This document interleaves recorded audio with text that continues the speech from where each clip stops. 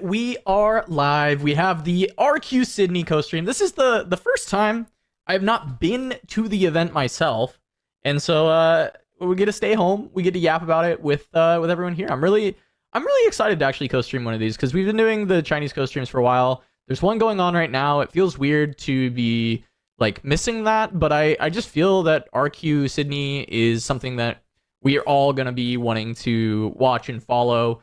And I still plan on covering the Chinese tournament from this weekend, probably on Monday, which that's something to look forward to. Just like a VOD review type of session for that. If anyone misses it and still wants to watch it, can do so in that capacity. But I'm going to have plenty of guests today. Grenton and Anu to kick things off. I know Charmer and Blevins will be around. I got Anu for now. Grenton will be here in just a moment. But we are going to have the action coming pretty soon. They're doing the pre-show basically over on the main stream right now, and then we'll be getting into the action soon enough. Outside of that, we do have bingo is like one of the other things we're going to do on the co-stream, so let me know what you want to see on the bingo. We still have a lot of squares open that we're going to fill out right before the games start, so if you want to get something onto the bingo, send it in chat. And we'll try and we'll add it to the board because I wanted to make it a little bit more cooperative this time. I started thinking through some things, but I want to get a little bit from y'all. So go ahead and throw whatever bingo stuff you think you want. But what's up, Anu? How's it going? How you feeling? No, that's it. That is the bingo right there. Everything that's blank is an X. We now have gone from bingo to Bing. Just like we need to get just one Bing. right. Yeah. This is a pretty good ideas. I feel like this event's gonna be sweet. I was actually thinking about this event. It is, I think, I don't know if we have a total head count on the number of people that are registered, but I think by far it will be like the smallest RQ. Yeah, it will be. But I was also thinking about this. I wonder like how saturated the competition is going to be because I feel like almost everybody who is like dedicated / like, considers themselves like a Riftbound grinder or pro or whatever, is in Sydney. So to me, it just feels like we're going to see a lot of familiar faces, despite us being like, all the way, I guess, down under. I don't know how else to say this, whatever. So I'm excited. I think it's going to be pretty sweet. And I also think we need to kind of establish like the first part of this like unleashed metagame. Yeah. I think it will be a bit, saturated in that way of all the top players. I also think there's just like a lot of players who have not been able to get into an RQ until now are getting their first shot because Sydney was not sold out for a long time. If you had the money to fly down there or whatever, you could just immediately get a ticket, get in, head down. So I think, we'll see maybe a chance for some players who have not had a chance to play in an RQ getting to do so, especially even like the Singapore scene, as well as just the Australia, New Zealand scene. Where some of these players like haven't had a chance to travel because it's just too far. They also were able to get in very easily, right? Because the tickets weren't sold out.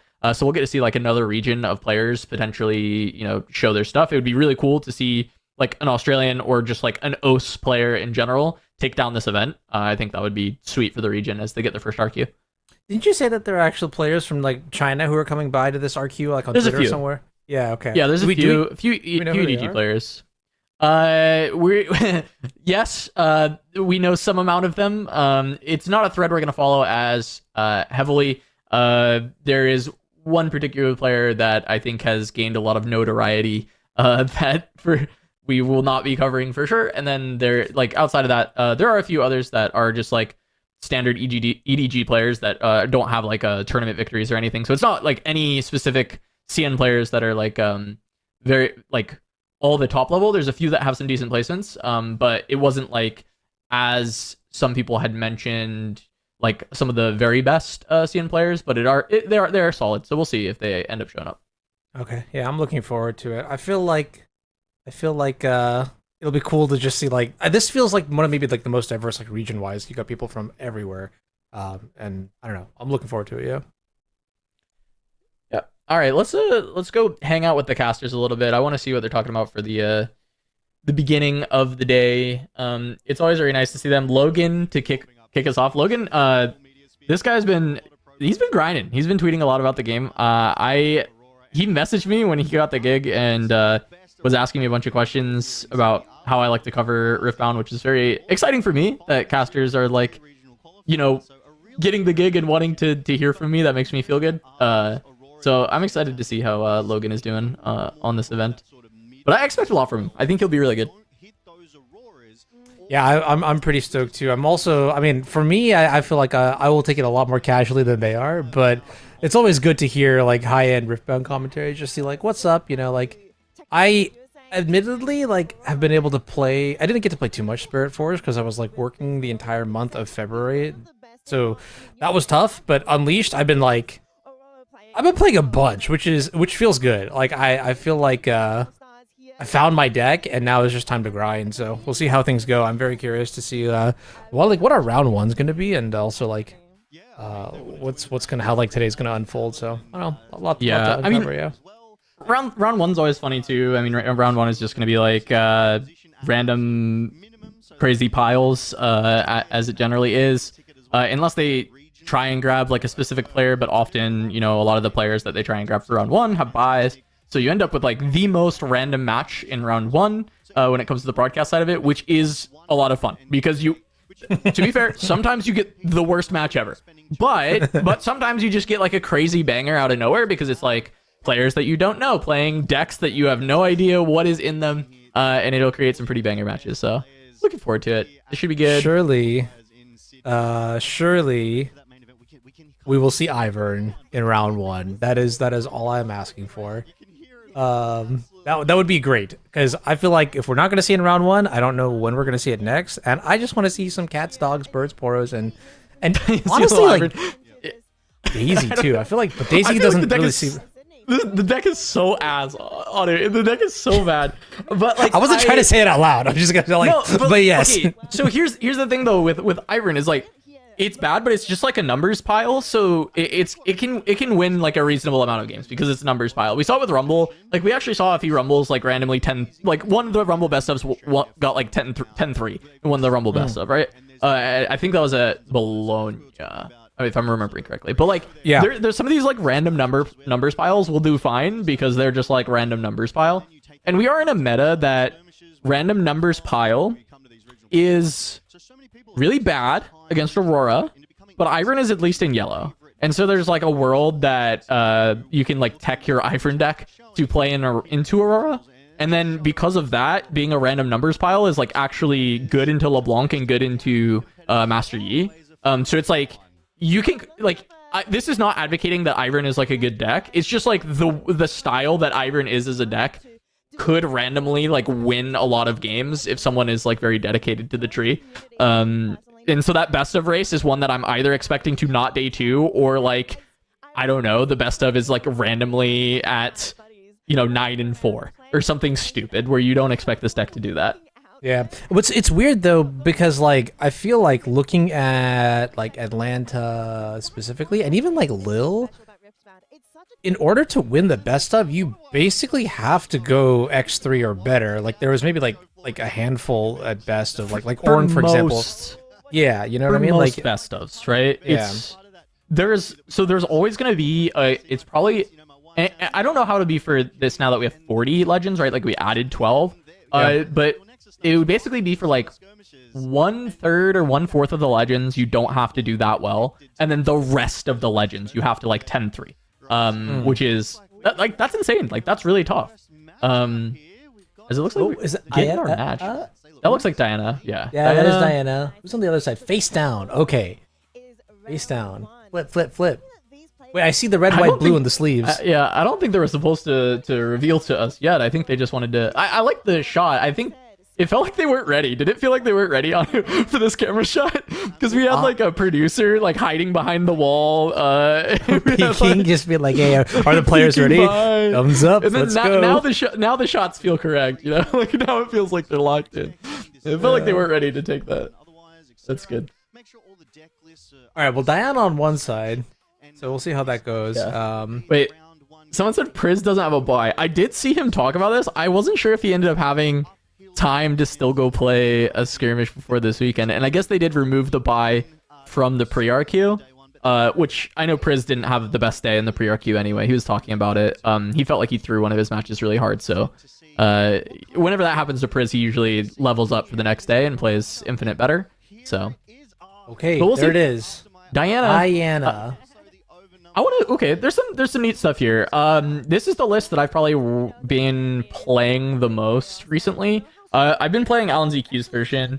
And this is missing a little bit from that, but it's actually very close to one of the earlier iterations of what Alan was playing. I think a lot of the Dianas are relatively homogenized towards the 3 Hui, playing around Vex Apathetic, playing around Moonfall, like really trying to abuse Moonfall and purple movement with Hui. The way that it's kind of looked at is like you have 2 Stellacorn Herders. You have Stellacorn Herder in your Champ Zone with Lunari, Diana Lunari, and then you have Stellacorn Herder with Hui, because you just draw a ton of cards between these two. It ends up being that you're drawing more cards than like an Ezreal deck would, and therefore you get to abuse this extra energy from Scorn of the Moon because you're drawing a ton of cards anyway, and you get access to Moonfall, which is why we believe, myself, and Alan, etc., believe that this deck is a bit better than Ezreal, even though a lot of players have been saying that they think that there's... I even saw it was Manland said there's like no reason to play. Oh, I saw that Ezreal, tweet. which I thought that was really cool because like incredibly strong player. Like I think Manland's amazing, right? He's super good. But the fact that he was like, oh, there's no reason to play this was kind of interesting.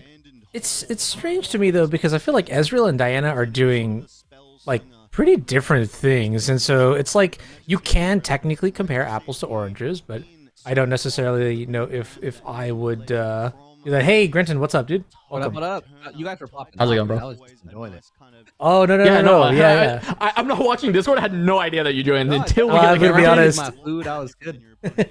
Bro, I saw yeah. Sam's transition, so I was like, oh, okay, all right, let's go. So I would say the big difference, just like spoilers for, well, yeah, I guess some people saw it, some people didn't. Alan has a couple of like distinct techs that are different than these. I think a lot of people ended up seeing it. So it's basically the purple Kha'Zix is going to be one of the big changes to this deck. He's not playing Fizz. I personally like Fizz. Like in my version of Alan's version, I'm still playing a copy of Fizz. I think it's very good. But yeah, down to 0 Fizz and playing purple Kha'Zix as a way to basically ambush in. Are you looking at the 5 battlefields on this graphic, Renton, or what? Yeah. Oh yeah. I mean, they have all the correct battlefields, but it's just they have them... six battlefields. Wait, where's They, this? yeah. Oh, okay. They have all of them twice. Yeah. Oh, there's Yeah.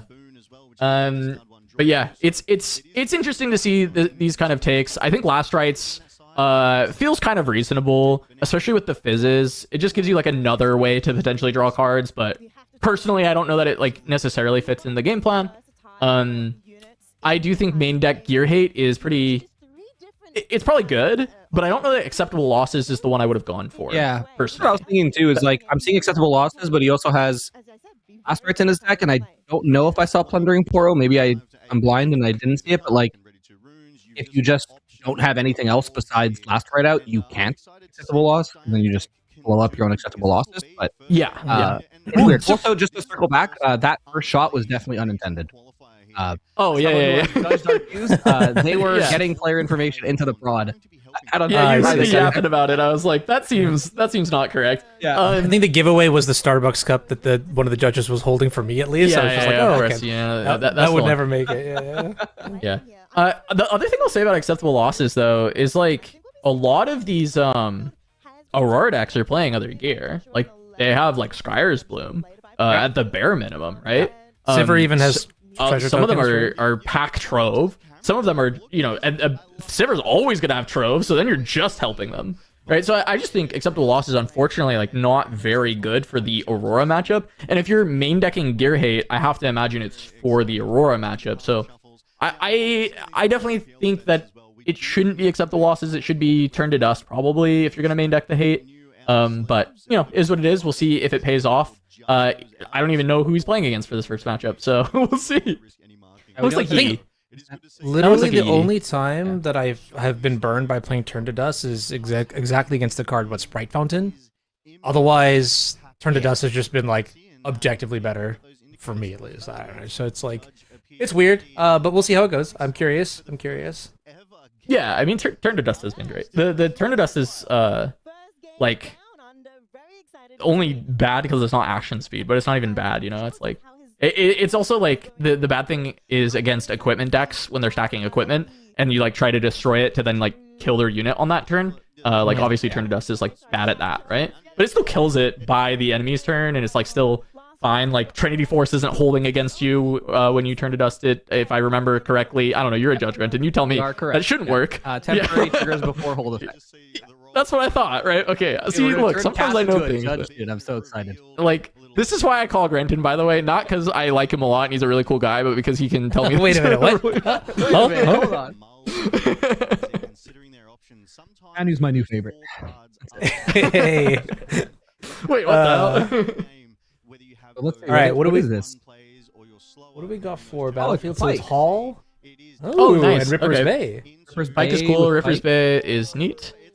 Oh, they have the Um, points at the top, like I asked them to do. I'm Very pretty nice. interested in this Pike deck. This was something Priz and I recently were talking about Pike. He was building this like ramp Pike deck with like Pack of Wonders. We tested a little bit and it was like, okay, when this deck like rolls you with Pack Trove, you just get obliterated. But I'm not sure, like it didn't feel like good enough or consistent enough when it didn't. And I'm wondering if this is gonna be more like aggressive, a la what John Rossum has been teasing and tweeting about with his like red Jin Pike list, or if this is going to be more controlling. And Ripper's Bay doesn't really tell me. Ripper's Bay could fit in like either style of build. I feel like Ripper's Base, yeah, it's just like if you play Pike, you play this battlefield kind of battlefield, but also I think Hand Rip Pike, which is the full control variant, which just makes your opponent not be able to play with any cards, is probably the easier one. The one that Rosen was kind of teasing. There's some people in Montreal who are testing something a little similar. I can only assume, so I haven't seen the list.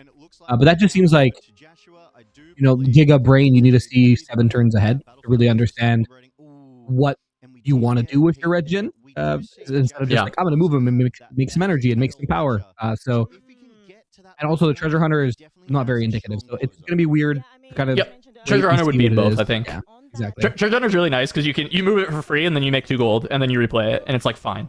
Right? Like I'm actually very surprised with him at 4 energy that he didn't actually just like, I guess like bounce the Treasure Hunter. But I guess it was because Joshua. Wait, did Joshua like skip a turn? Sorry, I'm like a little behind. What? We have 4 runes on Pike.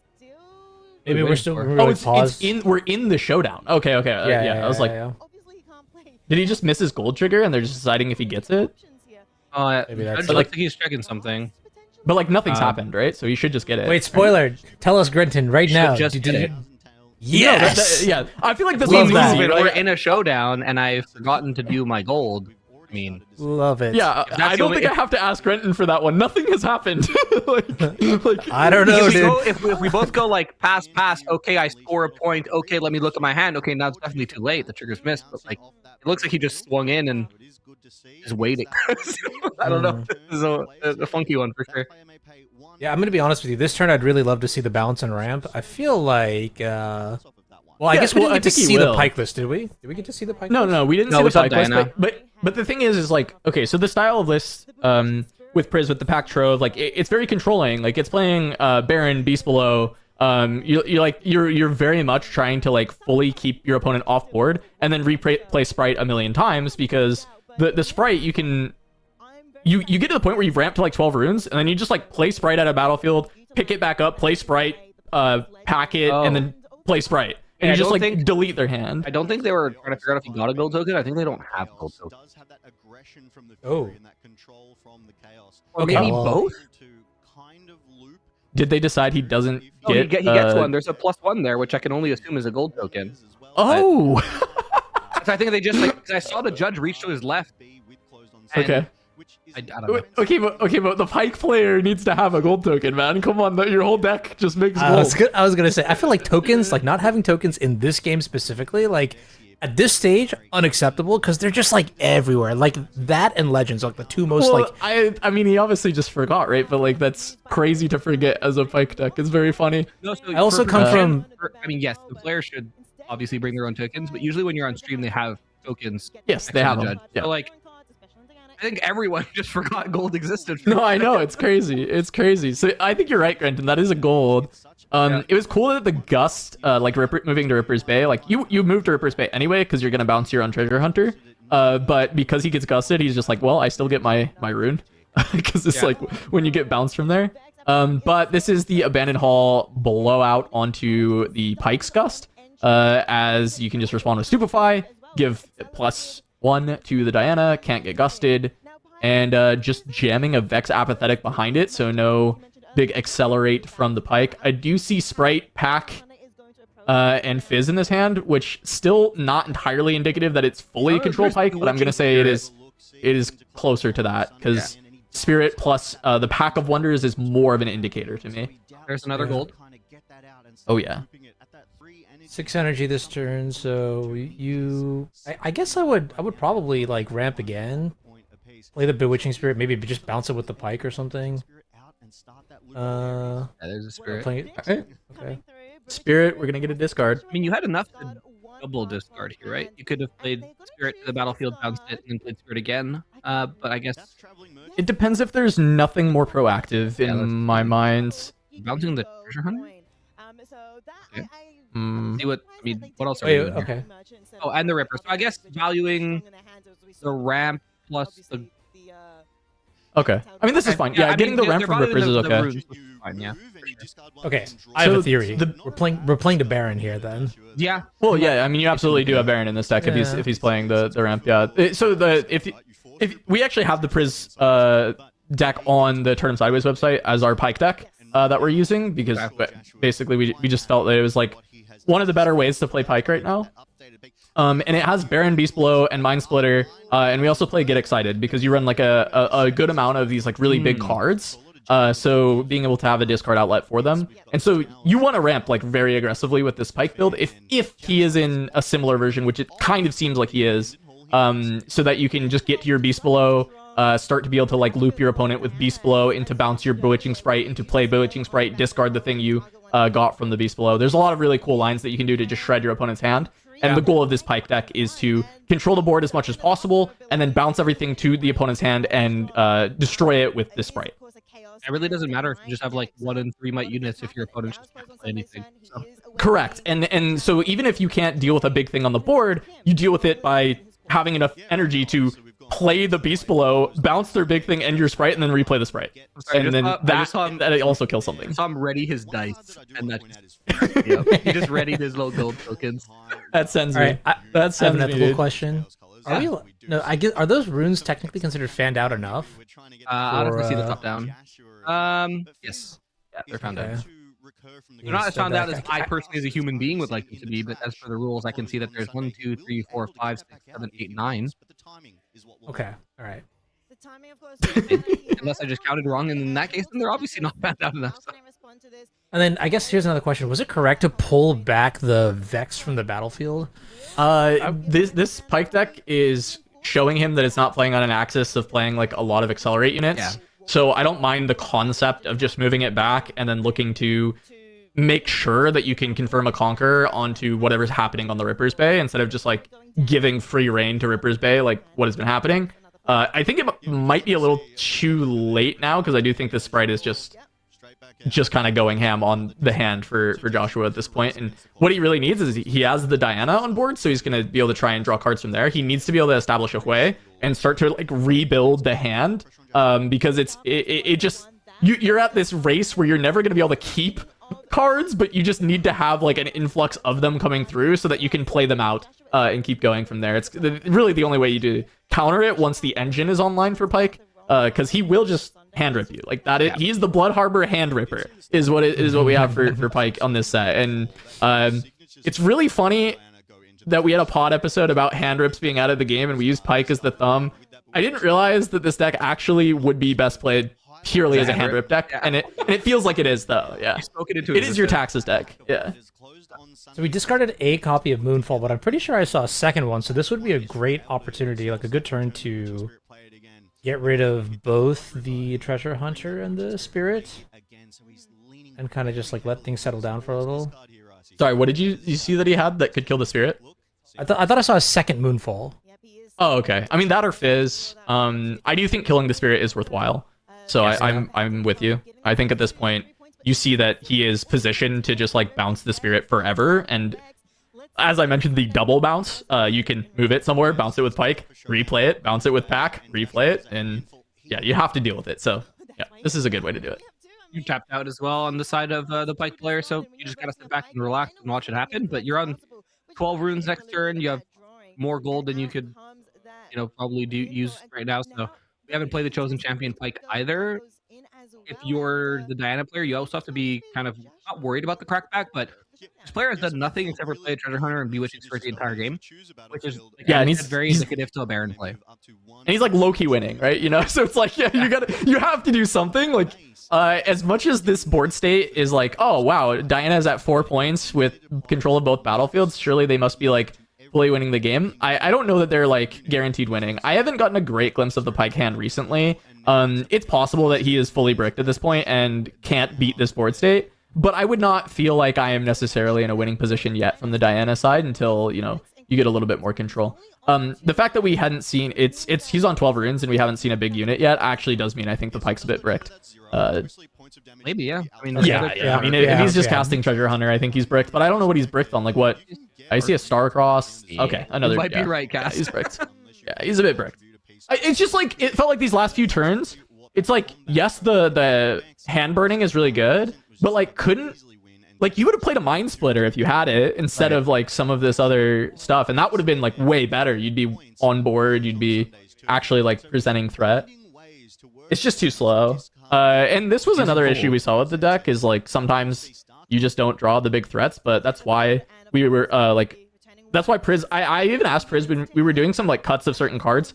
And I was like, oh, can we cut a Beast Below? And he's like, we absolutely cannot cut a Mind Splitter, Beast Below, or a Baron. Like, you need these, critical mass of these big units in this deck. Because you'll always get there. You actually ramp really easily in the deck, so. 2 cards in hand left for Pike, and you saw the Star-Cross get used passively just to bounce Diana back to keep him off. To keep him, I mean, this isn't going to keep him on odd numbers because he's just going to conquer with the Raven Blooms. And I think we're tapped out again for the Pike player, but at least it kind of forces them to, use 3 runes on their turn. We saw that their hand was just a Watcher and a Stupefy though, so plus the mystery card that they just drew. Wait, I just looked away. What happened to the Diana? He played 2 Treasure Hunters, Star-Crossed a Treasure Hunter, and Diana, Star-Crossed, and then played Pike. Yeah. Okay, cool. Thank you. I was like, yeah, where did he go? You just said it, but I was like, well, I didn't clock that. Another Vex. I mean, it's just Might. This is fine. You drew then. Yeah. You have the Diana, and then last 2 cards in hand should be a final Watcher. Yeah. Oh, okay. It's a very good position here for Diana, I think. Unless we see like exactly Baron, I just like because you have the Watcher backup as well, right? So just go 5 6 and then here. Yeah, well, even Baron, I don't know if Baron is good enough here. It's kind of not. I think actually playing the Pike. I mean, the hand was so terrible that Pike was, I guess, the right play. But like, I would want to play Baron and hide Pike, right? Like, I would not want to have this situation where I just have like a Pike running around. I mean, it can be bounced by Pack and then rehidden, which is fine. But yeah, it's not ideal. Reading his body language, like he has nothing. He has no plays. It'll be expensive. Oh, he has the gold. Never mind. He's probably gonna want to. Wait, this gets pretty blown out if you're choosing the Ravenbloom student, no? Okay, they're not. Oh, interesting. Oh, we got gold tokens. Let's go. Hell yeah. Yeah, he paid 2 gold, 2 power because he got 12 runes, so it makes sense. He paid 2 gold, 2 power, 2 gold. The deflect price. So he paid 2 runes and 4 power to kill the. Well, sorry, that's what I meant. 2. Yeah. He paid 2. He paid 2 power from his runes and then paid a gold. But he's gonna do it again. Is it just the Vex again? Might actually. No, you just do Diana and Ravenbloom, and you just force a spell. Yeah, I mean, he has 1 card in hand, dude. He has 1 card. It has to be.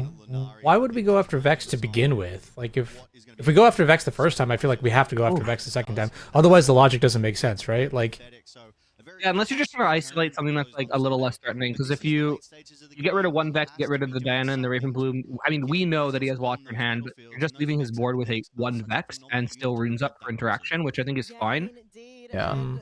Well, let me be clear. I would have personally gone after the Ravenbloom student and the Diana, but Falling Star twice on both of the Vexes is a very consistent play from Closed on Sunday.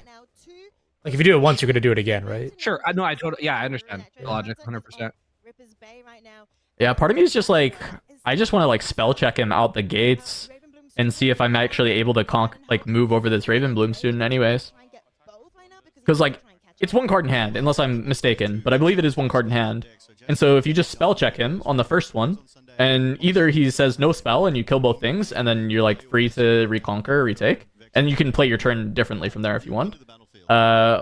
Or he plays a spell, which is the last card in hand, and now you know exactly how much might the Ravenbloom has, and you can still like trade it down and then reconquer. Yeah, so Oh, it's okay. 2 cards in hand. Yeah, okay, so Yeah, one's a watcher. Can we rip? Can we rip? Can we rip? Can we rip? Can we rip? Now Ravenbloom's at 4. 4? 4, and- yeah. Mike's at Pike's at 3. 3 now, yeah. Mike's 2 plus Yeah. 2, right? Or 3 plus 2. Yeah. 2 plus 2 minus 1, yeah. Plus 2 minus 1, yeah. Hasn't even hit the rune pool of Joshua. He is still 3 runes up. Oh my god, he has no interaction. Yeah, that's rough. All right, this he has 1 card. Yeah, this hand is not cooking. What is the 1 card? Watcher the just wins the game. No, the spirit died. Yeah, Spirit's dead. We don't know his one. I think, yeah, Watcher just wins the game here. So. Bro, he loses on board. Yeah, but let's say he has a on gust for Diana, you know, or something. No, of course, Yeah, of course. I know. But yes, on board he is losing. And I'm assuming since he hasn't conceded that he's trying to make his opponent happy. Yeah, he's got some interaction or something. Surely there's something there, right? All right. I mean, yeah, this is the problem with the deck, though. It's if you draw the half of the deck that has no, like, no might attached to it, no removal. I mean, I guess he found the Falling Star, but a little bit late. Yeah, the card quality. There was a card quality issue, right? We had a Gust that was blown out immediately, so that's just like -1 card. There's no card draw. Didn't find the Trove to go with the pack, so just the pack. Oh, okay, he just... Okay, we did. right. Okay, Really- all right, all right. He's dead on his board. opponent would forget to conquer. Yeah, he's just dead on board. I respect it. Make Yeah. him have it. That being said, in a meta that is going to time often, maybe not the best thing to do at a regional. That's my big concern, right? It's just like I feel like I would just insta scoop on the spot there because even like I've just been in so many scenarios where it's even like an extra 30 seconds, like I'm swinging for lethal on this turn, and then I'm just like, if I had 30 more seconds, I would have actually just won this game. So it's weird. I'm very conservative with my time, but I also This is slow. it's kind of I can give a little insight to this matchup because like when Priz was brewing this deck, we tested Diana into Pike like a little bit, not extensively by any means, but it does feel like it's of course Diana favored. It's just a better deck. We think Diana is like potentially the best deck in the room. Now it depends what build of Diana. I'm not going to say that like this specific Diana is the best deck in the room, but I think Diana as a whole is probably the best deck in the room, in my opinion. But it did feel that Pike actually has some decent game if he finds Pack Trove. If he doesn't find the Trove, I do think you kind of see what happens here, where he gets like outvalued on cards. And even though he burned like 3 cards from the Diana opponent with like playing his Sprite, because the Diana Lunari lived for so long, she was able to draw additional cards. She drew that Stupefy. She was able to like help dig through the deck. And realistically, you need to like confirm a Falling Star onto the Diana Lunari early enough that your discards are actually like hurting the Diana player. Because if she has Diana around, if she has Hui around, it's not going to matter that you make her discard because she'll like redraw as much as she needs.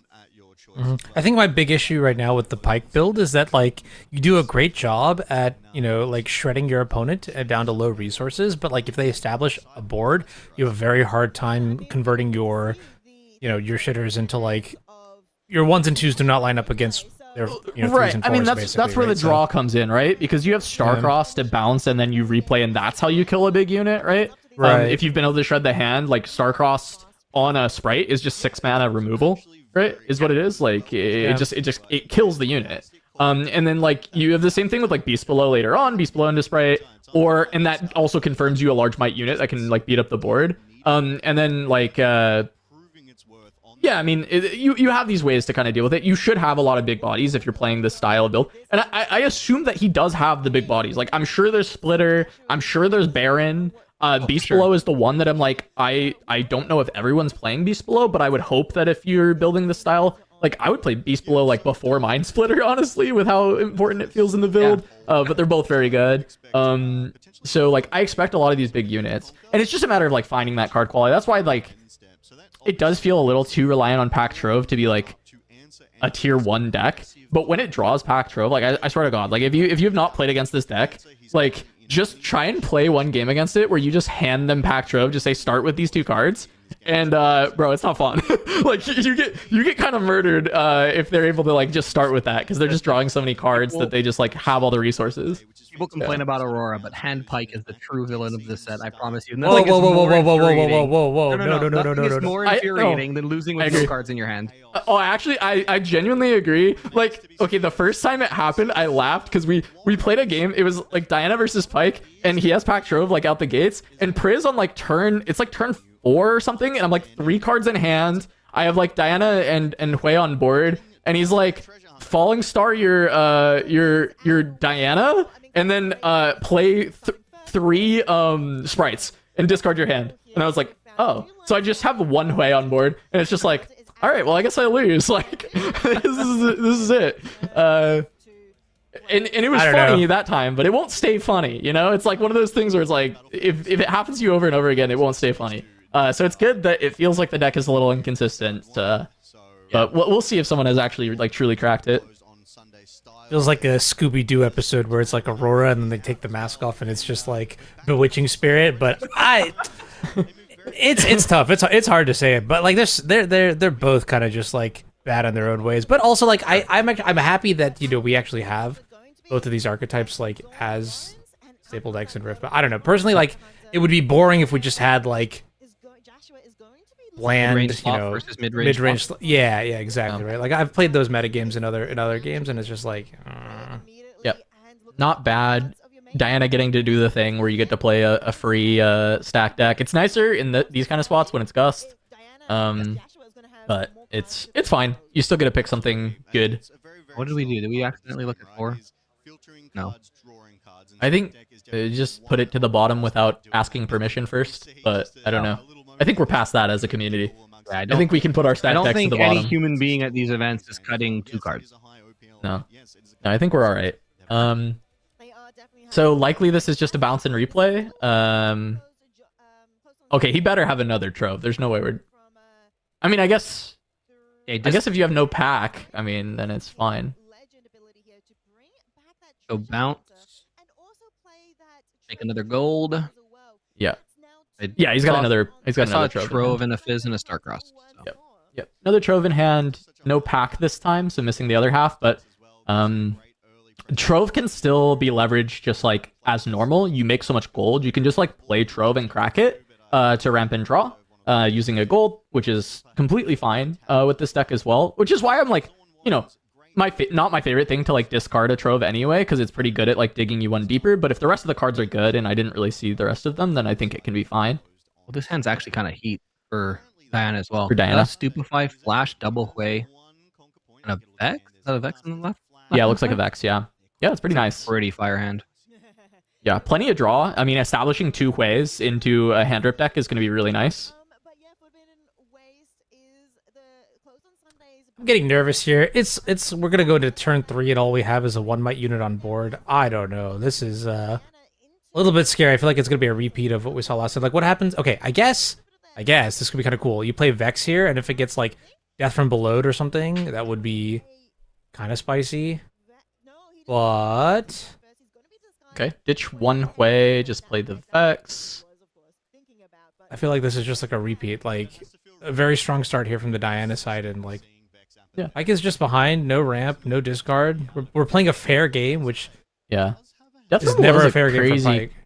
Call here as well as actually being randomly very good, because I think the card is often not that exciting in the deck in a lot of metagames. It gets defied. You're not always going to get to use that extra little piece, but in this exact spot with the gold he has up, I mean, this is just like killing the whole board, which is very, very nice. And maybe I didn't respect Death from Below's game enough. Like Gust is probably going to be... Yeah, I think Gust is fine.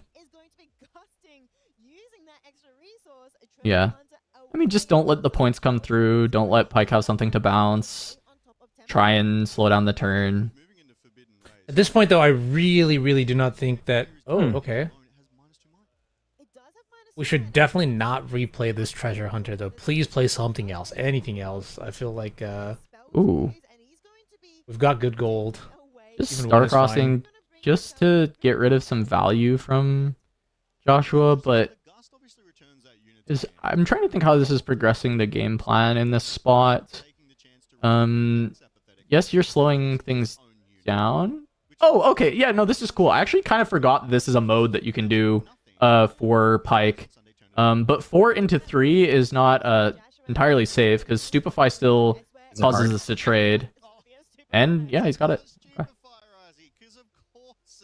Yeah. I mean, this it's a is super trade. degenerate. Yeah, it's fine, but I would have drawn a card with Diana there or tried to. I've got problems. Addicted. Yeah. I actually don't think this is No, terrible for Pike, if I'm being honest. You put the Vex back in hand. You're on what, Yeah. 6 No, I runes agree. now? Or I thought it was 6 runes. Maybe more. Yeah. Maybe more. Well, you had to spend because of the deflect. I don't know if he's like lower. He spent gold. Did he just spend gold on it? I see He spent 5 gold, runes right yeah. there. Okay, I see Okay, 5 it's runes 5 to there. 7. That makes sense. Yeah. No, I mean, I agree with you that this is fine. Like, it's not ideal. I mean, obviously the Pike living there is amazing, right? Because you can bounce him, you can rehide him, like, you get a lot of value out of the red Pike. But getting rid of the Diana, you saw Hui get discarded as well. Like, just dealing with some of these card draw threats and then looking to burn the hand later is the way to play. I mean, the win condition of this deck is running your opponent out of cards to actually play with, right? So getting rid of the Stellacorn herder that was on the field, I think, is worthwhile. Outwork. Never mind. This is like super. I haven't seen any Diana decks really do this, but I like Diana Lunaris so much that I actually put a second copy in the main deck because I've often found that like the first one would draw like 2-3 cards and I'd want more on top of it, but it would always die. Like, because there's not really many ways to pump the Diana in this deck, if any at all. So like a single falling star or like a challenge or whatever, and you lose her for good. You'd have to get like last rites or something like crazy like that. But that's like super long term. I mean, usually that's what Hui is for, though, right? Like the 3 copies of Hui. Like you transition from playing a Diana early game to a Hui mid game. Yeah. They're just like often windows where I'm just like, I want to hold up all my interaction and also develop, and like Hui, those turns can get kind of taxing. You have to like fully take it off. There's no like. Yeah. There's not much when back you and play forth. Hui, you were usually just developing. Yeah. Yeah. And that scares me. Having shields down, it scares me. I'm vulnerable. Meanwhile, me, the graveyard player, I'm like, yes, kill all my stuff. Make my board empty. Yeah, I was actually thinking about this too, because like the Ravenous Rats type effect in like Bewitching Spirit, generally like in Magic, for example, it's not that good, right? Because it's like you're spending a lot of mana to do very little in the context of this. But in Riftbound, I feel like you can't really punish the loop as much for 2 reasons. I mean, obviously getting 2 runes a turn means a 3, 1.5, whatever the ratio. It's much more efficient from like a energy perspective. But then also there's like nothing to discard that could actually like, it's actually like, I mean, like you could think of like Fizz. Okay, you could punish the Bewitching Spirit by discarding something you can buy back with Fizz, but that's not even really punishing. There's no like flashback or dredge or like graveyard mechanics yet. That's part of the reason why I think I expect to see a lot of this Bewitching Spirit gameplay, just like for the rest of Unleashed at least. It's actually quite nice. Was that play Fizz to decline the trigger, play Yes. Noxus Hopeful? It was just to get the Legion? No, it was And it, Treasure Hunter into Noxus into Fizz, no trigger. decline the trigger? Yeah. Okay. Which is, I'm also confused at. Yeah, I mean, I don't want to play that Star-Crossed either, but I'm just like wondering if like did the Fizz have to be deployed? He has a Trove in his hand. Like he could play Trove. He could play Trove, he could crack Trove if he wanted to.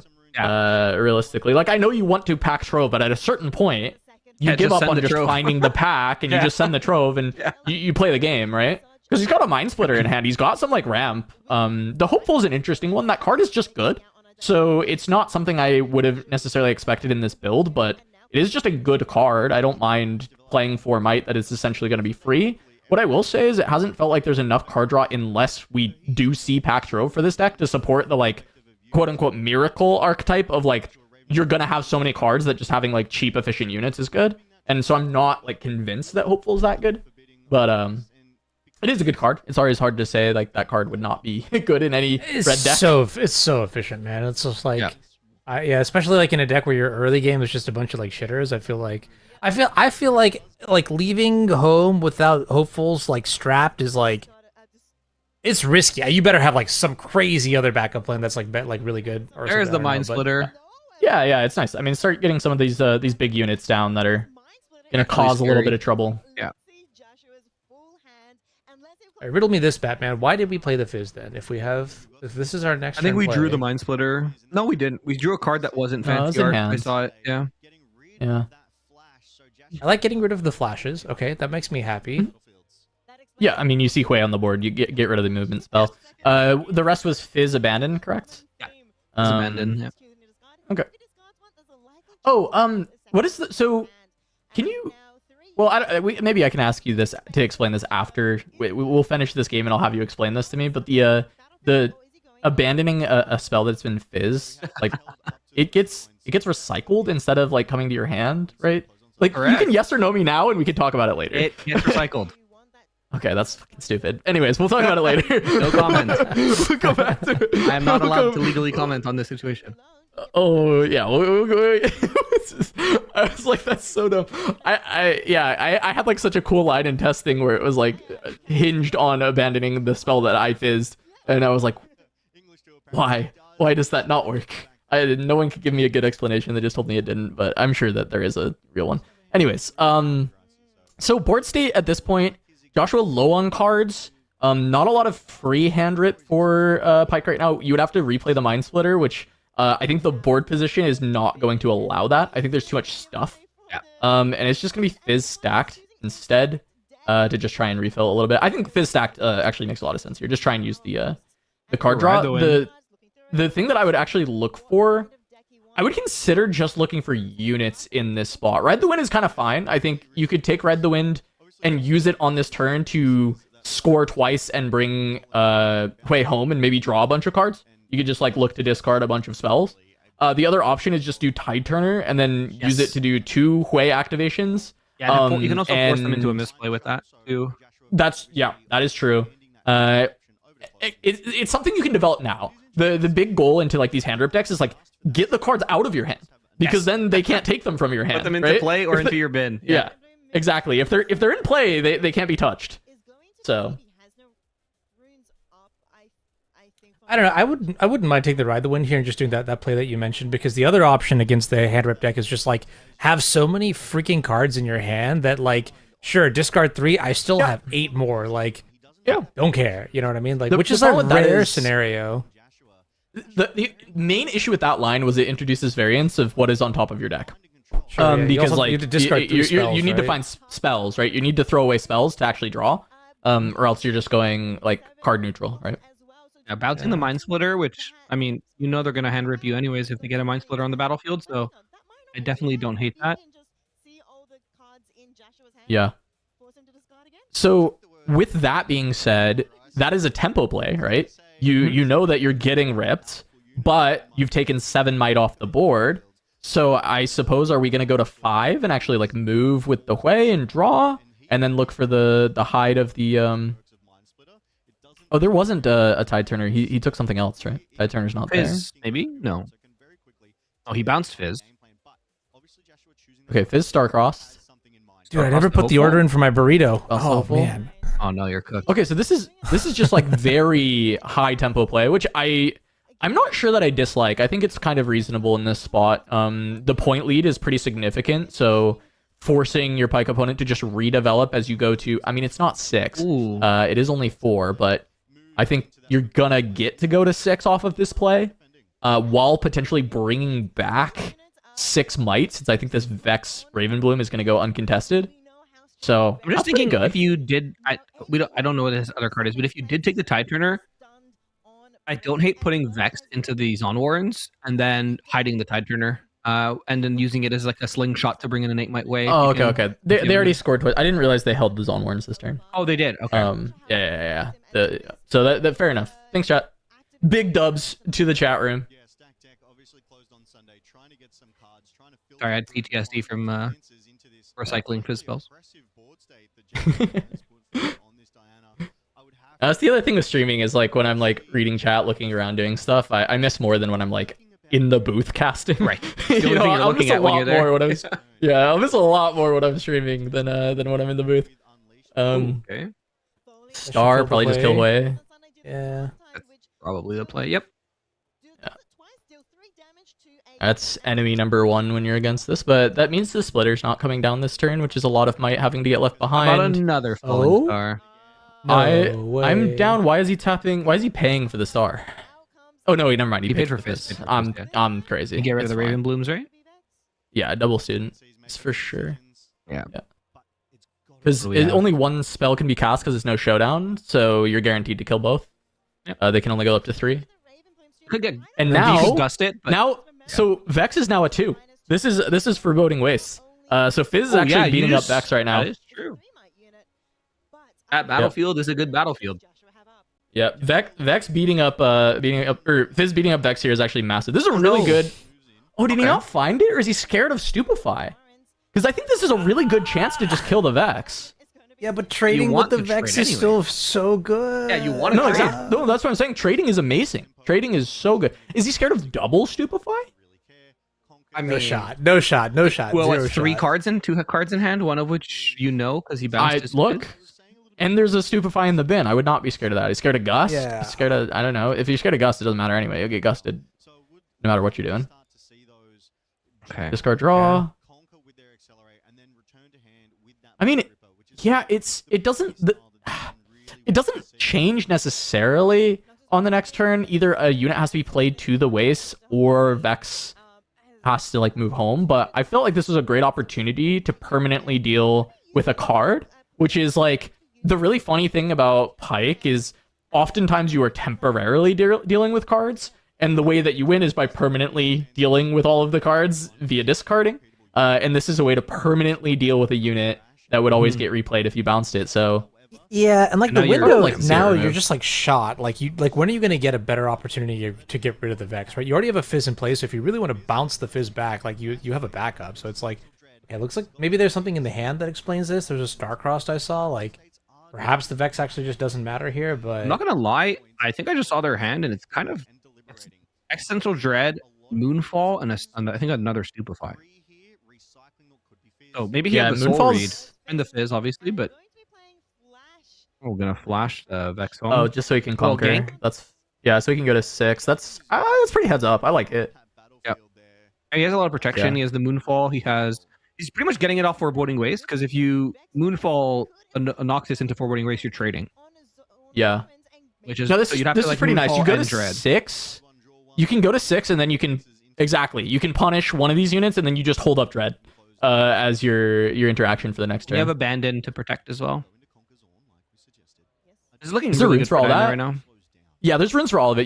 If you use Dread as just a stun, not a bounce, which I think is completely you're going to 6. A stun is as good as a bounce. So never mind. Discard Moonfall. Yeah, okay, never mind. Yeah, I guess you do have to discard a card anyway, and he's still holding up Dread, which is Dread still plus winning on this Abandon. board state. Plus acceptable losses. That's like the worst trade ever. Moonfall for acceptable losses into a deck that makes infinite gold. Yeah, I think trade offer. You get shit from a butt. I get a brick, and I one of the get best cards in the game. diamond. Yeah. shit from a butt, you say? Yeah, where else is it? Anyways. All right. I think Dread is still gonna be good for this spot, but the hand got a lot worse. I do think the Moonfall spot after removing the biggest threat on the board is gonna be Mindsplitter decent. Goes crazy here though. I'm gonna be dead Or honest. just I think kill I the Vex, I guess. would have rather gotten rid of this Abandon. There's just so much energy on the other side. Like, I don't think you're gonna be able to really tempo them out with the Abandon. Like, to buy another turn, and comes if the your Abandon. goal is to like, Yeah, If your goal wait, is he to, like, knows shred about, this runes- is a face up abandon. like, This is a face up abandon from the splitter. This has been in the hand, right? Am I crazy? Yeah. I'm not crazy. This Right? is, That's been in the yeah, hand. this is from a splitter. Yeah. I was wrong. I was totally wrong. Abandon just the fucking brother. goat. Okay. No, I mean abandon is broken into falling star, but it's like yeah. Well, then you just wouldn't play the Falling Star. Okay, I was right. Never mind. Take it back. I guess what did he target with the star? Was it Fist or was it Vex? Is I he see a targeted +2, Vex? so I'm assuming he He targeted double Vex 'cause he targeted recycled. Vex. Yeah. Yeah, 2 energy floating, 2 energy floating. Yeah. I mean, you can go down to 2 runes if you really want to kill the Vex. But... This is kind of what I was saying, right? Like, we had the window to kill the Vex, and we just, like, opted not to. So, like, this is the punish. Like, it's... Correct. It is what happens, right? Yeah, I mean, the punish is because a face-up abandon juiced you as well, though. Like, this punish shouldn't be a punish, right? Like, this is a face-up abandon. You don't know the rest of the hand, I guess, but you could always just, let like, me be split clear. her.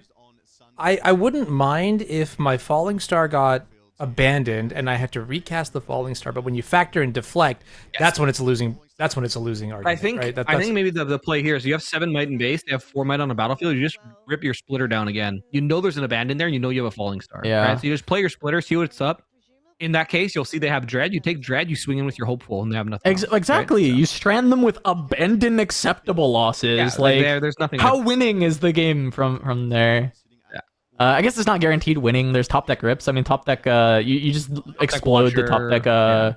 Watcher, top deck, ride the wind. Like, this deck is pretty good at just like scoring from there. But yeah, now this. I mean, Dread still a just better insists on position this. than whatever else you'd be in, right? Like. Yeah. I mean, burn 5 runes this turn. Yeah, a lot of runes. We're back to turn 2.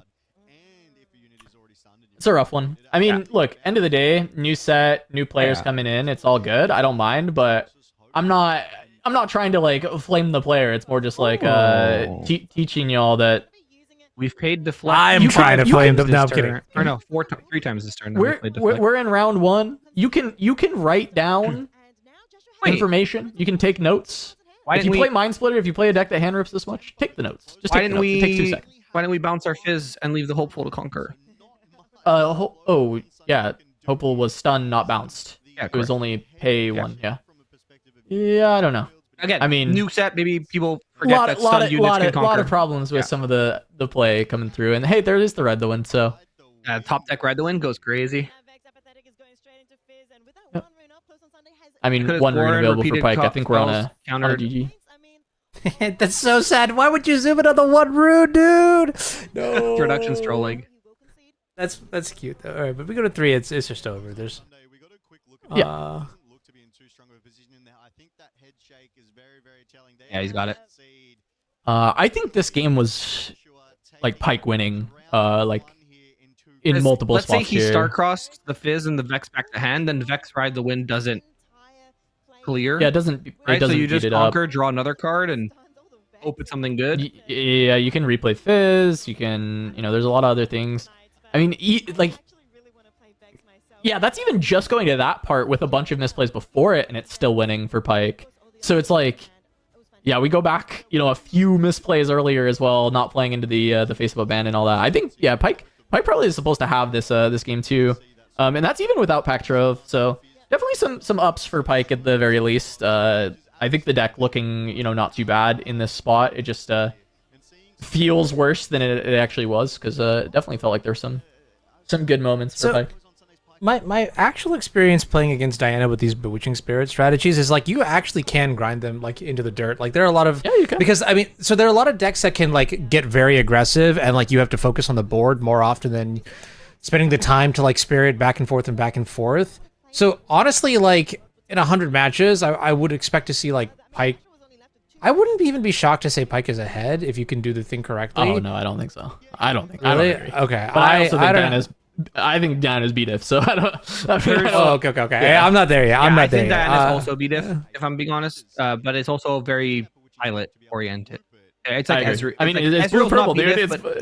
It's blue purple. It's the hardest combo in the game to play effectively, and I've said this often. Like, there's a guy in Montreal who, Bradykin. He played Ari in set 1. He won the Runes and Rift like triple win-a-box thing recently with his Ezreal list. Guy is a freak of nature on Ezreal. But if you give me his deck, I'm going 0-8.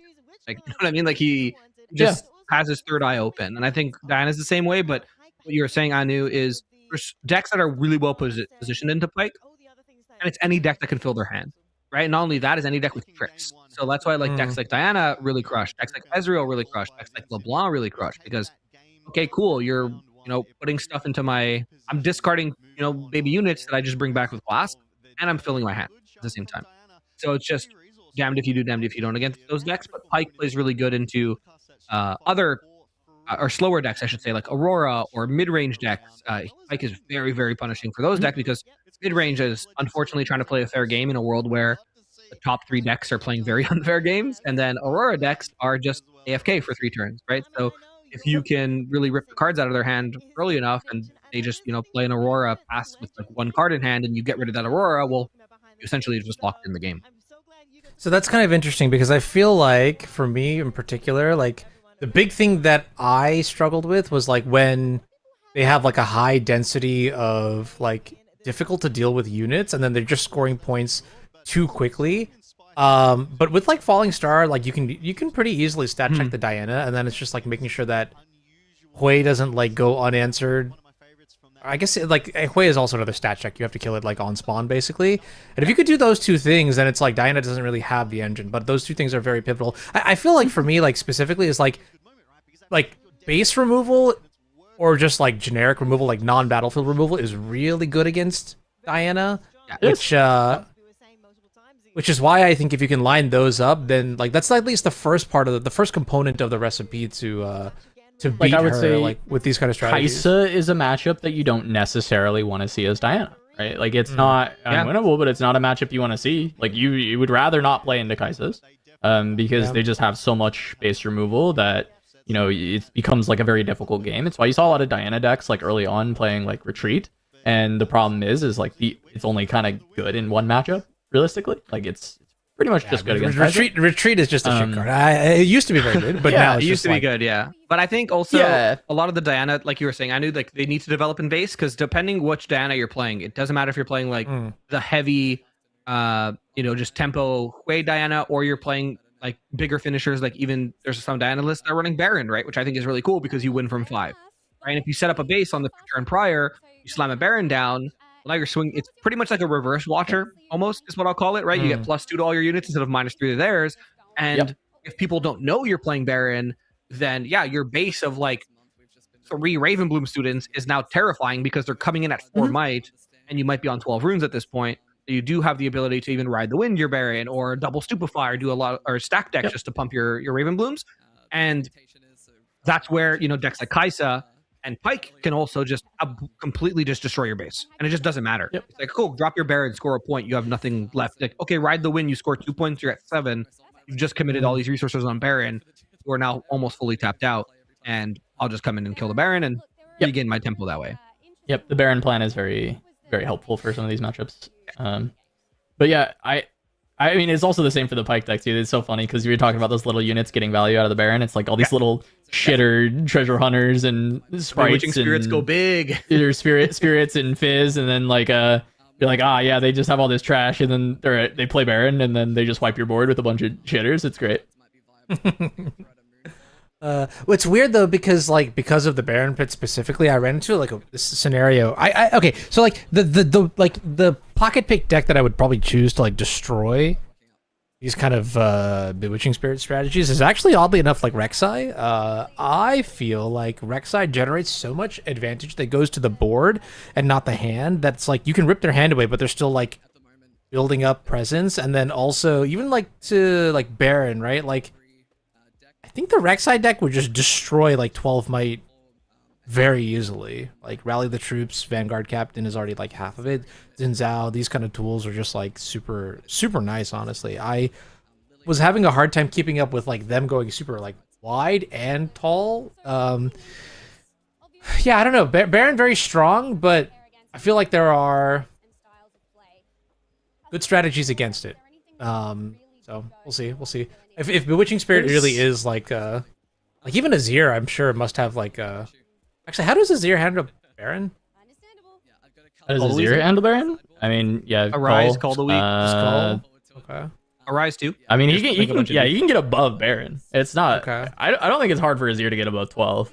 Yeah, then those style of decks that just go wide and tall, like Azir, Rek'Sai, that sort of stuff, I think would be kind of good. And you were talking about this too, Cass. Like Azir is really well positioned right now. Like I think I don't the deck's know. broken right now.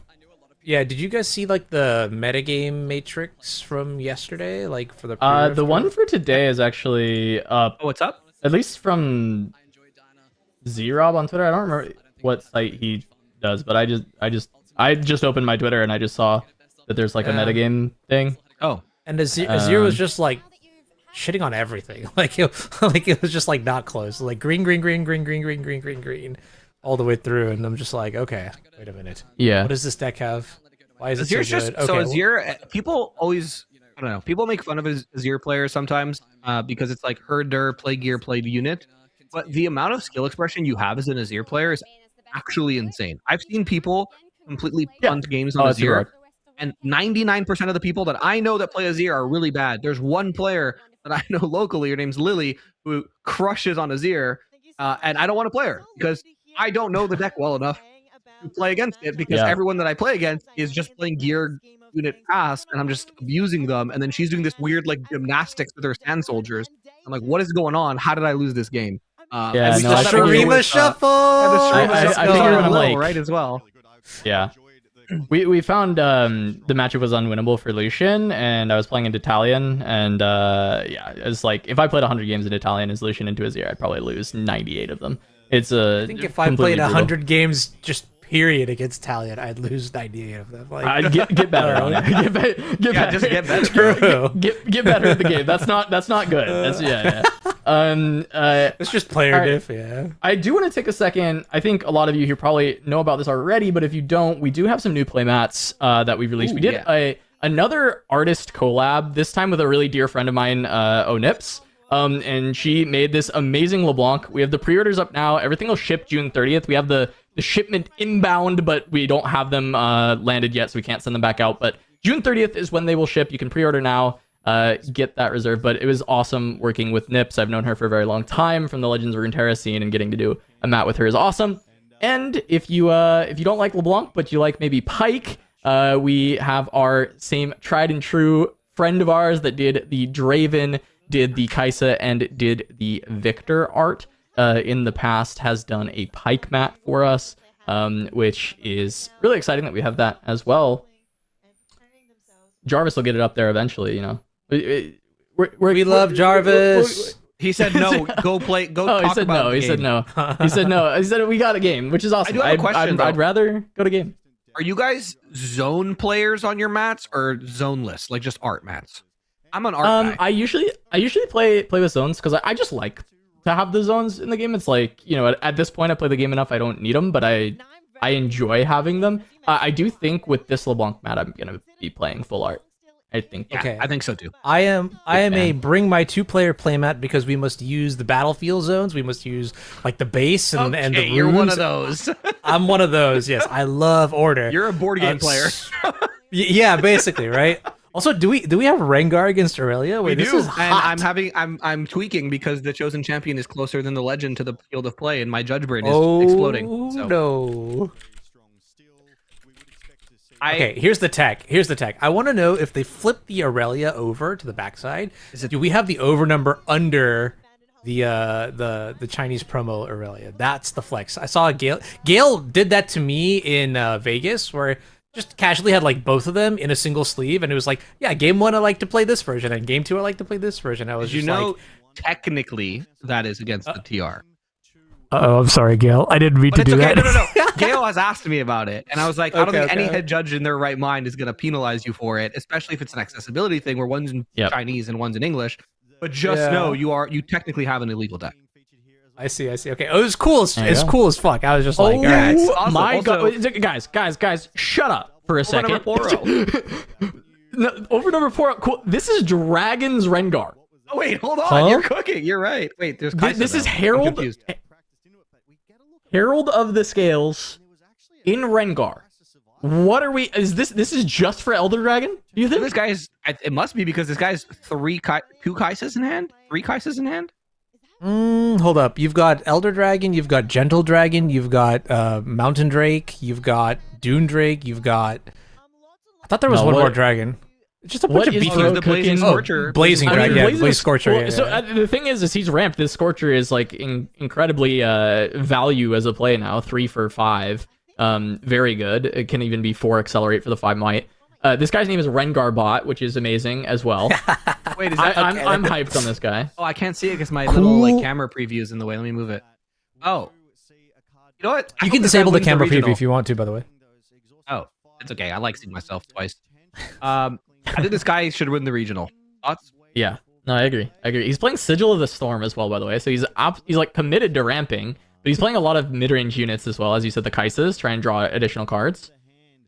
I mean, this is a cook for sure. Probably why they got whether him or on. not he needs to get out of the kitchen is completely unsure yet, but it is absolutely a cook. As also with the Rengar trigger, right? Like this is just 5 might that Kaisa. Scorcher for 4 accelerate, by the way, for 6. That's gonna go This is, like, crazy. So well thought out. Sunken Temple, Kaisa, and Rengar. Just like, what? Hello? Let's just We're draw drawing our 2 deck. cards here? Huh? Huh? I'm sleeping? Look at him too. He's so happy about his cook. He's like, I'm gonna draw 2 cards. Bro, I love him. what's great is, I mean, this Kaisa is now dead. Yeah. 100%. She did her job though. It's fine. He has another one in hand. I know, Yeah, he has so many cards. I'm wondering about the rune efficiency on the non-dragons that are being Wait, played, because he There's did. someone in the chat who says Rengar bot goes to my locals. This deck is crazy. You guys are This in deck for a is cra- treat. Bro, Let's look, go. I already feel like I'm seeing a treat, so I appreciate. I'm glad that we got a Rengar bot friend in chat. Okay, so this is Baron version of Aurelia, by the way. I see one in hand. So the idea with Baron Aurelia is you play the Baron, you put the boots on it, you run everywhere, and you conquer 3 battlefields. And so this plays a little bit closer to the Find Your Center Aurelia style of the previous set, whereas some people are going faster, playing under it with like sneaky deckhands still, and not playing the Baron. The people who are playing like a lot slower Aurelia are playing towards Baron now as the top end of the deck. I think it's powerful. I think it does a good thing. Aurelia does a pretty good job of getting the 5 points anyway, and then utilizing Baron to close the game is pretty nice. But sometimes, if you can force enough pressure on them, you can force them to burn enough resources, needing to accelerate their units or needing to play Defiant Dances or anything like that, that they can never get to the Baron, has been my experience playing against this deck. So depending on if you can put enough pressure on, the deck struggles to play the Baron. If you can't put enough pressure on, though, you do get kind of run over by this version of Aurelia. Not pushing the Kaisa off of the battlefield, not trying to reconquer. Keep in mind, this is game 2. And our Aurelia player okay. did win game 1. Good catch. Game 2 of round 1 still. And There's it's one interesting, though, dragon we 'cause forgot. This is one of, I'm assuming, because their name is in Chinese and their entire deck's in Chinese, but this is probably one of the players who came from China to play this event. I know you were Very saying there was possible. a group of them, right? Yeah, there is a group. Mostly, I was expecting EDG to be in the name of most of them because it was mostly EDG players. okay. But it is possible that just like other Chinese players have Right. also gone. I mean, there's. It was just pointed out there's a specific group of EDG players, but yeah, I mean, this is close enough to China that I would expect like a solid amount of Chinese players to come over. I also think players from Singapore, just all across Southeast Asia, could consider coming down to this event, which is I'm looking forward to. And so this could be one such player, as you said. The whole deck is in Chinese name. Reasonable thing to This is so assume, sick. I think. I love Gentle Wait. Gem Dragon. Yeah. This is actually insanely efficient, right? Yeah. Because 6 Yeah. energy to get 8 might, and then you untap 2, so it's like 4. Yeah, it's and then... 4 energy for 8 might, basically. Wow. The And then other he- dragon. and then I wait, he's forgot- going infinite. I forgot that's a persistent effect for the Gentle Gem Dragon. You know, he has So- Vine in his hand. He's playing Dragonstorm Oh. Rengar. He's gonna go infinite at one point. You hopefully. are so right. So he Oh ran gosh. more. He's gonna do Okay, the do me a Doomsday favor. pile with Vi. Just go infinite. Grenton, explain this because this is super niche. I saw it on a Reddit post and I've already forgotten it. I just know it's cool as balls. Okay, what is so it? essentially you make a Doomsday pile where it's dragons plus like 3 mobilizes and a show of strength, and then you can What it just shows, that's the show of strength is draw 1 for each mighty unit you have, okay. and then you just infinitely play every card in your deck. Because what you'll do is you Wait, just play whatever what? you'll just play whatever card you want, because Gentle Gem Dragon just infinitely Oh, untaps it your runes when you're refunds. playing So dragons. you need multiple Gem Dragons, multiple of the Herald of Scales, and then you just go infinite. And you go infinite, and then what you could do is you could either, if you're playing Forerunner, you can like send your Forerunners in to die and infinitely like make, because you'll have infinite Forerunners and infinite Falling Stars, and you could just make infinite mech tokens by just killing your Forerunners with Falling Stars and looping that over and over again, or just killing the, like, it is a crazy deck. Like, obviously the volley one is easier to pull off because you ramp every time you kind of do the thing, but this looks very much, aside from the Kaisa, like the Dragonstorm volley deck. There's someone who plays it, the Manch or Mo, like people know him, #1 judge in Kuwait. He is like 20-6 on the Runes Rift ranked ladder with Dragonstorm volley, and it's such a treat to watch when it pops off. That's fire. That's fire. I think this is what Kuvi was telling me about. He was like, "Have you seen this Dragon's Volley deck?" And I said, "Is the Dragon's Volley deck the truth?" And Kuvi said, "No, it's terrible." It's fun though when it pops off. I was like, okay, carrying on, right? Like I didn't look further into it, but like, no, that's so cool. Like that is such a sick combo, and like, I mean, surely if you get online, while the deck is probably not consistent enough to be considered like a top tier deck, if you get online, you don't beat that when they play. No, you just lose. Infinite Might on the board. Like the game is over. It's infinite might. If they get to the combo. Infinite might, infinite resources, infinite like. Yeah, just infinite whatever you want at that point. So it's like you play whatever you want, make as much as you want, and then just win. So this is really just about getting enough time to do this. Find the pieces. It's probably going to give too much space to the Baron deck, and Baron is probably going to end the game before he can get all the pieces. But he does have the Gem Dragon and a Herald already, right? So that's like and the Vi, right? So it's pretty close to just doing it, right? Yeah, I think he needs one more Gem Dragon. Well, you also have to draw your whole deck. That is one prerequisite to this, which is going to take some time as well, no? I mean, I guess, what is it? Show of Strength is what the card was, Catagram right? will draw your deck. Okay, yeah, okay, yeah. That's another one, too. Like you just get enough big units in play, drop a Catagram, and then draw. But yes, that's probably why the Kaisas are there to help with the draw. Yeah, because so Kaisa in Rengar gets to draw too. There's the Catagram. Yeah, it's this deck for sure. I saw the Bro, Vi and that's it sick. unlocked. Yeah. Oh, I'm glad you knew it. Because this was a knowledge gap for me. I didn't look into this. Also, cool Rengar So this tech. is my Though. first time seeing. You can Thrill of the Hunt your Catagram to like double draw when you play it. Ah. Oh God! Wait a minute. That's like the light bulb just like funny. clicked for me. Yeah. You can throw a hunt whatever you want, right? You could throw a hunt a Kaisa, the real accelerator. You could throw a hunt a Gem Dragon if you really wanted to. Like there's thrill hunting a Gem Dragon good. if you have other, or thrilling hunting any dragon if you have other Gem Dragons in play. Just untaps runes, right? You just net mana. At that point. So there's just so many lines. That's really cool. It also by right, the so way, like that's it doesn't have to Catagram. go infinite to like win. It is just a No. big stompy It's efficient, deck, right? It's very hard for a lot of decks to push over that might. Like look, Catagram's a 9 might unit, right? He's gonna draw 1, 2, 3 cards off this, right? 3, one for himself and then the 2 others. Oh wait. Can you Rengar trigger first and give it to Kaisa? And Yeah, drop I think 4? so, right? I think that's what he's trying to do. Wait, you absolutely can. Yeah. That's so sick. Because it'll check on Revolution what units are mighty. I love Rengar bot. sick. I love this guy. And look how how my deliberately he's God. explaining everything too. I love it. And he has Detonate to draw more cards. And there was Okay, one you know of what's- Drakes. Yeah, he's What are we cooking. detonating? You know what's pretty funny? This is actually like low-key kind of good into Aurelia because like, so she's really good at breaking stupid levels of might. There is a limit to how stupid that level of might can be, right? Yes. So like, there's a world that he can stack a battlefield to the point that like Aurelia just like cannot push over it. It is just not like it is not going to be possible to push over. Well, No. okay, that is it's possible. I mean, we're looking at 21 might right now on the board. Yeah, like it's not 22, enough yet. whatever. We're not close.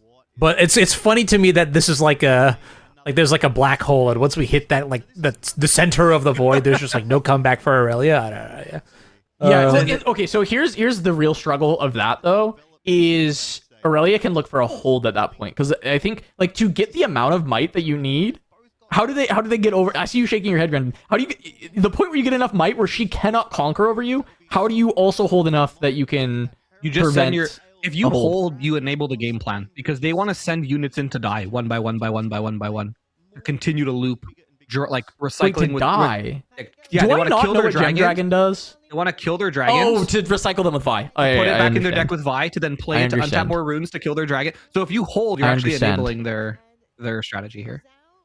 Like the idea would be to get to 5 and then just like come home. You know what I mean? Like if you're playing Baron, if you're not playing Baron, you get to 6 and come home. And Yeah. you just hope they don't have it by then. But Well, okay, I'm he's looking at on this list. a Gem Dragon and he has 2 Herald Scales already. Yeah, the volley list obviously runs like the little Dragon Soul Sages, the little mana dorks, right? The two might mana dorks, which makes it a bit more consistent. But this one runs the Kaisa and the Thriller Hunt, so it's a very interesting list. I Is there a wanna reason see him that pull this it off. list wouldn't play the Dragon Soul Sages? I don't think Feels like- I don't see one that like I don't know. You don't ramp as much as volley because volley you just like play big unit, exhaust legend, you get a free rune. Yeah, But exactly. I wouldn't see the reason why not to play it unless I don't know. It would just be like a curve reason too, going like Yeah. turn 1 play it, turn 2 play a mighty unit, or like whatever. Oh yeah. Also, you need a confront on that turn as well. Cast. That's how you beat the hold. Sorry. Yeah, Yeah. okay. You have a confront, and then You don't go even want to infinite. beat the hold. You just want to continue to like suicide your dragons in until you make infinite, and then you well, can. right, but you do have to beat the hold. Yes, right? at one point, do, yeah, at like, the end of the- you do yeah. have to. The end goal is you have to beat the hold. And I was like, how do you beat the hold? You don't have enough stuff that comes in ready. You don't. Well, it doesn't matter. yeah, You have confront infinite, beats you have it. infinite falling stars too. Sorry. How do you have power for the falling stars? You make infinite power and infinite runes. Well, you make infinite runes. Is it? Yeah. You make infinite power. Well, you and make infinite runes, but how do you make infinite power? Is it like Ancient Henge or something? I think Yes. the volley list. I don't know if this list makes infinite power, but I know the volley list does make infinite power. The volley list has Ancient Henge in it, yes. Yeah. Which makes infinite power. Yes. Okay, Maybe that's this fine. deck also has Yeah. the henge in it. Yeah. Yeah. Okay. I was trying to figure out where the infinite power was coming from for the falling stars. I forgot Ancient Henge is a card. Yeah. As I'm saying, this deck is super. Like I want to build it just because it's fun. I'm a combo player, No, and this graveyard sounds player in sick. Magic, and this sounds like really I fun have in to this. build this and do like a video on it or something. Yeah. I mean, this is Get Rengar bot to do the video. cool. There you Yeah. go. Because I'm getting Surprisingly, it's a the close studio game, by the installed way. right now. It's 3-3. It is a close game, Yeah. and he's just ramping Yeah, I for mean- like critical mass. We're talking about this Rengar deck a lot, not even mentioning the like Aurelia stuff that's happening. And the funny thing is like, yeah, not much is happening for Aurelia. Like, he's got the Baron in hand, so he's really just trying to set up like a Baron endgame. But I think he's also like, I don't know how to navigate around this like infinite might setup that is happening right now. It doesn't because, matter about Ancient Henge. Yeah, You what do you just do? mobilize for power, by the way. You recycle, and then you play mobilize, and you just keep looping you your should play mobilize. mobilize. Yeah. That does Sorry. work. Okay. No, good call. So someone DM'd me who was watching, and they're like, No, "You just no. mobilized." And I was That's like, "Thank you." That's that helps. Yeah. that look. This deck. It's like not Oh, that wait, confusing when you Dancing Grenade? Dancing Grenade is crazy, by the way. That only works if your opponent agrees, right? I mean, Can we talk about that you one? do the thing once, at least. Yeah, but and it does then like they get nothing. to It's do like the 2 thing. damage. I don't know why Cost it's of power. there, but it's cool. I don't understand it. Someone come into the Can you DMs and grenade explain your Dancing own Grenade. stuff and repeat it? Oh, you can grenade Yeah, your but own that stuff. doesn't. Yeah, but that doesn't. If Oh, you to- can't, just no, to it's kill good your own because stuff? If you can't, if they're not holding and you don't have falling star and you need to kill your units to do the loop, you kill it with grenade. But that requires power. Its controller may play the spell again for Rainbow if they do this deals an Yeah, but you additional have infinite one. power. Like I said, Okay, when, you so have by when you have the combo online and you have Vi and you're ready to like Doomsday, Yeah. it's like almost like you're playing a CDH deck where you just Don't you need to if you have suicide to get the redundancy- infinite power? What's up? You don't need to suicide your units to get the infinite power?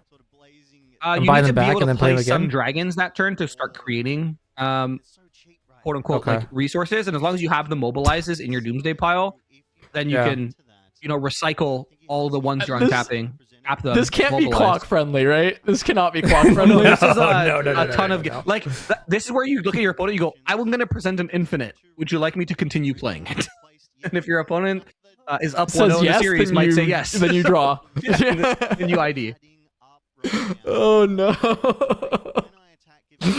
I'm making this deck, man.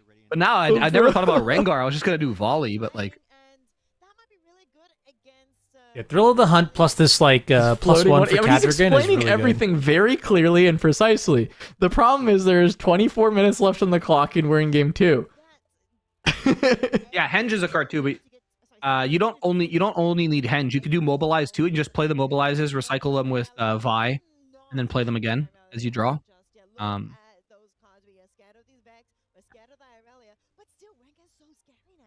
Rengar is scary, but we see a Baron Nashor as well in the hand of Aurelia. Oh, we I do have see a Baron, Phoenix yeah, question. Unleashed, and if we do get on the Aurelia Am I side. hearing you guys through Discord? additional battlefield, Yeah. that How do I Yeah. increase the volume on VMix? have to conquer all three in one What Increase or are you decrease? trying to increase? Increase like can I hear the casters a little bit more loudly without it affecting the broadcast? Without Probably also not. increasing Turn you your guys. browser Probably volume up. not. I mean, yeah, you can do that. Yeah. Turn your Maybe that's it, yeah. And this is definitely not a. It's a combo deck. That is not a clock friendly deck. Build Yeah. best of I one. mean, I see the- this would be a sick deck, but best of three. I just I wanted see to the do the Thrill thing of the on Hunt stream. again. All I want. So flicker the Cadrigan, draw the whole deck. Because at this point it's I draw. think he's at. Wait, we have 2 heralds. It's draw. It's draw everything. Hey Sam, sorry, I heard shadowy figure, and then I is what I missed? Okay. How do I do that though? Just like what Grenton said, just like Yeah, you just turn up your browser and your volume mixer. Already. Alright.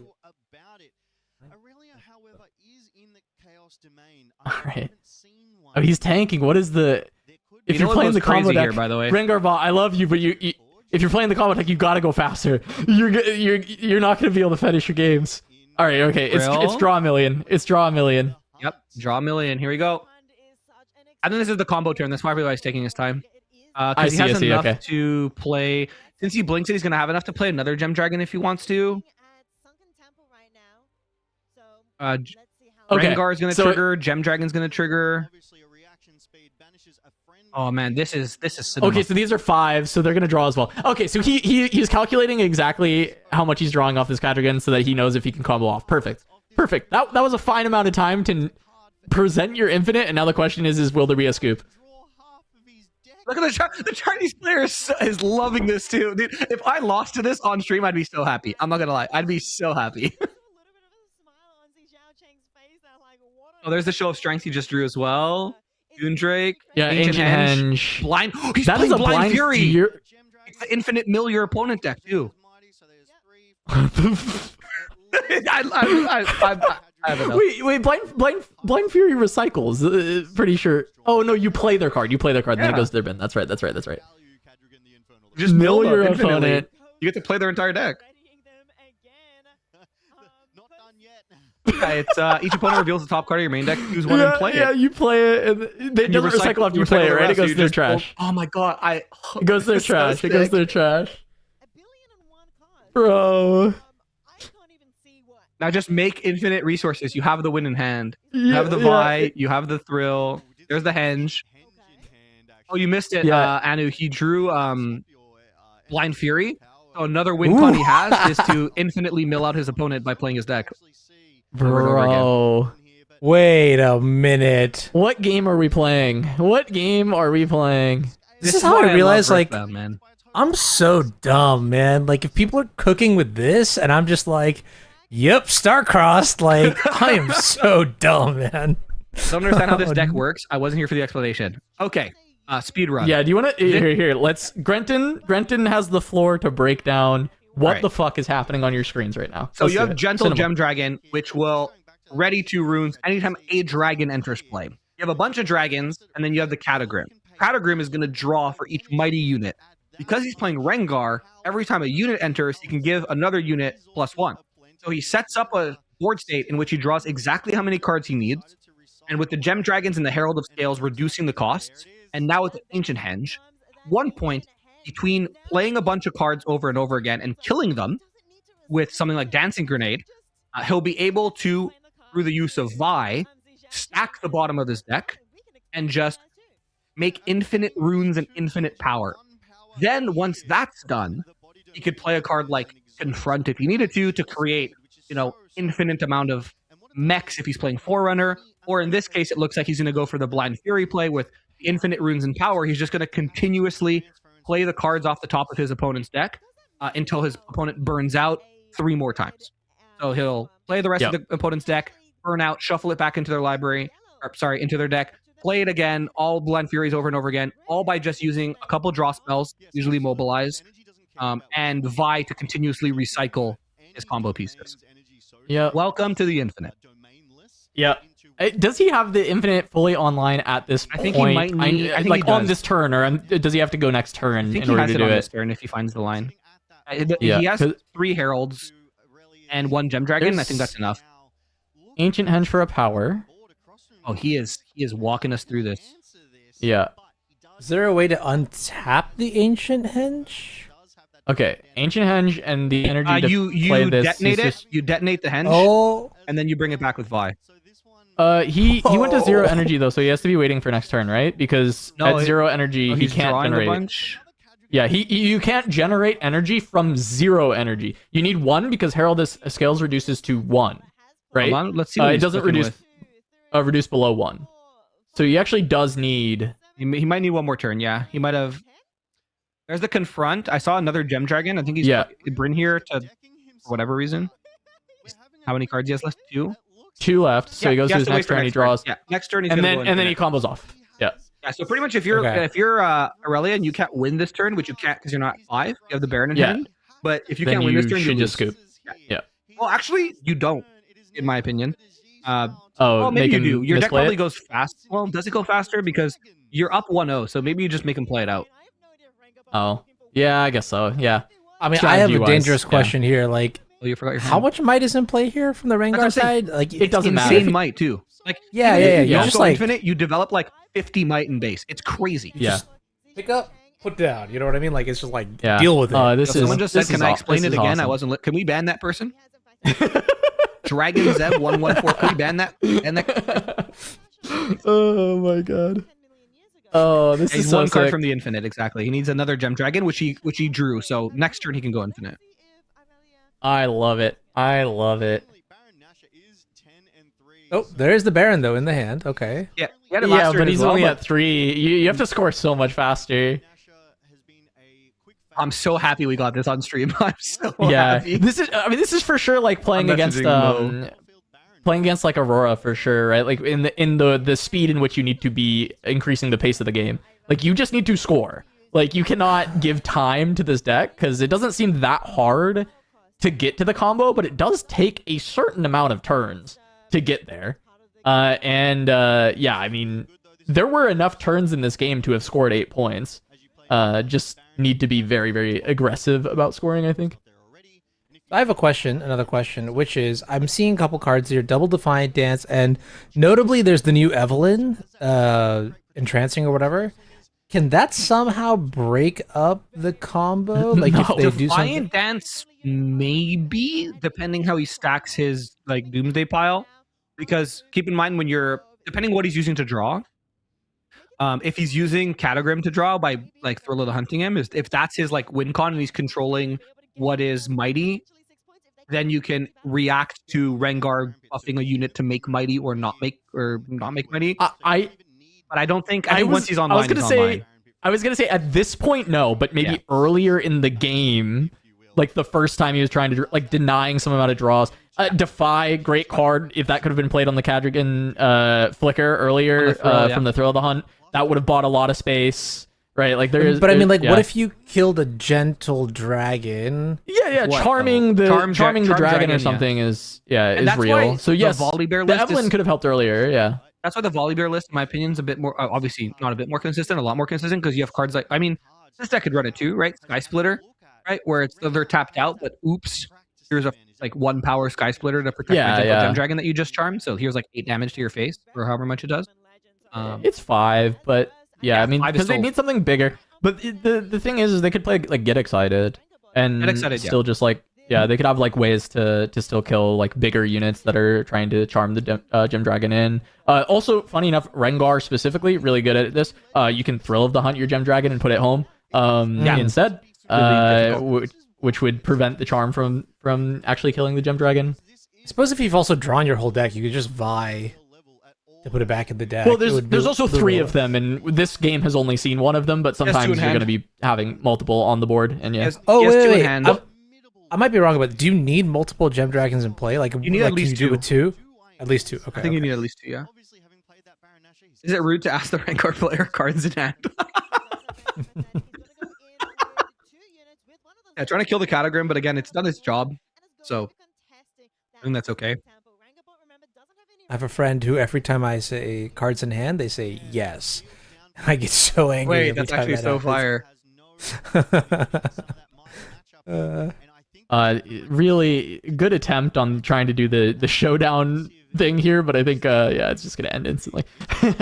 Yeah, and putting the Vex up, like Vex is kind of what would slow it down, but again, it has so much might that he doesn't care about suiciding his dragon. So like, because the whole point is you want to play accelerated dragons to kill and replay to generate more mana.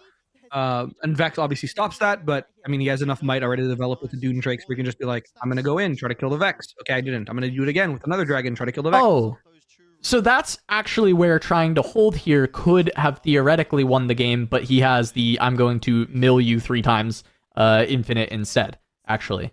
Right? Because Vex well, would he still prevent needs to them. generate the infinite runes, and you do that by playing and killing drakes, right? So if you can Right. throw So off... Go ahead. I mean, Dancing Grenade is, I guess that's what that is for. So there's like this redundancy to try and stop this. Because like this is how the hold works. I mean, there isn't a Vex in play right now, right? But if you have the Vex, like Confront doesn't do anything.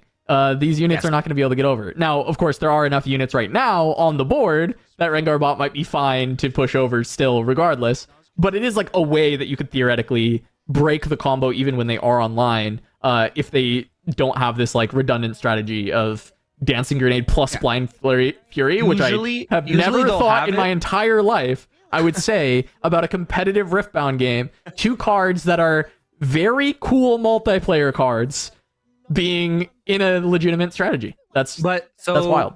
Yes, but that's the thing with Dragonstorm is that it just prints might.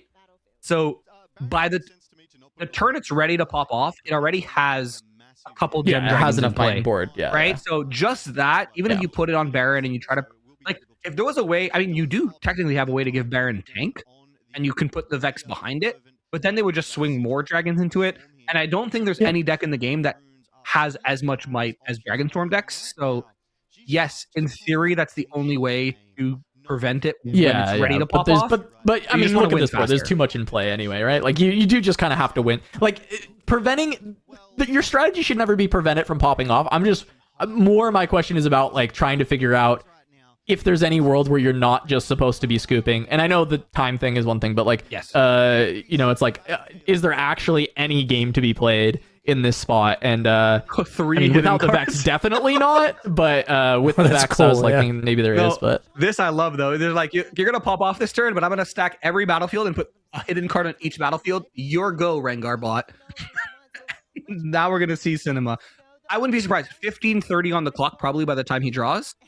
I wouldn't be surprised if the time ends when he's demonstrating his infinite.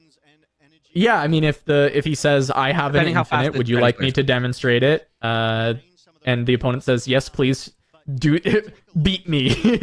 But yes, I could see it take 15 minutes because the way he's winning, if he's gonna do the blind flurry or blind fury play, then it's gonna take a sec. He's got to score 2 points. He's got to go through his deck twice.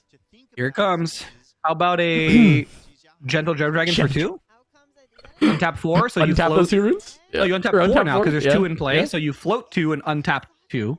Right, okay. So this is how we're making Dragon for free, infinite you make 4, and now you're in the printing resources section of the combo. Oh, he also. Oh, by the way, earlier I saw Bryn here in the hand, so he can actually just like do this uninteractable once he has enough mana. Like once he's printed enough mana that he can play the Bryn here, then he'll just make it uninteractable. I think Bryn here is also just funny because there are 3 hidden cards that just like makes me giggle. Yeah, I love this. Obviously, like Thrill does shortcut the combo a lot because it lets you to kind of cheat one of your print resource activations, right? With flickering anything. Yep. Here's another Gem Dragon. Now we're gonna float 4 and untap 6, or float 6 and untap 6.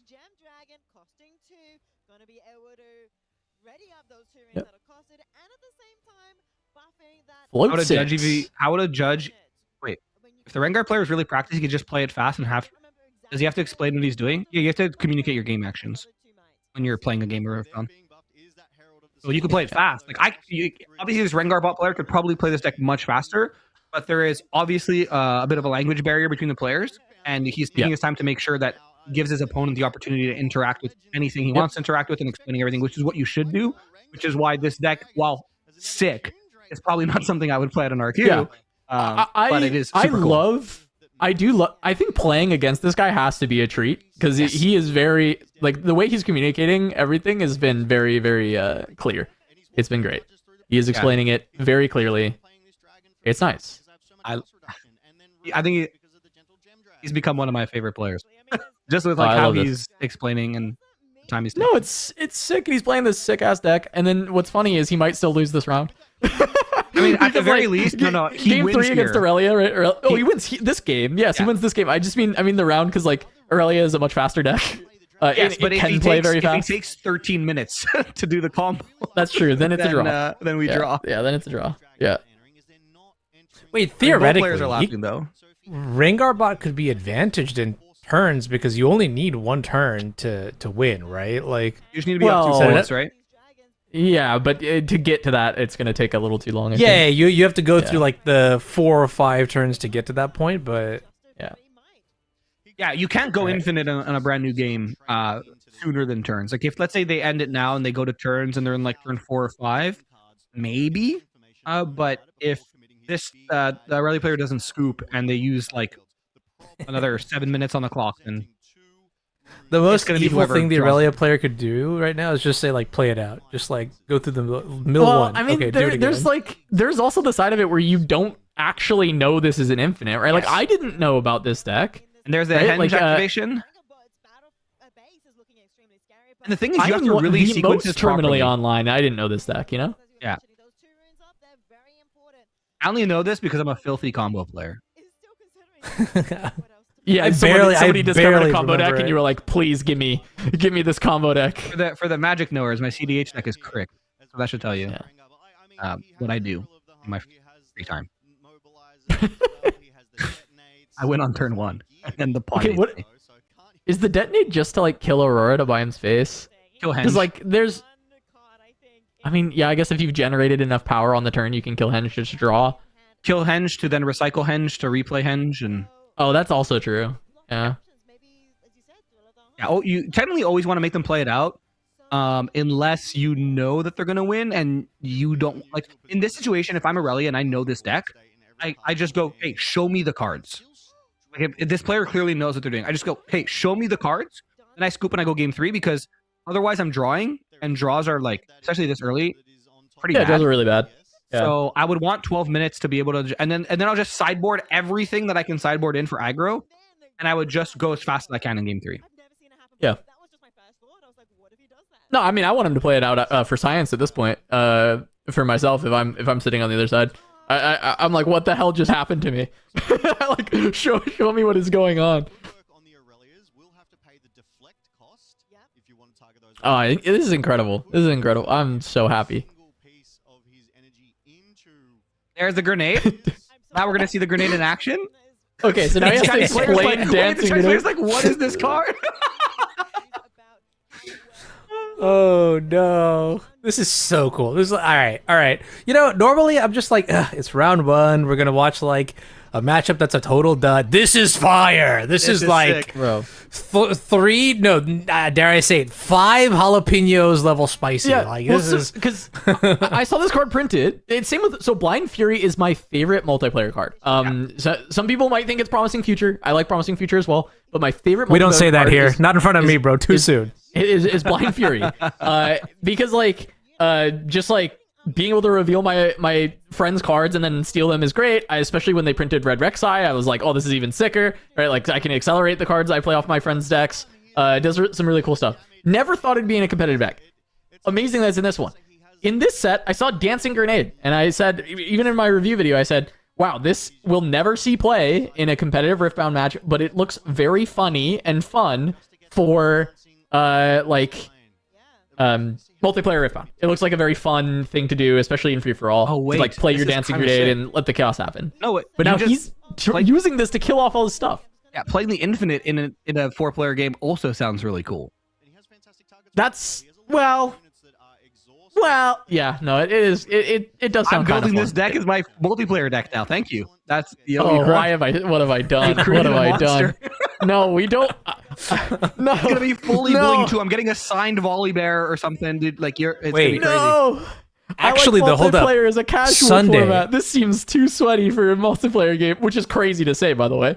Sunday in Vancouver is that, or was it this tomorrow? Well, Like this Sunday, has a 2v2 event. Yeah. that one, right? So Yeah. you could theoretically play this event at that event, like Yeah, and this then deck at that my event. and- partner would just like stem the bleeding to let me get my combo on. yeah, Yeah, you oh just play yeah. a removal deck. Yeah, play a removal deck, and then you play this. Okay.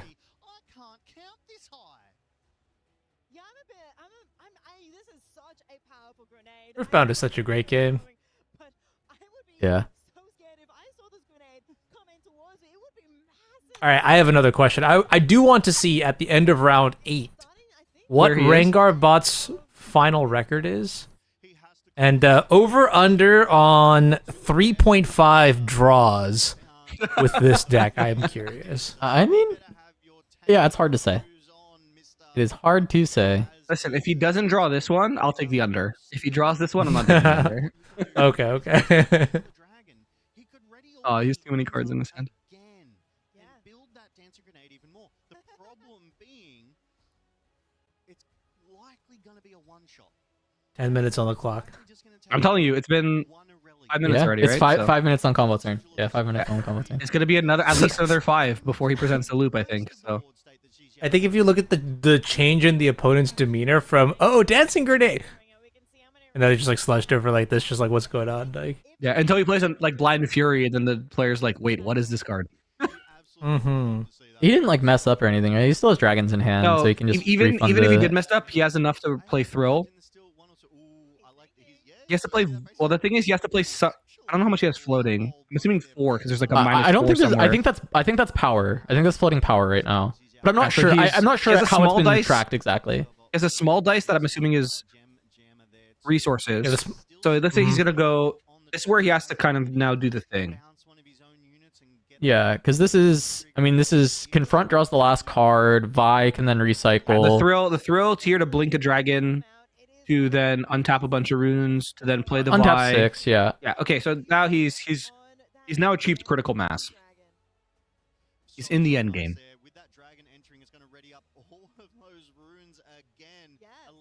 Yeah, it does have to start a showdown for this.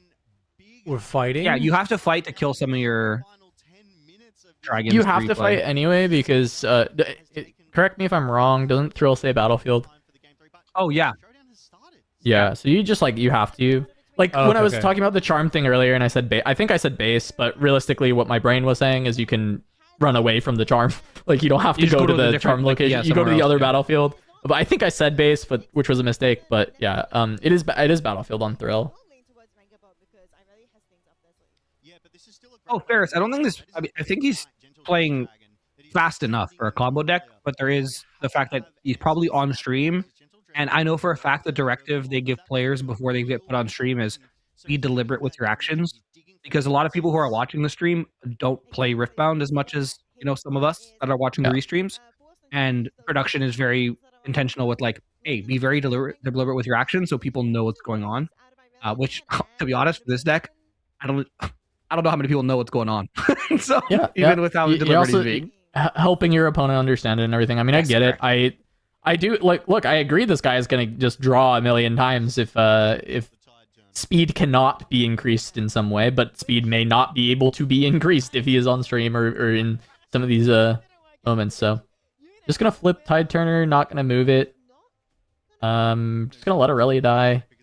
What is he even holding up? I don't even remember if he had anything useful. I don't think it Dance in matters hand? actually. He has a dance Like in I'm hand, talking but- about it like it matters. It doesn't. And here comes 2 for. Two Defiant Dances are gonna be the interaction that is remaining for Aurelia. There's the Vi, and now we can go online. You have 1 card in deck. Yep.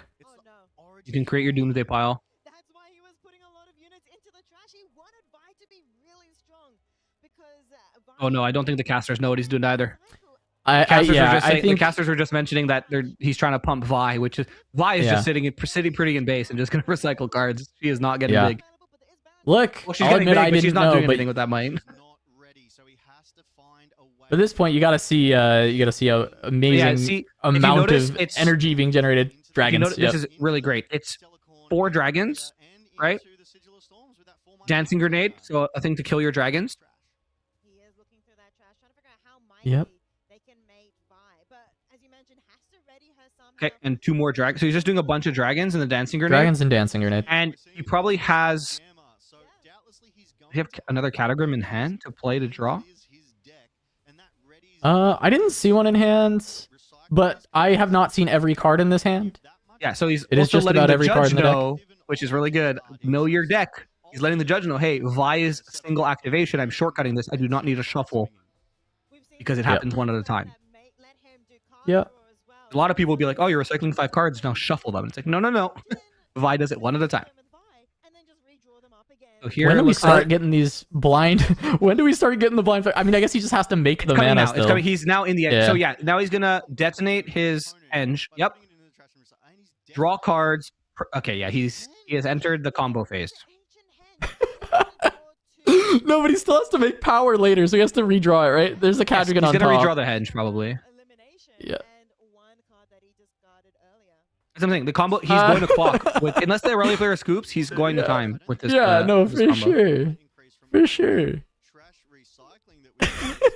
This is a rules question here, but milling when you have nothing in your deck is You is a are forced to burnout, right? recycle the whole thing, and it's burnout. Yeah. Okay.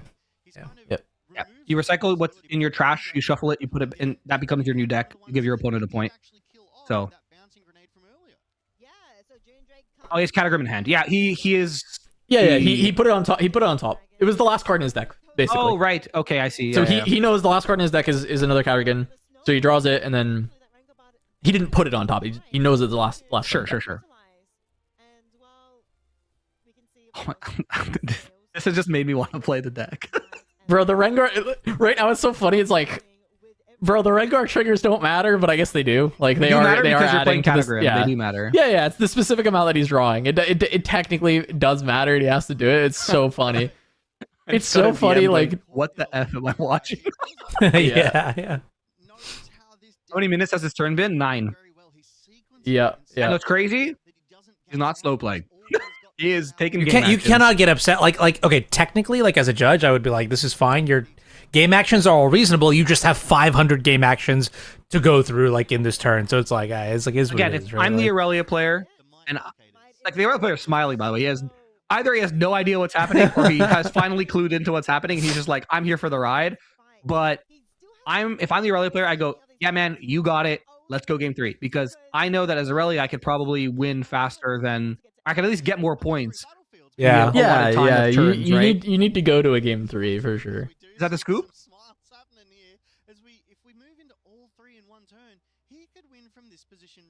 What are we doing? What are we- Is the judge call for something?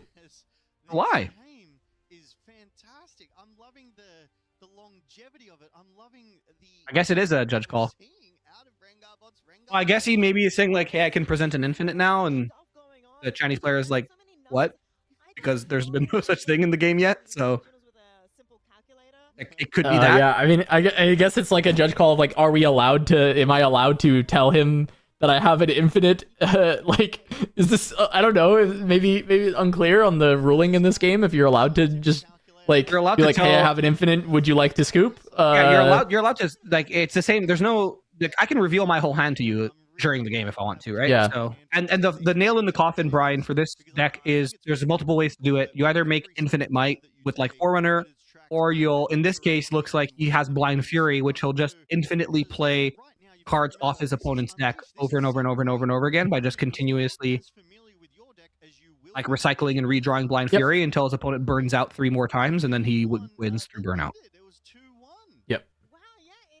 There's the Which is problem. so Yeah. stupid. The 99% chance that the opponent doesn't know what's going on, for sure. And that's why I think if I'm playing this deck competitively, which again, I would probably not play this competitively, but if I did, when I got to this point where I'm at critical mass, I would just look at my opponent and be like, hey, here's Blind Fury, here's Detonate, here's this.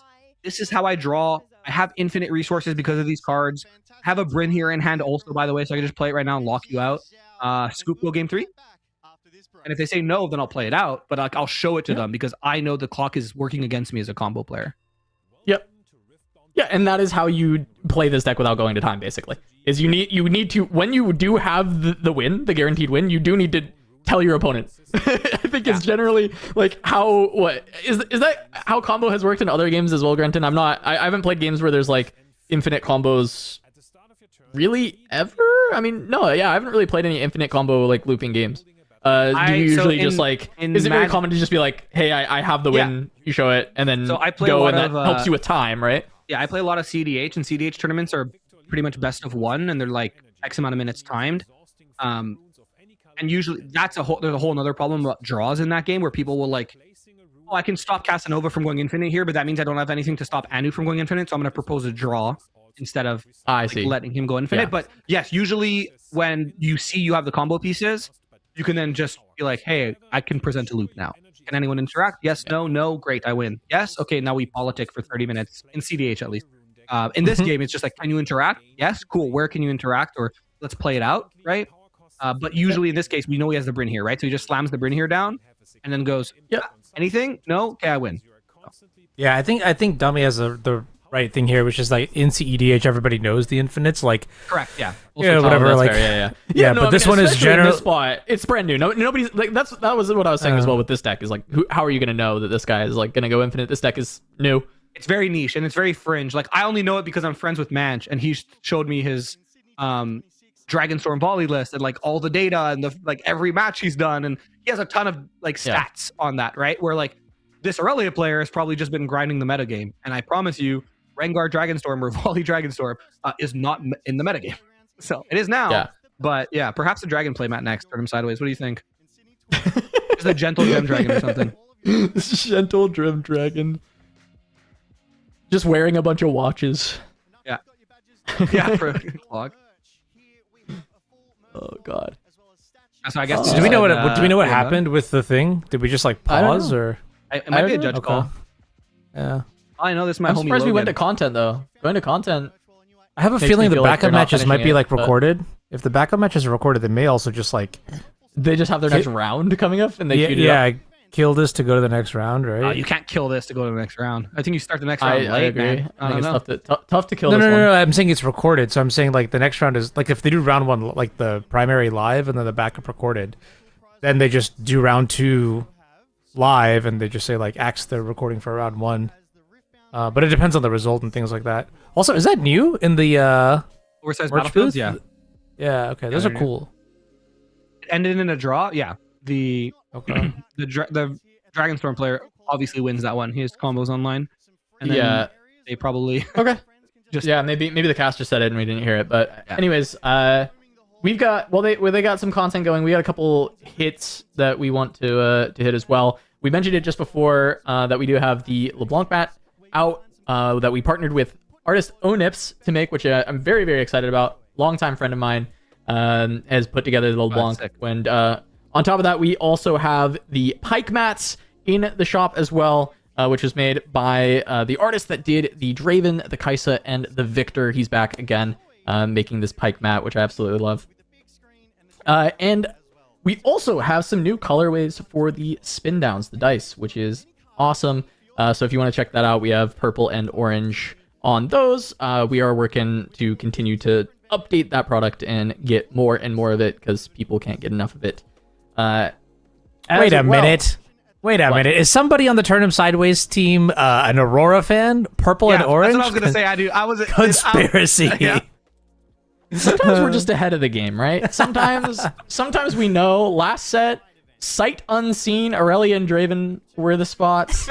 Now, I will say the product guy is in fact an Aurora player, so I think that might have something to do with all of That's it. funny. Liam just popped in and was like, it's unintentional, I swear. It's unintentional. No, I'm on to you, Liam. I'm on to you. One more shout out I want to make is to Invasion. Invasion is a store in Toronto that has been really helpful to me with making sure that I can always get cards. They've been a really good friend and supporter of the channel. And you can actually go and use code TURN5 on their website on invasioncnc.ca for 5% off your singles order, not sealed product. I know the graphic says entire order. It is entire singles orders. But another really cool thing about Invasion is they have people that work for them that attend a lot of these events. And specifically for Vancouver, they have someone that will be there and you can select delivery in Vancouver as part of your order for your singles. And so if you're worried about missing any cards for the Vancouver RQ, you can get them from Invasion, get them delivered straight there, skip any delivery fees, and you can use Turn 5 to support them, support us. It's awesome. Really love these guys. I met Sean in Atlanta. Round The guy's two a going back. giant. Thank you for having me. Oh yeah, Sean. Sean is so tall. It's crazy. Every time I have to talk to him, I have to look up, and it is frustrating. There's not a lot of people table judge. that I have to genuinely look up at. So I table judged Sean for end of round, like one of the top tables in Atlanta. Yeah. They put head judges on like long time extensions. And I didn't know how tall he was. I've literally never seen him standing up before. Game finished. I go, great, gentlemen, can you please report your score? And then he stands up, and I'm like, oh, okay, my bad. All right. We got our there's boy the homie. Pastry on the desk. Pastry. Let's go. We will be getting. It'll be, I think, one of the most common decks in the room, although we haven't had the metagame breakdown. All right. Versus what I'm going to say, what are the least common? Should be LeBlanc. I want to. So we're kind of waiting to do the deck breakdown when they do, but there is like a Twitter post of it. So maybe we'll do it after this round if they don't have it on the live broadcast, just so that we can talk a bit about it. It's LeBlanc versus who? Sorry. Yeah, haven't seen the metagame just. I didn't hear the PTSD. second one. Okay. But Crunched and solidified. they could do. I'm kidding. I have no idea. The most represented deck, and certainly I think of the Unleashed Legends, is the deck people have been most. Yeah, we expect LeBlanc to be the most This domain haven't repped. been particularly good since Origins. Yeah, look, it's about time to Oh, turn we- it around, but you're right. It's I don't know what this Brenton, is. do you have any idea what's going on here? It has to do with his sleeves. Or his sideboard, Oh. maybe? Or tokens? Oh, no. Okay. He probably has, it's a LeBlanc player, I'd have to assume, and he probably has reflections that are either proxied or copies of his cards. I see. That's what it looks like. Oh, is that legal to do? By the way, I was very curious how I was supposed to represent my Great. reflections in this game. Tokens have to be... Don't get me started. Tokens have to be represented as a card-shaped object. Yeah, okay, That okay. displays all relevant information. Okay. Dry erase, like the dry erase tokens, I think are probably Yeah, the those are best probably bet. the best, right? Yeah. But I mean, if you want to also, so what you can do is if you know what you're like, you could just print like 3 reflection proxied versions of your cards that are just very clearly Where fake. it says reflection text. Yeah, and where it says like, reflection temporary, but it also is the card, and it's very clearly a fake card, and that is not a legal game piece, so it can't be used during a deck check. It counts as like just tokens, right? And Right. I always say get it approved by the head judge of the event, and what this gentleman probably did, and is just getting it approved by production, because at these events there's like 2 sets of rules. There's the what is legal to play in a tournament, and then there's what is legal or allowed to be on production. Like if I have Pokemon sleeves, they're probably not going to let me Sure. put that on production, right? 'Cause it's a Riot production. So. Yeah, that makes sense. All right. What? Oh wait, I'm trying to spot the decks here, right? Because it's like we get that little glimpse. Because I think the LeBlanc is on the right side, and I'd I think assume you're right. so. It was the reflections that was being checked. Ivern. I heard Pastry say Ivern. way. I heard did Pastry also say hear him Ivern. say I'm so Ivern. excited if it's Ivern. I think you're right. Oh I my think god, I you're was right. just kidding, but if we get that sweet Ivern gameplay, we'll get to see exactly how bad the deck is as it gets thrashed by LeBlanc. I'm Yeah. sorry. What you said, Dommy, is exactly what I mean. You could just print black and white versions of the card too, as reflection tokens. Like, that's good enough because it can't be Yeah, because that confused clearly for a can't real be a card, Yeah. right? It's like it is annoying. I was really hoping for like a really good way to do it, but the dry erase I think is probably just by far the best way to do it. Who did not have a bye round 1? Priz won round 1. I don't know if I think Priz was the only one without a buy from like my crew of players, but I don't know. Yeah, I assumed he would be fine to escape round 1. I saw Hidden Blade. I see Glass Mixologist. I'm catching just cards from the LeBlanc's side. on the left side. Oh, must be right because I was gonna say Ivern. No, Ivern could play both of those Oh, no, cards. Did you see LeBlanc like was- Karthus or something? The player on the left side was shuffling the right person's deck. That's why. Oh, okay. So that was This person on screen is our LeBlanc player. Yes. LeBlanc.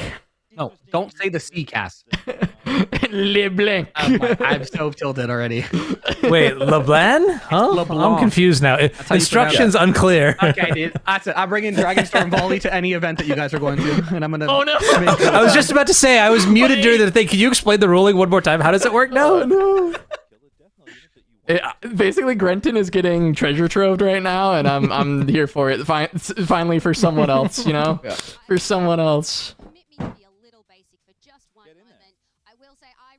Oh, okay. Wait a minute. Top down. Yeah, it is Ivern. And I mean, it is Ivern. Yeah, Ivern. We've triple confirmed that. Was that camera angle also felt not. This cameraman on is like purpose. everywhere. By the way, Well, I it's don't- super. I'm actually low key like impressed. Next thing you know, we'll just have like it'll creep out from like under the table, like weep, like. Oh, opponent no show. So no show. Grenton had to describe this to me when I had a no show in Atlanta. It's not actually that much worse than a round one opponent. In fact, it's often better than not having a round one opponent, because your round one opponent is often going to take a lot more losses than just the 0-1 drop. So if you get a player who drops, because if you have a no-show they get dropped from the tournament, it's technically like marginally better than if you just get an opponent who loses Yeah. out. Well, I mean, it's Yeah. pretty much the same thing, but Yeah, it's not bad, or it's not good, but it's just like not that much worse than whatever your round one opponent would have been anyway. So, all right, okay, so we do get Ivern on stream. This is what Ani was asking for. He wanted to see Ivern. Low key, like the same thing happened when set one came out. I saw green yellow. I saw Ivern, and it was like, oh yeah, we cooking. Same thing. I saw green yellow. I was like, Leona, I'm with you. And then they just both turned out to suck. I'm like, and so no, part of me is just like, this is like the Timmy that's like super giddy and excited, but realistically speaking, my hopes are low. Then again, Rengar delivered in the last match, so I don't know. We'll see. We'll see what happens. Yeah.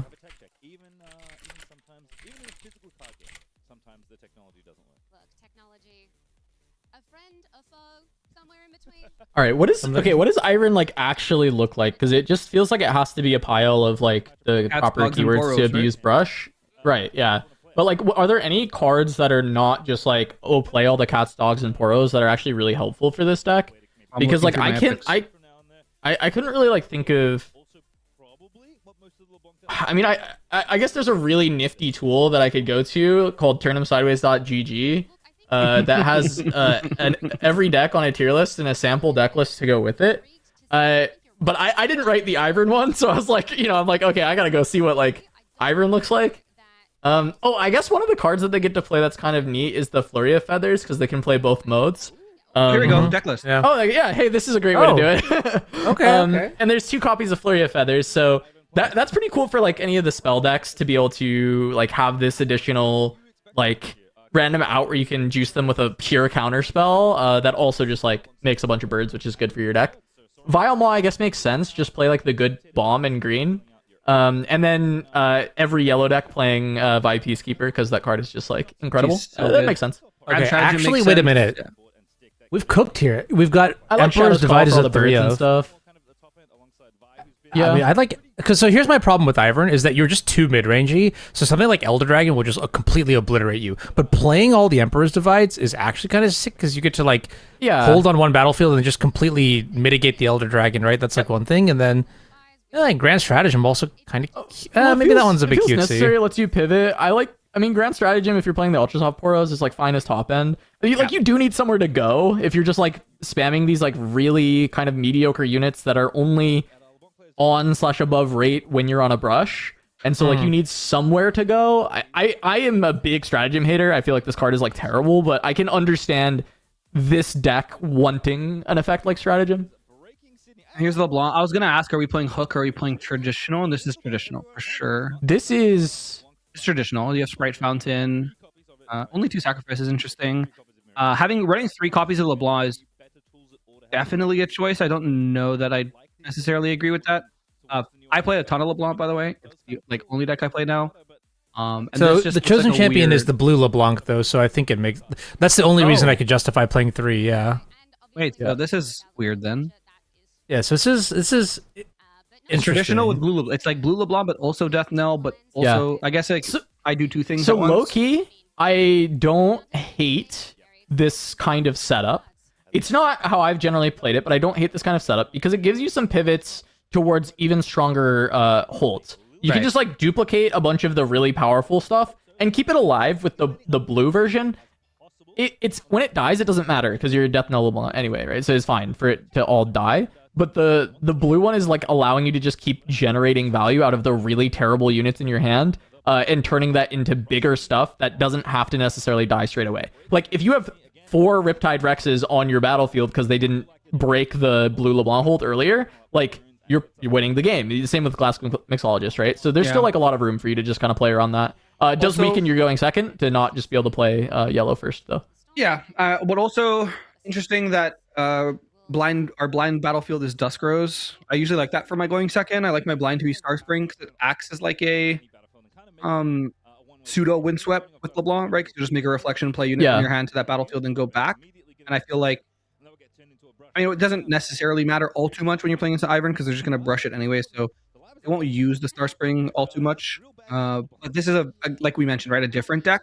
It is running everywhere at once LeBlanc in the champion zone, opposed to the I forget what the actual like tagline is to the yellow LeBlanc, but Fragmented. That's it. Yeah. Dude, I am So- ecstatic right now. Here come the Brush here it come the up. cats. Meow. Yeah. So what I will say, what's really funny about this matchup, Ivern is relatively decent, like has a decent positioning into LeBlanc, into the Karthus version. One of the biggest weaknesses of the Karthus version is its ability to break holds. It is not particularly good at that. Vex has a good matchup into this, partially because she stops reflections from being able to, like, they get stunned when they come in, which is pretty annoying. But also, the deck's just like not very good at breaking holds. It doesn't produce that much might unless you're copying your big units.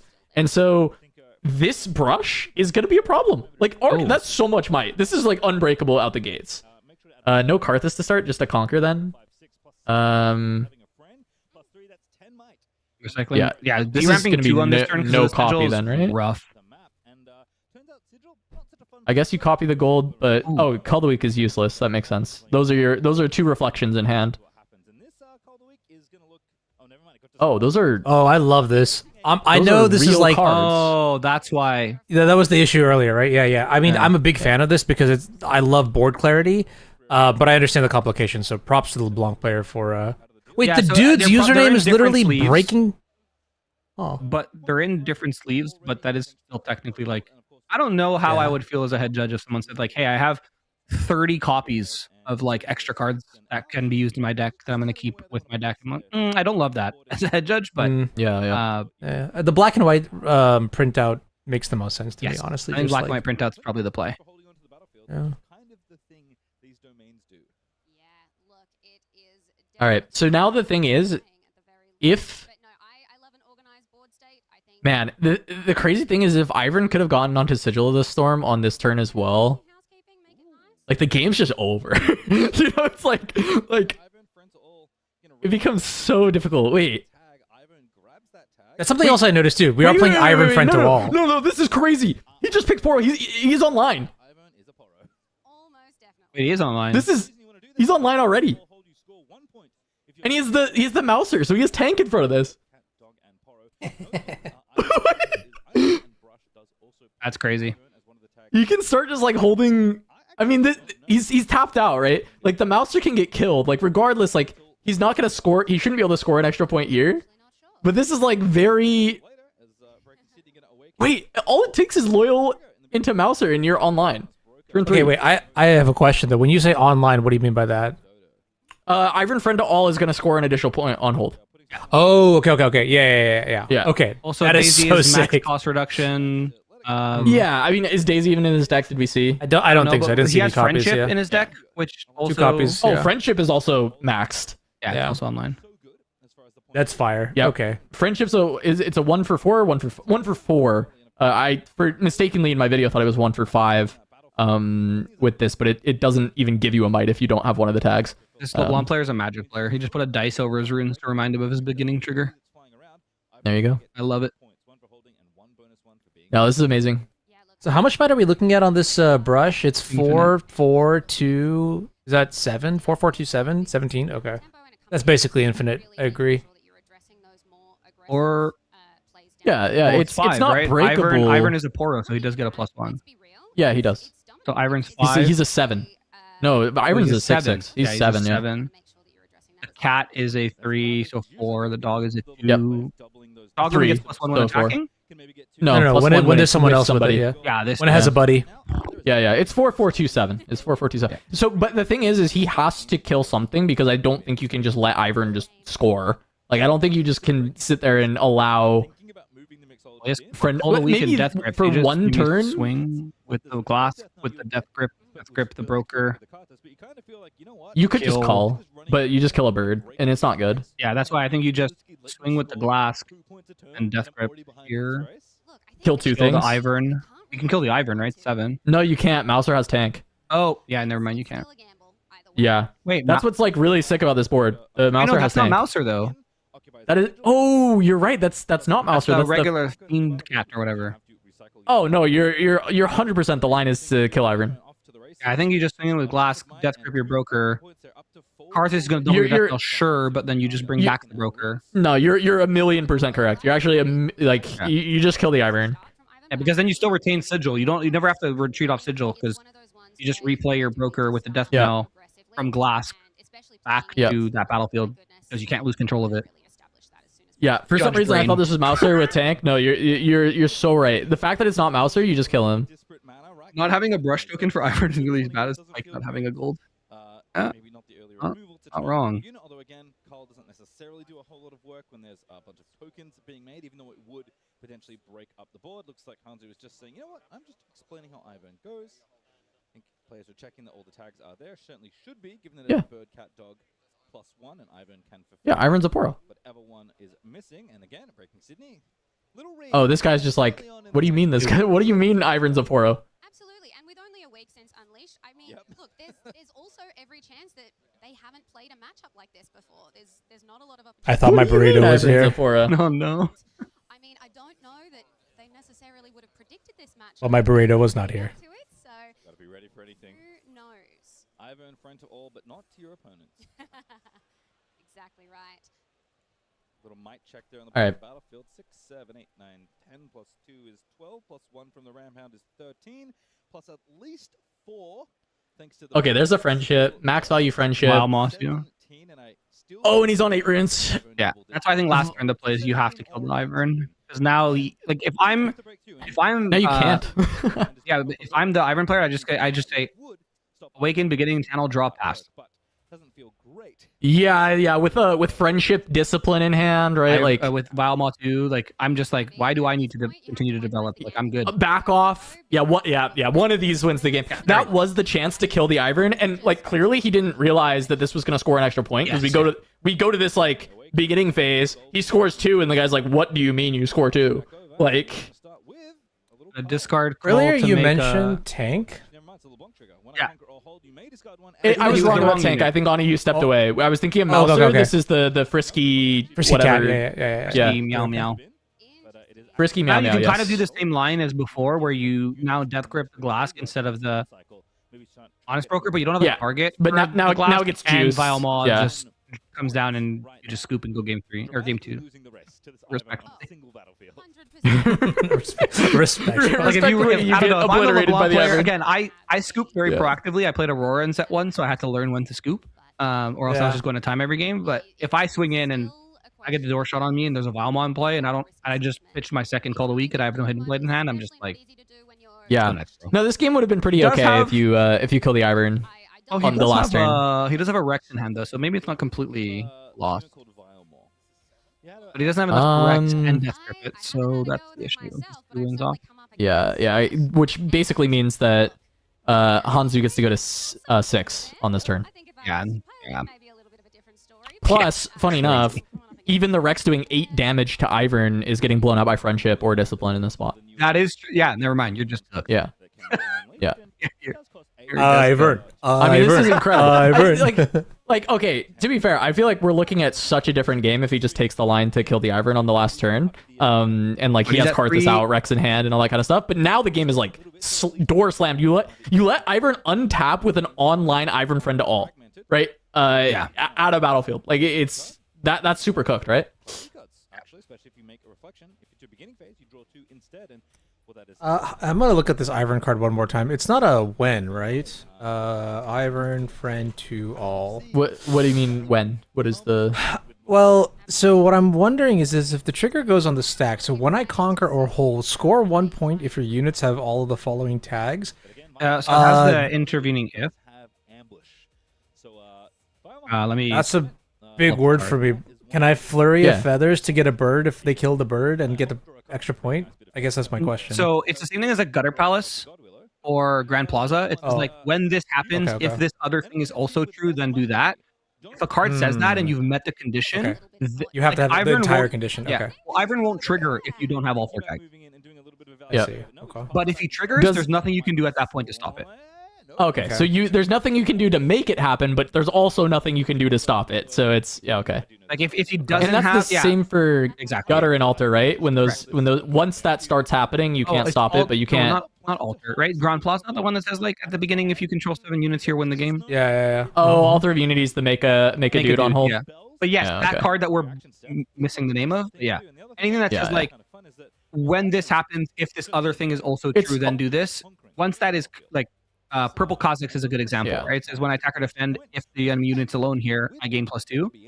Even if you ambush in a unit after it's triggered, it's resolving. Yeah. I knew that one, so that makes sense that it works that way for all these things. And I guess Ivern that apparently is is a way. like Jinx. Hold on. I might be wrong about Ivern. It might be templated like another if card because this game is. Well, Ivern is weird because it says score 1 point if your units have all the following tags among them. So it is like Jinx. It'll trigger every turn, and it'll check on resolution, so you can stop. Oh, so this Ivern. one you can birds for Ivern. Okay. It's like Jinx. Okay, Jinx says yeah. at your beginning phase, draw 1 if you have fewer than. Yeah, cards it's all like in your all hand. after the when I and okay. That makes Okay, sense. so hidden that back article off, was very clarifying. hidden back off. What else is he holding up? He played Loyal Pro, so he's tapped out of Vilemaw. I was actually wondering if he was going to try and like full retreat and then look to get the Conquer with Ivern, with all the pump spells that he has, and the Vilemaw ambush on the following turn. But he is still holding with the bird and the I don't know Ivern. why we. I mean, I understand why we pulled back, but also 2 cards in hand. I don't think he's running unchecked in main deck. I mean, we know he. I don't even think he's running it in side deck, but I don't think he's running it in main deck. I don't think any LeBlanc players runs it in main deck. So, do we have enough Savamaws? Yeah, I didn't think people No, we would don't, play right? 1, 2, 2 3. main deck Adaptatrons, but you know that happened to me too.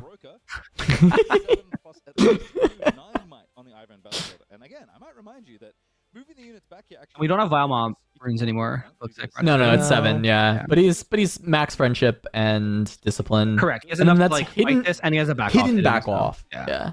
I don't think. Actually, there's yeah, a we way have to win everything, this. right? We have 4-2-1, so we can play all Well- 3 of the spells. You could. So No. I guess back off is the hard. conceptually this retreat, I understand. So the retreat is basically hedging, which is a really funny thing to say for the deck that makes a bunch of brush. But it's basically hedging that you're either going to get the single hold, but they're going to remove some amount of your units, and you still need to just look for the Conquer afterwards, and you don't really have any way to like accelerate units in this deck. So just like trying to set up for a kill shot regardless. So I think the line here is you swing in. No, I wouldn't have done this. I would swing in first with LeBlanc and something else, because obviously this is representing that I have like stuff to do. Right, so Yeah. I would swing in with maybe enough to, because 4 + 2, it's 6. It's not enough to kill Ivern anyway. So I guess this is Yep. kind of the only line you have. Because you want to bait the hidden card and or back off now. Ooh. Okay, Death so you Grip. get to see a little bit here, but Death Grip is going to put all of the might onto one target for back off. Correct. And that's why I was trying to get them to use the back off, and then you can either swing in with the Karthus afterwards. And you think you just do Watcher, which is a bit too late. He's killing the bird and putting 4 on the Ivern. Or attempting to kill the bird. So if you just friendship the bird here, it just survives, right? Because friendship's plus No, it looks like that's a double tap on Ivern. Oh, was it a double tap on Ivern? Okay. Yeah, I think so. I also saw what looked to be a tap on the bird at first, but this set he clarified and it looked like he double tapped Ivern. They're I trying could to be figure wrong. out what Well, happens. let's see. I didn't see him pay deflect for the bird yet, so I think the intent is double tap Okay, Ivern. yes, yeah. Oh, yeah, the bird has deflect too. That's crazy. Who thought about giving birds deflect? I just want to talk. They need to not be recruits. They need to be different.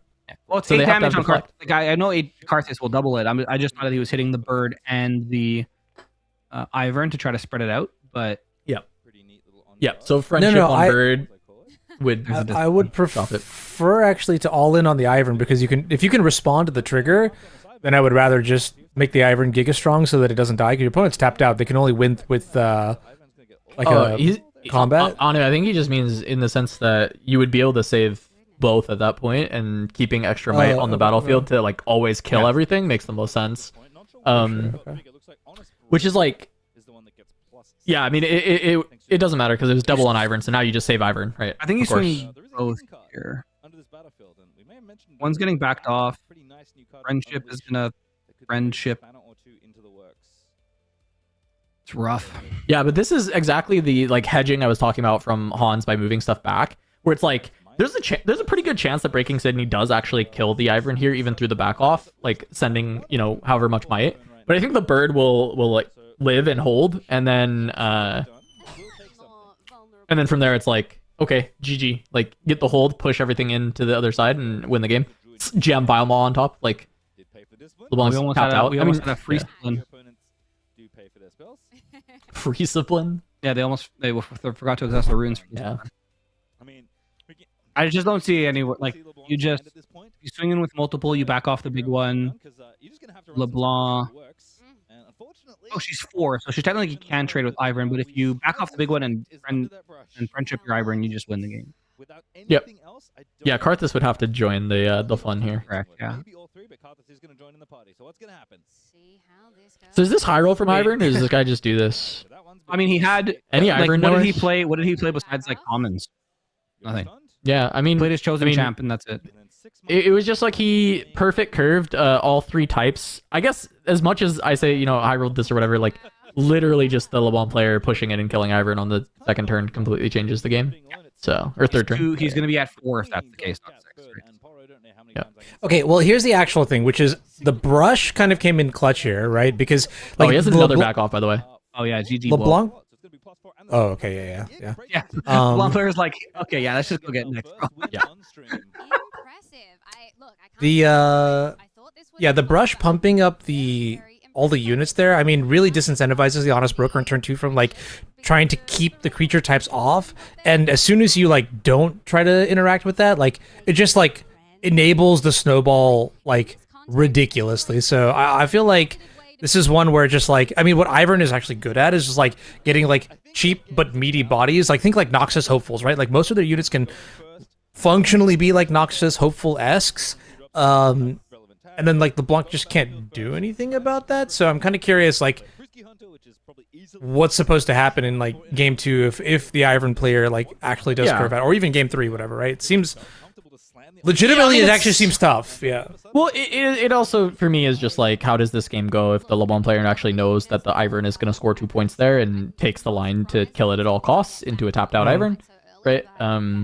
Because I'm pretty sure if he's aware that that's going to start scoring 2 points a turn, he probably does take the line that Grenton mentioned. Because it's like, this is just a must kill for us to go on with this game. I just think he didn't know, yeah. That's only like, because he obviously admitted, like not obviously, he was like very visually, oh, what does this card do? Reads it 2-3 times. Yeah, what do you mean this scored 2 points? Yeah, so I think if he does, he just rips the Death Grip there with the glass. Or kills the Honest Broker, goes in with glass, makes his gold, trades with the Ivern, replays the Honest Broker back to the battlefield he's already at. So you're still holding next turn because control can't get lost during a chain, and you're in a showdown. Yeah. Oh, actually, there might be a cleanup before the showdown. So you might have to do it like in the showdown, so control isn't lost. It's the combat showdown. There's a way to do it in a way that like you will be able to replay your broker back to that other battlefield because the control there is locked because you're in a combat showdown. Yep. You can play battlefields that do things when you conquer them. And so Wait, no, wouldn't that showdown? Oh. Death knell happens of the glass, right, before the showdown ends. Right. And then there's not a showdown in the other battlefield because you just played a spell, though? Sorry, I'm just trying to like wrap my head around it because you push in the glass, then you death grip so that the showdown is happening. So control, but when control can't be lost when there's a showdown. While there's a showdown happening, and it doesn't matter the location of that showdown. I'm 99% sure. I have to pull up the rules to double check, but I'm like 99% sure. God, that's a weird interaction, but yeah, that would be really good for the LeBlanc player to maintain control, not have to reconquer Sigil of the Storm. Huh, that's crazy. Look, it puts the onus back on your opponent to figure out how to work around it. I think honestly, when it comes down to it, I would gravitate more to making them have to make those tough decisions every single day of the week. What are even good Ivern sideboard cards? I have no idea. I mean, it's just the same normal like yellow and green sideboard cards, right? It's like counter spells for matchups you need counter spells. It's gear destruction for things you need gear destruction for. It's more like direct removal for those kind of matchups as well. Like they're both pretty good like toolboxy colors as far as like as a combination for what do I need to hit. If you need hand disruption, you just play Ash in this deck, right? Like there's I think the Iron deck is relatively flexible in what cards it can randomly throw in as far as tech cards. Because core-wise, as far as units are concerned, and the strategy is, it's just like, I'm going to play a bunch of guys that are going to be above rate when they're on brush. Yeah. I've done some cooking. But, I mean, you know, as soon as there was one mistake, it does show you how good a deck like Iron can be against LeBlanc, where it is the, like, hold decks, hold strategies are very tough. It's really hard to just break it. Like, your deck doesn't do that well at breaking it. It's why the Vi Peacekeepers have started to show up more and more in the LeBlanc decks. This is a really bad opening hand for the LeBlanc player. It's Death Grip, Hidden Blade, Rex, and Sprite Fountain. Yeah, He's terrible. debating mulliganing the Sprite Fountain, which I think is kind of crazy here. If I'm going first on Windswept, I have to keep the Sprite Fountain if I have no other 2-drop. I go to 2 for free, right? Yep. I think he's trying to figure out what exactly the You go for mulligan. 2, and you are probably denying brush creation with Correct, that as yeah. well, because actually 3 might is going to be too big for Hanzu to You even gotta- go over. Sorry, can you clone the Oh, okay, yeah. sprites? So I was corrected. You wouldn't retain control of the battlefield because control gets locked at that battlefield. Gotcha. Okay, to know. that's what I was thinking, but I don't know. But even That's then, my you thing. could I'm go like, on his broker you know, base. Life's good. You know what I mean? Like, Yeah, he found it too. It's fine. Everything is good in the world for the LeBlanc player. Found it 2 on Hillock. Will be going to 2 for free. Wait, am I going crazy? Sprite Fountain would put you to 4, guaranteed, right? If you're on, What do you if mean? you're going first with Hillock, can you clone the sprites? I gotta read LeBlanc. Like LeBlanc. discard a card to clone the sprite so it actually holds, or would its temporary trigger again? I don't know. Yeah, so you'd have to discard 2 cards, but Well, you Yeah, it can't seems make, horrible, You can't, actually, you never mind. can't make multiple units. Like, you have to exhaust LeBlanc for her to work. No, I'm saying like turn 1, you play Sprite Fountain, you attack, you Yeah. make a clone, you windswept Hillock to the other side. Turn 2, you make another token, you do it again. Costs you 2 cards, but you're at 4 points. It seems really bad to discard 2 cards that early though, so I'm kind of off it. I mean, remember, you're also developing on this turn, so you're like holding anyway with the sprite, and then you would like develop a 3-drop or something. So you don't necessarily need to like reclone the sprite. Oh yeah, that's also true. Yeah. I also thought I saw a charm in the Ivern's hand, and I think that was not a card in the main deck. So Yeah. Charm's Looks very like good he into the wanted long. to play this. He wanted to play this onto Rockfall Path and actually just keep the broker alive, but you know, you can't play it to Rockfall Path.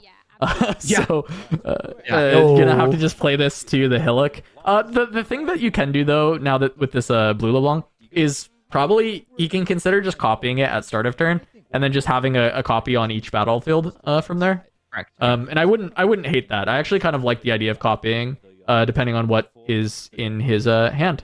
And I think that's It's probably a copy because you see, so the reason he's putting the die on the runes is not to forget the channel. It's to not channel until he thinks his beginning phase. Yeah, like which is phase, good. quote It's unquote good. trigger Yeah. reminder, which I love, by the way, because once you flip those runes, you cannot LeBlanc anymore. Yeah. Now This that's is the exactly what biggest he's doing advice is making the I- LeBlanc. I gave to anyone who wants to play this deck. Basically, is like you need to stop and think in your beginning phase before you move to channel. It's the first piece of advice I give to anyone who wants to play LeBlanc.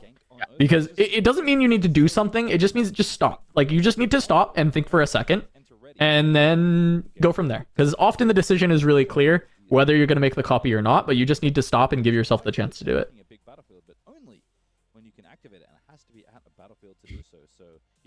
Gang with LeBlanc? No, broker, surely, yeah. That's the thing Really? Do The you issue with do you think it's Rockfall Path broker? is you can't make anything. You can't make a reflection there either. Yeah. Oh, really? Yeah, you can't yeah, play a 'cause you unit can play a there. unit there. So Huh. reflection can never enter at the Rockfall That's Path. funny. Wait, what are we? Okay. Oh, we're just. So it going- definitely is- Wait, no, you can't do that. Oh. I mean, he clearly doesn't know. I didn't know that. I didn't even think about it, but you're right. That does just make sense. Wait, hold. Rockfall Path I think says there we go. They got him. units Yeah, Judge are on point. token. Let's go, baby. Blue shirt. Wait, are tokens considered units? It's a token I mean- unit. Yep. Okay. So you can't. I like, mean, is he it'll- allowed to activate? Is he even allowed to activate the legend and He sure discard a is. card? He sure is. Oh, is he supposed to get juiced here, or is he allowed to take it back? Yep. There it is. He's not able to take it back. He's now tilted. Well, they gave him the card back. Oh, did they? They weren't supposed to. Yeah, he has the death grip in his hand. Yeah. But you're saying Yeah. rules wise, he's supposed to get juiced here because those were all legal game actions, and it just Yeah, rules wise, he's technically supposed to get juiced. Because Okay. what's going to happen is the token's going to get tried, like it's going to be attempted to get played, and it just will not be a legal location. right. It won't Actually, be able no. to be played. I think they introduced a rule specifically for this, where if during step 5 check legality it is not legal, you rewind. They did it for Okay. ambushing like Cruel Patron, but I think this also would apply to this. So I would allow the rewind, which is what they did. Yeah. Okay. Well, Yeah, 'cause I there's feel the like new it rule does for that. feel better that this should be a rewind than getting juiced because this is just like a niche rule knowledge moment of like not like you're not playing around something. It's just like you tried to make essentially an illegal game action that technically if you go into the rules is not an illegal game action kind of thing. Legal until step 5, which is Right. check Right. where you can play it, right? Check legality of the location that you want to play it, and if you can't play And it then there, it's then illegal. you just rewind. Yeah, it's on the edge of being a legal and not legal game action, which I think a rewind feels apt. I So don't you just mind a rewind to rewind. right before that trigger would have happened in this case, or the card would have been played, which is readying the LeBlanc putting the card back in hand that they discarded. Yeah. And If I ever need my opponent to make that kind of mistake for me to win games, I'll quit. I don't want to win. Let me find the I'll exact quit. ruling of it. It was in the patch notes. Yeah. Side note: someone the said honest broker should be conquering- exhausted, so- though, right? If Yeah, it should there's be. a new Someone rule. said conquering. Oh, go ahead, Brendan. Oh no, someone's conquering what? Oh, I was just saying.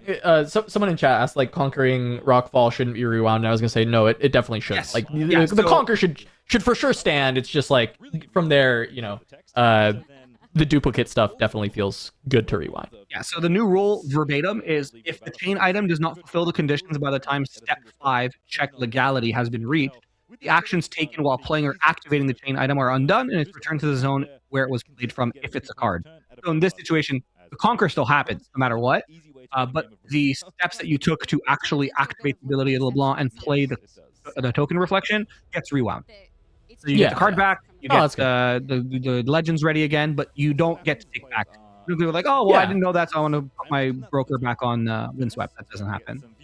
Yeah, and that makes sense. I mean, I think end of the day, you're still getting juiced by not knowing. Like your opponent gets free information of seeing a card in your hand because you went to discard it.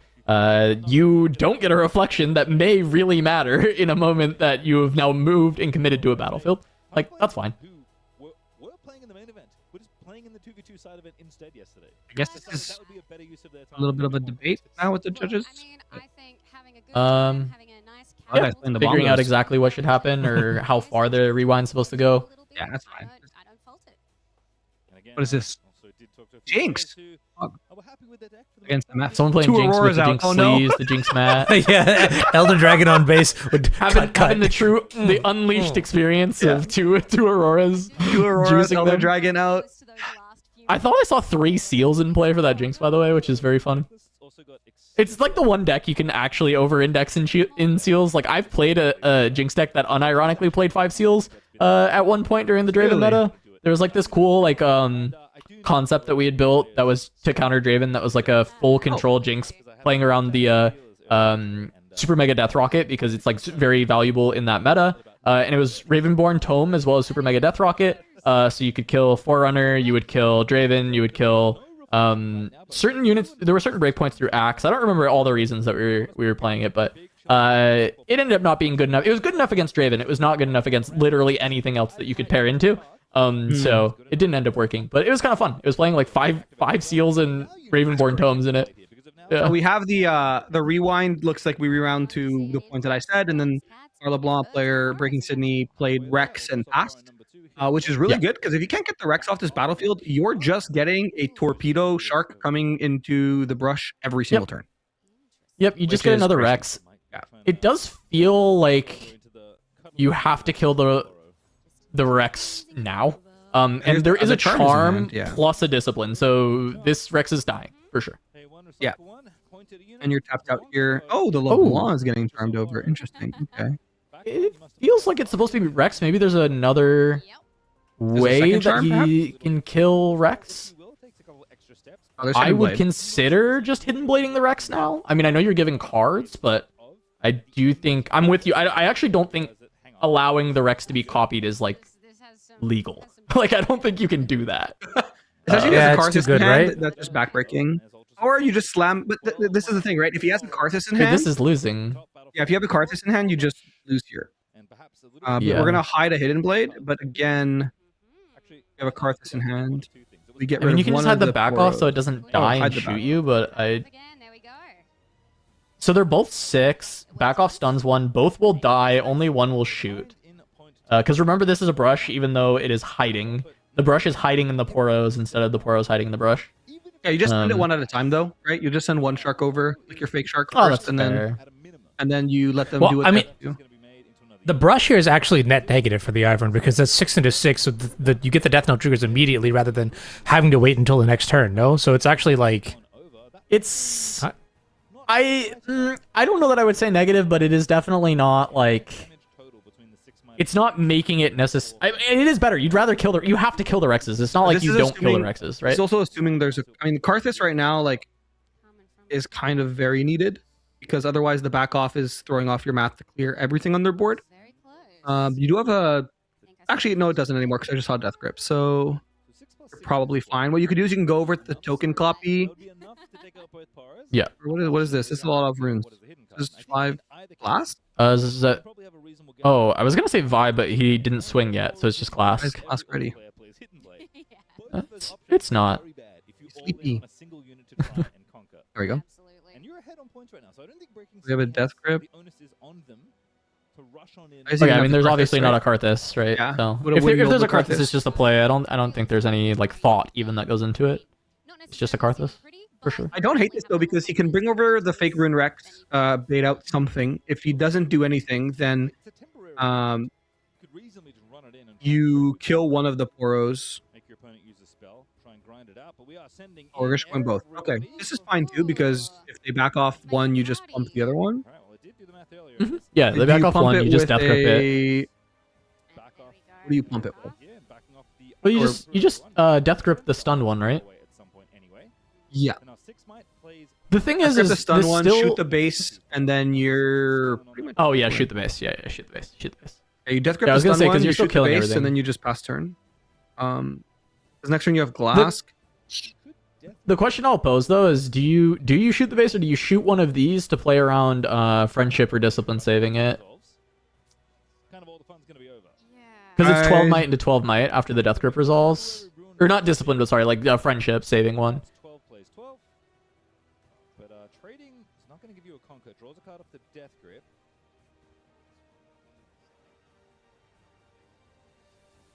Did indeed point the Rex at the other Rex. Okay, yeah. So Yeah, he's going with the saver play. he's playing around friendship. Yeah. Yeah, which is fine. Like you have one up. That's the only card that I mean. I don't think there's It's gonna do extra playing on guard, but even on guard kind of get out of lethal. -4 to that little poro.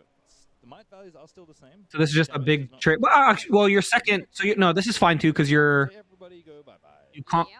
you trade and you just kill the base anyway. Yeah, this is the safer play. Yep. I completely forgot we're not conquering here. We're trading. I think you honestly like no cap. I kind of like leaving the brush here. Oh, he can't anyway because no conquer. Yeah, but even if I do conquer, I kind of like oh, just leaving the after brush. you just leave it. Yeah, 'Cause yeah. it's rockfall I path. mean, It's a net negative for me as LeBlanc. I think you're probably right. But now 5-1 in points killed both the poros. Yeah. Now this deck looks more like the Ivern I know and love. You know, playing the limited bomb, the poro, but it's just not good enough. So important to have that good draw. If you don't let Ivern untap after conquering, the deck is like pretty bad. But if they get to go somewhere and like conquer, make the brush, and then like go to their Scoop next go game turn, three, yeah, nice. I like this a lot I do. from the Ivern The player. deck does a lot. Yeah. Yeah. I like the Yeah, Ivern yeah, players Scoop makes like sense. just like, hey, I'm not wasting another minute on this game. You know, like let's just go next. His turn was make 4 birds pass, by the way. So yeah. With the little what's it called? Yeah, he had the spell that makes the birds. You know what? I'd rather have a bit more time for game 3. Yep, I think that's reasonable. I think it's. Look, It was a very heads up play. I like it when somebody makes decisions. Flurry of feathers. Nothing else. Good or bad? Make 4 flurry of birds blades, pass the flurry of turn. feathers. There you go. All right, so breaking Are we gonna get a whole cycle? Very Flurry of something? Every That'd be color's kinda gonna get a flurry. Yeah. Yes. suppose I can be happy given that we're in Sydney and Yeah, we'll get the McFlurry collab. What's your Wait, go-to you McDonald's flavor? literally read my mind. The kinda wanna McDonald's order a X McFlurry now. Riftbound collab where you get a Happy Meal and it has a Riftbound card in it. Comes with a Flurry card. Yes. The McFlurry of blades. McFlurry of birds. A perfect day one because honestly, I really The am table just looks excited familiar to and I see don't know Unleashed why. X And that's do gonna their bug me. thing, and There you go. again, There you I go. didn't expect this. So to be able to see both these decks making such a difference game to game, it is really, really nice to be able to get that. And then we go exploration of Star Spring, which I guess again is now that we have hindsight is really good for our LeBlanc player to have Star Spring still available because Rockfall Pass isn't in play, but also Yeah, almost definitely. I think LeBlanc should have won game 1. So here we go. Yeah, potentially. If we just played Star And the Spring game Hillock- 1, the we would Hillock- have probably won. Yeah, the Hillock game is like usually just GG anyways. I feel like this deck rarely loses on Hillock. One of the reasons I think the deck is positioned to be one of the best decks is it Yeah. kind of has a guaranteed win on Yeah, Hillock. it's like 90% or something. It just feels that good. So It feels like, I mean, I will say the decks that it feels hard into are the hold decks, especially if they can get their grubby little hands on Hillock and then just like set up there.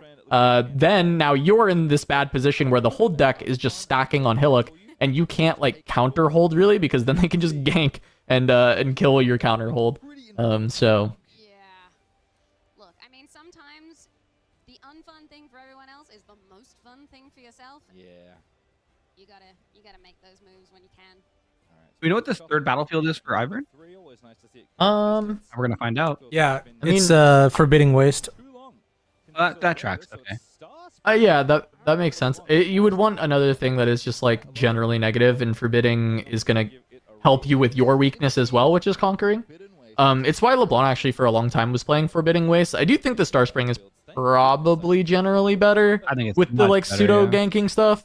Go. But the Forbidding Waste was really helpful in counteracting one of the like big weaknesses of the deck, which is like playing into hold strategies. Because people kept asking about the Star Spring thing with the new rule change for the tokens and like moving stuff back, which would make this battlefield like no brainer. You must play this.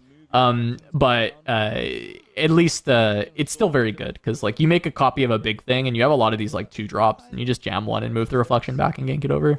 I don't want to talk about reflection tokens. We're PTSD. both mad about it. It's okay. Oh, you were mad about it when the rule came out. I've been talking about this rule since May 6th. Ah, that is fair. So That is fair. internally, I was and in Grenton's DMs asking about That is true. Azir trying to That brew a is deck true. for a while. I just realized too we're playing Blue LeBlanc, so you pretty much have a free Star Spring trigger. You'll lose That's like true. the one scout, which is fine because you want to ramp anyways. But you just play LeBlanc, then you have 5 might defending. Should be enough, and you have one rune up, or you just play Karthus to base and Look, if that's an Yep. inclusion just for the Into- just happens to work out really well right now. Into like attempted conquers from Ivern, I think 5 would generally be enough might, but this is, I think, heads up to get rid of the Star Spring. You want to force the conquer onto the waste, even though Yeah. the thing with LeBlanc, the reason that you could play Forbidding Waste yourself is you're making a reflection. You don't Yeah. care that you're not defending alone generally, so the -2 is not going to matter. Yep, there we go. Nice. that's the first. It's here cat again. The combo. 10 might on turn Next 2. turn we're online. Yeah, the It's a question bird, is cat, and dog. has he learned? Can he? Oh wait, a hidden card. I'll back off her Hidden Blade. That does mean that Ivern can't be played, by the way. So just note. Oh, never mind. GG. Well, Look, I was gonna say like, oh wow, this hidden card is crazy because now, like when you play the Ivern, it's insulated no. against whatever's gonna get unchecked power in his slammed. hand. absolutely. Yeah, Oh, the unchecked is gonna be no. really good here. That's a good tech card for the hold decks. I mean, we just spent a bunch of time talking about how hold decks can be very, very good against LeBlanc. So a way to counteract that is to just jam an unchecked power and kill everything. But Flurry of Birds can counterspell that potentially. What I Let's wouldn't. see it. Yeah, there's car. Oh yeah, we're reaching critical mass now. Unchecked power. That is one of the cards in Breaking Sydney's hands. Alright, Karthus is out. I don't know. I'm still thinking about. It's my stupid judge brain. These reflection tokens. If I want to use real cards, I could just write reflection on them, This card, another one from Origin. like on the actual physical card, because then like there's no way I can use them in play without my opponent be like, wait a minute. Yeah. The sporting thing and reminding his opponent to grab the point. So losing the race. Yeah, right I now, think Ivan's kind of doing the hiding same this thing. card I'm a little confused about because it feels like you wanted to jam Ivern on curve and then like re-hide something. Alongside So Yeah, and you're waiting not- to hide and like allowing, because like what is your opponent gonna do? They can't send the soaring scout in and trade with anything. You're on a brush. Oh wait, yes it can because it's a bird. so Okay, true, it would, true, it true, would true. trade with your own bird. Funny enough. have Mike Gardner. Yeah, but I think you're pretty much okay So with I guess that that's anyways. the worry, but that seems fine, right? Yeah. He left held up for a potential chip, which is- And you're not on uncheck power runes this turn, so I really didn't hate playing the Ivern because you would have got runes exhausted. Yeah. maybe a trigger where now if you play him next turn, it's a no-brainer. You just, if I'm LeBlanc, I just go, okay, Ivern's there, uncheck power. Must channel your runes. Yeah, you have to play him for Conkers now, but I don't know if Unchecked Power is in the You know what would be range so for sick, though? Hans. Alright, so 6 What if that's an Emperor's Divide? Do we know it's a back off? Oh, That's true. They are playing Emperor's Divide. that's- You are absolutely yeah. right. That's actually a really good call out because it was 3 of in the main, and so it depends on like how versed you are in like unchecked in the versions you've played against. It's like a very reasonable sideboard card for LeBlanc. In beating your weakness of Here of comes full everywhere deck, at once, I so- think. Okay, wait, hold up. But if it was Emperor's Divide, Oh, this is very telegraphed now. makes me think that we are leaning I'm wondering if there's a world where you're never mind. Okay, ignore me. I've got nothing. No, yeah, but I you don't need. So you would telegraph too much if you play the dogs. If you're thinking about like why not just play the dogs to the battlefield, I think you're just like showing your entire ass to your opponent Yeah. of like here's everything. So I really, if we see Ivern jammed on this brush, it's probably just divide. This is very, and I know we're operating with like free information because we saw the hand, but like if a LeBlanc player ever just sets up 7 units in base, and they're going to be over 7 Yeah. runes next turn, I'm like, okay, unchecked power. You know, like Yeah. that's just, it's kind of a no-brainer. But the thing is, if you back off now, they have, I don't know, they have a lot of might, right? They have like 3 might plus LeBlanc plus Karthus. So I don't know. I don't hate kind of just backing off and forcing them to commit. But then you risk them dropping a Rex or a Glask or something on the battlefield as well. But unchecked power is just going to blow out our Ivern player if they don't play around it. Do we have any counter magic in Ivern's list? I don't remember. Yeah, the flurry. Yeah, the flurry of flurry, birds. right, It is it like counters, it's very very good for this kind of situation. But he'd have to hold it up if he's gonna try It's what, and hold both 3 sides. or 4? It's 4. 4. It's 4 and 2 power. It is expensive, but Oh. the modularity of it is really nice. Like making 4 birds for that onto a brush, like flashing in 8 might, is very good. And this is going to be a sad violin for our Ivern No, player. no, no. Please. It Please. just has to be Emperor's Divide. Please it let just it be like Emperor's guaranteed Divide. has to be. Like if he's jamming the Iron, it has to be Emperor's Divide, right? Oh my god, Emperor's Divide would be GG. It would be so fucking good. It's crazy. It's crazy as well, right? Because if he decides to cast this, you have to exhaust all your units, right? So Yeah, he can so conquer yeah. one side to get the point. But he exhausts all his units.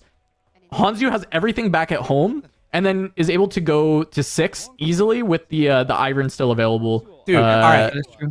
Look, He can go to at 7 that. even and actually look for a double hold. Like there's some really crazy stuff he can do. look at Hanzu's face right now. Stone cold killer, dude. It's a Emperor's Divide. I just know it. I mean, he's Oh just my drawing God. a card, right? Is this just like drawing a card? Also feels like Drawing 2 cards, actually. Uh-oh. yes, yeah. He's just here. Here it comes. This is unchecked, right? That's 7. Yeah, 7 runes. Show me the Emperor. He's gonna flip it over instantly, It's right? divide. No. I saw them reach so fast. It has to He be, right? reached so No, maybe not. fast. Oh no, he's thinking. This He's is thinking. not, no. This is divide. It's the biggest low roll ever. It's the biggest Yes! low roll ever. Let's go. Let's go. I mean, look, we knew. I said as soon as he puts the Iron on the table, it has to be divide. There's no like. That's true, yeah. Yeah. That's so He's- good. Look, dude, the Iron player is just—he's prepped for this matchup, right? This is the most popular deck in the room. It was He's expected like- to be. I think it is. I got confirmed. It is. Like It is, yeah. It's not by It's- much, it's- but it is. Or it's is gonna it be by much? I everywhere. don't know. Yeah, 100%. But Hey, look, I'm a big like believer- reactionless. I'm a No big believer emotion. if you're playing if you're playing unchecked, I much prefer Ruination. Personally. oh yeah. No, I agree. Yeah. How does that work with Karthus? He doubles everything. Death Knell's trigger when the units are still in play. Yeah. So the reason Ruination is crazy in this deck, and Grenton basically just laid it out for you, but to lay it out even further is you have Karthus plus Classic Mixologist on the board. You Ruination their entire board. You are now playing a bunch of stuff onto the board anyway, and getting to basically reestablish. Can you mixo back the units you're killing with Ruination? Yeah. Yeah, I think so. Yeah, I was gonna say, I believe I'll so. give a little crash course on Death Knell. So Yeah. units Go die. ahead. They're still on. They have lethal damage on them, equal or greater to their might, or an effect says kill this unit. Yeah. Death Knell goes, hey, I have Death Knell keyword. I will become pending to trigger. Okay. Karthus now is still in play, so he can double that trigger. Then all the units get moved to trash, and then you make relevant choices for those triggers, which means that when I want to select a unit, I can even select the same Karthus that just doubled my glass trigger and bring that back. Oh god. Oh, that's gross. That's so. Yeah. Okay. Ruination. No, works it's well. it's really crazy. So you often are like drawing a bunch of cards, ramping runes, and then bringing back like 2 Karthuses or a Karthus and a LeBlanc, and like you're set up for your next turn, and the opponent board is mirror wiped. image the Ivern. I think it's the Ivern, yeah, because it's have just to, biggest right? unit. Yeah, biggest unit. You Make have, a big 14 hold. might or 14 might on that battlefield. Oh no, you unbrushed. That's not a brush. Yeah. So you have 12 might. Yeah, which Unfortunately, is correct because mirror- there's going to be more +1s from Hanzu's side on any brush.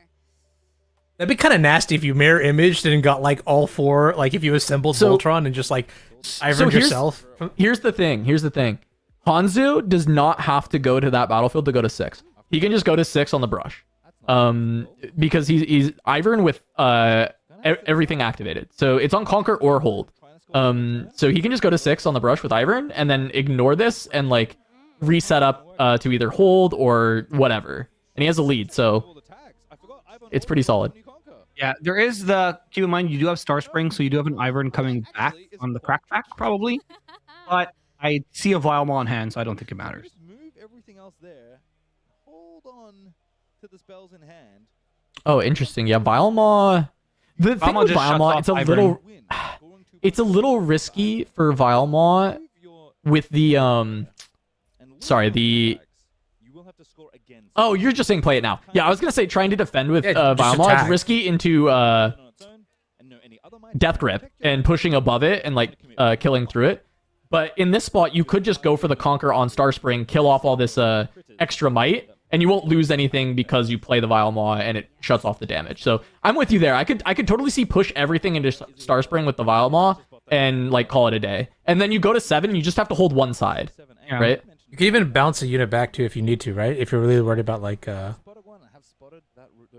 some other sort of sweeper or something, I don't know. So what I would say is if this is a hidden back off, I do think going for the hold is reasonable. Because the only way that something's dealing damage past the Vilemaw is something getting death gripped into it, so it becomes the biggest thing. And then if you stun the big thing, then it doesn't matter, right? Yeah, so we have 3 Iverns now. Oh no. Oh, They still one was a die. copy. It's my battlefield. Oh, they're all copies of LeBlanc. They're not Ivern. Oh. Okay. That actually makes more sense. Yeah. In some sense. Where it's just like, I'm making a bunch of permanent might with the mirror image. So now I'm kind of But also, wondering if I these couldn't- tokens yeah. of the new units, are they even the LeBlanc players? Or did production have extra copies of Additional cards? ones? Maybe he just didn't have extra copies of that because it's an epic. LeBlanc, yeah. Because that one's a little bit harder to... He had all the like commons, but I don't know No, if he I had feel the epic. Yeah, well, yeah, it's probably just harder to get a hold of. Yeah, you're right. I'm just saying, like, I feel like if you're playing the deck and you have the Ledger Champion, you should probably... Or The reflection tokens were always there. It was he pulled out the reflection token, put it there, and then put the card that it was on top of it. no, so... that I know. I just was wondering why he didn't have like a version of the LeBlanc, but it is not a cheap. It's not a 2-cent card. So. Yeah. I think I'm understanding this play from the Ivern. I'm pretty sure this is Vilemaw with hidden back off. I feel very confident about that actually. I think so as well. But we do know there was a hidden blade in the hand, so there's a chance it's a hidden blade, which also it works. It's the same thing, right? It's actually effectively the same, because you just need to kill the big unit. So you play the Vilemaw, they respond with their Death Grip to make a really big unit that can actually push over the Vilemaw, and then you just kill it. One card in hand by the looks of things, just laying face down on the table just left of that Karthus. All the death Dude, I am a Hanzo fan. Let's go. He's literally got Zoo in his name, man. What the hell? This is sweet. He's cooking. It's like Rengar bot, but Ivern. Yeah, he's playing the Zoo deck. Yeah. Ivern's so impressive with how swiftly Preach pastry, peach, preach, not peach. Peach pastry. I'm down for a peach pastry right now. So what we have? It's 10. Is that the Ivern that we copied, or no? We copied the LeBlanc. So there's two No, LeBlancs. it's the LeBlanc, yeah. Yeah, and there's 10 might to the 7. And again, this is where I think I just windmill slime a Vilemon. Yeah, yeah, Wait. especially because the hidden card, right? So it's just Vilemon because you actually beat the pumps. Because I guess to explain further what I'm saying, Vilemon makes it so that you can't deal damage that's less than Vilemon's might. Like your units that are less than Vilemon's might won't deal damage. And so what Breaking Sydney needs to do is like death grip a unit to get above 8 to kill Ivern so that Ivern doesn't score 2 points on the hold. Essentially is what needs to happen. Yeah. And if you can kill the big unit or stun the big unit that is made, then no damage is dealt. The Ivern lives, and it goes to the next turn. He holds for 2 points, and the game ends. I think you have to. It's rough because if you death grip, I gotta tell you. she's not. That's not even big enough. Not enough. You need a death grip. You need to death grip your reflection of LeBlanc to give it to LeBlanc. Yeah, yeah. Because Assault doesn't. Thank you. You're not death gripping the Assault. Unless You're just. unless he's trying to just dig for like removal, like a hidden blade, or he has a hidden blade. Even then, I feel like you have to hedge, right? But Yeah. Still If you don't have a hidden blade, or if you do have a hidden blade though, you don't even play the death grip. You just hidden blade the Vilemon, and then yeah, you just kill the. exactly. Yeah. Yeah. Kill the. If you don't I guess have we it, are then digging. We are digging. That's the only because logical explanation. this digs 2 cards, and then draw a card for. Oh, you draw 2 from Garthus, so you draw 3 total. Right, draw 3 cards. Yeah. Which again, I think riskier play, but I feel like you're. Oh, he's a poker player now. He's cooking. He just nodded. Okay, that was a 10. That was an ace. He's doing it for 21? the content. This guy's content Yeah. build. Luck of the draw. I know. I don't know. We have a hidden blade or another death grip, Not perhaps. too disappointed then. Again, back off just beats this death grip. At this point, you might not be able to beat it even if it is a hidden blade. So just have to make the Hidden play. blade's I'm kind of mad that Vilemon doesn't get buffed by the brush. It is indeed. I guess He's a spider. it's too big for the Yes. brush. Spiders weren't included. My Queen is not included. Giant ass fucking Wait, spider. Vilemon is a female spider? I believe so. Yeah. She's the queen on Twisted Tree Line. Oh, I guess you're right. Wait, what do you mean the queen? Like she's actually like a. She's like the brood she's queen the or whatever, Baron of something. I don't Twisted Tree know. Line, Yeah, right? Not wrong. yeah. She's the Baron of Twisted Tree Line. No, rest in I peace, didn't Twisted know Tree that. Line. Yeah, I want that back. Hey, okay, no, I'm not gonna derail. I'm not gonna talk about League. Hey, give me 3v3 back. I was gonna say like, have you guys tried the new arena thing? But never mind. I actually, yeah, I did play it last night. It was quite fun. Look at these hands. You think they could do anything? No, they can flick cards and that's about it. Thanks to Ivan, and that is a point that can get you the winning point. In fact, if you stack it either way. Yeah. Oh, he said it. He said the thing. Pastry said the winning point. Let's go. So the winning point is a podcast. Redraw time. All right, Bellows. Ooh. But that. Yes. Oh, okay. that So do? you can. Oh, we're drawing cards, baby. Let's go. To try and draw another card. That's really funny. Cute little play. So now you've essentially given up on conquering because you've. Oh no, you just. No, It's up it's to still 3 he's units. Yeah, it's still up to 3 units. just looking Looking to see for an answer the Flip hidden it. blade. This guy's, flip this it. guy's playing poker. I love it. Flip it. He's like, no, that's Oh, not. That That's is an a honest deal broker. breaker. You got a windmill slam it, dude. Oh, damn. Yeah, he just needed to find hidden blade. He drew 5 cards. I guess that's like pretty reasonable as a line to take here. But I do agree with you, like hedging, so that you can just kill the exciting. Oh my goodness. kill the Ivern and like you're not losing immediately, but maybe just feeling like he can't win the game from there into the Vilemon, which is, I guess, understandable. Oh Yeah. You can admit that? Of course. Yeah. Look, I don't be Because he still holds to 7 with a Vilemon play and untaps. Like it's not good. It's not a good spot to be in. Yeah, that is true. We were This just right here? like in a perfect world saying that we're gonna kill the Ivern, and that's it. And then we Yeah, forgot because yeah. of Wild Still. Yeah, the hidden blade helps a lot, but also like I feel like the Vilemon's more dealable, especially because he has the Watchers in the deck. Like you can you play the Watcher, gives you an opportunity to maybe push in, but I just feel like the Ivern untapping with a Vilemon Oh, there is pretty tough. Like, we established that Ivern untapping with the board, like, oh, that's kind of difficult. It's like Vex untapping, but I think maybe a little less scary than Vex untapping. But, yeah. Probably a bit less, because Vex usually has sonas and stuff. They just be like, I'm going to Yeah, tap Vex out is, and still Vex is have everything already back. untapped, but yeah. Have the untapping turn where they need to, like, tap out and hope that you can't break them. When all the units live, your opponent is still ahead on points. You've taken a turn off because you cannot get points. You got one, but you can't get two because you Oh, haven't interesting. resolved all your units to even cast the spell. And when it doesn't actually work out, Biomon makes a lot of sense for this deck, though. damage is good. That When a lot of sense. hits one unit, not all that helpful. No, I mean, Forest Father indeed, we'll say.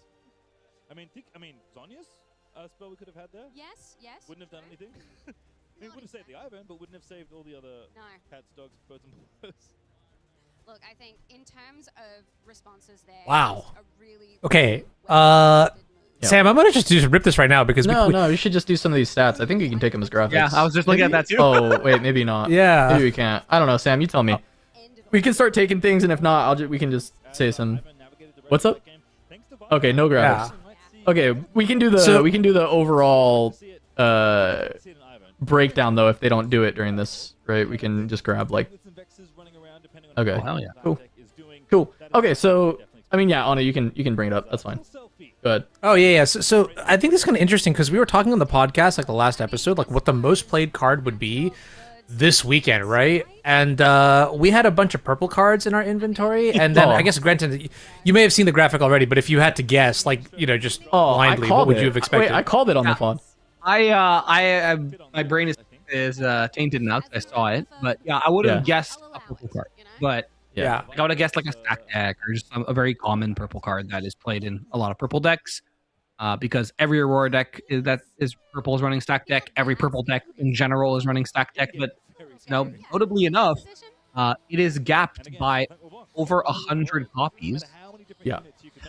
The stack deck is third most played. Wait. No spoiler. 1 second. Cass, what did you say was the top card on the podcast again? I believe I said Defy. Did I not? Okay, Defy is the most played Yeah. card this weekend, which is incredible. If I didn't say Not Defy something- as my pick, I definitely talked about it at length as how it could be the number one pick. Yeah. I felt like purple cards are too often played as 2-ofs. Even stack deck in some amount of purple decks is reduced in copies.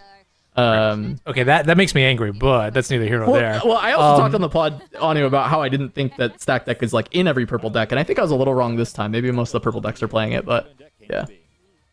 I think Yeah, something.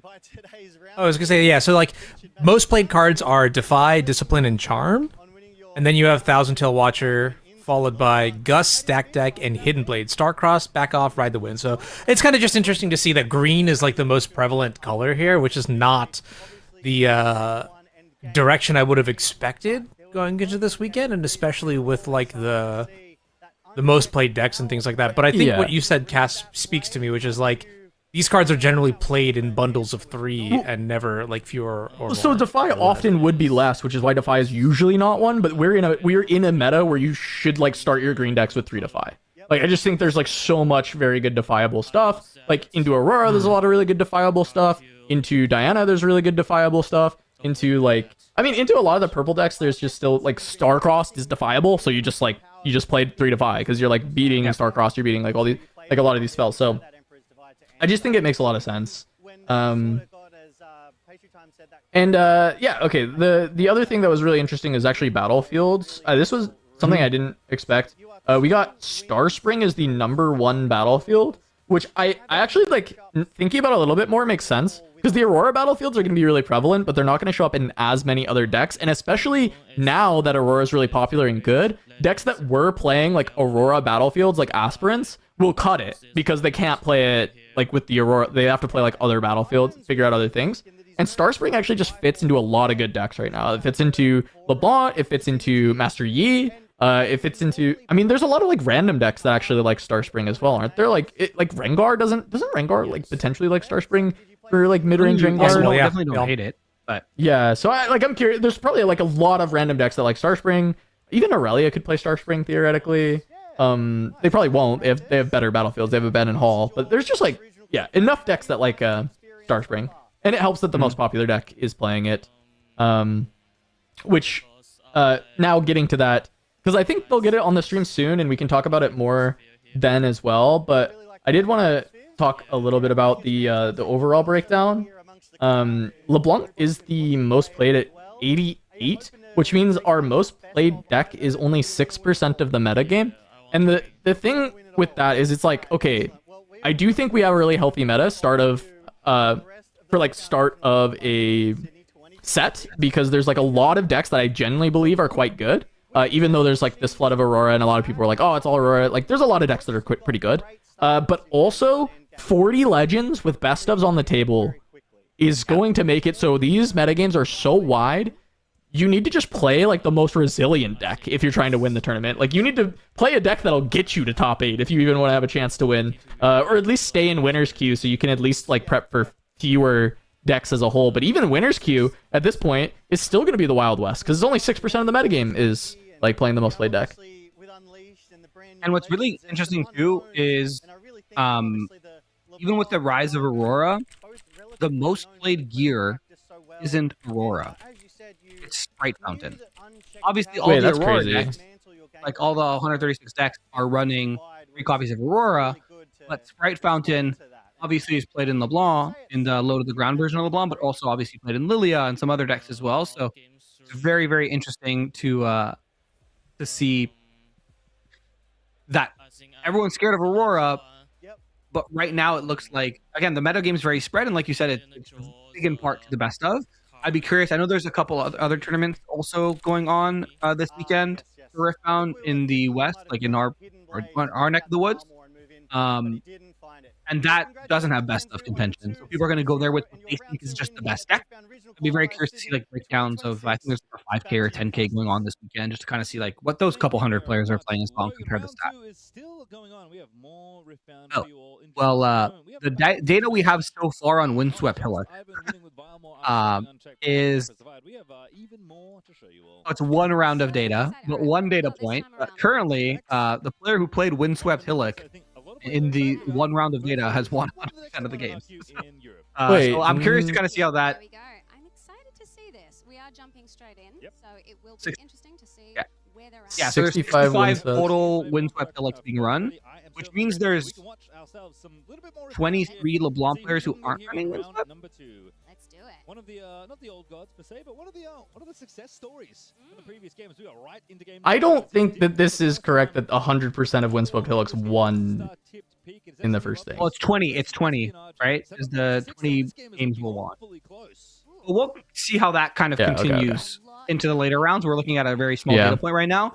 And something that isn't very small is the amount of units that this Azir player has on the board, because I'm getting PTSD already just looking at all these soldiers. So we jump in. I actually met Lovely Snow in Atlanta. This is the Lucian player that got second place in that big NZ tournament. Right before Atlanta. It was like in the post-ban meta. Lucian got second to Draven. There was like all those Dravens. Everyone was like, the Draven bans didn't matter. This like 400 player NZ tournament. There's like 6 of them in the top cut. But Lovely Snow top cut that with Lucian, got second. He played Lucian to a pretty good performance in Atlanta. I believe he like bubbled out of the best of. He was like, I think he was like either lost on breakers or was like 1 win short, something like that. Really strong player. Swapped to Azir for this event, as you can see. And definitely just deciding what the best deck he think is to like win the tournament this time, because I think Azir is going to be the deck of choice for a lot of players going for the W. People who want to win the event. Big fan of Vex Apathetic. Yeah, very, very good god. Very, very good. I think Azir is just ridiculous right now. I know that's not like a surprise here. Soul Sword kind of in particular, just like really kind of ramped up the power of this deck. I wonder, I guess one thing that does evade me is like, and this is gonna sound really stupid, but just like how to play this deck as optimally as possible. Because I think we were talking about earlier how it's just like play equipment, swing in, play equipment, swing in, and then granted you're the player at your locals or whatever who does like the Shurima shuffle. I gotta learn how to do that. That is Watch, who was the player who won? Squirtle? Was it the player who won in? Pedro or Squirtle was the, Watch a bunch of their games. They're exceptional as well. Okay. Yep. Oh, and look at it, lovely snow. I think they. Yep. Yeah, I think the Vex player conceded here, and then lovely snow was just like, hey, I also had a backstop in hand. Okay. So They might be in turns. Yeah. I think time was over, and I think there is maybe they were deciding It was if seven- they well, 7 to needed to 7. scoop or not. Yeah. I think it was just. 7. Yeah. I was wondering if they were deciding if it was going to be a draw or if he was going to scoop to him. Because if like he had passed back, then he just like immediately loses the game. Well, I'm no not matter sure. what, right? It- It would be a draw. I mean, I'm so not sure what turn they were on. Lovely Snow would have won. I mean, No, we sorry. don't. Yeah, we can't know, but it looks like Lovely Snow got the win, right? Like, and it Yes, did look like a correct. scoop at the end, and he showed him that he would win anyway.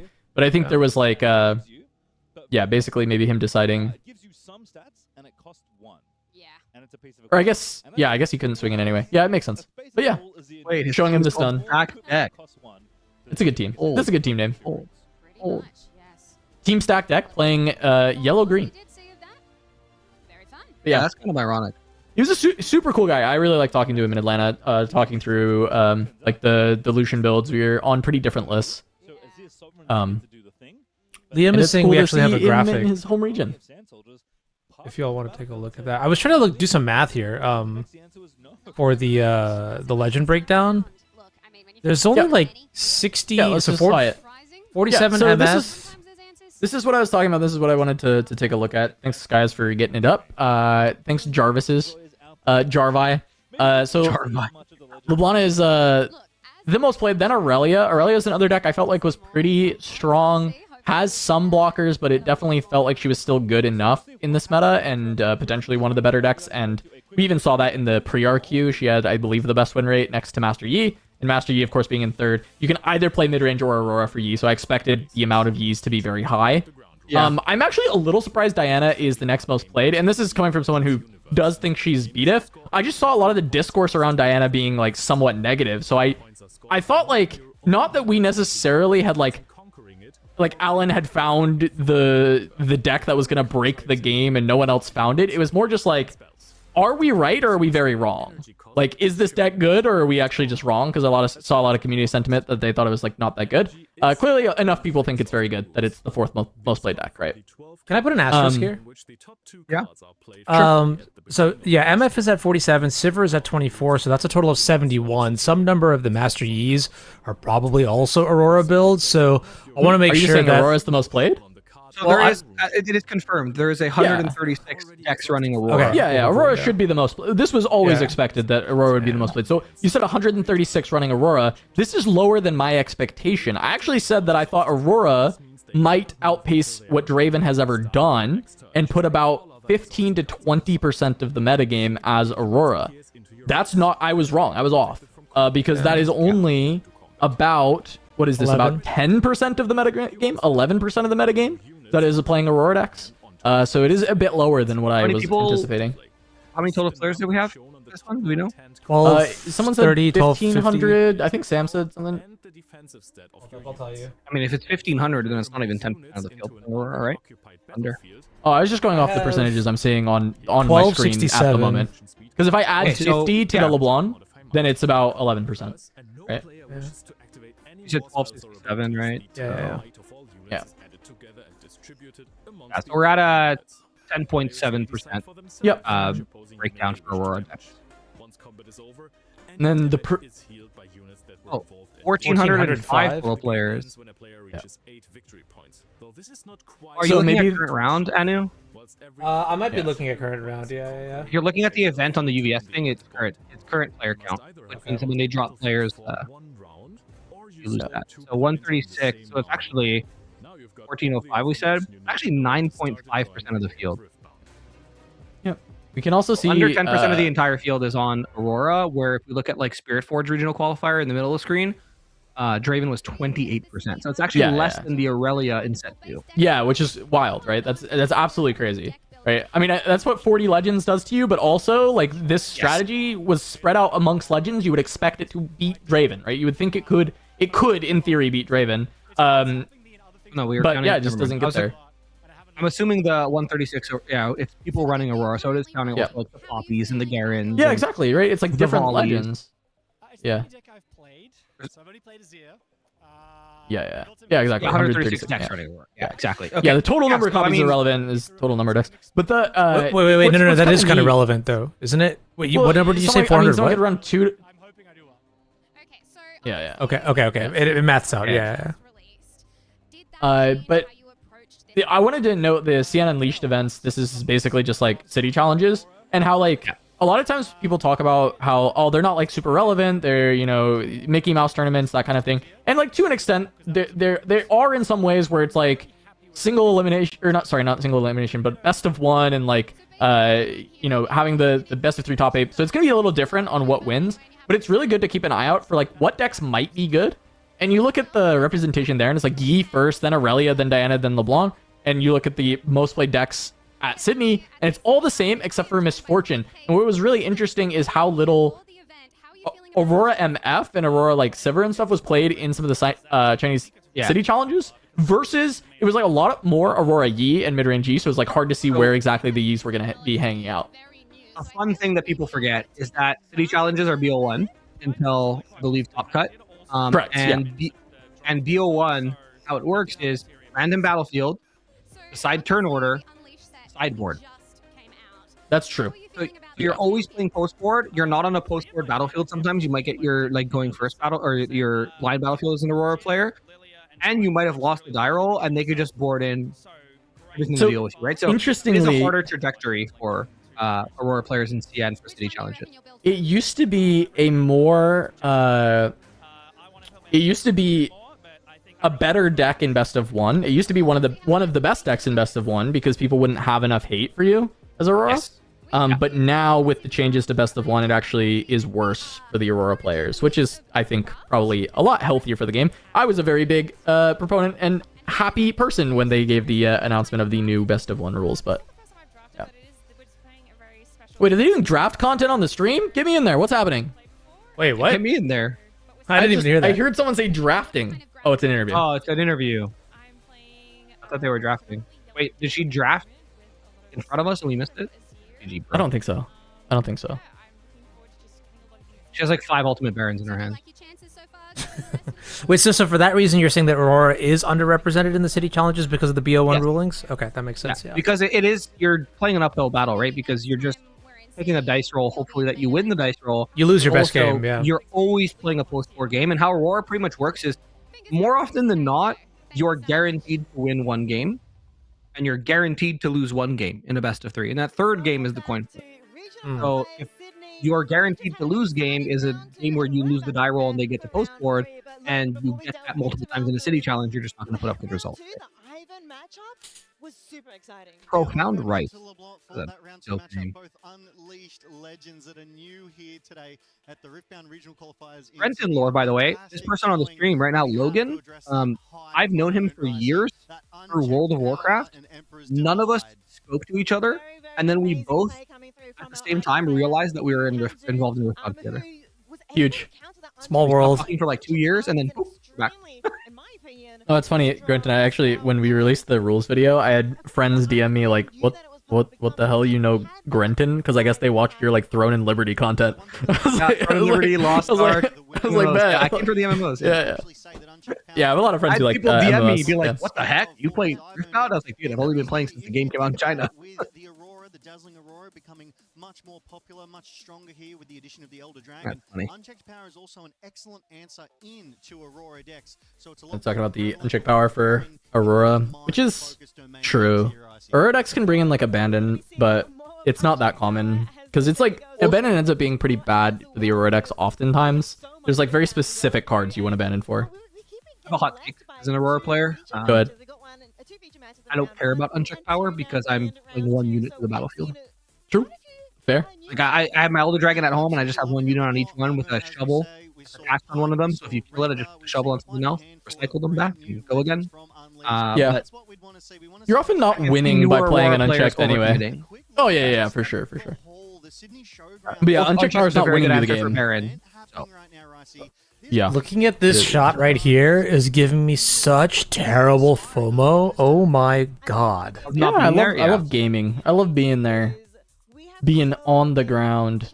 I'm glad to see Australia also doesn't have very good chairs. These are better than the ones in Atlanta because they have cushions. Never mind. Yeah. I really want to see Poppy.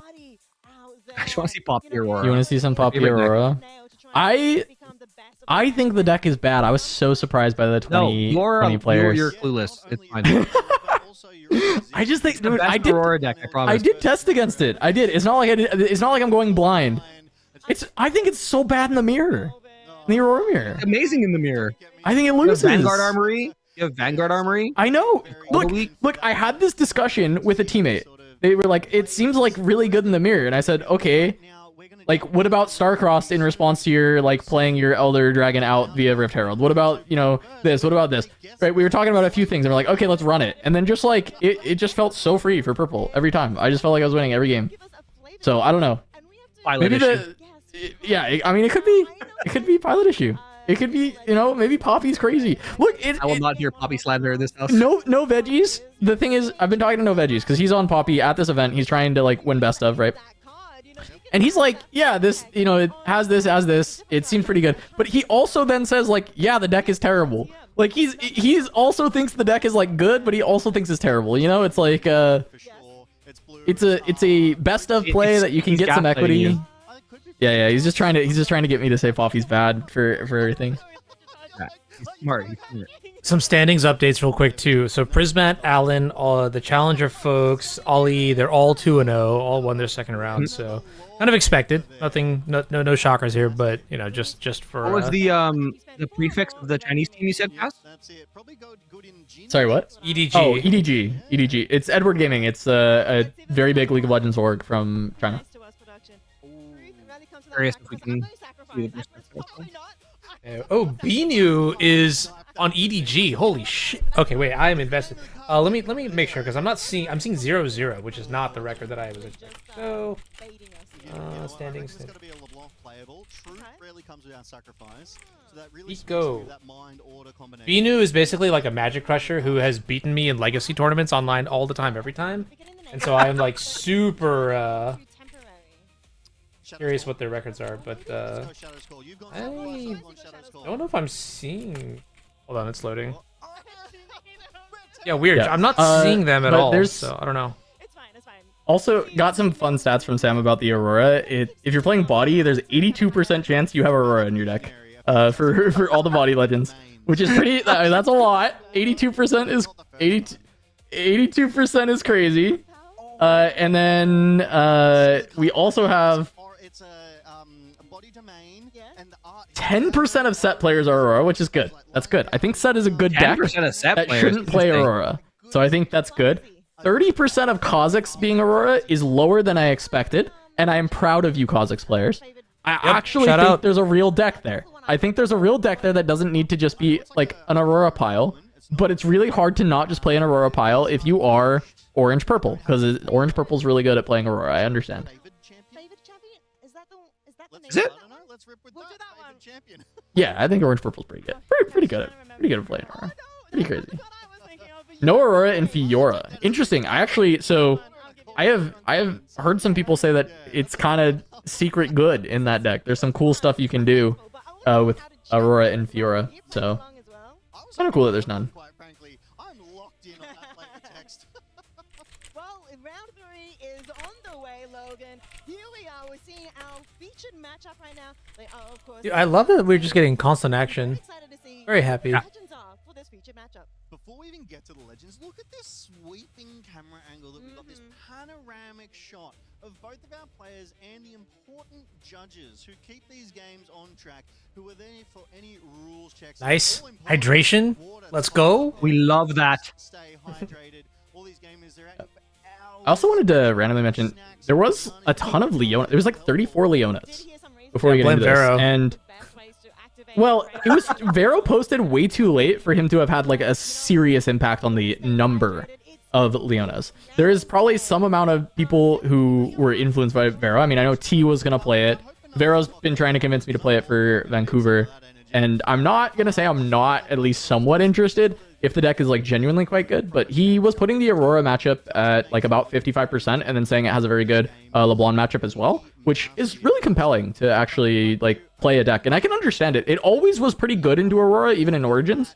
Had a lot of tools to deal with it. Stun is very good. Yellow tools are very good at dealing with Aurora. So it makes sense as it's gotten even better cards. Getting Vi Peacekeeper as being just a better yellow Leona is really, really nice to be able to replace in your deck. And it's a solid hold deck, which is very good against LeBlanc. So there's like a lot of really great tools. It got more support than any other old legend, I would say, when it comes to this set, which might sound weird, but she got like 6 cards, which is crazy for an old legend to get in a set. So it's kind of neat. I'm curious if we'll actually get any Leona on stream or how well it'll do. But this is the best Leona's ever been. I was sleeping on it when the set came out. I was busy looking at a bunch of other shiny new cards, and I didn't look at my old love and try stuff out. But yeah, Vero's shown me the light. But I need to not look directly into the sun, or else I'll start playing Leona. Oh, what are the legends? What are the legends? Actually, is there a way to filter on the We haven't feature? seen an Aurora on featured matchups yet. No. Well, that's why I was going Poppy. Yeah, oh, come on. Feature's not put into them at all. It's decided. Oh, Damn. you want Sivir Aurora? Oh, the Oh, mean Aurora. that is pretty mean. I mean, Sivir already... Yeah, I guess we haven't seen any Aurora yet, so And we know how Yeah. I mean, we should That's gonna we be should, a pressure, right? we should watch some Aurora. You know, it needs to happen. Yes, please. You don't want to run too many Baron Nashes. It's a really good late game piece in the Dazzling Aurora style. But more often than not, you're going to see 2 to 3 Elder Dragons if Yeah, they're of course. indexing very heavily into that win con. Very powerful that card, is that but we purplish still looking have thing? here. And, Art? we're No. starting to get Oh? an inkling on I can't tell what these are. Legends It looks like an Ari on the other side. to will I'm be coping though. It is Ari. Oh wait, it is Ari. Okay, sick. I think Ari is really bad now. Period. I think Just she period. Just full stop right there. Yes, got Yeah, you. I'm with you. I think she's not good in this set, which makes her a great metal choice. Because you know, high value metal deck is bad. I think of all the blue-green decks, she is unfortunately the worst. I don't think her legend ability is getting too much value in this set. There's not like a ton of just like Giga Swarm slam stuff in. And I also think like Foxfire is not as good as like the other signatures that you're gonna do. I think like Orin has more value with not deramping, as we've seen with like Kaisa in the past, as far as like being really aggressive with sprite fountains and like that sprite game plan. And then Lilia being able to have like sprite call on a stick is also like a bit better, right? So I just think she's the worst positioned green-blue legend, and it's not like green-blue is even like that particularly good right now anyways. But Therefore, she is the most expensive best of. So if you are chasing for best yeah. ofs, I mean, it's a fun best of chase. I also like don't mind watching RE gameplay because I feel like we haven't seen too many Aries get just like exploded on stream, which is nice.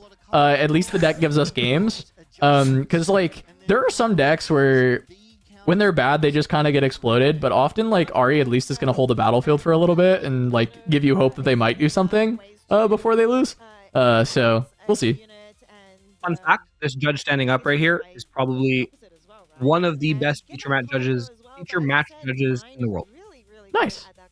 They're, I they're mean, an that's great to know. exceptional judge. They've judged. I judged with them in their feature match judge in Vegas. They didn't do Atlanta because they had a conflicting event, but they're in Sydney, and I think they're going to also be in Vancouver and Hartford. Well, that's awesome.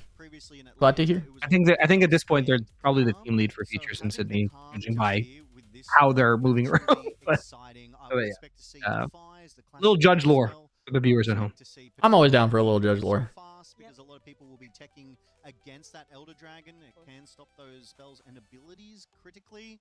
So, yeah, Wait, they're talking about, is it Aurora? I saw the Ari, I didn't see the other guy. I didn't see the other deck either. I don't. Somebody said Aurora. Who said Aurora? Caster? Was it Anu? Was it just Anu?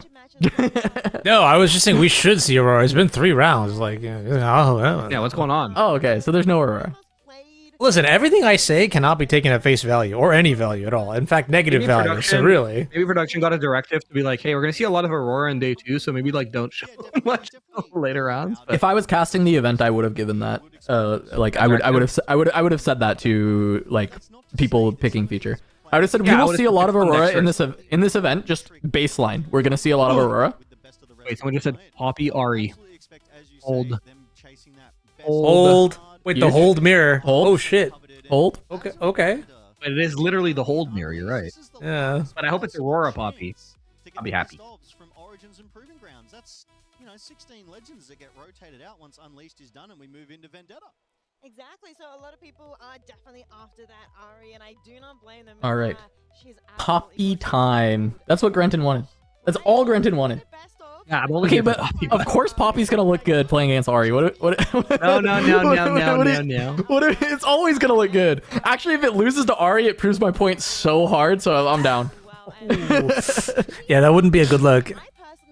It's such. I mean, a bad actually, look if okay, it wait a loses minute. Ari. That's a little unfair because Ari is so good against Vanguard Armory. So, No, it's not. What do you mean? The effect gives it all -1? No, am I bad? Am I Is it wrong? minimum of one? right? Oh god, Ari sucks, man. Holy. Look, if she had the like, if she Was had the Ari like even post Origins text, I think it's minimum of 1 Grenton because everything was minimum of 1 It is back minimum then. of 1, but I think, think maybe so. is Blue Ari not minimum? No, it's also minimum. Everything sucks. There was All right. no effects in Origins that reduced your might to 0. if I There are remember no correctly. excuses, the big rule bro. for 0 might came out in Spirit Yeah. Forge. Yeah. If Poppy loses here, Grenton, we're gonna have a talk. I'll have to I mean, we're slowly, gonna see how slowly good walk Not you So off the Fast ledge. is at actually stopping Elder Dragon. I mean, that's really the big thing here. Not So Fast and Emperor's Divide. Those are the I two guess big yeah, cards. between we're Ari. doing. That's a whole deck, of course, that runs Emperor's Divide. Yeah, I have hope. If we're featuring Yeah, Ari and right now, Ari like has to be okay at pivoting too. We saw Blue Ari in the Champ Zone, so Emperor's Divide is like extra good for pivoting Blue Ari and like trying to find conquerors. it must be 2-0 right now, right? If they're round 3 feature. Yeah, most likely. Alright. Yeah, but this the other like interesting thing I was saying about this metagame is winner's queue is like way harder to predict when it's this spread out, right?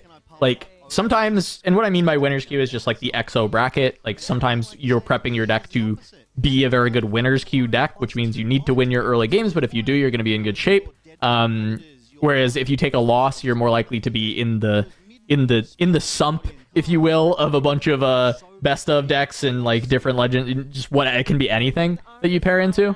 And winner's queue being hard to predict is just going to be the case because there's so many different legends. It's like harder to predict what legends are just going to rise to the top. Because you can say like, oh yeah, the LeBlancs will rise to the top. Some of the Auroras will rise to the top. Yi will rise to the top. But then it's like, okay, that's already 3 decks. Like how many others may start to win a good amount? The random decks will just hit other random decks for a long enough time that they'll stay near the top. So there's just like a lot of stuff that will be in winner's queue. It's a lot harder to predict that metagame. It's always the blue Ari that they go for. Inquisitive is just that. I have a fun fact because I'm a weird judge build guy that I just got told in DMs. I better laugh. Everything in set 1 says minimum. It's not. You're not gonna laugh. It's not. Yeah, Funny. you said fun fact, not a funny. What? Oh, no. Yeah. So everything gives it a minimum of -1, right?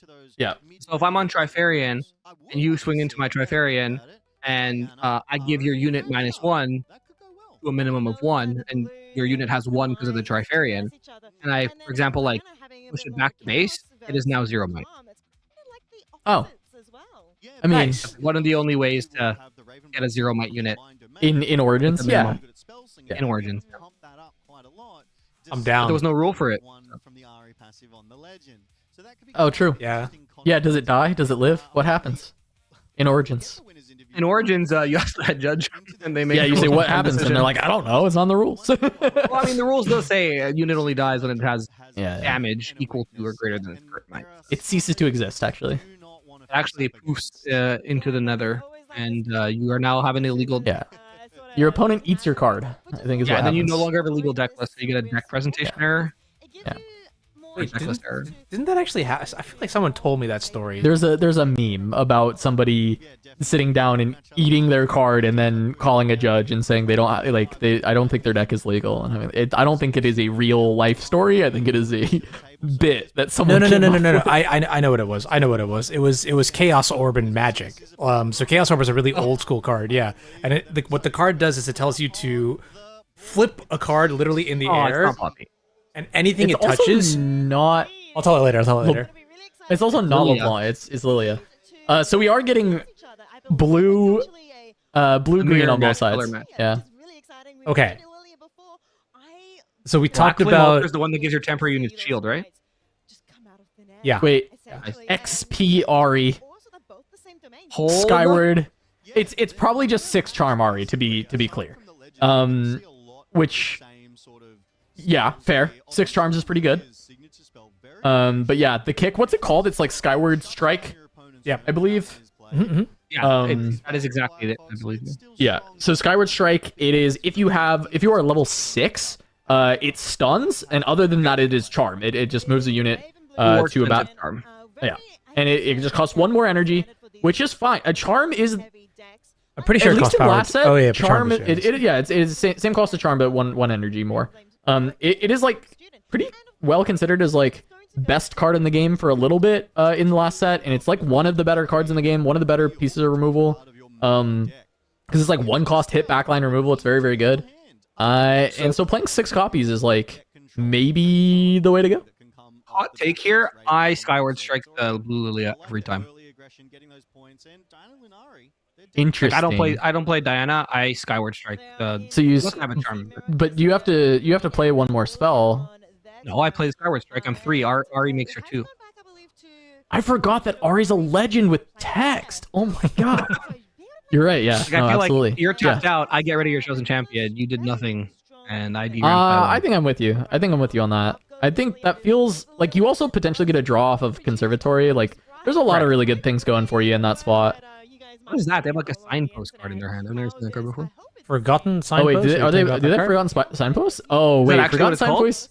Yeah, Forgotten Signpost is really okay. Weird. I mean, remember what it exactly how the text goes on this. So as an additional cost to, so this is a gear. You play it. It's 2 energy. Whatever. Then it is an action speed. As an additional cost to play this, you exhaust a unit. If you do, you can move a unit to the location of the unit you exhausted. Am I remembering this correct? I'm opening it up right now. I'm gonna It's a say weird yes. one. Unit you control. Very Tap. confidently, I'll say Move a yes. different unit you control to the location of the unit you exhaust. Okay, I was- pay for this ability. I was pretty good on that. Yeah, I didn't read it word for word, but the nature of what I said was the same. Has that's a gonna lot be of a signpost. conditions. Why would this card So- be good in Lilia? Hold up. Well, this is chosen champion tech, moving Blue Lily around, but I feel like this is a lot of hoops to jump through. Oh, so it's kind of like Smoke and Mirrors at home. Yeah, it is. And then I'm sure this deck also plays Smoke and Mirrors as well. You have to exhaust the unit. Yeah, this does nothing. Oh, Yeah, but you play a Sprite and then you swap it. But like you wouldn't do that right now. Okay. But you swap like Move a ready unit. sprites. Oh. I see. So you move to where you exhausted from. Oh, okay. Okay, so this is like the Siren. In this was exact use This case. was a lot of well, yeah, and it also puts a 4 might unit defending now because this is a Black Flame Altar. Well, shield What one A or different two. unit you control It's shield from 1. location. It's a 4 might shield unit one? there. Yeah. Yeah. So I mean, I guess this is supposed to start doing something kind of like next turn, really. This was like set up, and then because both these like sprites at home just die, right? They're just not doing anything. And then next turn you have the Lilia ready. You can like play more stuff and just generate like a bunch of sprites, I suppose. You can always do this like Lilia play where you just like bounce There you your, go. or Lilia just dies here. Yeah. Well, so they're doing what I wanted to do last turn, this turn, Yeah. which I guess still works. Yeah, it's still good. I mean, not much Because they was tapped out, gained right? on the turn from Lilia, right? Like They gained a point. established a combo that would only be good if the Lilia stays alive. This board is a whole lot of nothing. I see so many sprite tokens, and they're just like, they're just gonna get evaporated. Like, So I've done some fun stuff like this in LeBlanc where I was playing Ladros. So you do this type of stuff, and then you just eat the sprites to play a Ladros. Oh, and true. then you have a Ladros, and LeBlanc with Ladros is very strong, right? It's like one of the best units in the game for her. And then you mirror image the Ladros and you Exactly. go crazy. Yeah, and then you play blue LeBlanc and you actually keep the Ladros mirrors alive, right? Because they're like disgusting units. Oh, you leave it on top. No, you predicted. Leave the Raven Bloom on top. Yeah. Oh, so this is how I thought this card worked originally as well. I think it says you and then may I recycle it. Yeah. So you predict first, and then you predict and then you reveal. reveal. Yeah, that I know. Yeah. I was just wondering if it's you may recycle it at the end. No, Yo, Cal, not If at the it's a end. spell, draw it. So you just leave it on top. I got your little chef's hat because you're cooking. Nice, and here's an apron too, Hell just yeah. in case. There we go. Yeah, I need it. Okay, we're just. I'm very excited why about that didn't joke, by we- the way. I just want to be clear about that. Oh, because of the shield. Or, I was like, why do we stupefy Anna on guard? Wait. Yeah, why stupefy though? The on guard was in hand from the start, wasn't it? I mean, there's 2 in hand, so probably, and maybe they just wanted more card draw, but I feel like you. Guess so. Anyway. I guess so. Yeah, I mean, Scuddy Crab. isn't this game like low-key just over? It feels like this deck is like all in on the Chosen Champion Lilia, but then it was like tap out 3 turns in a row into a potential 6 charm deck. It's a little tough. Little tough. Just rip the unchecked power. Can we? 3, 5, Yeah, Just- you're on 7. 7? Just reset the game state. Honestly, You're like, actually, you know what? I don't think he has units in hand except for the Ari and I mean, there's just Gemstones, a yeah, and his hand is just like Scuttle Crab and Poro. I actually think this is the best play is to just rip the unchecked. Oh, we're making a. Oh yeah, I forgot that you can make sprites. I am curious if the I don't unchecked think is this still the better. play. But this is not I very think the good, unchecked is still right? better. You just discipline this, and then if they have another on guard in hand, we know of. Wait, and why then you have the discipline Raven Blues and before Service the reveal? Playing around Currently, Defy, the sprite was winning. Oh, playing around Defy. drawing Defy. Yeah. Wait, Yeah. no, that still doesn't matter. Drawing No, no, Defy wouldn't matter. because then it's a trade, right? No, Defy would proc the Raven Bloom. Yeah, I don't No, know. yeah. Oh, I don't okay, know. Well, you had the Defy, so. But again, like this is so much Okay, never investment mind. to get 1 point that you're not going to get. Like your unit just dies next turn. Like you didn't establish Scuttle Crab or a Lonely Pour or anything like that, Yeah. and they're just gonna go on even points now. I don't know. I feel like maybe unchecked was just better there. Yeah, it's interesting. It feels weird because the unchecked is like so low value on just like killing a 2-drop and a 3-drop, but with no backline for the Ari and not that many cards in hand as a whole, like I didn't hate the idea.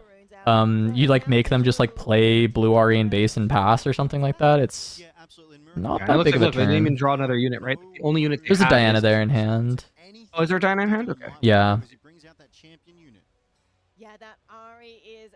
I guess they're holding the unchecked for when Ari's on a battlefield, which I guess is fair, but When I attack with defense, give an enemy unit here -2 this turn to a maximum of 1.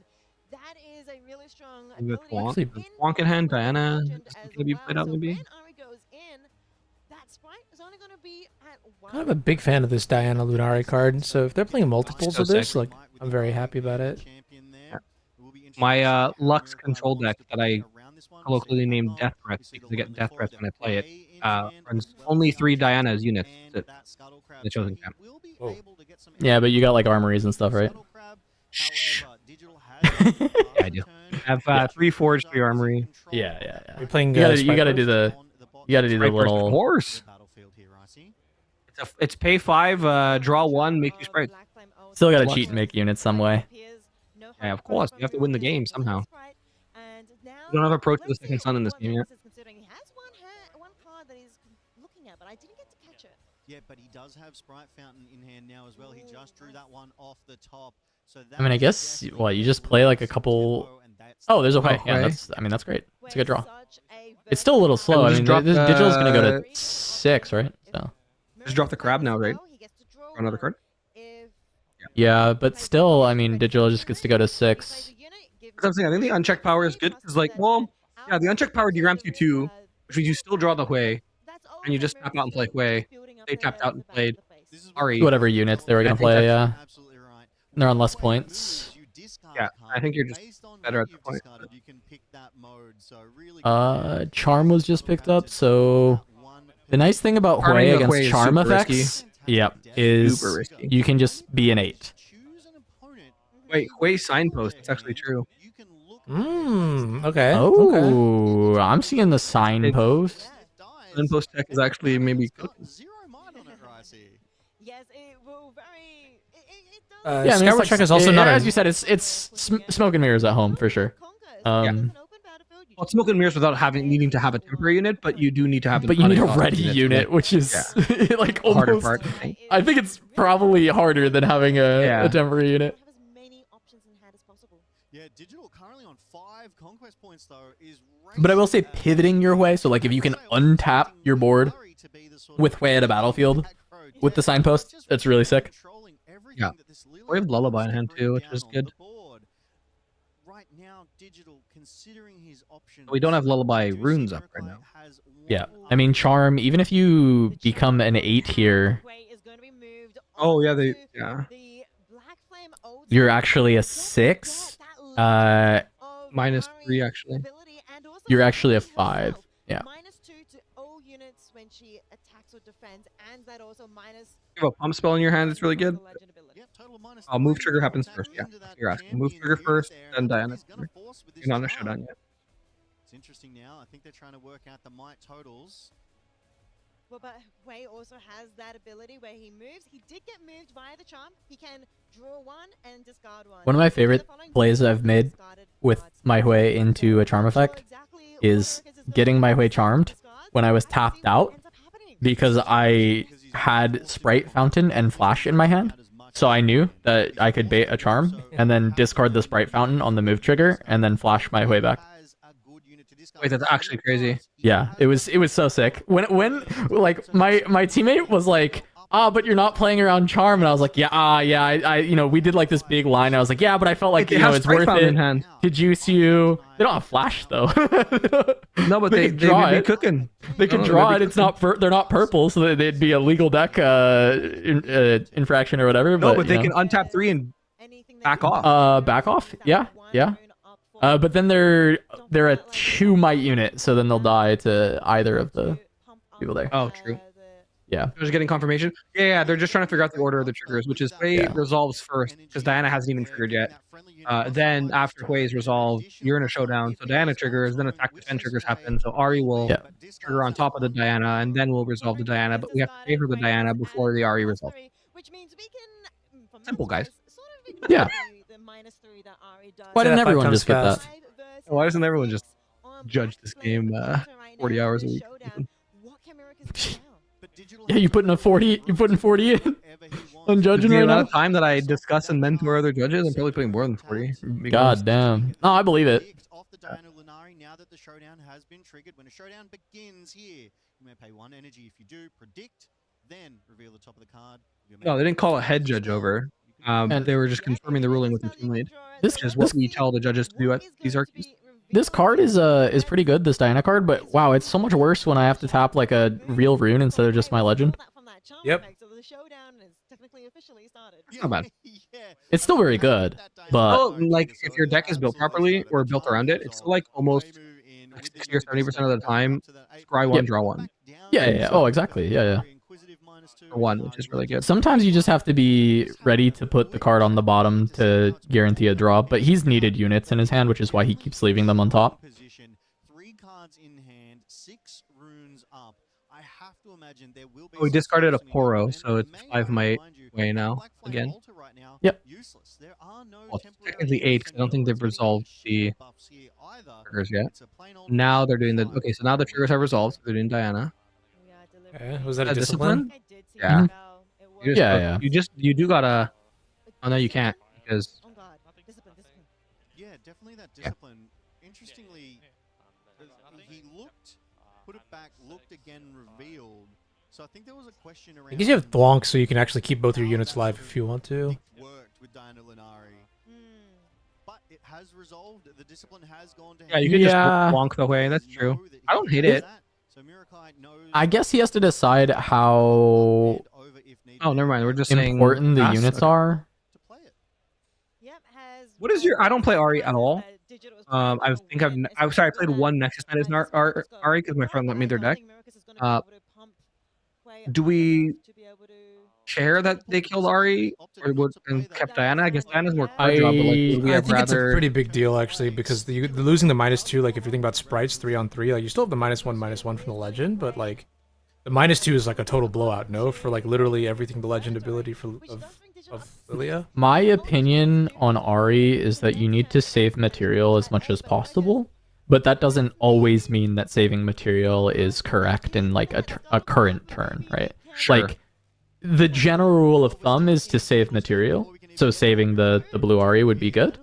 But like, do I think that necessarily in this spot it's a mistake to like not spend a thwonk in order to keep your blue Ari around, right? Like, I'm not sure. I think the thwonk when you're at 6 is probably more valuable when you already have units on board than the blue Ari is. That's probably fair. But hearing you say that too, like the inverse also seems kind of true. You're saying if you want to save resources, generating resources is also equally as important, and that's what you've basically got 2 battlefields locked down now, where you're gonna draw an extra card, right?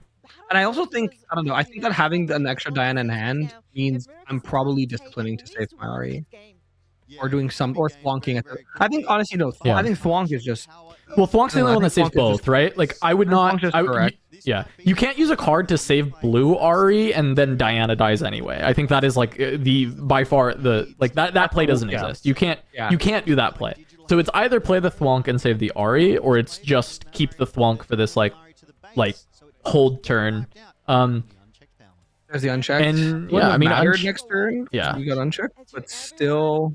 No, you're pretty happy that you kept the thwonk in this case, right? Because you would have just lost your Ari as well, and it wouldn't have. Yeah. And the thwonk.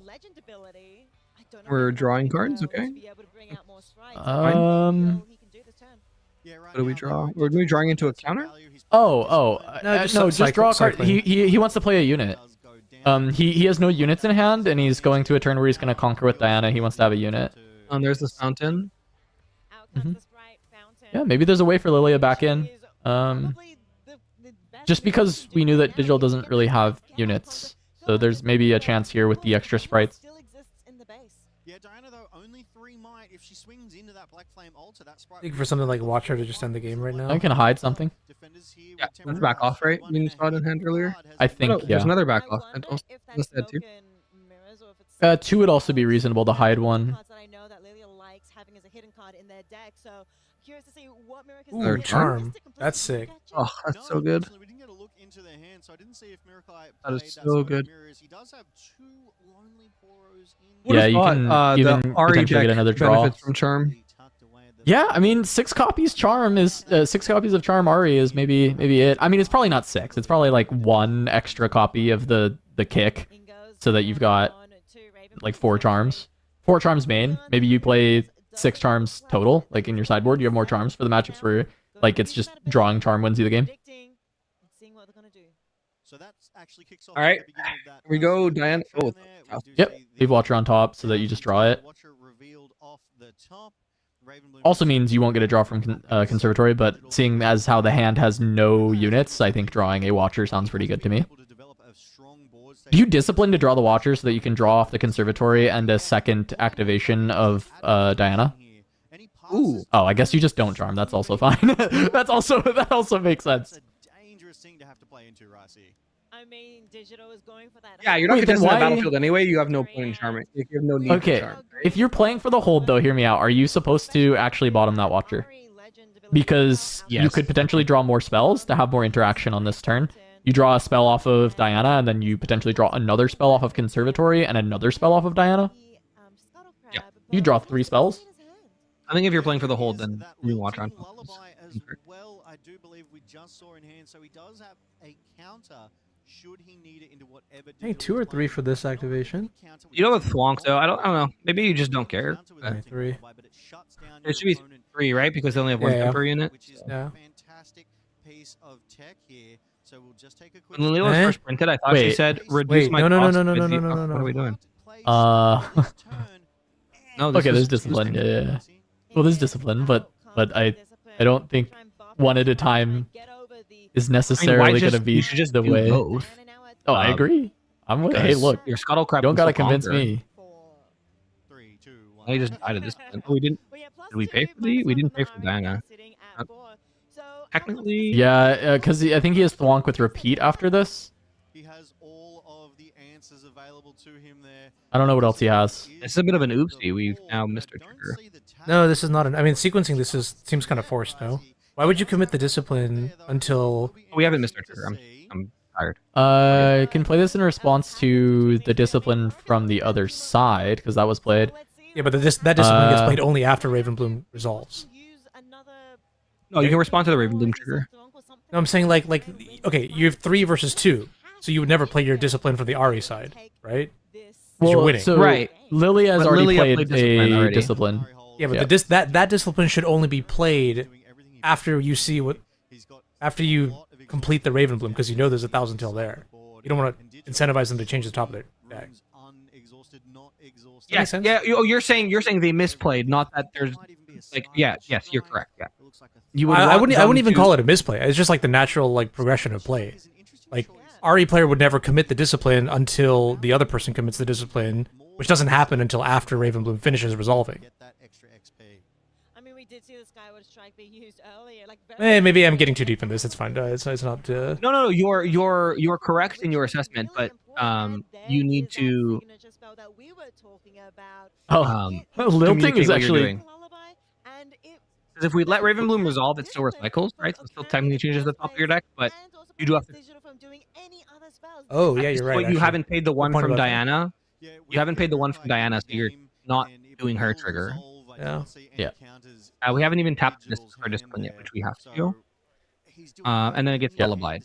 Okay. So it doesn't matter. I think I take it back then. Yeah, I think it is a mistake then not to do it, because you're right. You recycle off the Ravenbloom, and you actually kind of need the Watcher here. So it's a Yeah, it is a forced recycle, right? Correct. Yeah, Well, you know what the top of their yeah. deck is, right? Yeah. So they can respond to their own Ravenbloom trigger with their discipline, right? And then you can just lullaby it, which is what happened. But there's no reason for you to discipline first if you're Lilia here.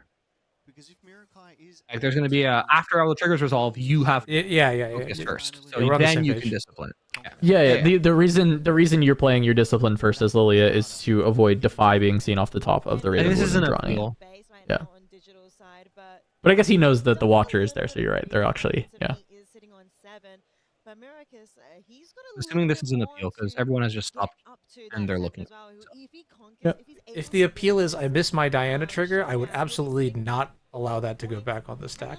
Oh, by the way, like Lilia can win the game now because the Lilting Lullaby getting this, the Watcher going to the bottom from the Ravenbloom, the No unit. Sprite kills Diana. There's no unit, so Ari just has 0 units, and Lilia can always have a unit because of the well, first off, there's still a That's an crab appeal. sitting at the back which can conquer, but also you can always just make a Sprite to get the conquer, so she can catch up in points and then eventually draw like additional cards if they're both like drawing dead on units. We've seen the Skyward Strikes and the Thwonks, which are very good for those sort of combat-based showdowns that we currently do find ourselves. Thwonk in. is not Yeah, a- judge call, With yeah. that lilting Thwonk is not a lullaby reaction, and right? Countering that discipline and No. shutting down It is an digital. action speed spell.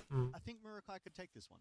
It's actually possible. At least take that battlefield. I can see that happening. Yeah, no, you it can't. Still has a couple Yeah, of, you're just uh, locked out of everything with that Lullaby. Lilting Lullaby might be what he needs to be able to Chakram set that battlefield Dancer and would bring be it sick to here. Like And technically, it's gonna be I don't know. into, as You have to like said, soul read it. no But you know you're units playing into in Lilia, so like Josh's hand, so it's gonna be a I think you let them resolve everything they want to resolve, and then You're so right you with as the yourselves and know defender, when you that get will be a focused, you challenge thwonk to first. develop that But then if they lullaby, you can discipline on top of the lullaby, and you still get the draw, and you still get the +2, and then lullaby will counter your thwonk. Yes, but at least this way your discipline doesn't get countered, because your discipline is what keeps your unit alive. Your thwonk is kind of just insurance. So spend the insurance first, have them.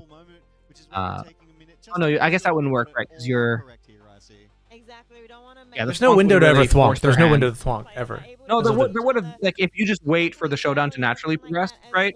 There'll be a point where you get focused as the defender. I'm just trying to think if I thwonk Okay. there, I'm really excited they to probably see just what let it the- resolve. how Lilia bounces Actually, no, they can't let it back. resolve because This is the moment. now my unit Well- doesn't deal damage and I just bounce back. But yeah, they would have to lullaby the thwonk. Well, that's the thing, right? We were talking about Lilia coming into this, and that you love Lilia as a deck. Like let's say we resolve Ravenbloom, I recycle my Watcher. Mhm. You are now the attacker with focus. You're the Lilia player. You discipline because your sprite's only at 2, put it Yeah. to 4.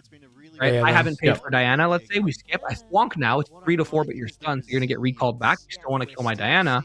then you would probably lullaby that for your unit's not blocked, and I can discipline. Yeah, and you respond to it with this one. Sure. I just with the Yep. Watcher but on this all top happened now. because he needed to play the discipline to draw the Watcher. That was the issue. Is like he plays the dish. He's like not playing around lullaby because he needs I to. don't love this ruling, but Yeah, it will be interesting to see how this judge call went. Obviously, we went back a few I don't love this ruling. We should not have drawn a card here, right? No. That stupefy off the top, which We should have. gets that information. Yeah, those all should. But we have missed the point where However, Mirakai, I can't. How do we draw the Stupefy? I believe they let the Diana trigger be put on the Diana. chain. Oh no! I do not like that. I don't. That I is- don't like this ruling. I don't. I'll get more info since I know the team lead who is judging the features. I'll get more info on what the actual judge call was and where they were in the, because we're watching F essentially, so where they were in the process of the showdown. But if we're resolving Ravenbloom, Yeah, and now Digital finds himself up against it. then we should not be able to pay for Diana at that Yep. point. Right now, he will have Yep. Well, no units for digital, and then the hand is full of units for our Lilia player. So another one we see back off. 0 units. You just play back off from hand to draw a unit or draw a card, like for sure. Yeah, you have to. You have nothing you can do. You have Stupefy and back off, both of which can just be played to draw a card. You just cycle them. Fly first. See if you can draw a dude. Yeah, Stupefy first makes sense. The back off's more valuable. He's searching. He's trying to find those units. Oh, Ravenbloom. That's a student. Ravenbloom's pretty good. Winnable. He top decks that Ravenbloom student. Out it comes immediately. And well, Could he be Yeah, playing I mean, this Discipline in is response probably to fine, Diana's actually. trigger? it's on If he, so the thing with Diana's trigger is you have to pay the 1 Not on all battlefield does have to that put the style trigger on the of play. chain, What we and if can you do don't, is move that then you are Ravenbloom pretty much onto saying that I'm Diana's not preferred battlefield using and this then ability. start Yeah. May So you- trigger. You can't react to it, right, unless they put it on the chain. Like if you swing into a Diana, you can't just like respond to their trigger unless your opponent puts it on the chain. Make sure, and it looks like Digital is going to pass the turn with that hand signal. Possible he said Diana trigger and then Ravenbloom trigger, but didn't pay the 1. Yes, exactly. We saw him also play Discipline, not pay. So again, we're flying blind. If the player said like Diana trigger, Ravenbloom trigger, but didn't pay the 1, then yeah, I absolutely agree with them Yeah. allowing the Diana trigger to go through. Which is why I'm saying like, I don't Oh. agree with the ruling def, but if I'm there, then Okay. Crazy thing, by the way. Singularity just drawn off the top. You just saw your opponent not have a unit, dig for a unit. You just rip the Singularity, right? You just like slam this, kill the unit, and say good luck. Like find something. Yeah, correct. Rules for the game are so convoluted. Oh no, that's a very normal rule for. Yeah, triggers. I think it has to be the Singularity, but it's a weird play to find. I think because it's just like it feels bad to just play Singularity into the single Ravenbloom student when that's your entire turn. Is that and then go conquer with the Scuttle Crab, but I think it's like so correct. Move Scuttle Crab and get them to 7 now too. That does mean that they are on the exact same points. Yes, Where's my we burrito? have a game on our hands. Oh. Dude, the driver ate At it, this bro. point, it's He's not like- coming, man. He's like, you don't deserve a burrito, homie. Watcher in the hand of Meraki? Yep. This is not winning because of the charms in hand. That's a Thwonka Skyward, a back off. Can't Whoa. identify the last one. Very, very purple though. Mercury Don't like that I would too just much. play it with the Sprite instead of with the crab, I think. So he's going to concede this Black Flame Altar. It is a This is kind of like a very raw, like, that Ravenbloom Conservatory. Both cry for players help. have 7 conquers. That's what it feels like. 7 conquer points apiece. It really is Digital's Well, no, I mean, I still think try and stop Meraki from getting that hold point. Has to try and conquer Lilia is still like theoretically ahead here. It's just like because Black Flame Altar there's only spells in hand for digital, which for student he's gonna be able to wipe this board. But it's Wait, like, is can he? he win from there? Is the question. There's just a bunch of stun. Back off, Thwonk. That's Defy. his charm. He just walks into one. He plays the discipline, and then Dana no longer human. Oh, sure, yeah. pretty sure there's a discipline in this hand. Walks into one side, plays the discipline, and then just Is there a charms the other discipline? thing over. Even if there isn't, you just walk into one, you back off something, and then you're 3 into 2, Okay, yeah. Oh, back off here is actually pretty good. I like that, actually. and you just charm the sprite. Yeah, there's like plenty of ways for him to clear this board. I think he's just like scared of Defy for a second here, but I don't remember if he's got his own Defy. He's got his or- own Defy. Yeah. Yeah, so no reason to be scared I like of it. this. I think his hand sucks, so I just like start cycling cards in the hand. Like, play the back off, draw a card. Play the charm, draw a card. That's an action. You can't respond to. Oh, Smoke mirrors. that's not I mean, terrible. if there was any Now you. Is there any oh, no, you don't runes have available? You don't have runes It could for be something, but yeah. No, you don't have No runes runes for available. Smoke and Mirrors. Yep. That would have been really good. Nice. And with that, Murky is going to have to Wait, what did we reveal for the Raven Blue? Smoke and Mirrors. Oh, okay. Yeah. So now he just sees all the charms. Double charm. Found Mouser.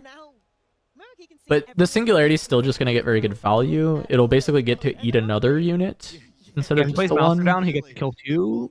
Now we're 7-7. Oh, we're ready. Okay. So I got context on the call. There's a language barrier between these 2 players. So they didn't know. One player didn't know what the other player was responding to when they just. Yeah. So that's why the player announced that he wanted to do Diana, and then the player windmilled the discipline. So it cleared it all up. So we're all good. So I now recant and I agree with the ruling now that I have context. Funny how that works. Yep. This is why I always say to people, before you crap on judges for rulings, you need to actually get context. 'Cause Yeah. Yeah, but I'll just flame Grenton anyway, you know. yeah, That's me fine. though, you can flame whenever you want. Other judges, don't flame them though. But me personally, I Yeah. appreciate it.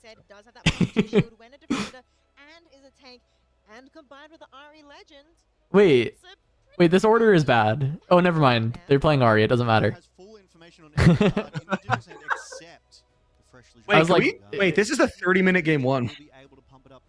Yeah, that is true. Isn't Lilia supposed to be an aggro deck? Yeah, that is also true. Holy fuck. Is this still the same game 1? Yeah. And there's the Singu. No answer. I mean, the game's it's gonna go more. There's only 3 runes. There's The no guy's- Sprite, Conquer, draw a card. And Ari Digital has no units in hand, right? And I don't think, oh, but at least Lilia can print a unit, but it doesn't Yep. hold, so it doesn't No, solve so- anything. It doesn't solve it. So what the thing with we Lilia is have a Watcher in printing. hand. Yeah, Lilia printing units though does matter because he does have a unit in hand, so he gets to play the Lonely Portal. Printing the unit next turn can end the game, right? So, But well, you also also printing the Watcher unit next gives turn. you extra card draw, right? Like you're just like drawing a card every turn when you print the Sprite, so you're probably gonna get out of the hole. I mean, there's just Yeah, we Poro also plus have Watcher. Watcher. This gets over. Yeah, Yeah, we Poro have plus Watcher. Watcher. Yeah, no, of course this is over. Yeah, yeah. Gbo. Yeah, It's over GG. without the Watcher. Sprite Poro just ends the game anyway. Also true. And then there's an Accelerate Lilia, like another Aphon. And his burrito will arrive before game 1 ends. No, dude, the rub is. Fuck. Ooh. Graphics. Okay. Okay, let's contextualize this game a little bit. This game starts. I thought you were gonna say contextualize the burrito. I was like, all right. If Let's you want me to. contextualize this burrito. Let's contextualize this game as a burrito.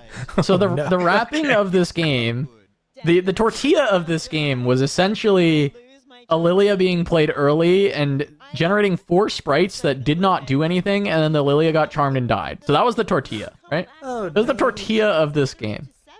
And then the filling from there is basically the Ari deck showing that it just doesn't do a lot, right? Because it charmed things, it killed them, and then it like fell over to just a couple sprites being made and an unchecked power killing like 2 2-drops. I'm putting something in the production chat. I don't know if we can show this on stream. I mean, I hope we can. But whoever runs the Riftbound OP Twitter deserves a prize, man. This is so. Oh, that's great. Yeah, I mean, if we can throw it up, let's do it. But Oh, wait, yeah, that's it's actually it's a great tweet. Yeah. Yeah. I was gonna say something. Oh yeah, the Ari deck got 2 for 1 twice and then just died. Yeah, exactly. I mean, it's just Ari's a like good deck. Just like in Oh, the this back deck's of my pretty head, I'm cool. hearing I like mean, Magikarp. it is a smoke and mirrors way deck, and then utilizing the Liliaphon. But like, it's harder to utilize the smoke and mirrors when it's not a LeBlanc deck. But at least you have all the sprites to do stuff. Like you can still like temporary on command as well. Oh, there it is. Yeah, Boom. this is how Cinema. the Tideturner felt in the Dragon Rengar game. Or Tideturner. Cinema. Also, that's hard. Oh, we're back. Thank you. Chakram Dancer, actually insane deck. I've seen people running Yeah, it's pretty Diana cool. too. It's crazy. Drop it, and Yeah. you just like a 5 might swing on the battlefield. Okay, I If saw you this have only last one game. unit I'm just there. gonna I'm gonna blast it. I saw Vile Maw plus Rockfall Path, and now I'm seeing Rockfall Path and Chakram Dancer.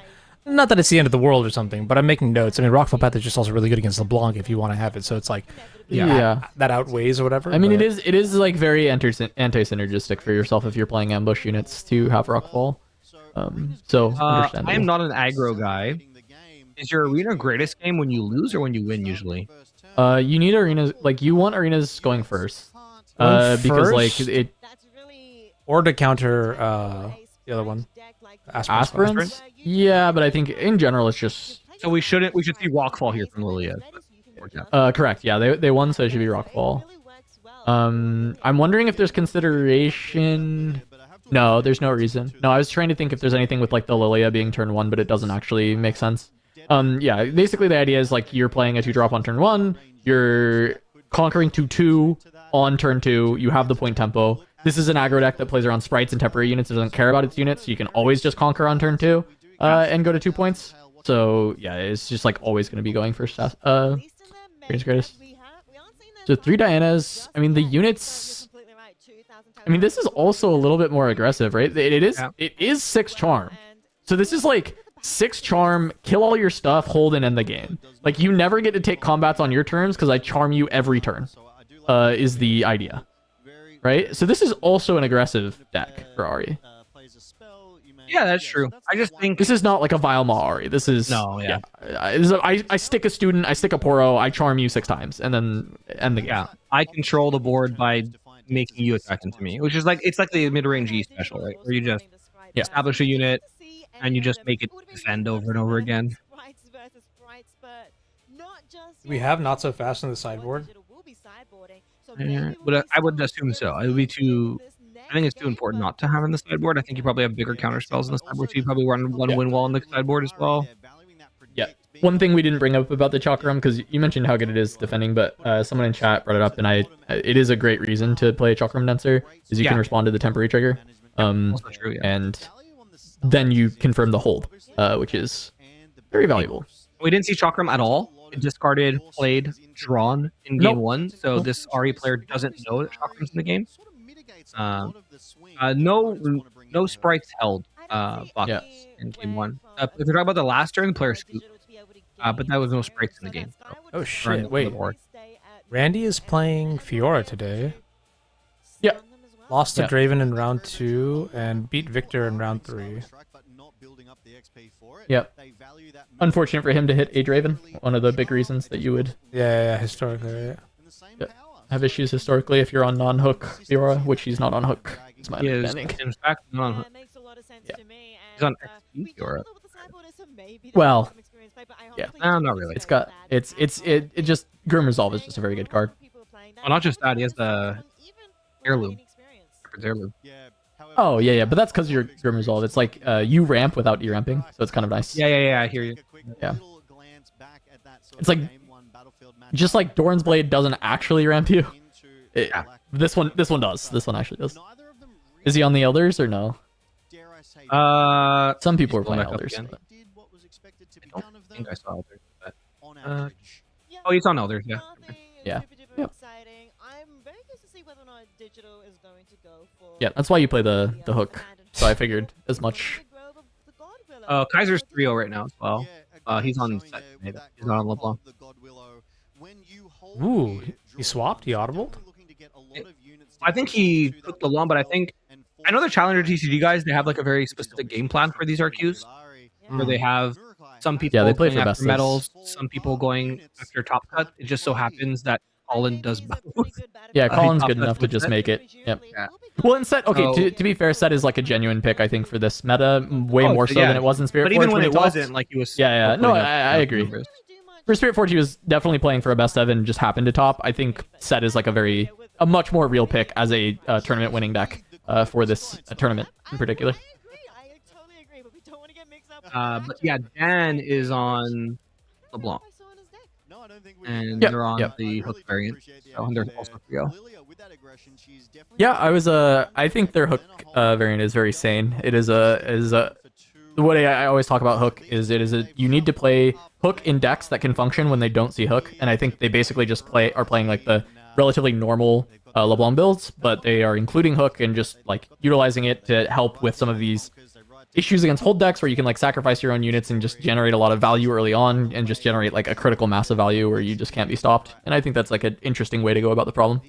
Mhm. It seems to work very well. It seems like they've kind of Hook was like an actual good answer. Yeah, I've been playing a lot of LeBlanc. I really like the Hook variant more. I find it much more Yeah. engaging to play, and I mean that's just also a me thing because Oh, I love Hook. I'm a filthy combo player. But Hook gamer. I'm a Hook gamer. Yeah. Oh, here we go. We're I already think into they cooked. turn 3 Oh, wow. or 4. Turn 3 of the game. We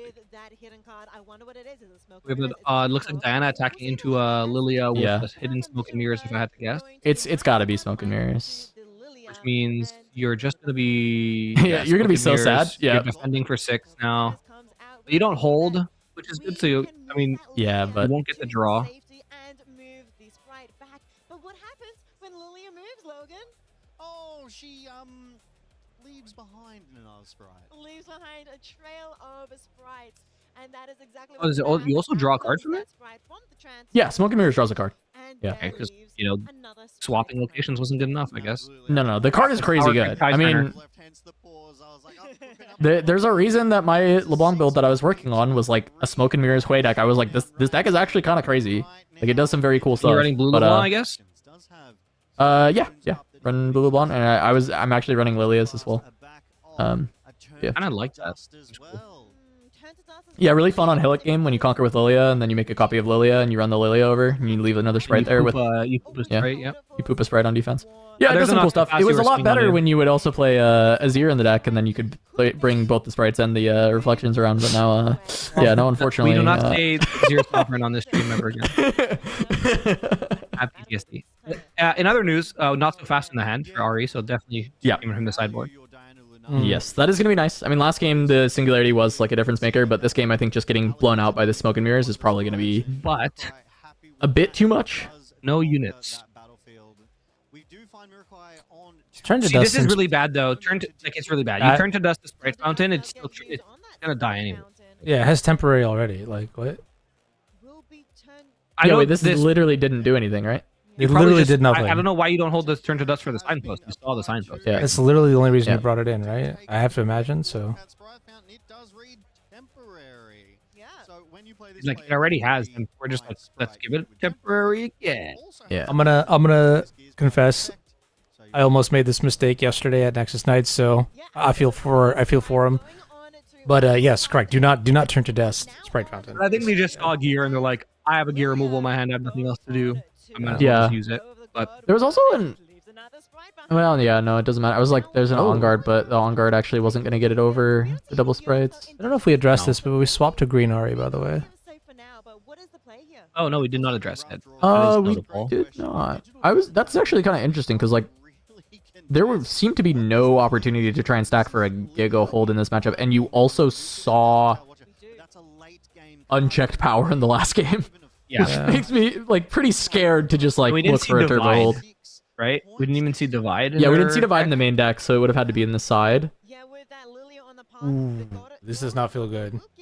Rock casting the Ari is really Yeah, rough. it feels like green Ari is better into slow decks, right? And then you would want the blue Ari for these faster decks. I think this is I have Grove and I'm holding this game, and so I'm going to swap over to the holding legend, and I don't. Just That's not. the game plan is to always play green on Grove. I mean, maybe it's a connected, conscious thought, but I don't know if it's a good one. We also got a sneak peek at Murukai's hand. He does have that unchecked power in hand in case of emergency. So that's This one's gonna be pretty rough. I mean, Yeah, I got to 5 already. But he's at 5 Draw 2 now this turn. Just don't see this getting to the late gamer, I see.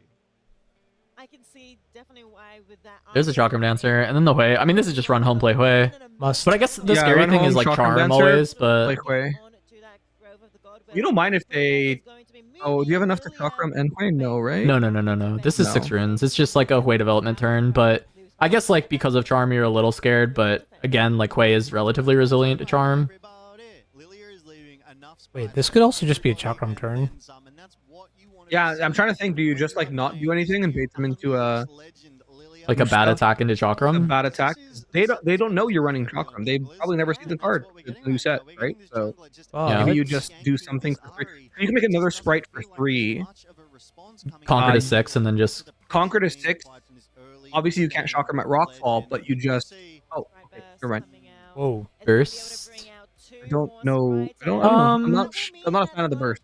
I feel like you're doing the Chakram play, but more telegraph and worse by doing the burst. Oh, but I guess you make it... Okay, so you go 6/6. That's the difference. Yeah, that's kind of fair. There's also like double Watcher in hand, so going to 6 points, Lily at home, Watcher in hand, just looking to close the game with this, and like it makes it hard for your opponent to even get on a battlefield in the first place, and if they do, they probably spend a bunch of resources, so Watcher runs it over, and then you just conquer the other side. Yeah, you gotta you just win next turn, by the way, with Chakram. Yeah, you win with Watcher, yeah. No, you just win with Chakram. You just respond to the temporary trigger with Chakram. No, but and I think this is hold better and then against conquer the other enemy side. Watcher. Sure, Conquer sure. with Yeah, I'm Lilia. just saying, like, in the event that they like are able to break one side, they're probably using a bunch of resources to break one side. And then if they're holding on one side, you just win with Watcher. But you're right. If they don't get on a battlefield on this turn, you can also just win with Chakram. But that would also win with Watcher as well, because you can accelerate Watcher. So there's a lot of ways to win from here for Lilia. There it is, accelerated, ready to roll, pushing in on that Grover the God Willow, and Mirakai goes, yep, all yours, buddy. And so Digital goes to 2. He does go to 2, but we did see Mirakai. This is also rough. Like, that unchecked power, so I'm not sure if, no, I guess, yeah. Digital's Even gonna with go for Chakram, you too just much, lose the Watcher. goes and claims Rockfall Path. Now at 3 Yeah, but now it's just play points, Watcher and win. on 6 points, does have Yeah. Lilia in Yeah. back. I guess hiding Well, cards. not necessarily. Because Ari does have text, I learned today. But you can play your own unchecked, and then you're probably also just Oh, winning. yeah, you just uncheck power here and you just take a turn off. Yeah, that's fine. Yeah. Yeah, just the counter. It's so. Why is unchecked the card that is just like running this game? But yeah, it's just counter unchecked. Yep. Unchecked power does get used, and that eliminates the entire. No, but Watcher also beats the Legend ability too. But I guess this is better against back off. Right now. And is now going to be exhausted though. Won't be able to conquer. Yeah. Yeah, Watcher does beat the Legend ability. That round, being able to get rid of all the units once again. But yeah, I mean, it is Watcher is all your energy, so you don't beat the hidden card on Rockfall Path is the only thing. And this is probably just like always winning, because you still just have Watcher next turn. Exactly, he has that Lilia in base. Will become ready. Or just make a sprite. Out of his turn. Will be able to also exhaust his All right. to bring out that ready sprite as well. Yeah, I think this just Legend ability is just Giga power crap. Nobody's surprised, but Any sort of units. Really unusual there, because obviously he had no units, so he actually good to be pumped conscious up of. and drew into another discipline, which is not what you want to see right now when you're searching for those units. Yeah. I guess he has to discipline the Lilia again, make it a very Very disciplined Lilia. exactly. And there it is. Another discipline comes out. Another draw. I mean, he's dead on board to just make a SGG. sprite with Lilia. Yeah. So No, he's passed the turn over to Mirakai. Readies up that Lilia. Yeah, I think this is game. All Mirakai needs to do is go in, get that. guys, I'm sorry, I'm just not an Ari believer. Nobody Like, is. Let's just be. Let me be very clear. Nobody Like is. anybody can argue and say that they don't like his version of Ari, and that's fine. But I just feel like it's the worst blue green legend, and blue green's like not even that insane at the moment. So, but this is a cool deck for Mirakai, and I think nice little Lilia performance. Definite dominant game 2. Fist bump. Mirakai wins this round 3, a 2-0. A 2-0. There it All is. right, friendos, I gotta go. Little guy's sleeping, and so I gotta quiet down for the rest of the night. But I'll be in chat, Alright. hanging out and stuff. All right, good night, Anu. I will Get see your y'all burrito, later. King. Oh yeah. Yeah, get your burrito. I have no idea Where's where it it at? is. Where's it at? Yeah. All right. See ya. Yes, yeah. All right, see Anu. All right, that is what round 3. Round That was round 3 3, yeah. in the books.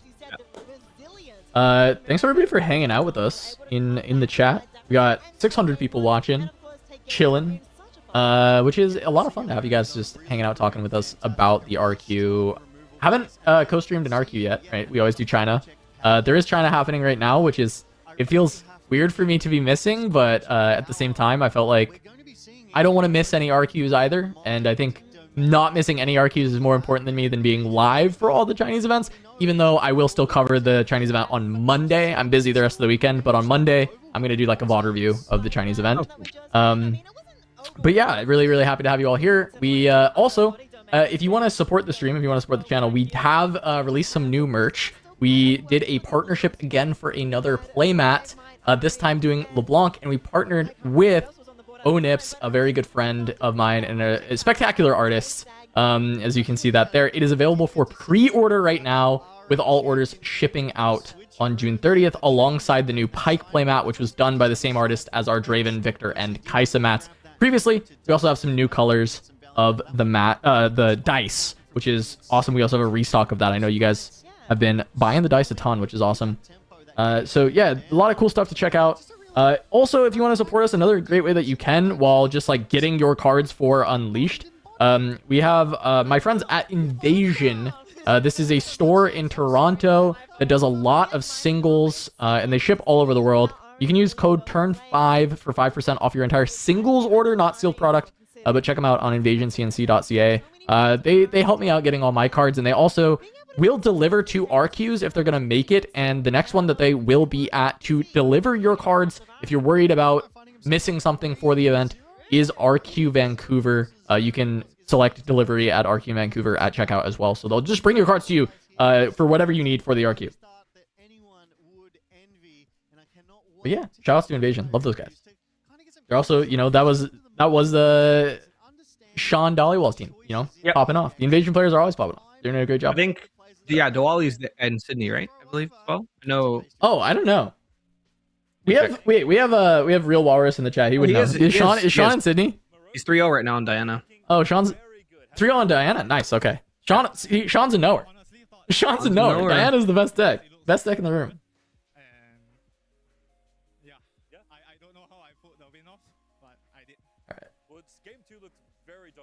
But yeah, I'm excited for the RQ in general. I think my favorite type of my favorite events are these ones that are like brand new meta type things, you know. Like I always love the first event of the set, especially when it's like very close to release. I know a lot of people are like, there's a lot of people that don't like tournaments that are like immediately at the set release, because they're like, oh, getting cards, like being able to have time to test, because like, you know, there's a lot of complaints that I've heard in the past about like only the most ingrained players, like pro players, get the chance to like test enough time for the event. But I think that is like something that's important to have for these events. That's really cool, because it shows like deck building, and I mean, really, like deck building is the main skill, and being able to like recognize new metas, because you get like a very interesting meta in the first event that is going to be different than I think the rest of the set, because things will get more refined. So you can kind of have these like rogue decks creep in and make really big waves. So it's always like really, really fun to have these beginning of set tournaments.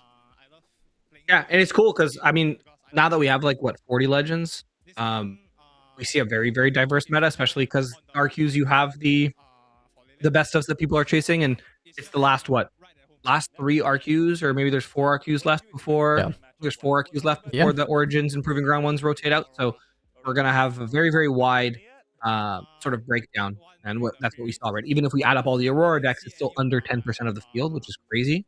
So I don't know. What is your kind of prediction for conversion rates? Like, what decks are you obviously expecting to convert highly for day 2? And what decks do you think, like, now that I think about it more, oh, maybe this deck will surprise us?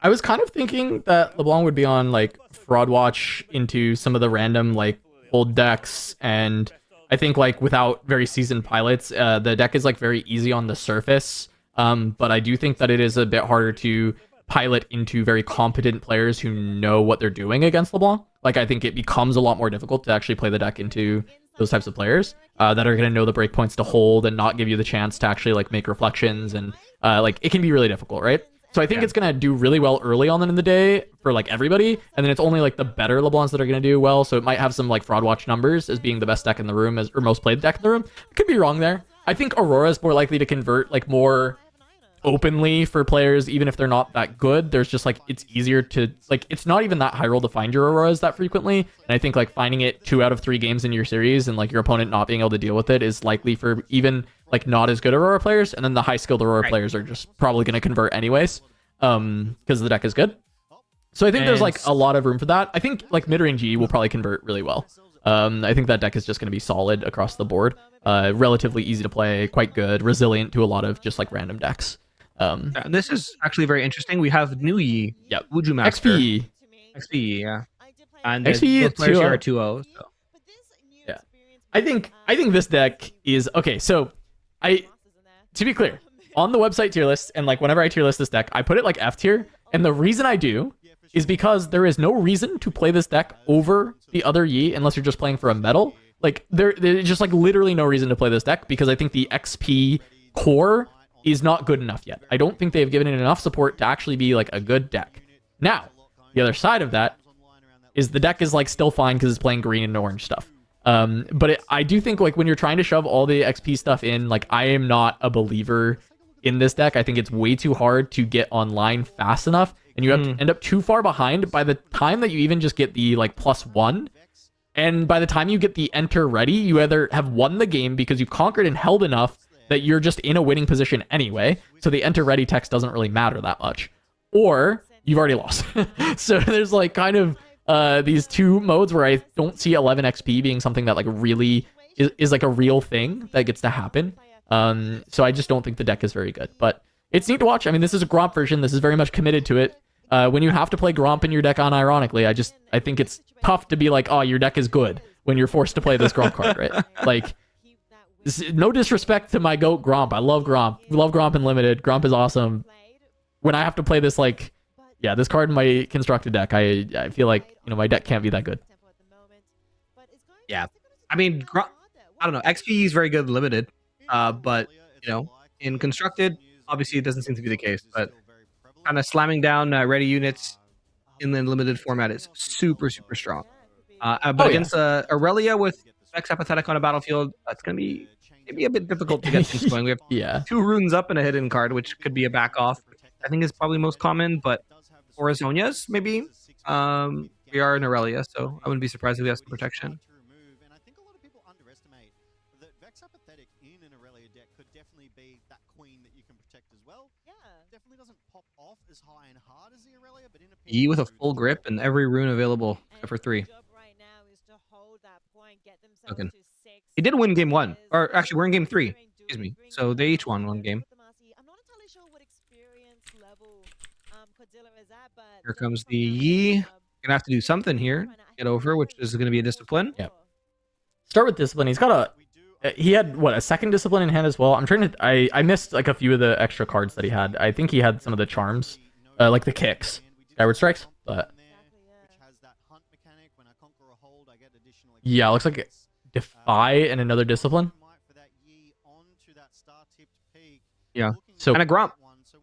Yeah, and a Gromp. Currently even with the Vex, which is not ideal, but I guess you do accept the trade and you just make him flinch. Just look to redevelop. Gonna have to flinch now. Reveal the hidden card or use something from hand to pump. Yeah. It feels weird because it's like trading here is like not exactly. It's not even winning for XPE, right? No, you have 2 units in the back. You just double conquer next turn. So. Oh, and it's apparently 5-0 according to the top. Oh, yeah. Yeah. I think you just take this. Right. Yeah. Yeah, actually, I was gonna say that it's super interesting. There's a world where just taking the trade is better for the Aurelia player, but like giving up the hidden card feels really awkward. It is a Azonias. Okay, yeah, great, yeah. I mean, I don't know. I feel like the discipline. Maybe you're just trying to get cards out of Yi's hand, which is again totally fine because you're saving your Vex regardless. So just making you spend like a discipline, like spend a defy on your discipline where they'll just net you another card. If they don't counter it, it's good, and then if they do counter it, well, you got to counter it out of their hand, right? Is that a spider in their hand? The arachnid? No. It is, right? Second from the top. Oh yes. Sorry, I thought you were talking about the like the Giga Yi. I thought you were thinking that was a Vile Maw, but no, it is an arachnid. And then there is the Giga Yi. There are 2 Giga Yis in the hand.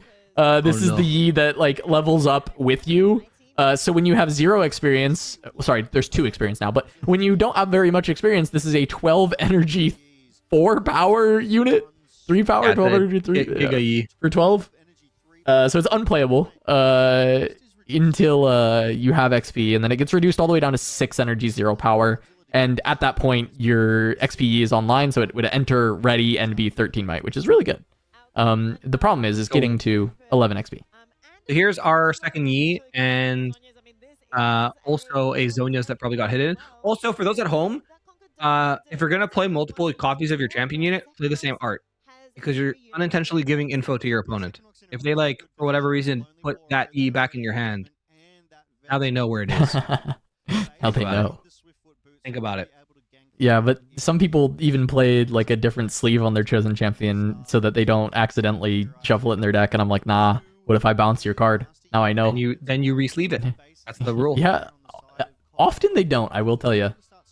I think it's like socially acceptable to not if it goes to your hand, but if you're recycling it into your deck, then you absolutely. it better if it goes in your deck. Yeah, but I'm just saying often in the hand they just leave it. Yeah. I don't know how this game is 6-1 though, but you know, we're here. We came in and it was 5-0. So I'm not an XPE believer, so I'll just believe it. I don't know how. Ari. Ari. Well, I don't know. Orange green is just like a better color combo. But no, Ari has text, even though I forget it sometimes. It does have text. He has text sometimes. Yeah. Kind of. Not probably? this game. It's probably never gonna have text this game. Yeah, you're supposed to re-sleeve it when it goes to any private zone, but it is socially acceptable that players when it goes to your hand, because we assume that we're going to play it again very soon, and it's only a disadvantage to not re-sleeve it. There's no like advantage you gain from not re-sleeving it, where when it goes to your deck, if you don't re-sleeve it, then there's a huge advantage. You can locate it, right? Very easily. So there's some leniency to just encourage pace of play to continue going fast.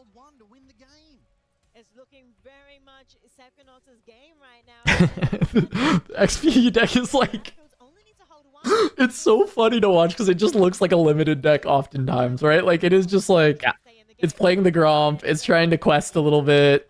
I think XP in general was really underwhelming this set, and it needs more support. It just needs more support. Like that is really where we're at. I feel like you just go to your like favorite deck building website and you just type in has:XP and you just put every card that's green or orange into the deck, and that's your XP and the deck. problem is you try and look for the cards that are good that have it on there. There's not and much. The best ones are purple. Yeah, that's true. The best ones are purple. So I mean, Kha'Zix can like actually utilize XP, but also Kha'Zix generates at baseline, which is very important. All the Defiant Dance is backbreaking. Yeah. Who does have that Vex on it. He has to get rid of that Vex who is Vex apathetic. When Vex is on a battlefield, it will... Okay, resolved. So 6 might E, 2 might 6 might Vex. You just like, wait, you just let this trade, right? However, it would just be a trade at this stage, Ricey. You're at 7. Sunken Temple, that's if you conquer it with a mighty unit, you can pay 1 energy for a draw, so it has no impact on this showdown. Godzilla, though. Oh no, because then he can accelerate something. What does orange and green have that allows you to accelerate? First mate, confront. Yeah, okay, a lot of things. Okay, so I guess you don't let it trade here. You dance for sure. Now you're trying to decide if he dances the Aurelia or if he dances the Vex. I think you need to protect the Vex here because he's representing that he has something. Yeah, Rengar also. Yeah, so I think you have to here's the respect. thing. You always protect the Vex because the Aurelia can never die if the Vex lives, right? Correct. Yeah, I don't necessarily agree with this. Oh, he actually is doing this on the Aurelia. Oh, sorry, I thought he was just like considering, But I think I'm with you. It's always Vex because Aurelia only dies if Vex dies. Is Arachnoid in hand? I don't even know what that card does. It has purple MF text on it, and Deadbloom text on it. So it can be played to a battlefield that's occupied, and then like Deadbloom, and then afterwards it allows all of your units in hand to be Deadblooms. Right, but if we pump the Vex with the... Oh, I guess you're trying to play around if he has another discipline. Because I'm just trying to say, Yeah. Okay, never mind. Doesn't matter. I was just trying to say, like, if you save the Vex and you don't care if the Arachnid gets played to the battlefield stunned. Yeah, exactly. Yeah. It didn't Yeah, matter. that's what I meant. Yeah, that's what I like. Chat, that's what I'm saying with like your Aurelia can only die if your Vex dies. There's like no way for your Aurelia to die if your Vex is not dead. At 3-0-0 here, I see. Again, like our previous game, you've got to be happy with that. It is such a strong start to the Riftbound. These Giga Yees look real awkward in hand. Yeah, anything that has 12 printed in the cost section, unless it gets reduced like Giga quickly or gets played for free because you're playing Aurora, it's pretty much like the worst card you can ever have in your hand. Unless Elder Dragon. you're Poppy, and then you With have Rift Herald? Rift Herald in play, Yeah. and you want an Elder Dragon in your hand, No, or Harness Dragon. It's still the funniest thing though when the Poppies are playing the Rift Herald and they kill it, and Elder comes out and you play Starcrossed and they've just burned 4 runes and lost the Rift Herald for nothing. It's so good. It's fine, It's so because they good. just do it next turn. Do it again. But I mean, Rift Herald is optional, so if they have conveniently 3 runes open, you just don't play it. Think about it. Okay. Apparently, Seagonox is one of the main people popularizing FYC in Aurelia. What's FYC? Find your center. That's Oh, FYC. find your center. Yeah. Interesting. That's cool. Yeah, I didn't know. I mean, I know a lot of people were playing it. Like tons of people were playing for your center, but being one of the people who started popularizing it is cool. This is BM, right? This has to like They're just showing the XP legends. Yeah, I know, but it has to be BM to explain what the legend does because its text box was blank in the last game. Yeah, maybe like they should have chosen a better time to. Yeah, talk about it. I also really fuck with this art of alt art Unstoppable Yi. It's really cool. Yeah. They're cool cards. That's my girl. Yeah. Poppy. Like, imagine if Poppy could play good cards that gave XP, and then she could draw a bunch more cards. No, It'd be you don't cool. need. Like, It's fine. You don't need. no, I mean like a build that's not just like an Aurora pile again. Like I want some more identity for Poppy as well. Like, you know, like being an XP legend and doing some cool stuff with XP would be fun. I'm not saying I don't have a problem with people playing Aurora. Like Aurora as a card, really. Like it's just I wish it was like good in 1 or 2 decks and then just like left all the other legends alone. Sure. And like Poppy, in theory, should have like a different identity in the sense that she has this like XP focused legend ability. You would expect that she should play some amount of XP cards so that she can draw cards and like The have issue is legend text, right? Yeah, the issue is like you said, the good XP cards are purple, and Poppy gets you XP when you hold. So it's like it's an Aurora coded deck. I look, I get it. I understand. I understand. They printed orange Poppy, which is an Aurora card. It says when you play me, if your opponent's 3 or less from victory, ready me and gain 3 XP. So it's a ready me and draw a card, resource, no recycle, gain 3 XP. It's ready. Tap Poppy, draw a card. It's crazy. Yeah, and you can just play her and sacrifice her anyway. And you can just sack her for extra card draw, which is super fun.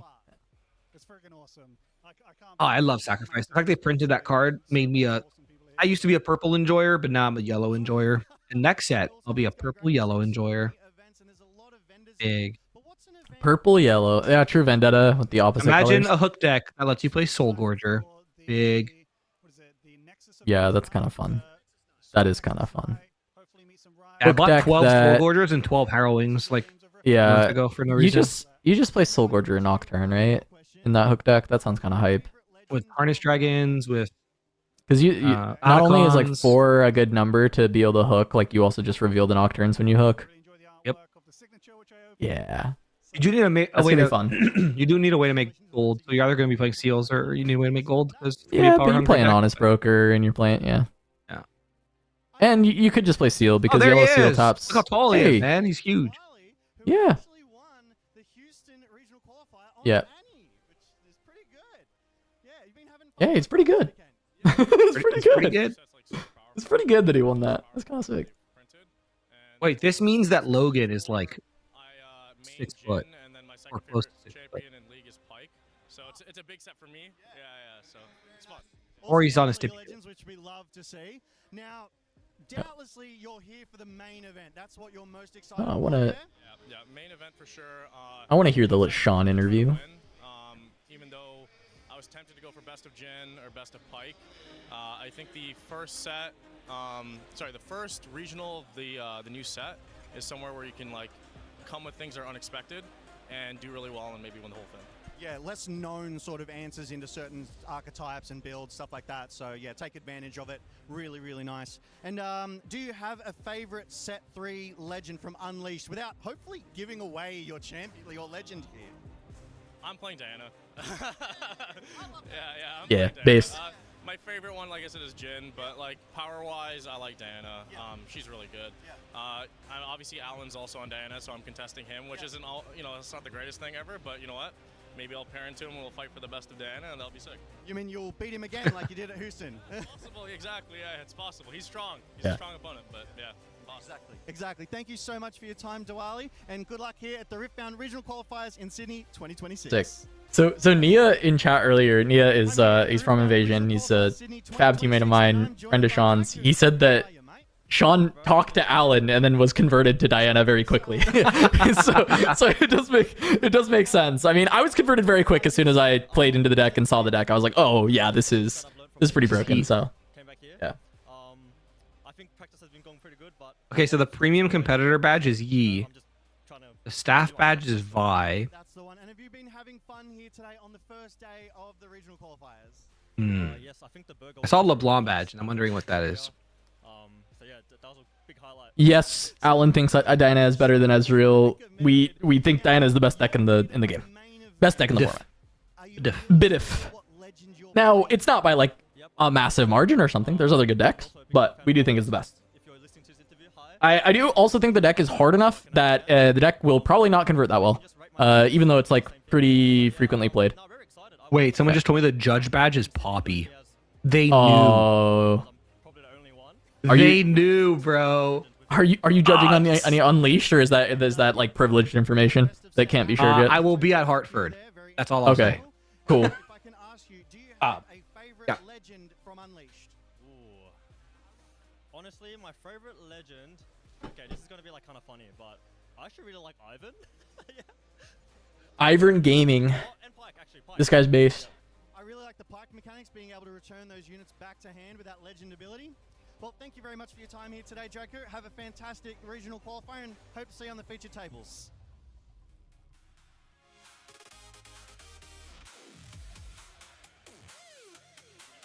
Oh, and we are audio?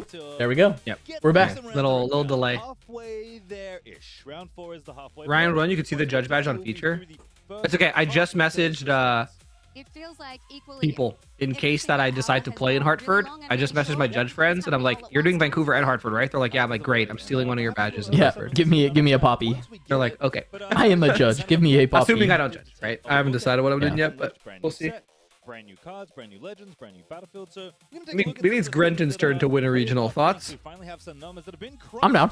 I'm down for the Grenton W. Let's take a look at genuinely one of my Just win one favorite regional and then regions, retire. Battlefield meta. And Oh, nice. Star Now we've got Spring some of these graphics coming in through Oh, here the we go. mainstream. So Star Spring was the most. Aspirants after that. Abandoned I Hall. mean, I'm not surprised. People will I gravitate towards for a it, second I but thought it was going to be higher, but then you remember that like this card is illegal to play in your deck unless you are Diana or Aurelia, and then outside of that, if you play it in your deck, you're just like losing points to a bunch of other decks realistically, or like relatively popular decks. is a fairly valuable thing in Riftbound. But yeah, no, these are all good battlefields. These all make sense.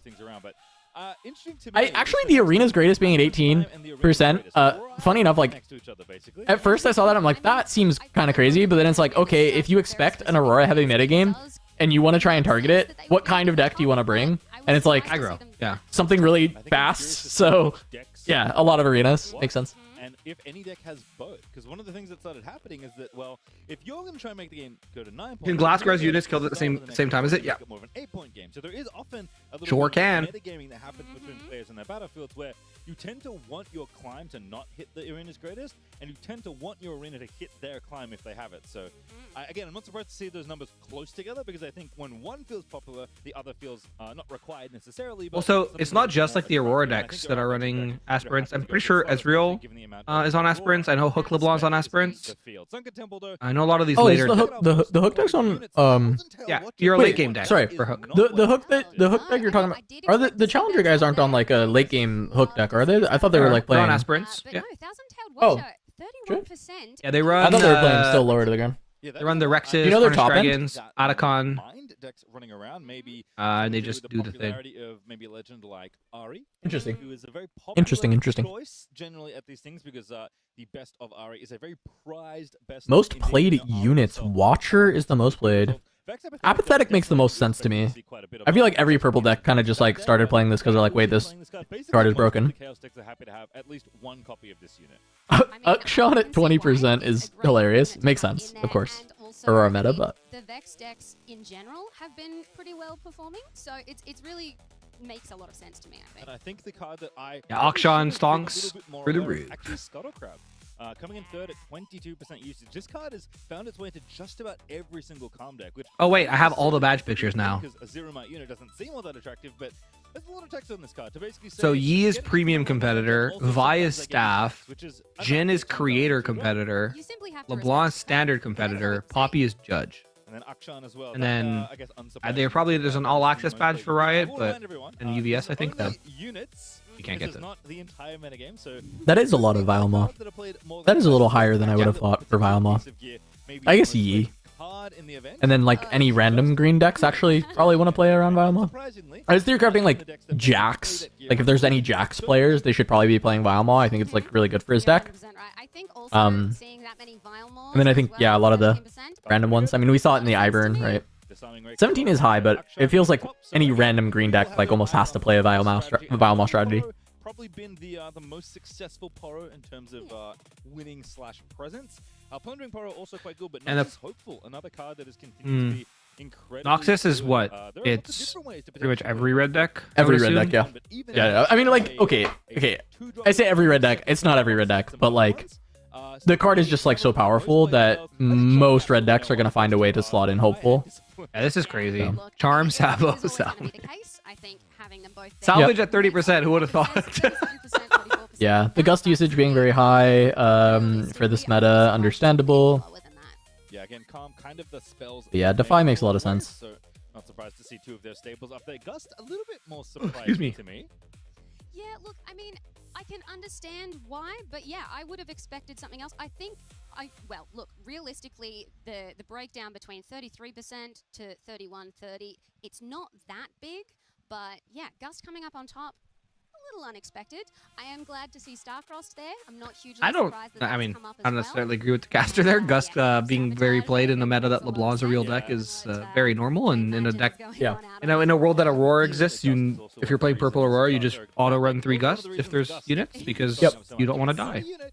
Yeah, I mean, it is just like I think the biggest reason for it ends up being Here we go. my queen on screen right now. Is this one? So LeBlanc, Master Yi, Aurelia, Diana, Vex, MF, Victor, Fiora.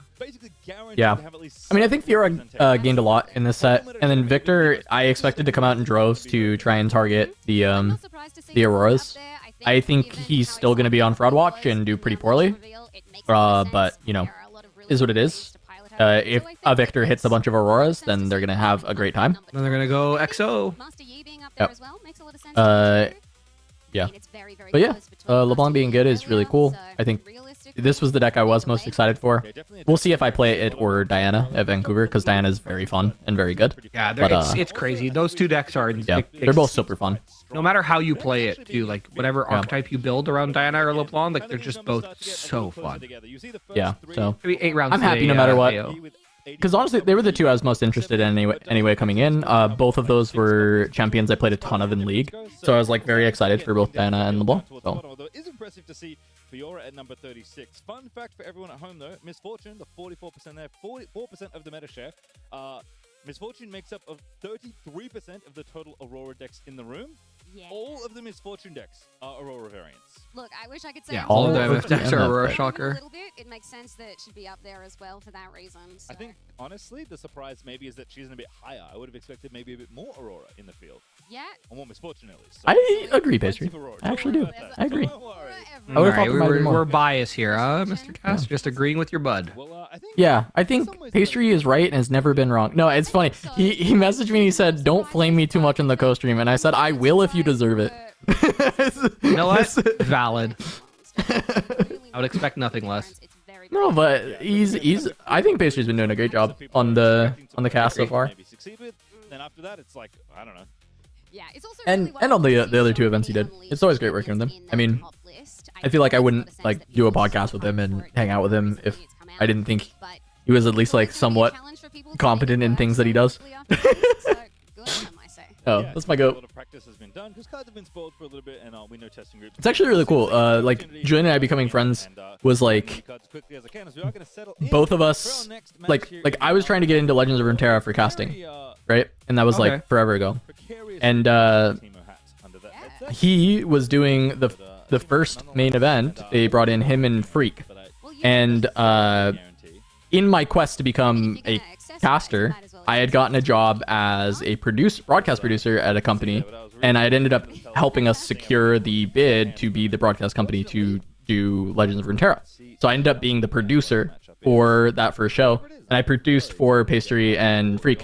And I did my prep as though I'd be a caster as a producer, and like gave them a full document on like every player in the tournament, and they just called me Big Brain Cast the entire time.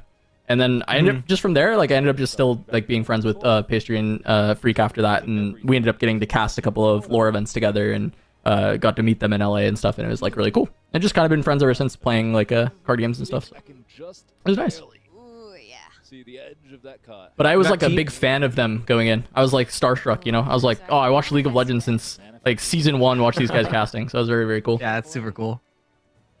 Everyone's getting the lowdown. Alright, so we got Teemo hat guy, but I don't know if he's playing Teemo. Oh, this is the Annie player that won. Oh, which city was it? Oh, in China? This is one of the EDG players. Yeah. Oh, This is one of okay, the EDG cool. players. This is the Annie player that won. I can't remember which event, but this is the Annie player that won. You want a like a regional Victor on level one side. event or a city challenge? No, like a regional level event, like the one of the big events, one of the big regional opens. Not a national open, but one of the regional opens. Yeah. Hasn't done all that well Oh, in terms of conversion. Is that Victor? It looks like Victor. Yeah. Whether they should or not. No, but that's really cool. Okay, so they ended up getting one of the EDG players for camera, so it's awesome. Oh, there you go. Oh. He's on Vex. Bulan Zong. Okay, this is one of the guys that I was told about by Riftbound CN on Twitter, who messaged me about a couple of the players that would be there. But yeah, this is one of the EDG players on Vex.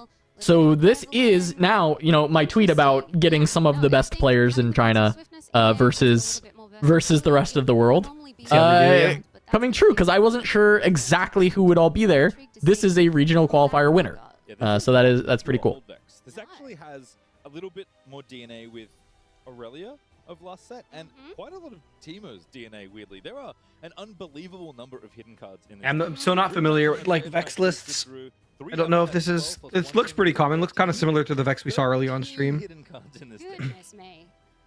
Look, Fortified me, position, though, I'd that's- like to see I mean, you're a Vex whole in deck, all so- forms. or- I'm intrigued to see how this Oh, one and will Zhonya's. actually go. Sorry. Yeah, it is a heavy hold deck. Interesting. This is like a very spicy Vex list. It looks like an Aurelia deck.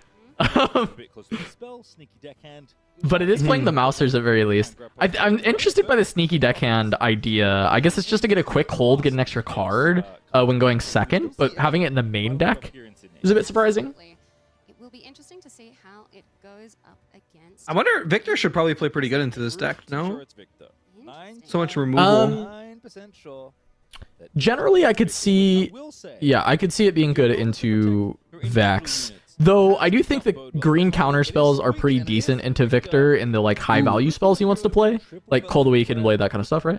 We have Ash in the main deck, and we have 3 Deadly Flourish in the main deck, which is very notable. This is actually very Yeah, close that's to actually gonna line up well into the Vex list we just saw, as a lot of cheap units that will get blown up by Deadly Flourish.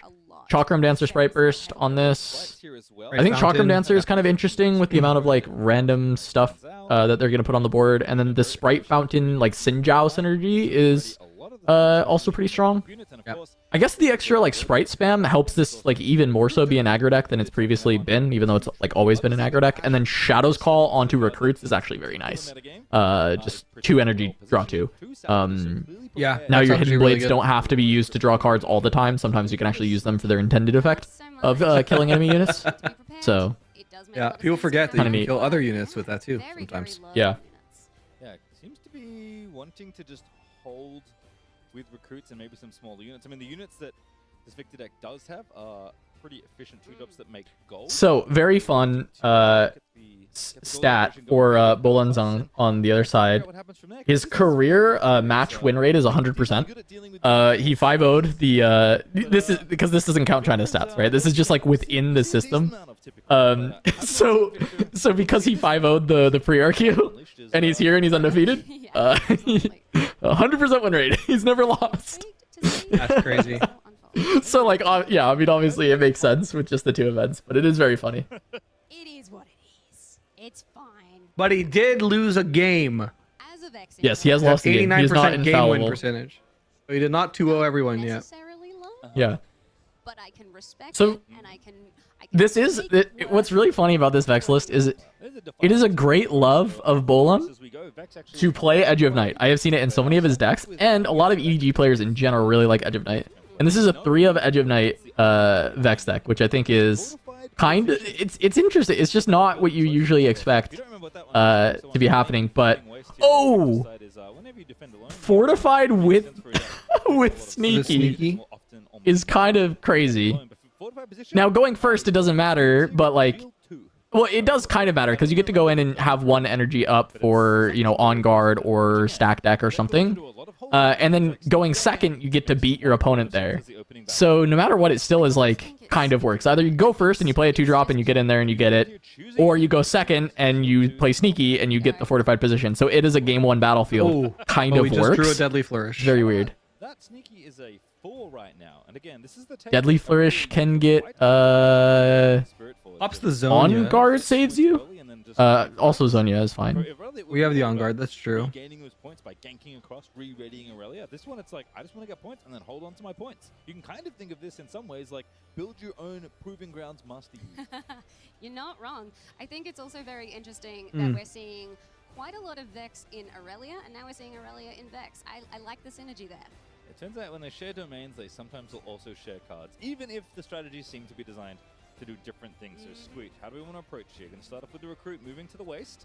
Again, just having 1 little recruit. Yeah, I mean, how do you even manage this? With the 1 rune up, like you also don't want to just Deadly Flourish and get it defied necessarily. Yeah, that but I think you sucks. might be okay with that trade, Big cost for Victor to have. just because like deramping him, you don't deramp. You're just like gonna end up a little bit ahead, but you're very behind on tempo. But it doesn't crush the tempo too much because they have to spend the 1 green rune to do it. Spells that this Victor deck has. We'll start by making a recruit. And you still get to make a guy. Boy, doesn't he. So it's kind of okay. Also, there are 2 salvages, so it could be a thing where not a bad spot to have one potentially. Is in going to be the Oh, just Sinjao. Okay. Thanks to that recruit and the plundering pot. Deadly Flourish does 4. This is going to be 6 might. Oh, that's 3. But this is sending 6 in, and then On Guard makes this 6. So you can trade all this down with the On Guard and then just have the sneaky at home. So the hold will get stopped. Oh, unless he has a Stupefy. If he has a Stupefy, this play is crazy. Like he's played perfectly around an On Guard. It is going to be interesting given that there is so much more mobility in this deck. Okay. He cooked. He did cook. First window to act stupefies. This to make it a little smaller. And in order to kill anything because of the tank keyword, +1 thanks to that shield. he has to play the On Guard to kill anything. Yeah. Clear enough representation of the board state. On guard in hand though. Pretty good when defending alone. Yeah, this was a great answer. I think you know what's crazy? Okay, is it crazy of me to say I think Victor just wins the game of this play? Yeah, that's crazy. Because now he has control of fortified position, and how is Vex gonna get it back? I mean, discipline? No, that's a trade. No, it's a trade. Stack deck into an on I guard. mean, okay. No, you're right. Actually, discipline is the way, right? Because you have to discipline to conquer, and then you just replay sneaky, right? Yeah. You discipline to clear, and then you just replay your sneaking. Yeah. That's good. Okay. It's not over because that works. But Then I it think dies you are to forced into that flourish. play.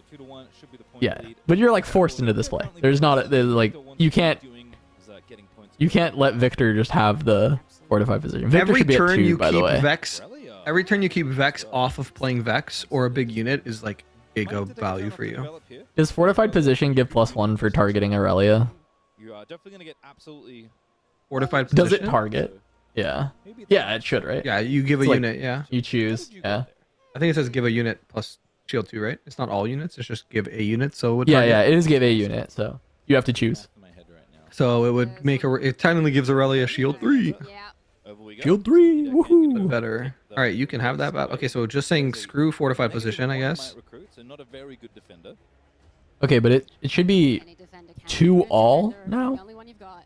And then, I was So gonna Victor say, will you really go wanna get up rid on of point tempo, Cold a week when I don't know With- why they don't have Victor at 2, but Again, thanks to Sonya I'm and sure Sonya. they'll fix the holding graphics. on Foreboding It Waste. doesn't feel like a bad thing to develop here. Can even hold up potential on. Okay, but maybe the Aurelia can break the fortified position later. What's actually Like, crazy maybe though that's playable. is if they didn't have the turn 1 Zonias, this game is like so different. Oh, it's also over, right? Like it's Yeah. Another Aurelia in this tactic, discipline, and Yeah. is that a Zonia? It's back off. It's a Raza? Hard to tell. Not a Raza? Oh. No. No. It was either okay. a Vex or a back off, I think. I heard Pastry say back off, but it looks like a rare. No, it's Oh, a it's a last right, shovel. it's a shovel. It's a Yeah. shovel. Thing rolling around the deck. That makes a lot of sense. Okay. I mean, yeah, Aurelia. Yeah, it's not necessarily super intuitive. But if you just jam Aurelia, are you susceptible? You're really susceptible to just Call the Weak, right? So it This has to be is the Vex tough. instead. Because now you just deadly flourish trade. Deadly Flourish. The recruit won't trade because of the. Are you saying to shoot the Vex? Yeah, you just shoot the Vex and trade into it, I think. I see. Mm-hmm.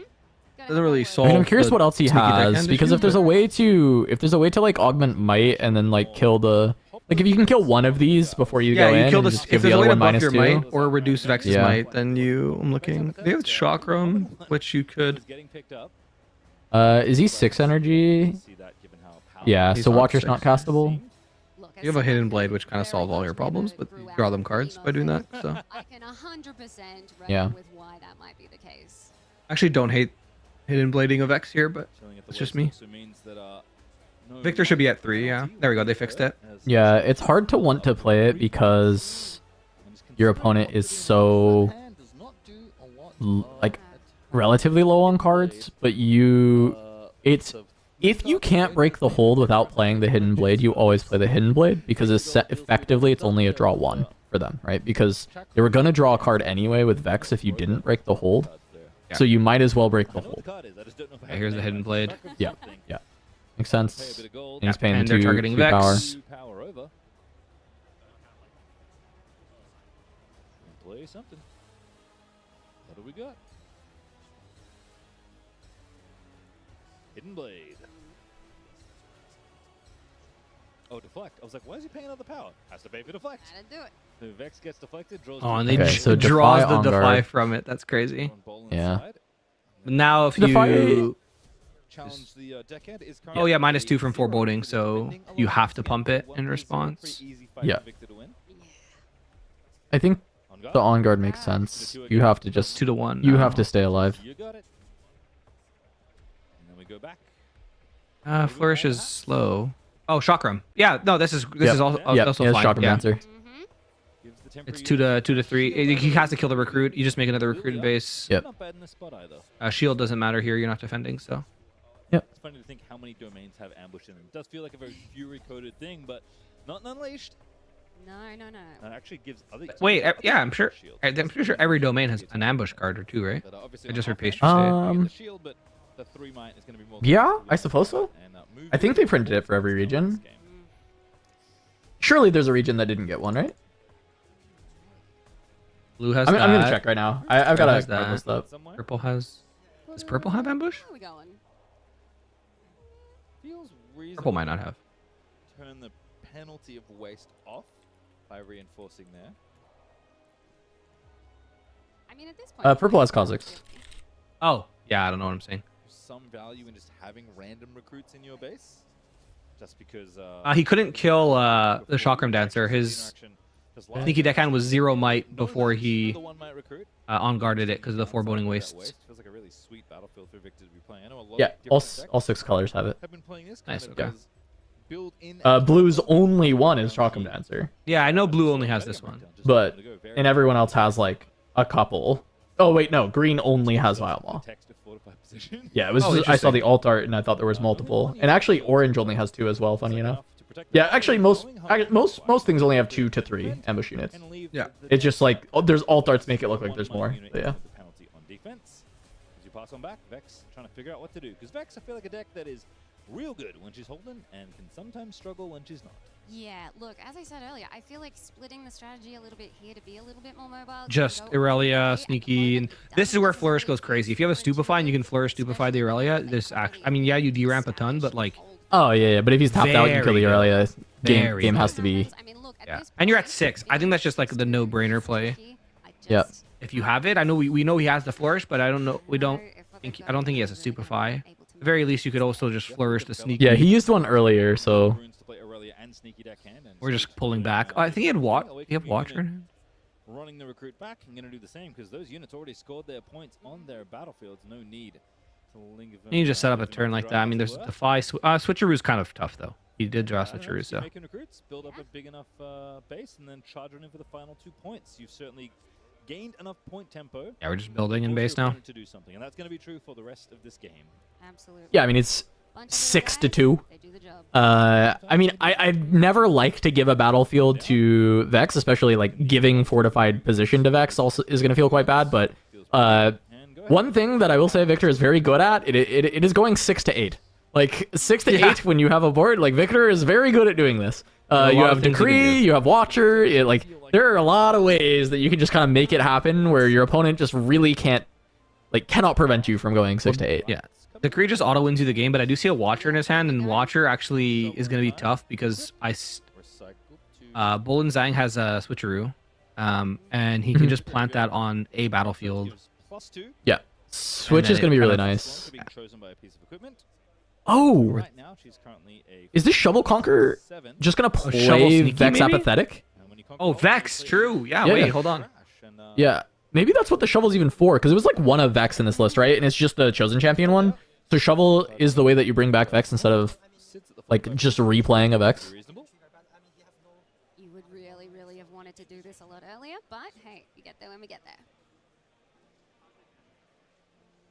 Little bit bigger, and here we go with Vex. Oh, I here think- comes Vex. I Should be reinforced. Yeah, I think they were asking him to represent the Might on Aurelia, and he was like, "Oh, but he has no runes available. I'm just Oh, like, he was like, does it matter?" And I guess they told him that yes, he does need to do it. It still matters, yeah. That's funny. I'm with him. They shouldn't make him do it. It's, Like, there is nothing- no card in the game that nothing can that's get gonna played for happen. free on Victor Sport. Yeah, I agree. There's Still a lot just let him go. on the other side there. Okay, You but yeah, I definitely like have the to Vex hide play. the switch here. Yeah, a bit awkward switch. Yeah, Vex play Vex, hide switch, keep 3 runes up. Given that, but it makes sense given the presence of some pretty big units. Do How- you care about just running in your sneaky and just getting the How first do point? you Passes on back. deal with Frozen Wastes next turn if Squeech just goes, "Let me stack Frozen Wastes"? I don't know. That's what I was just thinking about too. I think if I was Squeech, I would just be like, okay, well that's a lot of stuff I don't. Well, do they have boots in? Like maybe boots? Do you hope that your opponent sees the Aurelia on board and is like, "Oh, you're playing Aurelia," so they think that you can Oh, pivot? Call the Weak goes crazy. We can flourish. We can flourish, and well, we have defy, right? So something's getting defied. Either the flourish is getting defied, or the Call the Weak's getting defied. And he just stacked his runes in 4 on the left side. So I think he's calculating what he's going to do if he flourishes something. Squeech doesn't think, perhaps I can figure it out myself. Have a little peek through the card library, perhaps. You're a smart fellow. Yeah. So I've been told. All right. Pretty decent board. I mean, okay, the Call the Weak line. If you flourish the back line, and then feel a little bit bigger, deadly. what, you push in the You call Aurelia the gets week before you targeted. push it. Ability, I was right about that. Deal. Oh, just to clear one of the two things on the Yeah. fortified position. Exhausted. I think so.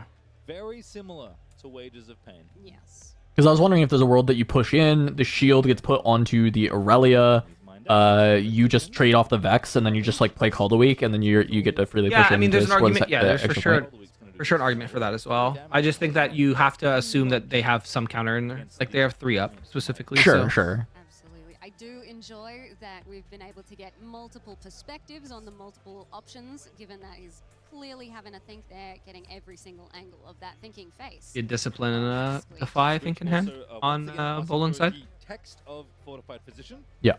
Wanting to double check what the card says. Obviously, Chinese cards are allowed in Riftbound events all around the world, and some players choose to play with them, which is great.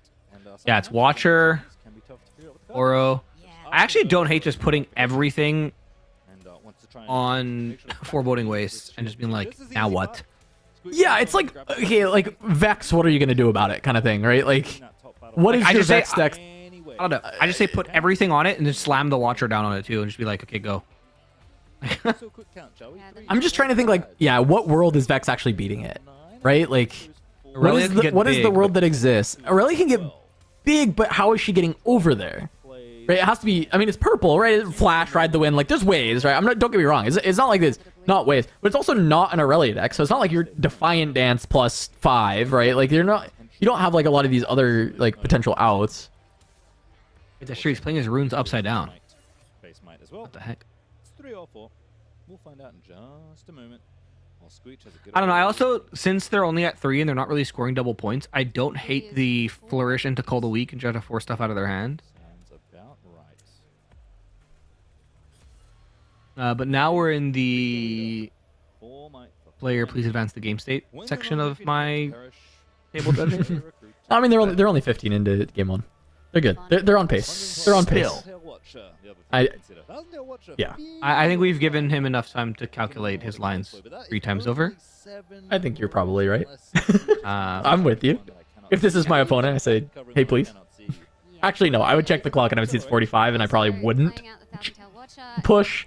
But if if this clock was any closer to Oh. 40 minutes, I would be pushing. Is he flourishing the Vex? He is. Yeah, Flourish Vex. I think that's a little dangerous though because they have Call the Week fodder with the sneaky deckhand in the back. So instead, going with a different line, trying to use multiple spells. I don't know how I feel about it. the potential But I problem. guess if you do that, then you force them to have a way to gank Trying to work or with the accelerate position or one at a flash. time, you gotta be a little bit careful. Oh, also, I mean, he's just up 7-3, and maybe he just wants to kill this and set up Watcher. Choose a unit to get it. Like, maybe he's not even, like, Yeah, saying yeah. I win this turn. He's just Perhaps, like, yeah. I will Watcher next turn, and I will win. Time trying to kind of wear them down, as it were. I mean, like, you go to 7 anyway. He could even consider stacking a small amount of units onto the Foreboding Waste and just being like, if you don't have a pivot, I win. And if you do have a pivot, I also win because I have Watcher.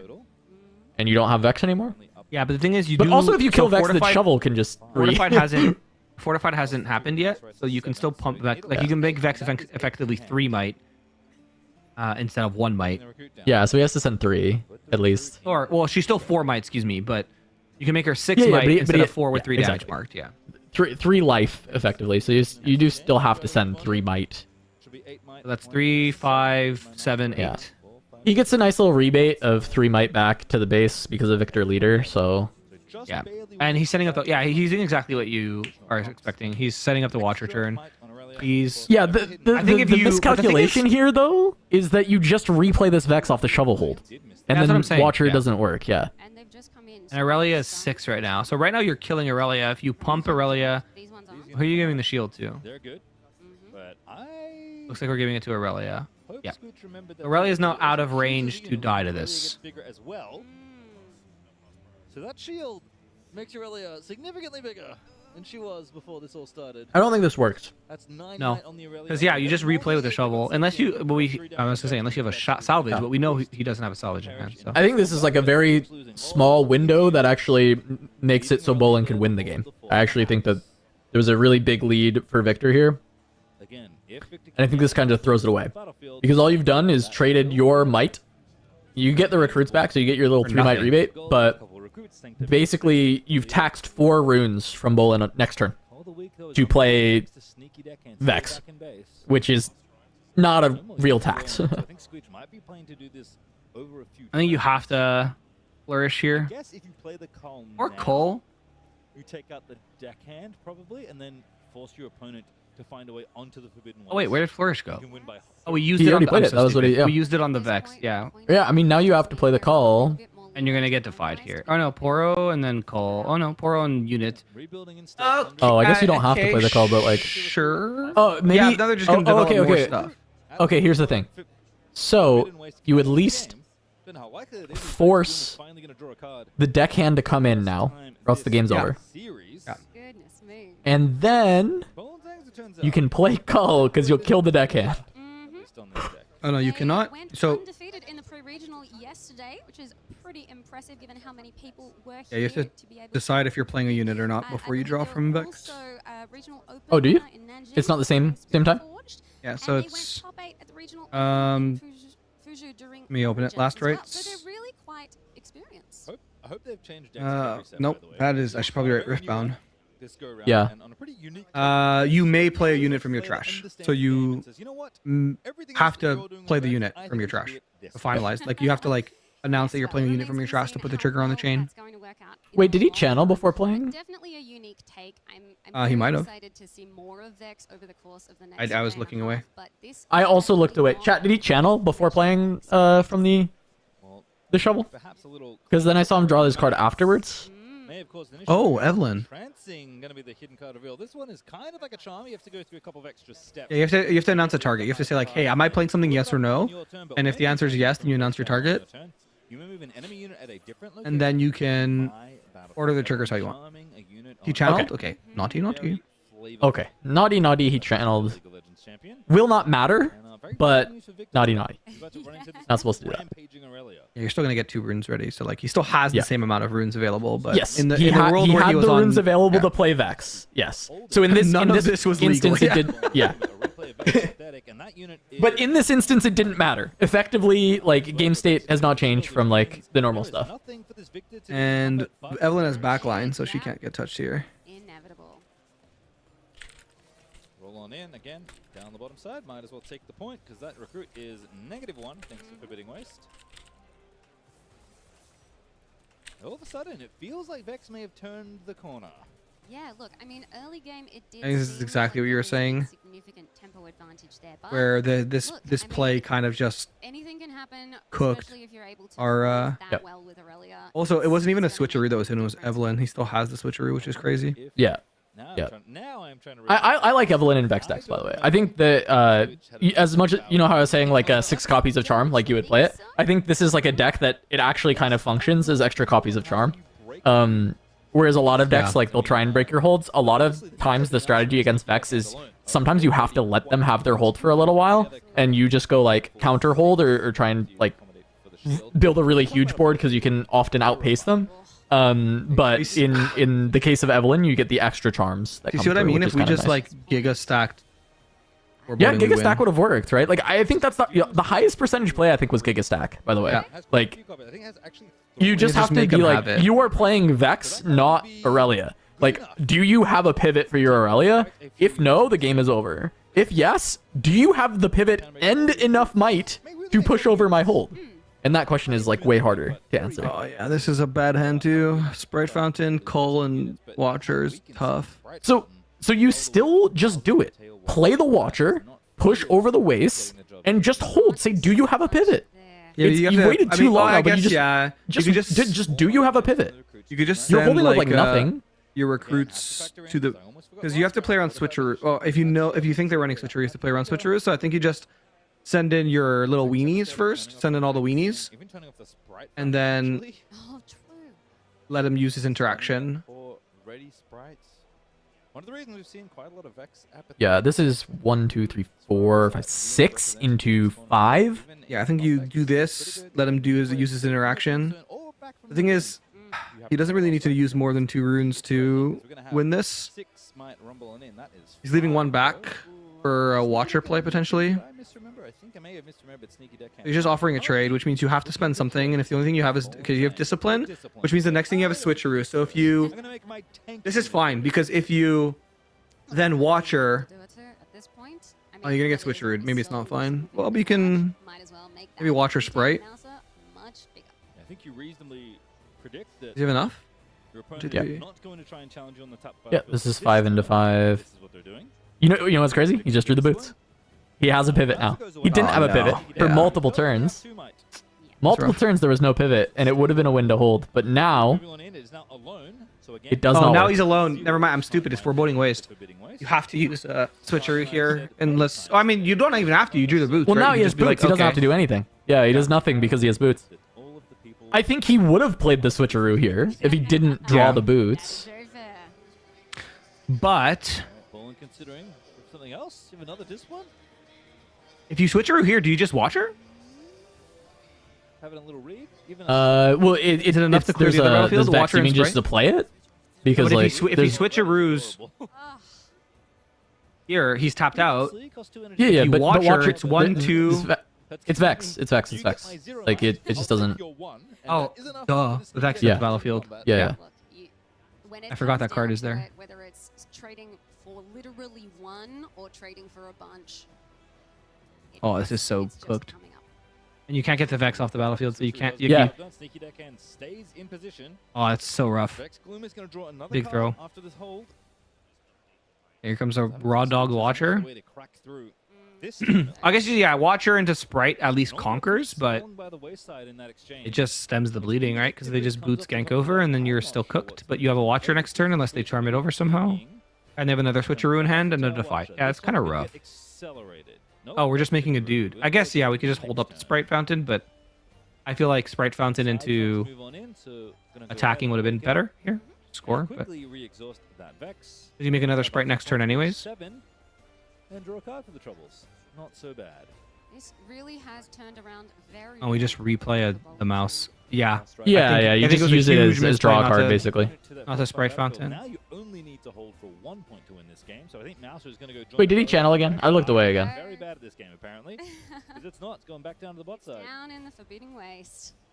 Nope. It looks like he's going to channel now. Okay, good. Good boy. Oh, the judge told him because the judge told him last time because he just looked at the judge and said Yeah. like, "I can channel now." Like, yeah. Another mutated oh, I mean, Sprite yeah, is I also understand- stunned. I'm stupid. Yeah, carry on. Yeah. Chat, carry on. card in that. No, I think he was just shortcutting the first time, and I think the judge said, "Yeah, you cannot shortcut. Not this. This is not allowed to be shortcutted because it very quickly turns from shortcutting into accidentally cheating, and then from there it can be purposely cheating." Correct. But yeah, RQ Sydney.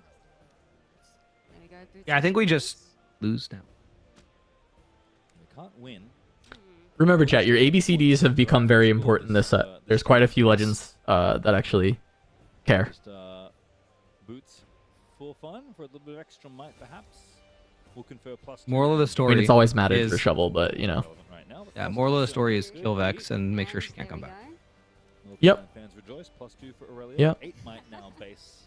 Yeah, I mean, this is what Squeech was scared of the entire time. When instead of forcing the pivot, he's like, "Okay, what if they just like play boots and I die?" But When defend, yeah, I think the window for forcing the pivot was that is a choice. quite a few turns ago, and even just a boots wasn't guaranteed to beat the like first turn we talked about it. The first turn we talked about it, if it was like boots and not a bunch of pumps, like he's still holding on the waist Yeah. into Look, Aurelia. I don't know So. what's in hand there, but I don't think it's going to be enough, especially given that we. You have to break both here. Like you actually just have to win. Fields. But you have to win into a switcheroo and a defy, which is Aurelia there, that with big, no cards in hand. You have like doesn't a seem penetrable. sprite fountain and a call a week, which you can't play. Also turning off a couple So if you draw the only thing that can get rid of the Vex, which is Hidden Blade, that is still not enough. It just gets defied. I mean, Ruination off the top would go Decree? crazy if he's running Ruination.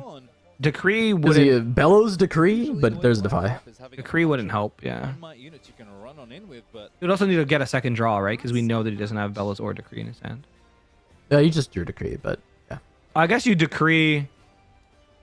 7 points for so long in this game, but it may not matter. You Decree, walk in, kill Vex, play the sprites. Cards you already saw, Yeah. by the way. Sprites go in, kill Aurelia, kill. Strat front, once again, does Yeah. not work the way you want it to. With Switcher. The Decree gets around Switcher really well, but Exactly. you're still gonna be left with no Oh. units, and they're gonna hold to 8, so you can't really win here.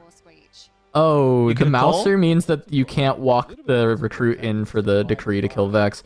you'd have to decree, walk Watcher into the shield battlefield, and then kill Mouser and Vex with the Watcher, and then you play Sprites. Yeah, GG both. That should be the Yeah. game. I don't know if the top battlefield was takeable anyway. All right. Well, I mean, well done by Bolin for getting out of it. Like, I think, you know, he's making all the correct decisions to do so. But I think Victor definitely is going to be kicking himself if he watches this back and sees that he probably could have just won on the hold.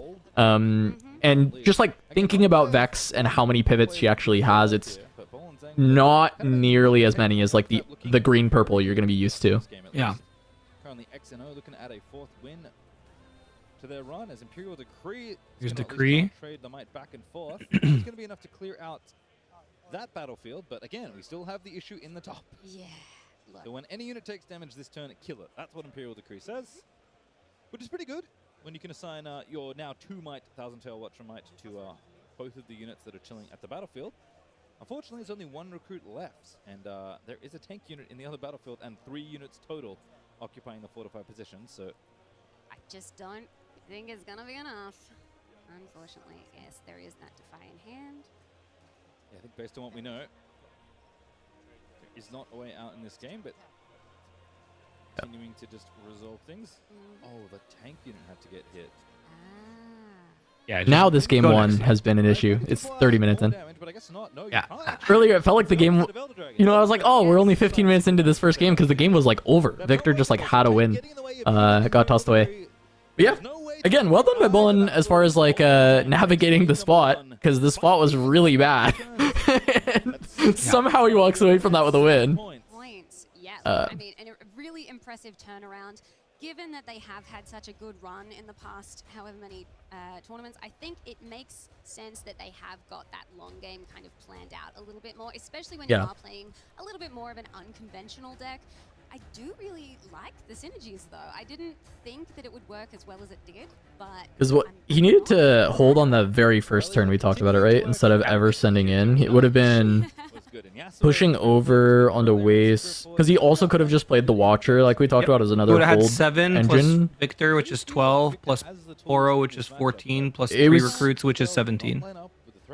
Oh, it was before the 3 recruits. Oh, he had It 2. was- I it know he was- had 2 recruits yeah, or something. it Oh, he was- had an honest It was broker. 2 drops. It was 2 so it was And a 1 4 might recruit. from there, and a Chakram dancer. So another 3. So it was 7, Victor 11, 18, Yeah, I don't think he 19. I breaks think there through. might have been a recruit. It was like 19 might. So it would have needed to be like find boots plus have some pumps to actually get over with the Aurelia. He had Yeah, a it was like discipline. 19 He would might have on found the weight. boots, so that Yeah. would have been plus 5, 6, 7. That would have been. plus The boots were found like way later. I think Was someone it? in chat said that they would have just found it, but if this was done on the very first turn we proposed it, the boots were like 4 But cards down. even if you find so Aurelia 6 plus 2 for targeting, that's 8. Plus the boots, that's 10. Plus discipline, that's 12. Still not even close to 13, big right? enough. With targeting? Yeah, No, but I did still. the target. So 6. Oh, you did all the targeting sorry. stuff. 6 plus 2 for targeting, that's 8. Because we're targeting with boots and we're targeting with discipline, right? Yeah. So that's 8. Plus the 2 from discipline, that's 10. Plus the 2 from boots, that's 12. It's still not even close to enough. Yeah, because it was like 19 on that first turn. Yeah, but I think boots were like 4 to 5 cards down at the point that he first could have attempted the hold. Because you have to remember that's like 3 holds after that is like Vex drawing an additional card and drawing for turn. It might have been even further down than 4 or 5 cards on the very first turn. Even if boots were on the top of the following turn, you don't win there. Yeah, because exactly. There's no switcheroo target to hit on that battlefield. Yep. There's no charm to move anything. Like you are just trying to swing into 19 might with a at most like 12 to 14 might unit. Yeah. You can recur boots once Aurelia dies too. Yeah, I just that's true, but I don't think you can have enough to re-equip swing everything on with- Vex. 'Cause you have to, maybe push like, over with yeah. Cascade. Yeah. Keep Maybe in you mind the can Chakram Cascade Dancer. the Oh wait, Eclipse. no, the Chakram Dancer is also giving everything shield 1, by the way. No, it doesn't. It's only when you play it. Oh, that's true. Yeah. Yeah, but it's like, yeah, I don't know. I mean, maybe cascading double equips is like enough. I'd have to go back and exactly watch the spot, but like, I'm pretty sure holding is the highest percentage play that you have into a Vex at that point. Yeah, the fact On that that we're turn. having this conversation means that it's the highest EV play. Like, if we're trying to figure out lines that get Aurelia or to get the Vex player out of it, instead of just like, I swing in, kill the Vex get replayed next turn because of shovel anyways.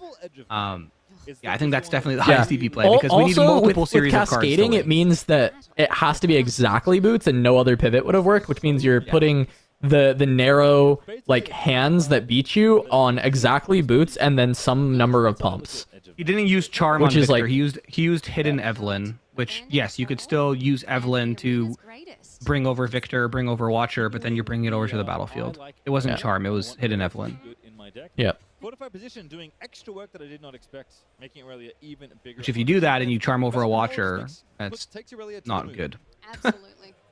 Battlefield says, when a player plays a spell, you may choose a unit you control there, give it +1 this turn, which you may remember is pretty similar to the text of Raven. Hello? 3.5 rounds of gameplay, Drummer. That's what you missed. Since Origins. Now the thing with Aurelia is that when you choose a unit, But now we've got Victor versus Vex. choosing Aurelia gives Arena's greatest for Victor.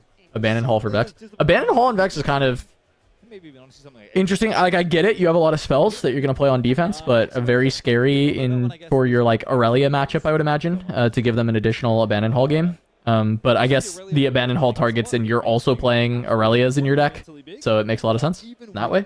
Defiant Dance, Aurelia's signature spell.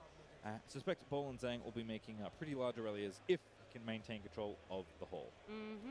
And then obviously we also have the Arena's greatest as well. Obviously Squeech. And then Gradius going first with Victor. This should be very favored for, and we have a Bellows in hand, which is good. Bolin, the nice guy, reminding his opponent of his Arena's greatest trigger. The Arena's greatest when after Squeech channel, wanting to make sure that that trigger is not missed. Pondering Poro. Just Poro go The next. first unit deployed in this game as Victor is going first.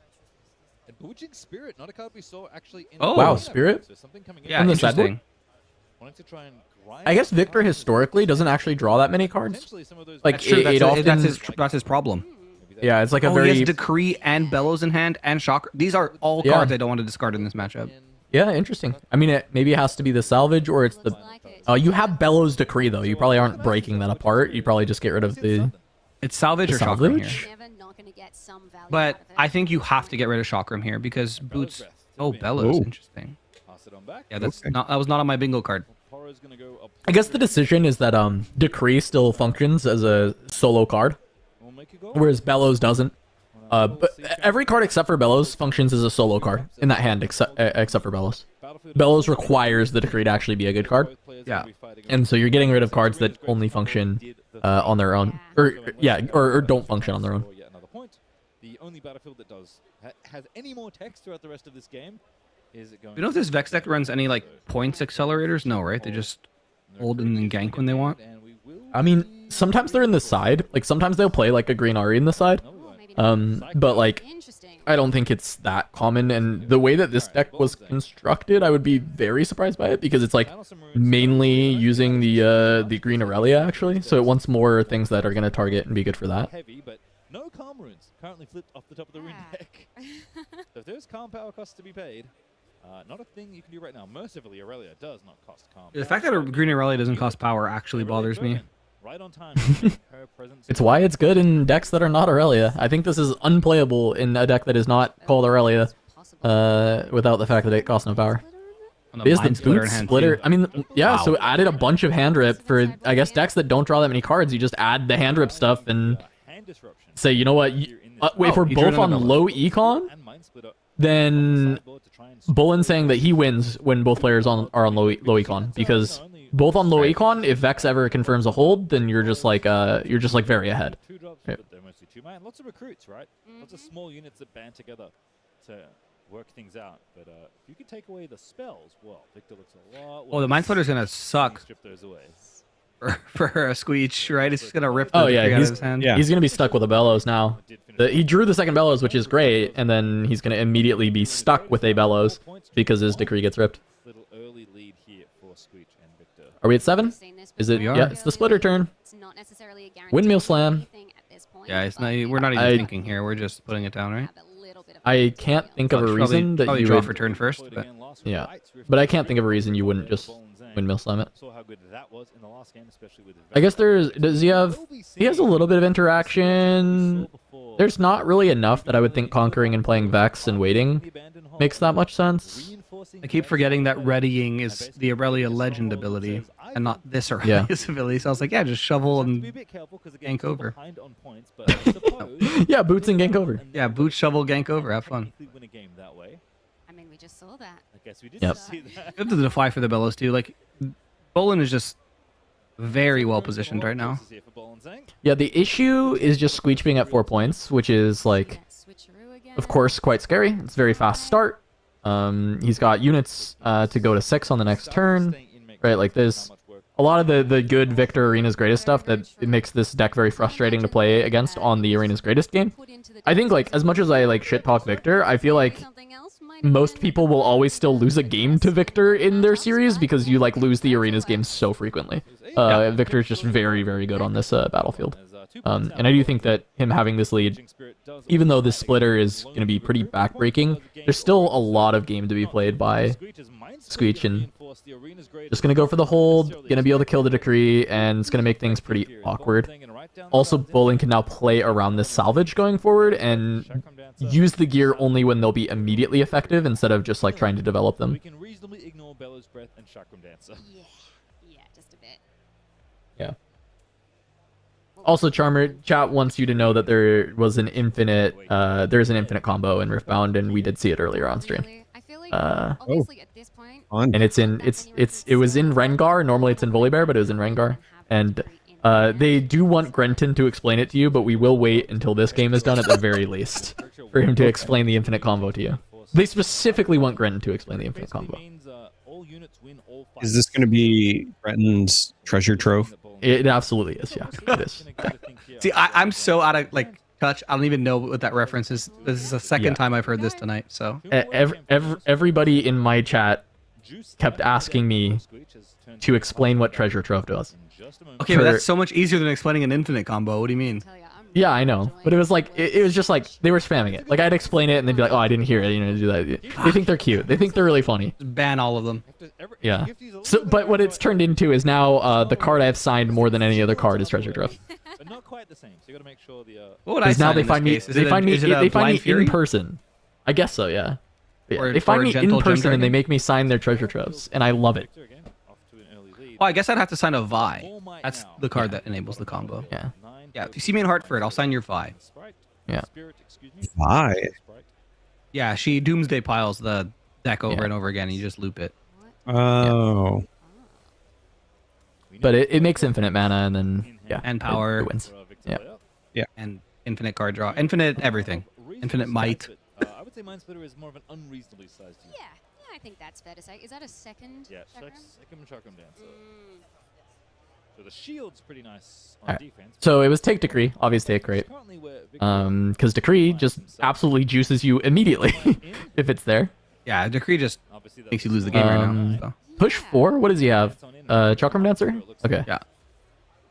So just trade into Splitter. Or does he have second Double Dancer? Chakram Dancer. Okay, that does win combat.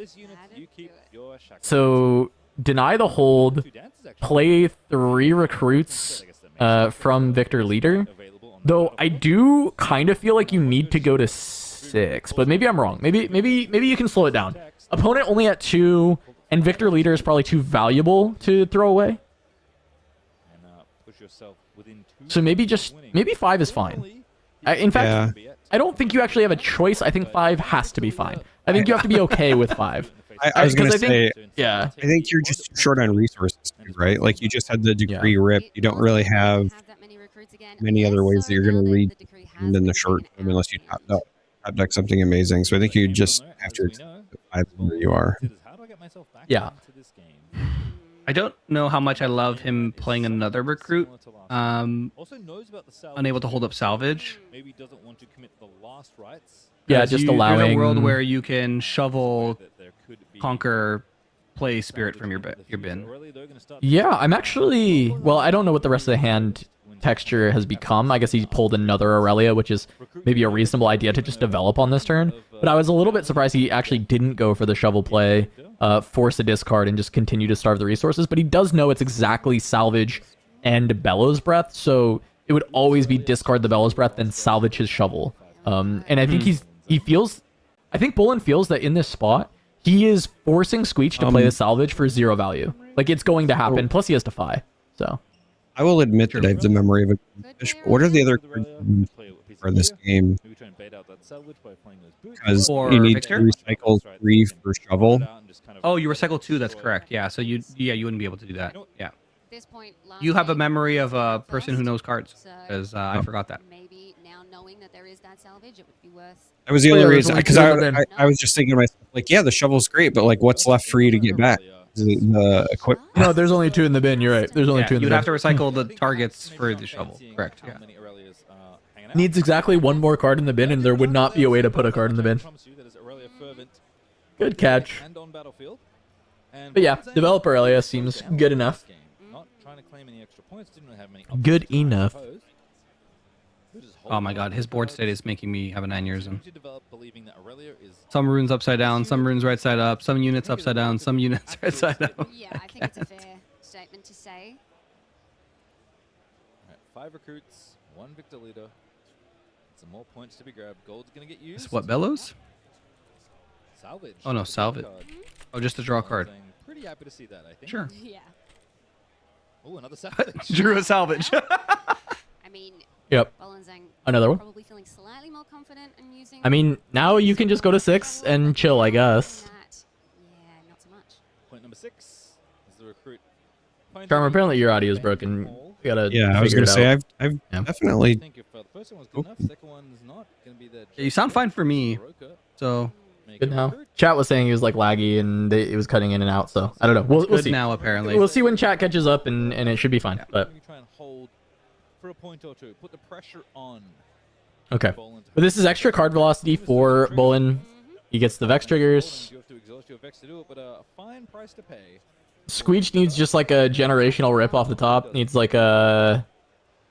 I mean, it's just Decree, right? Like, you just need Decree, and the game is fine. Decree is good, because you don't even need the Bellows at this point. You have so many units. Yeah, there's a bunch of junk. I mean, Watcher's also good, but very likely that Vex will get deployed to try and help stem the bleeding from Watcher, but I think just the Watcher subtraction of might could be good enough. Yeah. But yeah, this is And he going has to a be salvage, apathetic. so he's technically able to draw another card next turn. Point for Bolin Zhang, who's just hanging out with the Aurelias on both battlefields. Must feel pretty good, even though you're behind in points. Look, very patient play. I feel like there's a confidence. Hidden Switcheroo, Defy, and a Vex are going to be The issue the is also things. that, like Charmer said, he hasn't really lost any cards this game, so the only 2 things in his trash are the 2 units. So he can't really equip the shovel effectively, aside from like giving something +2.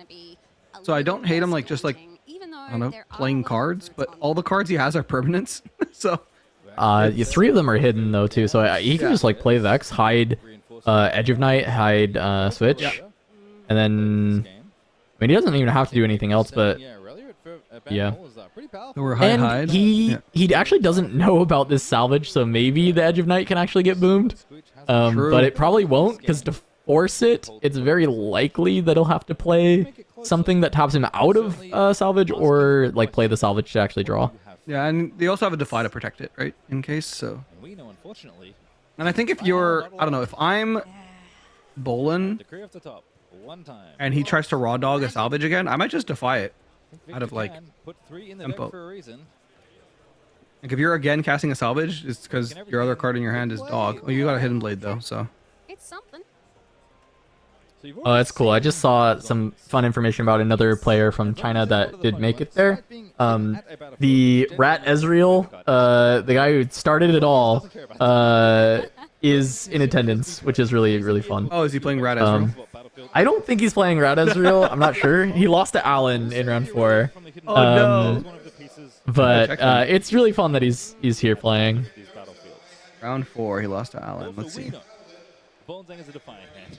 Yes. Which is also quite good against Hidden Blade. Maybe Hidden Blade your own unit. Perhaps are we on that? Are we on that level at this point? I think that would also get defied for what it's worth, but is another line of play available? Potentially. Still got those boots, the switcheroo, and the shovel in there as well. fun fact, I suppose. But if Hidden Blade does target, well, actually, in either case, if Hidden Blade gets played and then defied, He can is still playing. really Let's active see. aiming hole. That is a spell you played. True. When you play a spell, you choose a unit you have at this battlefield and make it one bigger. And choosing Aurelia. Oh, he is playing Ezreal, by the way. Aurelia loves to be chosen, doesn't she? Yeah, that's cool. I imagine it's not Rat, but it would be funny if it's Rat Yeah. in What's some the Rat way, card if the Rat called? is involved. What's up? That's certainly been What's Aurelia the Rat Pit Crew. called? Into the game in Spirit Pit Crew. Forge. Couple runes Vroom. get rotated over. No Have a pit redraw crew. and salvage as A very well. interesting deck, though. If we want to try and find another card, I think Bellow's Breath. Control is Ezreal looks like, here, but- though. We'll be getting some runes recycled. Indeed, it will be. There we go. Have to pay deflect. Okay. Don't forget. Ooh, yes. Pay. Looks like Aurelia, Vex, and Aurelia. Those are not real targets unless he's repeating. It should just be one battlefield. Thankfully, I believe Bellows is. Oh, they all have deflect. I forgot about that. Yep. Oh no. His entire board has deflect. Oh, That's so no. true. Goodbye, runes. Yeah. Is he just okay? Well, I mean, this is the turn he's going for the win anyway if he's playing this card, right? Like, there's just no reason to play it unless he's playing the card. But it is going to get defied. All right, Van Hall. Let's choose Aurelia because that Two Van Hall got targets. defied. Did successfully maybe bait out a spell as recruit's going to run into this giant Aurelia. Bold recruit. Right. And what do we have here? Time for Hidden Okay. Blade. Hidden Blade, my There we go. recruit. Has Defy? to be a unit at a battlefield. Oh, we already defied, right? Yeah, never That's mind. why we're doing this, to draw a couple cards. Okay. Now you draw Decree Yeah. and win the game. But very clever to draw a couple cards. Yeah, he has Oh, enough it's a runes to Poro. play it, right? And the Thousand thousand Oh, it's a Watcher. Poro. We can Watcher though, Not but we can't do anything because there is two energy floating. well, we This can't current accelerate it, but we can still play it. Yeah. Right? have It's floating, damage marked but on them Yeah, on the question is if he has enough juice, and I think the answer is no, but I think... combat happen. I mean, you can wait one more turn. Stretch Watcher combo is not gonna No, do okay. anything right now. Play the Watcher. So Vex is gonna Yep. live.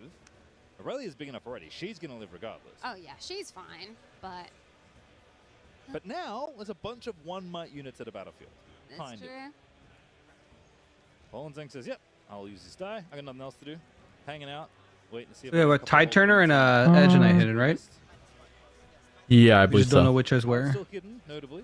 Still Yeah, two cards plus on still paper 4 that- runes available. That's Switch in the hand is the only Switch playable card, though. in Squeech's hand. Switcheroo does matter here in theory if you send something big to this battlefield, so the recruit is really good. Because this is like Good enough in this spot, it feels like. almost always killing something, but the funny thing is if it's Edge of Night here and Tide Turner on the other side, It's gonna be the hidden card. then this doesn't kill anything. It's gonna give Aurelia a little bit more. Now only one. We small just one. pop the Edge of Night right now, no? After we calculate the Edge of Night, Oh, you only have one He only rune has up, one never mind. rune. Yeah. take a little bit more muscle. And did you already play the salvage on this turn to draw more? Can at least His protect- hand he is has like in hand. just a Poro, or is it another salvage? Oh no, he has the Salvage and salvage and the Poro. Poro. Yeah. Suppose there's a dream of getting a conquer point. Ooh, Tide Turner. Oh, and saves the Vex anyway. That Vex. First time we're seeing that in the matchup so far. Recruit goes down. Damage dealt, but it doesn't matter. Damage will get cleared after combat. And now it's 4 might, I believe, in the bottom battlefield. Went to 1, up +2 to 3, actually. So -2 net. Is that right? So there's Pretty sure Aurelia's Yeah, 4 might on this Aurelia in Tide Turner arenas, also a 2, so 5 might 2 on on Tide that Turner, side. so 6 Vex there, shrunk, by the way. Went to a different battlefield. Didn't 4 stay total with on Abandoned Hall.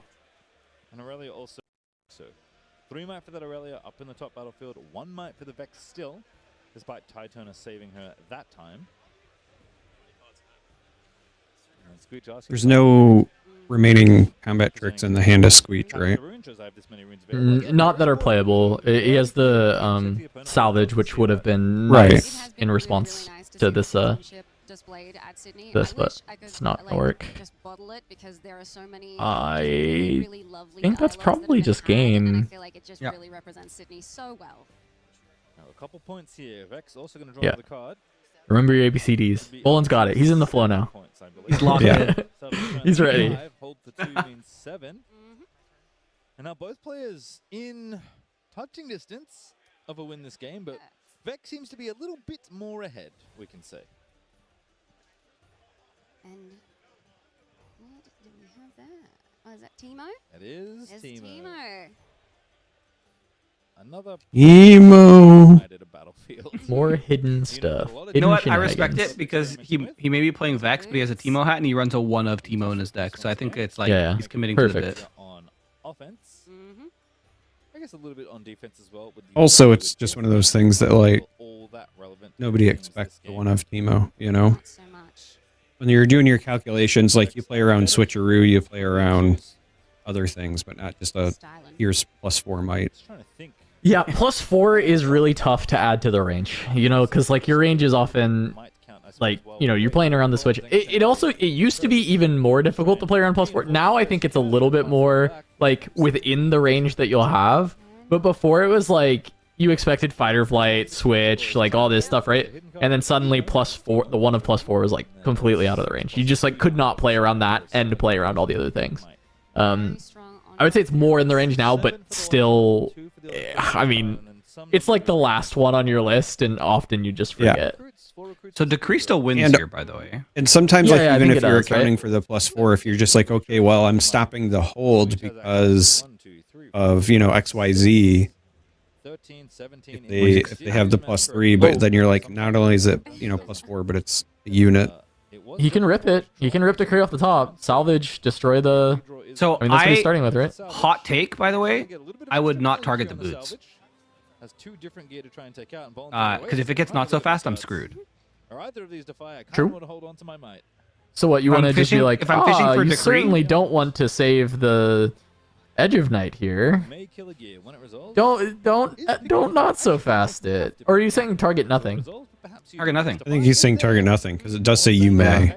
Yeah, maybe it doesn't get defied, right? Like that's the whole Yeah. whole thing. It's like okay, No, you no, just want but to draw it cards. can't be not so fasted if you target nothing. Yes, you're it saying can be play not around so not so fasted. fast, yeah. It can be not. It can be defied, but it can be not so fasted. But maybe Yeah. he lets it go through if he's like, well, he's not targeting my boots, so I'm fine here, right? Yeah. Pretty good conversion of your energy. And you You just look at him really nicely, some puppy dog eyes, do you, though? blink a little bit. I think you always defy the card draw. Well, as zero not so fast in this, yeah, but I don't think Squeech knows that, right? So, Numbers. I think Vex does run like regular lists. you run not so Often fast. Vex will have some amount. Yeah. I don't know. It's weird. It's like not so fast feels like maybe not the best counterspell a lot of times, especially not main deck, but we've seen a lot more of it because of Elder Dragon as just being an answer, especially in these decks that like are likely to be susceptible to getting juiced by Elder. This game already looking tricky. And that's it. Squeech decides to extend the Yeah. fist. GG, You Walt. got me. Good game. Impressive. Bolin Zhang 4-0. Very good. 2 different regional qualifier top 8s. Guy's in a full Looking for a jacket. third here in Sydney. Look, I mean, it's definitely Ow. a deck that is worth Be consideration. so hot. It's cold in Sydney, you know. It's It's the middle of winter. I don't know if that's true. There is no way that's accurate. Didn't look particularly. They got a snowstorm out there, I heard. Very. I'm glad that the Vex won because on the pod I had one in my top 8, so I'm rooting for Bolin. Yeah, I mean, look, Bolin is very good, and Charmer, we were already talking about. I don't remember when you got in, but Bolin, he won one of the regional opens in China on Annie. This is one of the EDG players that's here. Super chill guy. Cool that we get the like crossover on the RQs now, right? Like a couple Western players have flown to China. They've tried their hand there, and been successful. So now it's like a couple really good players from China showing up as well. It's like Ting Ting on Diana or on Ezreal that lost to Alan's Diana, so he's X1 now. But he was the Rat Ezreal, like one of the Rat Ezreal innovators. At least the first one we ever saw. And then yeah, we have Bolin here. There's a few other Chinese players that are around. As we get ever so closer to, you know, equal release times, it's something I think we're going to see more frequently as the crossover just kind of in general. But clearly, having that card is a very central piece of its strategy. Look, I mean, the amount of Aurelia decks that have Vex in it, I feel like at this point it's nice to see a little bit of a swap going on, but definitely more Vex adjacent in some ways. Also, Do I feel as much of an it is Aurelia presence in it? 66 I like it. degrees Fahrenheit in Sydney right now. Yeah. Chilly. So And so it's perfect. 49 where I live. All right, leave me alone. Yeah. Yeah, I was gonna Yeah. say that's not. No, we all of us not live chilly. in places that is not considered cold, but for some That people is that's hot as cold. hell. Yeah. Yeah, that's perfect. Yeah, Oh, actually, 66 that's is great. Yeah, that's a 66 really is nice. too, Yeah. For me, it's too high. It's too hot. There were a lot of I like opportunities, but yeah, 50. just having the decree taken out. So I like mid 60s with a breeze. Like that's what I consider like autumn weather. Yeah. Okay. You know, when the temperature's dropping and it's in October, you hit that like mid 60s, but you get the nice breeze. Yeah. It's I can perfect. smell the air. We all Mhm. come from a place where you can see the aurora. Absolutely. And also just when Riftbound. you're dealing with such a significant board presence Where's and there's Poppy? such high might involved, it's just not an easy Chat doesn't want aurora. They said please What's help crazy me. is I'm gonna Please probably save go to me. bed at one point, and there's gonna be a Poppy on stream the next round. That's true. That's accurate. That is how it works. If you want something That and is you how it leave, works. it'll show up. a lot more of it Yeah. as a Vex enjoyer. This has been great for me. I'm I'll really, call him up. really I'll happy call to see just I'll call the John progress Riftbound and as say a put Poppy on stream if Oh, Grant Rift. leaves. I'd like to say that just to see the Vex, I waited until one was on and then I hopped on, but I hopped on late because Stark has the flu. So That's unlucky. I have a lot of questions. my night Unlucky. was How did you land on thrown off, but that's all right. Right? Why do you have so many hidden cards? Look, I'm 12 very degrees curious to hear Celsius those mornings is answers, great. but It's I like also am very 4 excited degrees to see what Celsius Timo mornings has here. done. The Timo hat's pretty great. Again, we've seen a lot of different biomals. I think But I live in also the been a armpit card of that Canada, so. kind of a standout from Unleashed in a bunch of different strategies. It's funny because I didn't know you were from Alberta. which is in some ways No, I'm better from because Montreal. it's 2 might base. That's, Mm. Alberta's the other armpit. There's two, right? But turns out that Yeah. it's a pretty relevant keyword My to bad. have, especially in a deck like Vex. 100%, and it clearly worked out for Bolenzang today. Did you get to watch any of the earlier games though, Charmer, or this is just the No. second you got in?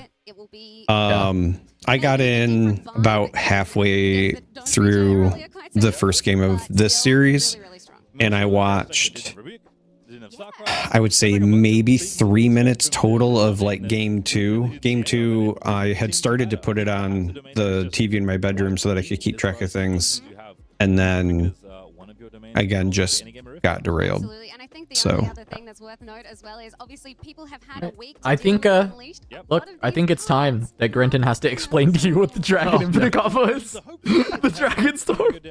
Okay, so imagine a world. Oh, hold on. Where are we going? Are we going to interview? Damn it. Okay, imagine a world where, you know what Gentle Gem Dragon does, Charmer, or no? Gentle Gem Dragon. Is that is not the one where they enter ready, correct? No, it says when you play me or another dragon, ready 2 runes. Yes. And then there's Herald of Scales that reduces your dragons by 2 to a minimum of 1. Okay. With me so far? Yep. So far. So you have a board state where you have at least 2 Gentle Gem Dragons, so you're at least untapping 4. And Mhm. you have a couple Herald of Scales to discount it so that you're spending less than you're untapping when you play Right. dragons. However, there's 2 scenarios. One is they're holding battlefields, so you can like suicide dragons in as you play them. Or 2 is you Okay. have a card like Falling Star, or in the case that we saw with Rengar, Dancing Grenade, that you can kill your own units. Yes, Yeah, Dancing okay. Grenade was unironically played and resulted in a win. So what you do is you have not a lot of cards left in your deck, and you accomplish that by having infinite might in I shouldn't use the word infinite until it is actually infinite, but having a bunch of dragons with big might, you play Catagrim and you draw a bunch of cards, and then you play your Okay. Vi, and you just put a couple dragons on the top of your deck, or now on the bottom of your deck, with a couple spells to draw. So Mobilize is a really good option because you're gonna mobilize from no runes. And then what you'll do is you'll loop that over and over and over again, using cards like Ancient Henge to create power, and then Okay. detonating your Ancient Henge, put it in the bin, draw cards to then recycle the Ancient Henge with Vi. So Sure. TLDR, you're making infinite power and infinite resources. Yeah. But now So you have to ask- essentially, Yeah. I was gonna say. So essentially, it's just you need the untap engine, You need a Vi, and then you need any sort of effects that you can self-destruct with. Correct. As well, right? So split either direction, like you said, with the falling star, dancing grenade, or whatever. Okay. Yep. And then at that point, you have now established infinite resources and infinite power. Okay. And you can win through a couple ways. Some volley lists were running Forerunners, and they would just infinitely blow up their own Forerunners and make infinite mechs, which is obviously pretty unbeatable unless you downwell or Ruination. But the more fun way, which a lot of people are doing, is they're running one copy of Blind Fury in their deck. And what you do is you play Blind Fury, reveal the top card of your opponent's deck, play that card. And you just do that over and over again until you've milled out your opponent and burned them out X plus as the many amount of times as you that need you to. have points that you need. Right. So you have to So play it's it, recycle it with Vi, redraw it, and then play it again, which you can. But you have to keep doing that until and you've over. played it. Basically, like, depending on how many points you need, like 120 times, you have to play the card. And then it wins or something, you know? Yeah. Or you just, again, establish a really big board state where you just sit on both battlefields with infinite might. Or you just blow up all their units and, you know, with infinite falling stars and stuff like that. So there's just a couple funky ways to win. Yeah. I was wondering if the points gimmick was going to be jamming like a bajillion might on Tryndamere and then doing conquerors for bonus points that way, but the milling to burn them out is actually very funny. Yeah, and I think it's more consistent because what absolutely, yeah. The Rengar player also had a Bryn here in his hand. So just in case, he could have just dropped a Bryn here and been like, okay, well now you can't interact at all. And I'm just gonna go crazy and do my thing. It's we wild. have Kha'Zix and Fiora, which is nice. Yo, Ben, thanks for the 20. Appreciate it. Kha'Zix and Fiora, this ought to be great, actually. Yeah, we did get word about we're at the end of the Kha'Zix game. players. Wait, no, we're not. We're at the beginning of game 3. Yeah, beginning of game 3. We got word that the Kha'Zix players, only 30% are on Aurora, so there is hope that this is a mid-range Kha'Zix. And 7 out of 10%. 7 out of 10 chance. Sorry, that they're not on Aurora. So we'll see. Well, and it's also Forbidding Waste doesn't necessarily feel like an Aurora battlefield. So that is very true, actually. I think we're in a good spot. In fact, this is not Aurora. Nice. I see the most anti-Aurora card that you would never run. I was actually going to say I kind of like the idea for Kha'Zix to do this because you bring your units home a lot, right? Like you just like tap Kha'Zix, run home. So like you force your opponent to defend poorly here, and actually the synergy with Feyfolk is so sick, by the way, for beating 2-drops early. Because if they go to waste by themselves, you just kill them with Feyfolk. If they don't go to waste, you just run Feyfolk there and pull them to waste, and then kill them. It's actually really, really cool. I didn't think about this. Also, what's really cool, I mean, also sandwich. I'm obviously getting tired. But what's really cool is when Kha'Zix on Starspring, and you Feyfolk, move the unit to Starspring, ambush in your Kha'Zix, and then bring your Faithful back home. It's cinema. Really, really nice. Well, here, you're trying to do the Kha'Zix thing of conquer and go back home. Hey, guess what? I mean, I know he just needed to develop this first mate, so it doesn't matter. But guess what? That doesn't save you. It's true, yeah. Feyfolk is inevitable. And you are surprised defending. Yep. All right, combat has begun, and currently the Feyfolk is losing. Oh, I don't think Jiggly knows that he doesn't know. Here. Oh no, he doesn't know.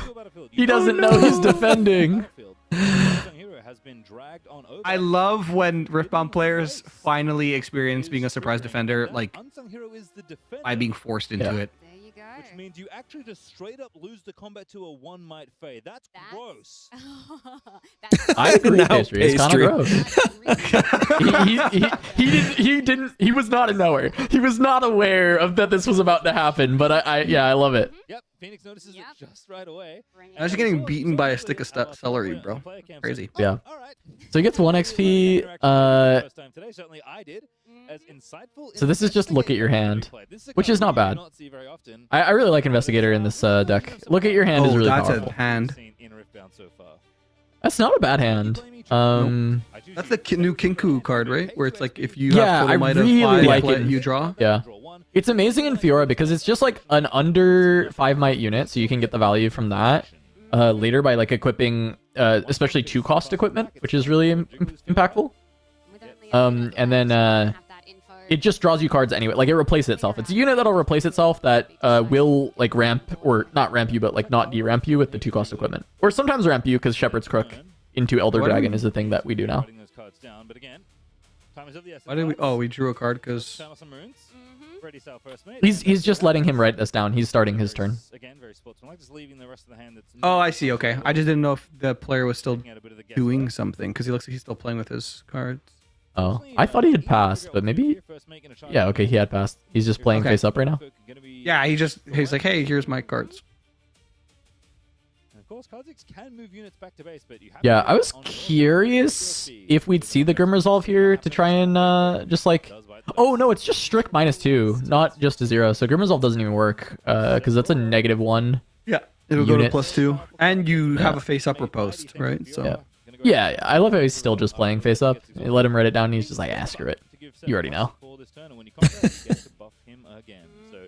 to be able to make use of the Monastery of Piranha that is on Fiora's side. It's funny actually. I thought it was Kha'Zix's battlefield, but it is not. No. I don't think people should do this generally though. Let your opponent forget. Yeah. Don't make it so easy on Nexus night with a new player. Yeah, do this. Sure. Testing Testing with your team. Do this. Yeah. But yeah. No, and I this like is it. worth potentially thousands of dollars on the line. Don't do this. This is Let probably your why I opponent always lose at large events, because I can't help turn the teacher side of me off. I'm just like, hey, you forgot this. And they're like, oh, thanks. And then they kick my face in. Revealing cards from the main deck doesn't cause burnout. How does infinitely playing Blind Fury win the game? Because you're not just revealing the card from your opponent's main deck, you get to play it. 2 points to 2. Very close. Go read Blind Fury. Furry? Yeah, go read Blind Furry for me. Gonna be the choice here. I think he's just saying when the deck is empty, it doesn't work, right? Like to actually cause burnout. Is that true? Like if you play a Blind Fury and their deck is empty, like that won't burn them out, right? You have to pass to them and then to even gain the point from burnout, making them draw for turn. I don't even know. Grim Resolve to push over this though. Off the Void Assault, make some XP, make a lot of XP because of Grim Resolve.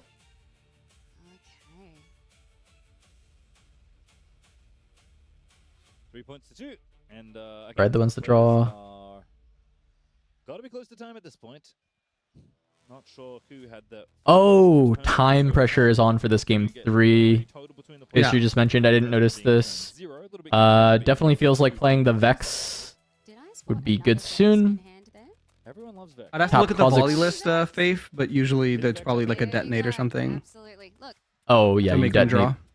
their gear if they have gear. Yeah. But if you're running Blind Fury, then you definitely have a way to make your opponent draw. So. Yeah. Ride the Wind feels like a pretty good card to have. Very much so. Given that you want to score points, and scoring on your opponent's turn. Or not. Could be the difference. Or maybe you just play their entire deck so that they just don't have anything at all. Maybe just now. Being told. Yeah, but then it would get recycled, right? So you just start again. You give a point, start again. Sure, but depending on when you pull off your thing or whatever, like how many cards are they getting back, and they only get 1 turn and 1 draw. And you just do it all again next turn, yeah? Yeah, I guess so. I mean, that would also probably win the game. Okay. Pastry says they each get a turn after this. True. So this is turn 0? So it'd be turn 1. Oh, turn 1. Yeah. They each get 1 turn after this? Then we're on That's what turn 1, Pastry said, but I don't know if he was saying that as in he knows, or he said if this is turn 1, they each get 1 more turn. I'm not sure. But this can be worthy into Set Brawler to just ready it. It's turn 1. They put up the turns left thing. Okay. Oh, nice. Oh, okay, nice. cool. I was saying turn 0 because I didn't see them update the clock stuff, so I thought that the clock had just ran out. But of course, right after I say it, they update it. So it is turn 1. Classic. Yep. Ready, set. Yeah. Boom. Set did get readied by Fiora. Ready, Boom. set, go. Ready? Yeah. Ready, Okay, set, okay. ride the wind and run away. Power to ready it. That's going to mean second right on in as the wind gets rode the other way instead. As the wind gets rode. And then a 5th point. After you awaken for holding. So Monastery is up and available. Unfortunately, Set no longer gets to do the thing. Not so much. Yep, that is a way to win in in turns. Score on your opponent's It's your turn. last turn, right? So you go to 5. This is looking like a draw, though. Oh, yeah, because they each get right. Unless They'll each get he has a another way point. to pivot and conquer the monastery, killing the set. If there's a way to pivot and kill the sets, then he can win, right? Because he goes to 5 on the hold. He goes to 6, and then the Fiora being the only unit on board, it likely ends up being. This is the second last turn, but I don't know which player started. I believe Phoenix started. Yeah. Can Phoenix pivot? Because unfortunately, I could be wrong. and maybe fortunately, maybe the deck could be too good. Kha'Zix cannot be activated to bring this back to base Oh, all the time. because it is not an exhausted Not unit. once, surely not. And it looks like just units in hand, Phoenix so has 4 units in hand. this is going to be a That draw. doesn't feel all that useful. Not so much. This Not Yeah. particular juncture. Now we could be popping the old Kha'Zix to move a unit back. He's got 4 XP there. Unfortunately, the unit has to be exhausted when you move it. So Fighting a sneeze like crazy because I'm allergic to draws. To a different battlefield. So that's not going to help us here. Treasure Hunter, Vex Apathetic, Irresistible Playfolk, and Set Brawler are the 4 cards in Phoenix's hand. Nothing that I would necessarily see as particularly beneficial right now. Yeah, not right this moment, unfortunately. Hmm. It's always really Yeah, I interesting mean, coming in there's not really any plays. He's like looking at it, hoping the cards will turn into something else. Sometimes when you look at your hand long enough, maybe they become other cards. decks that have quite a lot of, whether it's buffing, whether it's XP, it's just Brawler's actually kind of interesting in a Kha'Zix deck. I don't mind that as an idea, because when you go in and conquer with Brawler, coming in at this you point is just like very bring him back with Kha'Zix, so he becomes a very good attacker that can always be brought back home. Now, it looks like Phoenix is considering reinforcing with Vex Apathetic, which would have been really And good. you can even do the buff thing, right? Like you spend his buff, then you Kha'Zix buff him, and then do it again to push over like really big holds. So there's actually like quite a few reasons that the Brawler can actually be pretty nice for a Kha'Zix deck. Because the stun set is not that useful. coming And the in Vex at here Vex. helps a Alrighty. bit, but you don't. Hold down the fort. Again, he's playing half face up on the hand, so. That extra 1. But I mean, with the Fiora, it's having the Vex is really good. Playfolk action. Yeah, Vex is always going to be nice here. The problem is just the time pressure. Like I actually think the Kha'Zix conditions are pretty good for. They're not bad for winning the game. I would say with the Vex being able to hit the board and prevent anything from coming into play, but face up Fiora means that you can run set home, spend the buff, ready it, ship it in. Yeah. And this is just a draw at this point. Even if you double conquers, it's still a draw, so. There's 4 points now for the Fiora. And I believe And they are both realizing that right now. correctly, if the round timer was correct, I believe Phoenix would have had the first turn in extra time. Boo. Boo. Players can't win by 2, so the hands Yeah. are going to be exchanged. And I believe Ugh. we have it. I mean, at least we hopped in to see the Fey folk into the waste. There you go. That alone was worth it. It happened. We saw his conversation. Right at the end, And his, seeing how that I guess, goes. girlfriend. Look, it's an interesting matchup, if nothing else. All right, was a draw. She texted, "I'm watching you at home. If you tie this game, you're sleeping on the couch." In extra time, Oh, no. Players could not make My either girlfriend no. always makes the joke when I go play like any Riftbound events. She goes, "If you don't win, you don't sleep in the bed." Not so much. I'm like, oh. That's why I judge now, because I always win, right? Yeah, always. Yeah, I'd like to see a little bit more Kha'Zix. I want to see the XP in action. I want to see a little bit more growth to it, so it would be nice. Which legend do I think wins the tournament? I think either an Azir gets there, or it's like Alan's EQ on Diana, because I think the deck is pretty broken. And I think Alan kind of like solved it again. Like, it's like Ezreal all over again, but maybe not as extreme. Like I'm less confident in Alan just like running away with the whole tournament. But I think Azir is very good. It clearly is working. All right, well, 4 rounds in the books. There's a few more to go. 4 left for just today. Don't go too far away. After this break, we're going to have even more Riftbound. More Riftbound. Thanks, No Pastry. way. Welcome to Thanks, Pastry. I want more Riftbound. featuring actions and reactions. There are 3 different types of spells in Riftbounds. Normal spells, which you can use to start a chain during your own turn from a neutral game state. Oh, this is cool. Who recorded this? Can be used in exactly the same way, but can also be used in combat to start a chain. And Who's? I guess we'll never know. GG. Wait, did the stream F? I think the stream F'd actually. Yeah. I think the stream. Because I have it open on the my other monitor too, and it looks like it. No, it's. I think this is a good time for me to take my leave, tomorrow. I will be back. Thank you all for having me. The stream is Thank you, pressing F Grenton. to pay respects to Grenton. Yeah. Thank F you, to pay respects. Grenton. See you, Grenton. Bye. Hopefully, there's no Poppy on stream Bye-bye. until tomorrow. Bye. Yeah, it's coming next round. Woohoo! No. All right. All right, so I'm really excited moving to to see this 5-8 Poppy. stream. That's right. They change streams, so they have a rounds 5 to 8 stream. So I need Oh, so they're Adani, like, if you can swap it over, it'll be a new link. I can link it to you.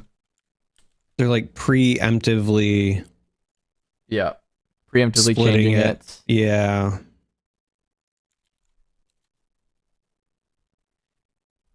Yep. 5 to 8. We got it.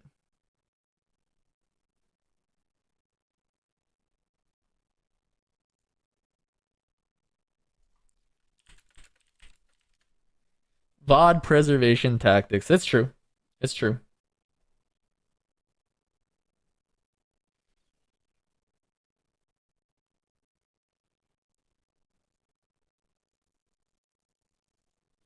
Yeah.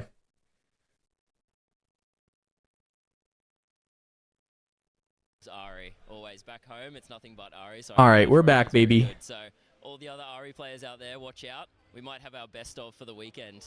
Interesting. Those are confident words. Are you feeling as confident as he's making you out to be? Yeah, well, I named my deck the best of already, so if I don't get best of... Oh, there we go. the list would That's be confidence for the Ari. so- Best of Ari. We'll see how it I love that unfolds in a couple of Grenton days, is still with us and, in spirit, of course. Good luck. Yeah, of course. We are here at Smiling Riftbound Regional Qualifiers at the in knowledge Sydney. that Poppy Joined is by coming. Courtney. How is your weekend looking ahead? Very busy, but I'm super It's Courtney excited. from Twitter. I'm actually hosting trivia on all 3 days of the week, and I've got a bunch of packs and prizes to give out. I'm very excited to see the community and hope they can answer all of my really tricky questions. Maybe it really is chilly in there because they're wearing jackets too. 10 out of 10. Maybe Everybody, it's just the venue. yeah, convention hall's cold. Picture this. Yeah. I've zoomed in on a picture of Kha'Zix. Wouldn't be the with first a time. link. Could you tell me that it is Kha'Zix? I feel like I could probably do it. I feel reasonably confident. I don't believe you. I'll see you at trivia. Okay. I will try. I will be there and I will do my best. That's fun, doing like a trivia night at Here down RQ at the Riftbound Sydney. Regional Qualifiers in Sydney. I am joined by Morgan. How is your weekend looking so far? Wonderful so far. I'm amazed by the turnout, and we just found out that there's 1,600 plus players for main event tomorrow. Are you competing? Are you excited? I'm indeed. I'm going. 1,600 again. Are you feeling confident? As confident as I can be. Well, that's something.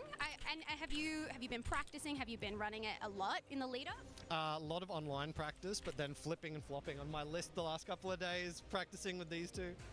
I feel like you're not alone with that. A lot of people kind of analyzing, oh, what should I be running? What should I do? Especially because of the release of Unleashed so recently. So many variables around. Yeah, everybody ask Grenton questions right now. We gotta ask Grenton.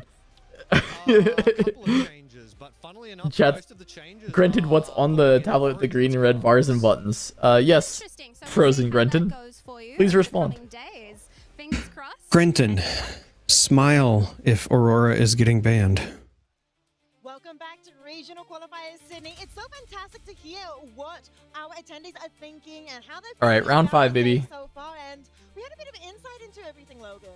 We have so much insight to all of the things here, I see, that we can talk about it all day long. But Unleashed so far is proving to be very, very dynamic, very, very meta shifting. LeBlanc is the literal #1 most represented deck here. LeBlanc is the most represented, huh? We had a little bit of Yeah. insight earlier with both We got of them. that. I mean, we could Flown over from China to compete here in Sydney. we could bring it back up and remind people. I know you didn't get a chance to see it if we've got it, but I know Jarvis is working on getting rid of Frozen Grenton. Top three. Of course, LeBlanc leads the pack, and then we have Master Yi being the second most represented, and Irelia the third.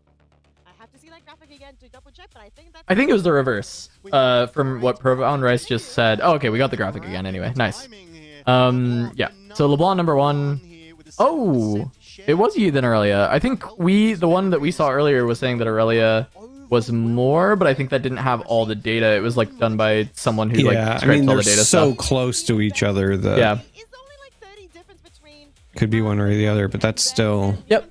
Just surprised it was LeBlanc, though. You know, again, I suspect a good chunk of those Yis might also be Aurora. You got the misfortune there. Well, so Aurora is still the most rep deck. It's like 138 copies of Aurora, but like spread between a bunch of different decks. Right. Only 44 being registered here, I see. I don't think that many But yeah, players are actually gonna Draven is no longer even on the screen. Top 8 most rep decks, no Draven.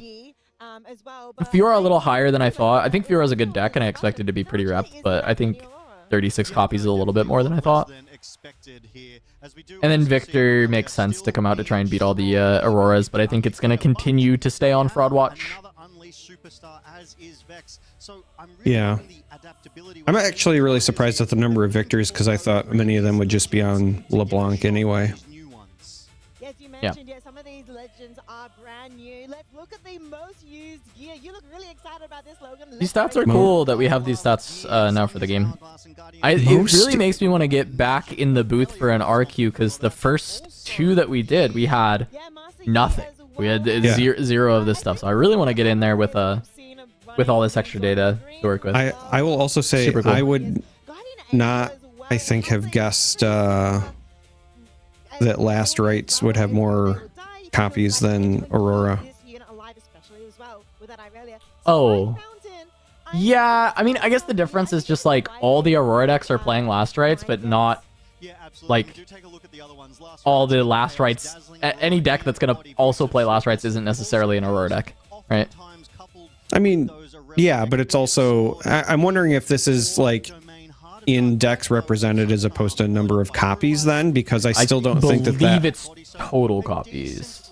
So you're... Because Last Rites is like a one of more commonly, right, or is right. like always 3 so of? Yeah. Yeah, that was my train of thought as I was... That's fair. I think Fury love going for their spells, so I'm not too surprised about that, but there are so many... Like Angel, Fountain, and Hourglass, they all make sense because there are several decks that want those, right? But then when I was looking at what else was above Aurora and I saw Last Rites, I was like, that feels a little weird. Yeah. Do you remember what you said you thought the most played spell was going to be on the pod? Because we talked about this. I believe I said I Defy. thought it was going to be Sabotage. Oh, you said Sabo. Oh, yeah, Sabo's still up there. It's like 5th, right? Yeah, it's 5th. Yeah. Did I say Defy? It's the most repped non-green purple. Yeah. Yeah, which was that made a lot of sense. Do you remember if I said Defy I thought was going to be the most played, or I just talked a lot about Defy as being like one of the most? I can't remember if I actually like claimed that it would be the most, but I know I talked about Defy a lot on that pod episode. I'd have to go check, but yeah. I think I was saying stuff about like Charm and Defy and like just the green spell. I was like thinking a green spell was going to be the most, but I feel like, I don't know if you said explicitly it would be number 1, but I do know that you were on a similar brain wave that I was, which is I expected to see a lot of it, because when you think about ways to attack Aurora, depending on the colors you're in, sometimes the best way is to just slow it down long enough to win via tempo, and hitting the ramp stuff is one way to do that, right? So Defy already just good into kind of universally every matchup, but then if you're expecting a bunch of Aurora and you're in green and you don't have a lot of good ways to deal with the Aurora. Chat says I said Defy. I'm a genius. It's okay. Yeah. Scuttle! Yeah, Scuttle Crab, honestly a little higher than I would have thought. Very good card. The interesting thing is like Aurelia decks were using it, but not all Aurelia decks. So even though that's a popular deck, that makes sense. Yi decks were using it, but not all Yi decks, right? So it's like, you know, where was it going to land? And 22% is pretty high for sure. But yeah, I was going to say to me, it's as good as Lonely Poro, which also is got a pretty high representation there, but it's also, I think, potentially just got more upside than the Poro, right? So about it. Nightmare, in my opinion, with Vex Apathetic being such a strong card. Once that Vex is on a battlefield, it's so hard to To Defy first, Starcross second. Okay, I missed a little bit on Starcross, but it's not that far down the list overall. But Defy definitely makes a lot of sense. yeah. I mean, we talked about Starcross too, and that was... Yeah. One of the big things that reasons Defy is so good right now is because Starcross is like a popular spell. Right.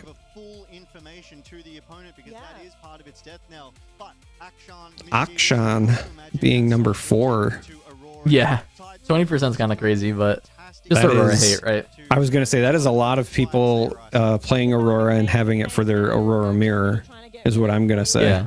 Well, it's just like every orange deck, whether they are Aurora or not, is like either on it in the main or the side. Yeah. Sure, but... It's so funny when it's in the Aurora decks, though. It is good in the mirror, but like I ran into an Aurora player that like played it not just for the mirror, but like played it against other gear decks, and I just thought it was so funny when they play Aurora and the first thing they rip is an Ekshon, and it's like, that is like game losing. It's just like, yeah, if it's not in the mirror, it's just like super game losing. This is literally me personally. I just love how cute and adorable he is, and I just want to give him a big hug. But in Riftbound, he is actually quite impressive. As you said, he's got that drop, that card draw where he does Regional Qualifier Sydney. Okay. I'm with. I see the vision on the zoom. I see. Wait, is that the boy? Sean Dollywall? Diwali himself? The regional qualifier winner from Houston, the very first regional qualifier. All right, we get a glimpse at Diana. We heard from Nia earlier that he talked to Alan and got convinced on the deck pretty instantly. So I imagine he is on a fairly similar version to Alan's Diana, because it came from a conversation with Alan that led him down this path of playing this. Okay. But I think this is best deck in format. I assume Sean is playing a similar version, so I think it's like gonna be, within that realm of best deck in format Diana. And Sean is a very good player. It has the Kazakhs. This is the Alan list. Yeah. This deck is crazy. So Kazakhs is really insane when you can play him from basically 3 runes, because you get 1 from Scorn of the Moon. You create the combat, you can just play the Kazakhs out. Defending alone is really common. It's also easy to make it happen and then get multiple triggers with Moonfall. So there's some really crazy things you can do with Kazakhs. But the main crux of the deck is you're playing a Stellacorn in your champion zone with Diana Lunari to help you draw additional cards. Then you have 3 copies of Stellacorn with Hue, Brooding Painter, where you can draw even more cards. So you just draw a ton of cards, you get extra resources from Scorn of the Moon, and then Moonfall is just a hell of a card right now. Yeah, Moonfall's very, great. very powerful deck. Yeah, so this deck is really, really strong. Yeah, but yeah, this Kazakhs, is basically Alan's card, Alan's deck bar for bar. I think, as I said, Sean and Alan talked. Sean got convinced that this was probably the best deck by Alan, and just immediately decided to bring it. The Kazakhs, because of essentially the discount you get from your Diana, it's just a better Rengar, right? We've already seen how good Rengar was. When I say Rengar, I mean the red Rengar. When we saw that being teched in for the Annie lists and whatever, but... Oh, nice! Okay, we're getting Leona. So this deck also got a ton of support in this set. The Vi Peacekeeper is absurd, and it lets you play Green Leona so Champ good. Zone with 3 copies of Vi Peacekeeper. It's basically just a better version of Yellow Leona. Costs 1 more, but it has the ambush text, which is so important because the deck was really slow. You had to play at base, and then on the next turn you had to interact. Now with ambush, you can, not have to set up so much. Just once you have the 2-drop out, you can get the Peacekeeper out, start causing a lot of problems. Nami is amazing. It gets to come in and have the stun as the additional cost, which, it's like the 3 cost that you could play that stuns when it enters before, but it's optional. It has more might, and then the hold effect is very relevant. I talked about how slow Leona is, but Leona being able to have units come in ready with a buff is just such a boon. It's really, really great. I think a lot of stuff has been awesome for this deck. Scuttle Crab, nice to have some more draw for consistency. Really good looking deck from L here. So list is great. Too hard a dark ice, huh? What's up, Vero? Vero, do you have a... Did you get a link already from one of them? I'm in. Oh, you're in. Oh, baby. There we go. Okay. I mean, perfect timing, because Vero has been the Leona salesman, right? Leona's the here. Leona salesman. This is pretty close to my deck list. I can't say this person exactly to my deck list, but it's like 55 out of 56. It's close. It almost looks like the exact list I actually updated to people that are playing my list like an hour before the tournament, so maybe they got hold of it. I don't know. Once again, I'm playing all this Leona. It's not that crazy. But my teammate Sean is playing, and I've been giving him so much shit. And hey, you gotta play this Leona, man. Like, it'll dust you up. So now I can't lose. That's true. If he loses, you get to make fun of him for losing to the list you tried to put him on. Yes. 1 second. And then if he wins, he's your teammate, and it's good that Sean wins, you know? Yeah. No lose scenario. To be honest, like, I've been playing a lot of this Diana list. I'm not 100% sure how this matchup will go. I haven't played into Leona at all yet. I do think that this deck is very resilient. Doesn't have many bad matchups. I would say that the things Leona does are not particularly concerning. But stun will be annoying. I think stun is like, it's always an annoying keyword. I just think that Sean can avoid the combats where Leona's swinging in and stunning, and like with the Vibe Peacekeeper, with things like Flash, Ride the Wind, right? Just get out of dodge, and then just like take combats on his own terms. However, Moonfall loses some value. You have to use it when you are swinging in and make them like a surprise defender, because you can't like make them attack into you with Moonfall and stun. So there's a couple things that he has to look out for. But I think he probably has enough experience playing into Peacekeeper because of like LeBlanc and all the other different like yellow decks playing Peacekeeper, that Sean will not fuck it up, for lack of better terms here in this, because I think that's like one of the weird interactions that people playing against Leona in like Origins would not know. They like charm your Leona because they're like, oh yes, I kill it, and they're like, okay, I stun your guy, and then I don't die. Very cool. Do I sound different or better now? I heard Lunari speaks to her moon worship, Um, and then Leona Solari. It's their sun there. You know what? I'm not sure, because I hear you for Discord. I don't hear you for what goes to stream. So you sound fine in Discord, but yeah, I'm sure they'll let you know. Yeah, must know their League of Legends lore. For sure. Yeah. It's one Yeah. of the most Yeah. Fair enough. stories and pairings, I think. So how's it It's one of going? my favorite. I can't I've wait been to watching, see more and hear more Oh. about it. Because keeping all the Diana games and Leona are just Yeah, you- somehow nice to be paired. Yeah. Well, you see the infinite combo. Yeah, that's kind of fun. No, they will not. But I do love to see Diwali has adopted some local culture here, where the Grimace bucket hat, doubtlessly from a Sojourn to Yeah. Well, I don't know. Chat says you sound like you're 20 feet away, but. Mate, look at that. Repping the local culture. You do love to see it. I could rejoin the Making sure VMix, these yeah, 'cause it says headsets it's are using my working, smiles all around. We are absolutely set for a wonderful game. That's I'm possible. looking for Zenith Blade.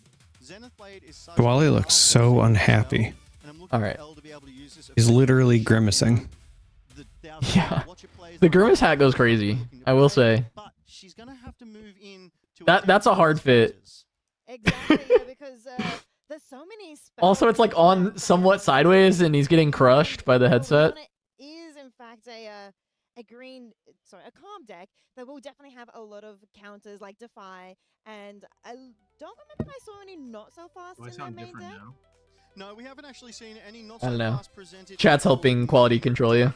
I can't imagine that she'll be looking to sideboard any of those into Diwali. There will be no Elder Dragons to ping with their abilities, so we've got to be happy with that. That Zenith Blade, obviously that signature spell of the owners at action speed. Never once has that been like a complaint about Vero. They're like, oh, Vero's too quiet, guys. That enemy unit's battlefield. So you basically stun over there and then move over there.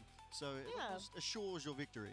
it really definitely feels like what Zenith Play In the does same in settings, the I've game never of League of touched the Legends club. as Only well. one You person stun ever them has and sent me you go this link. towards them. And so I'm really excited to see, as you said, how this Zenith Blade is going to get played out here in this matchup. There are only 2 Zenith Blades in the main deck of... Sean looks very confused. I'm very He curious really what's does. happening at this He table. he rolled the die, and then she started talking, and then he was just like, I don't understand. So I don't know if there was. So Nami is one of those brand new unleashed champions that have come out. And Nami reads, you may pay 1 recycled Calm rune as an additional cost to play me. When you play me, if you paid the additional cost, stun an enemy unit. And when I hold the next time you play a unit this turn, ready it and buff it. Audio that stun that Oh, is it maybe about like whether you're supposed to reveal the battlefields first before rolling? Or before deciding or something? You can always roll before, it's like deciding. I don't know. They're like still holding on to dice. What's happening? an L on Leona. Wait, we got the Solari versus Lunari matchup. I didn't even think about it. Let's go. Let's see if I sound better now. I'm actually curious to see. You guys don't have to worry. Apparently, in Discord, mess with your Windows settings occasionally. Yeah. In the second Oh. in this one, though, going for the star tipped peak. Not sure who's going first just yet. Not sure if they've All right. done the. All right, chat. Vero should maybe be good. I don't know. Let us know if there's still issues with Vero. But we're gonna get into this. They'll always be Well, there's always okay. Don't let me know if there's issues with Vero. I think Let it me know should if be there's good issues now. with I'm Vero's speaking at a good audio. quality. I made sure my mic's Yeah. good. I think it was a Windows issue. There we go. But ultimately, I think Windows can be down to 8%. Too loud. Need them now? Okay, perfect. I'll put it down to 69. There we go. All right. 75. Anyway, This back to is- the game. Yeah. This is All right. an iconic matchup, as you said. Solari versus Lunari, man versus woman, tats versus hats. It's got Tats it all. versus hats. Interesting. Interesting. Tats versus hats. All right. Star Tip Peak versus Monastery of Harana. Star Tip Peak, pretty nice. Diana doesn't really let you hold very easily, and she can just incidentally grab her own holds. Pretty good against like the very slow decks as well to just ramp up towards stronger late game. I've seen the Star Tip Peak come in and out of the deck more than any other battlefield, so interesting to see that it still landed here. There was like a version that was, and I think it's still there in the sideboard, has Baron Nashers, and I think that it's a lot better for the Baron version to play towards the Baron plan to have the Star Tip Peak. And definitely when Baron came out of the main board, that's when started seeing Star Tip Peak come out a little bit. So curious if that is going to be the case.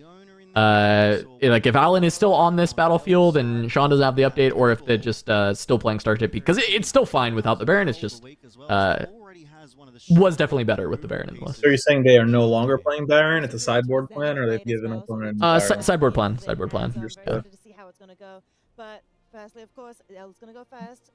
Yeah, so we got a great. This is the best. This is why this was included in the recent update. Stalwart Poro. This is probably the best turn 2 you can have for going against this Diana deck, especially once you get a buff on it. You're able to play around the things like Dust a little bit better.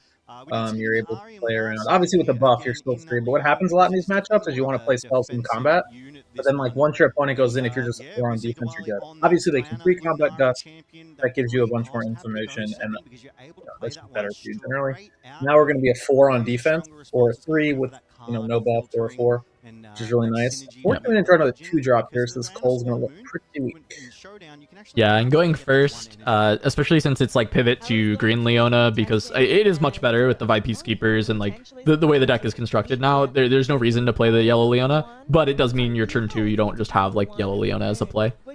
Which honestly, for better and for worse, it's probably for better overall not having to like deramp on turn 2 every single game and like play that out when you can just kind of play a more standard game and get towards your Peacekeeper from hand on an offensive turn.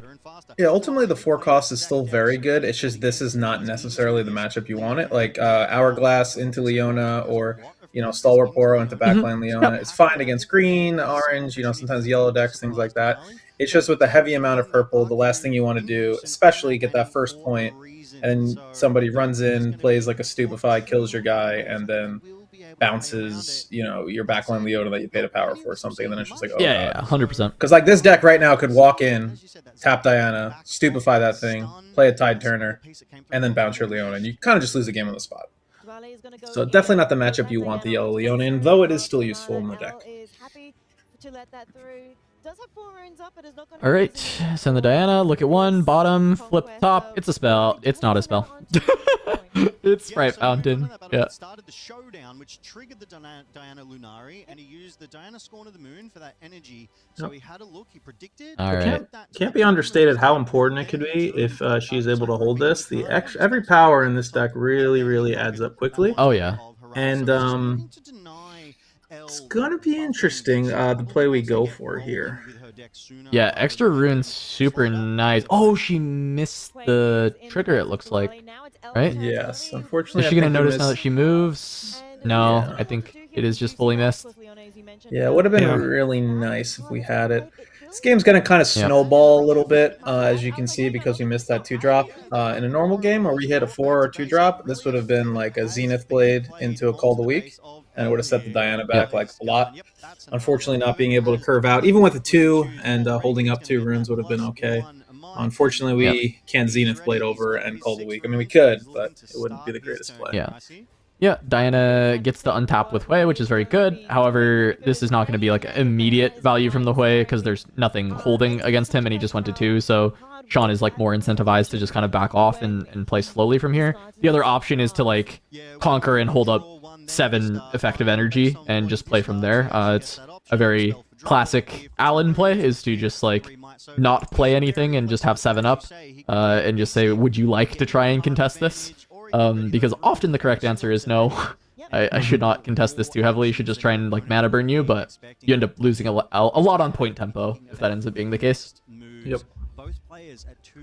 Hui is a card that I've been very happily impressed by so far. It's my favorite card of the set. I love it. I love Hui. Me when they print Ezreal on a move ability, essentially, and you guys were all like, "Oh, such a beautiful card. It's everything we've been missing." Yeah, just like Stella Corn and Ezreal thrown together with 5 might or 8 might. It's this card is like, yeah, it's like better than Stella. It's better than Ezreal. It's like just so disgusting. It's this like card, Stella but I love playing Ezreal it. had a baby that also just randomly gets punched first occasionally. Yeah, if you like. It is really fun to play with Hui. It is not fun to play against Hui. Yeah, I say some of the green-blue decks being like, what if I played Stella Corn and play in the same thing? I'll like, you will have so many cards. You will also have so many probably prize wall tickets because you'll be in the side event with a deck like that. But it sounds interesting to draw that many cards. I don't know if it's good, but there's maybe some green-blue room to go around.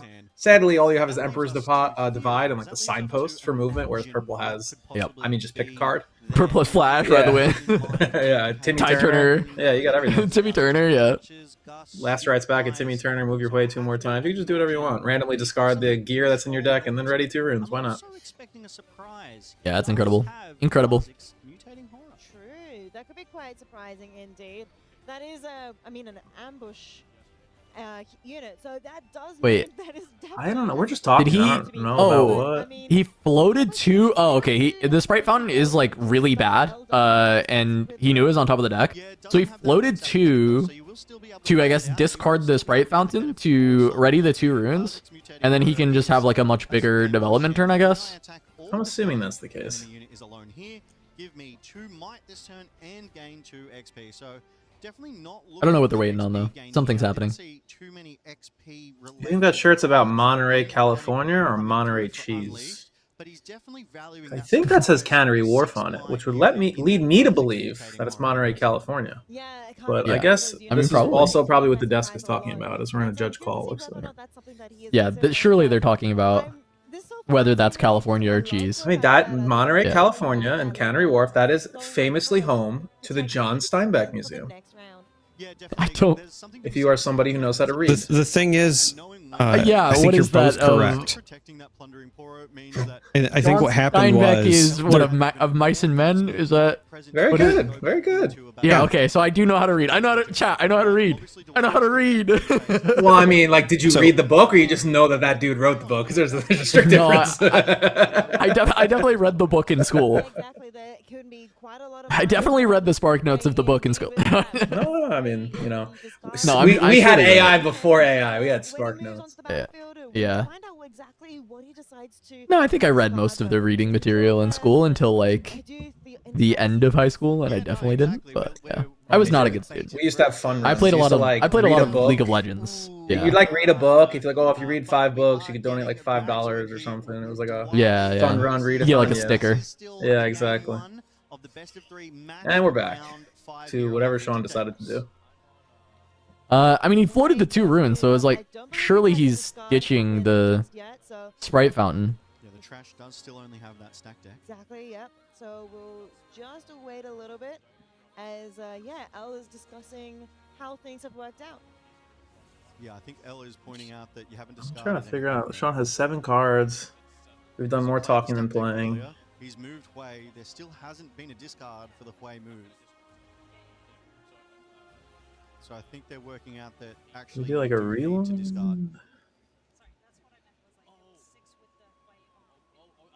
Conversation. We can hear them. I'm pretty sure that They just had some misunderstanding. They I must think, both really and like it's John getting Steinbeck. sorted. And I think they're figuring it out now. They're getting back to the game. I think what happened was Diwali did something and Al was like, excuse me, Judge, he's trying to cheese me. And then the desk was like, hey, speaking of cheese, I think her shirt is talking Monterey about cheese. Yes. Monterey Jack. Yeah. Yeah, no, this it all came full circle. That makes sense. Ooh, purple Vex. Yep. Yeah, that Vex apathetic. Very good. Gonna help against Peacekeeper. Yes, helps against Peacekeeper as we see some of the new interaction in Sean's hand in both Existential Dread and the Starcrossed. So don't see a Defy Also Kha'Zix. currently in hand. Also Kha'Zix. Surprise 6 Might is pretty good, especially when that Kha'Zix can be played alongside an Existential Dread, because there is also Scorn of the Moon. So there's a lot of potential value that can be played from Sean. A lot of power would need to be burned to do some of the like really insane stuff that he can do on this turn, but if it results in a blowout, like you just take it, right? Yeah, this would unfortunately be a great turn to have the Defy. I think we're going to do a good old Disco Ball on Aurelia. Push her up to 9. She's going to get +1 from the beginning of turn, +3 from the Heart of Dark Eyes, and +1 from targeting. It's going to be a gigantic Aurelia. I just don't know how it's going to fare against Sean's interaction. Yeah. That's where Dread plus Kha'Zix is pretty terrifying, where it just can essentially allow you to not only kill the Aurelia because you'll have enough might, but also prevent yourself from losing anything. The only thing you lose is a lot of runes, right? You deramp a lot on that play because Dread will have to target for deflect, and then of course Kha'Zix has a power cost, and Dread has its own power cost. So it is burn a lot of runes, but it is a lot of value. It's also possible that's not like a playable line in the event that like Elle is able to just redevelop, and going down that many runes is I hope she just goes for a nice pass. I hope she just goes for a nice pass because she has this Call of the Week. But again, even following up with the Call of the Week, she won't have a 2-drop afterwards. She's just getting a little unlucky on her 2-drops here because again, if you go 9-on-9 pass, play Call of the Week, and then slam down another 2-drop, you'd be pretty good. Unfortunately, we're forced to like kind of pre-commit something. Just gonna play into a lot of Sean's tricks. And that free energy from that Diana Scorn of the Moon legend there. I don't know. I think I kind of like passing, even if it's just going to be a trade anyway. Oh no, you should like, definitely. Make them do. Yeah. Yeah. Well, yeah. I mean, she's got a second Aurelia in hand. Has, right. That was the only reason I was saying I think that this might just be a situation where you're always supposed to pass. Yeah, you pass. Let think Sean do she's, something like- first. If you trade out and play another Aurelia, it's a pretty good turn for you, all things being equal. It's 3-3 game. Your Poros cannot be eaten without Sean committing a card because it would be 3-on-3. And again, you just untap with an Aurelia. I think the question she's asking consideration here... to the Zenith Blade. Yeah, and I think the question she's trying to figure out is, one, if you choose the Aurelia with the Zenith Blade, do you have to move it? The answer is no. She will still be chosen for the Zenith Blade, which will put her to 10. And the second question is that most people don't know, is that you can elect to put a buff on a unit that already has a buff, and you will get the targeting. Obviously, a second buff will not go on Aurelia. But to my understanding, But you so can I've been plus told, one. you can still choose it, and then like nothing happens, and then you get the plus Unfortunately, one. Could be lying about our all this. L3 judge has left. Yeah, I could be lying about this, but I was told this by multiple people, Yeah. so I assume this No, is the case. that's It's a very niche that's thing. pretty neat. But yeah. Well, it Hey, matters. It matters a did you lot in know- the event that you're playing Aurelia. Did you know that if your unit has a buff on it, you can choose it to give it another buff, even if it doesn't resolve? there you go. Huh. because triggers Many triggers such can be people have illegal, said. right? Like triggers Many can be such illegal. people. Cards can't. I think is how that works. Similar to deflect. Yeah, I mean, to me, it's no different than like if you've got a unit on Vile Mauslayer and you try to ride the wind back to your base or something, right? Like a legal target, it's just nothing will happen. Yeah. So they would get a +1 if they went for that. Fortunately, the Zenith Blade alone would give the targeting as well, pushing it 10 on 9. All right. Sean having a little snack. Snack break time. If everyone knows, each round has a little snack break now. Yeah, this guy got a McDonald's hat, like some trail mix. So like, oh my god, like just put a sponsorship in this guy. I mean, they must got like triple the prize money of Riftbound. He really can't hold it together. Look at this. But right now, it just looks like we're enjoying. What is he? What even is that? It's just. It's like Cheez-Its or something. It's like Chex Mix, but like or trail mix with just the really awful parts and none of the good stuff. That's what it'll look like. This savage is not only eating, but he's like licking his fingers and then touching his cards and. Ladies and gentlemen, Sean does not deal with the grading of any of cards that PCG touches. He is strictly a player. Not a player associate, not an intern. Just strictly a player. Both savage in lines and decorum. He's like, listen, we're going to keep these high-grade populations low by me touching all the cards. Isn't quite available just yet. Yeah, for sure. We're going to need to see the longer game on this one. Right now, there are a few conquer points apiece here. I believe it was 2 when we last left off. And I think it's so funny is like this game has had all these delays and I still cannot really pinpoint exactly what has caused each of them. It's always the very funny thing without having table context of what the players are saying to each other. Like the only thing we can infer was was a Zenith Blade question. Yeah, she seemed to pick up the Zenith Blade, look at a few things, think for a second, and then say, "Judge, I have a question."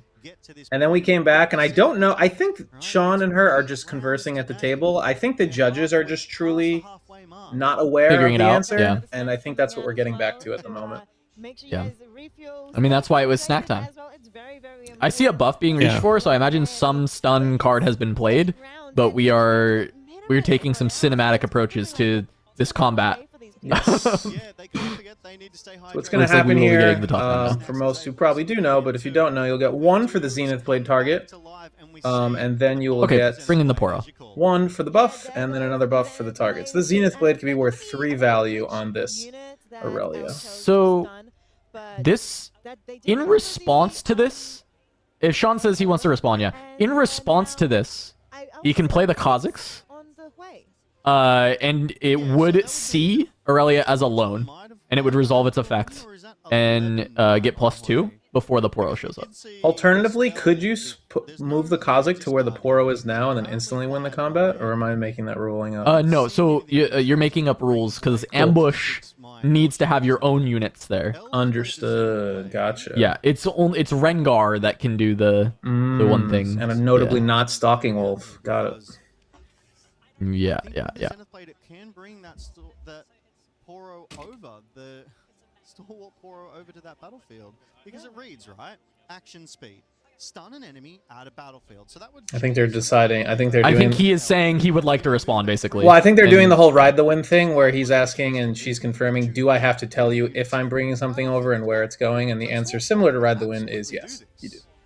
Okay. I think the only card that exists in Riftbound currently that you do not have to tell your opponent where the unit is going is Thrill of the Hunt, to my understanding. We've got the might totals here as well down on the battlefield, which is nice. Very nice. Already showing 11 here as well, which.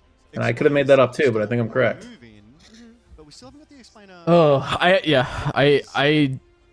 I don't know for 100% sure on Zenith Blade. I also think you do have to say whether or not you're moving, but maybe that part is not. No, yeah, true. you definitely need to show where you're moving with Zenith Blade, similar to Ride the Wind. You do? Yeah. Okay.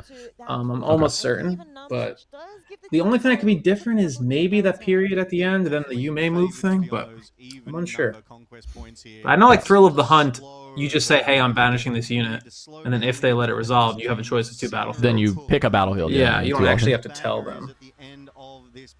Yeah.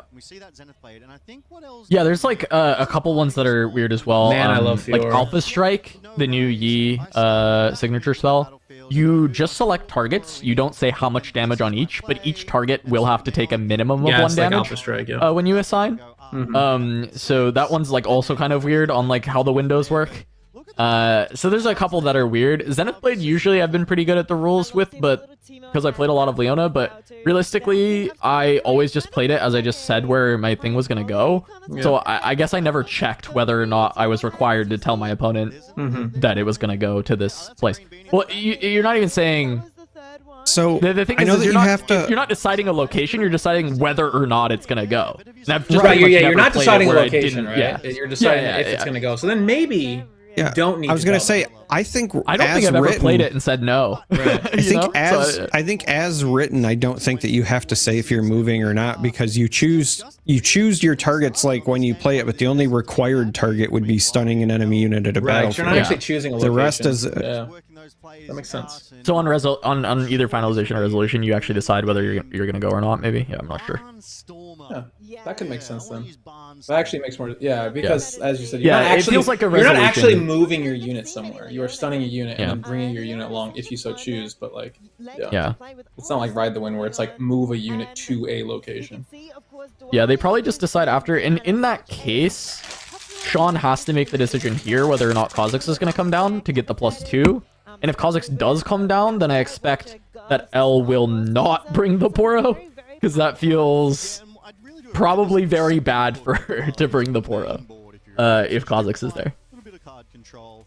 You draw some, you reduce the might of your opponents. Ravenbloom Student obviously there to benefit from all of these cheap spells, the Gust, the Ride the Wind, the Stack Decks, that kind of thing. We'll definitely get some work out of Eclipse, which is a new Unleashed card as well. Very similar to Smokescreen. It's reaction. Give a unit. I love saying things that I know are like mildly objectively wrong, because now chat is going to tell you every situation of a card that is similar to what we're talking about. Yeah. Get excited. That is true. Get excited is another card where you just say, "Hey, I'm going to discard a card," but I do not have to tell you which one. Yeah, but I mean, Bullet Time. Yeah, I know that one. That's for sure. I love that one. You know me. Yeah, Vero's played Bullet Time a few times in his career, I think. Cast that. Yeah. Vero's a huge fan of Cunningham's Law. Yes, sir. I know you don't read casts, so this is when, if you want to get the answer to a question, instead of just asking on the internet, you confidently post the incorrect answer, and then people will correct you faster than if you had asked for help. Because people don't care to help you, but they do care about being right. Yes, for sure. Yeah, my wife and I, we're hunting the playables. We So. want the plunderings and the lonelies. They'll go straight into our decks. But I do love that they do these special art treatments. Marshall, that's kind of fire. That's kind of... So, main question is, what is Diwali sending his 2 XP on? Apple slices, hash browns, or a McMuffin? Look, that is actually a good one, Marshall. I'm going to say the apple pie dessert. Yeah. She doesn't want to play the unit and immediately swing in. She's happy to sit there for that turn like a normal deck would, Ricey. Yeah, it doesn't run in those ambush or accelerate, which is really, really weak against the Vex. Apathetic. And Unironically, though, some McDonald's hash browns kind of sound good right now. I know. Yeah, true. It's so By the time the bad stream that is it's over, so you can good. get some. So bad that it's so good. We can see the back offs. So one of main deck Call of the Week that's in the hand. Not the best matchup for it, but sometimes you get really good spots. Like there was a earlier turn 2 when you were play. calling out the turn 2 play would have been really disgusting for this call. If we just didn't like full open fort pass, sadly, it would have been great to just like have 2/2/2s, go 1. That Diana moves up, and then you're like, okay, cool. You know, Zenith Blade over Call of the Week, or I think they might have had the disco ball at that point. They could have used like a few ways, but unfortunately, when you don't curve out on Riftbound, you're a little bit behind. It's just present in every single calm deck right now. Yeah, this is pretty much the list. I think now that I'm looking over it, some people are messaging me. I think this person as well, but Spoiler, I've since taken out 2 Call to Glories and put in an Emperor's Divide and an Ash in the main, but essentially the same deck. Call to Glory I just found to be a little too cute. If I had enough buffs floating around, it kind of just felt like I was already winning. So I decided to take those out and put a few more Emperor's Divides and an Ash main because I hate Aurora. Yeah. But yeah, this is a pretty legit deck. I mean, like you said before, earlier in the cast a few hours ago, it's just like it has like 18 new cards. Like, six copies times 3 for the most part. Just about every new card you play 3 of. Scuttle you could play 3, you could play 2. It's like whatever at that point. Yep. Back off and Nami, I think like it legitimately has like the 3 best green cards in this whole new set are literally just in this deck. I don't know if there's a green card better than any of these in the set. People are going to tell me Vilemall. Back off's definitely up there. Yeah, people are going to tell me Vilemall. The Back problem off with is Vilemall, crazy. yes. Like, the problem with Vilemall is that it essentially costs like 9 or 10 mana.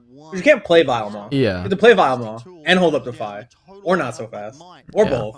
So it's like, I don't know. Yeah, I'm you not a need fan of that something. card. Yeah. I like Vilemall, but I agree with you. I can't necessarily say that like Vilemall is one of the best green cards of the set. I do think there's decks that can really abuse Vilemall, but I don't. It's somewhere between it doesn't- Back Off and yeah. Nami that I think are just the best green cards in the set. I don't think it's particularly close. They're so good in so many archetypes. I wouldn't be surprised if we see an insane mid-range G deck with Nami, because like you put it on, you go second, Nami's you hold play effect it, is you fucked move up. in, you Yeah. hold for 5, you hold up 1 rune, and it's like, oh my god, this could be punch first, this could be like defend for 7. Everybody and their grandma and their cousin was like, yo, XP, man, I can get 11 XP, and my unit's coming ready, I could play a White Flame, swinging for 17. It's like, or you can just hold Just with the Nami with +2. Just one turn. And then play White Flame Protector for 17 accelerate. It's just, it's so easy. The stun's insane. I think stun, and I'm sure you know this as a Leona player, stun is just so overlooked. People don't know how the stun mechanic works. My first week playing this deck online, I mean, people are just like, oh, like you go back to base. I'm like, no. Like you go back to base and die. No, you die. Yeah, I was like, or you die. You die. Like, oh, we're even, so like we'll both bounce back and you won't hold for game. No, Like, no, I'll just hold for game. You die. I hold for game. You die. Whatever. Like in Origins, this deck was legit. It just could not beat Kaisa, and then in Spirit Forge, it got no help, and everything else was very good. So it was completely unplayable. You were playing Fisher Price's checkers, and everybody else was playing 30 And I chess. was thinking, look, I wrote the deck off before I even tried. So when you messaged me, I was like, oh, that's kind of cool. Like, you're right. There are a lot of good cards she got. Originally, I just thought that the power level had grown too much where Leona was not going to be able to keep up. But realistically, like, her legend ability isn't nearly as bad as people think it is. It's also not particularly good. I think some of the issues she had still exist. Like, I think better buff outlets would be amazing, but I also think that if you can put enough buffs out there, like, you're still getting a lot of value out of this legend. Like, it is free. You are not paying for it. You just have to get a stun out, and then you're getting the value. But it just makes cards like Peacekeeper like insane, right? Because they're just like getting +1 on top of the thing you already want to do. I think that's legitimately the best yellow card in the set, and that one I do not think is close. Oh, yeah. Vi has been in what? I also Azir, don't think it's close. LeBlanc, Leona. I've seen it in what's that other dumb yellow deck people play? Oh, obviously the new Vi deck. I've seen a little bit in Rek'Sai. That's the one I was thinking of. I would play it in Rek'Sai and Darius. Yeah. I think both those decks exactly what it's doing. I don't see a reason you wouldn't play it in those decks. Just an insane card, and then you're like, as you mentioned, you're the one hero that gets just.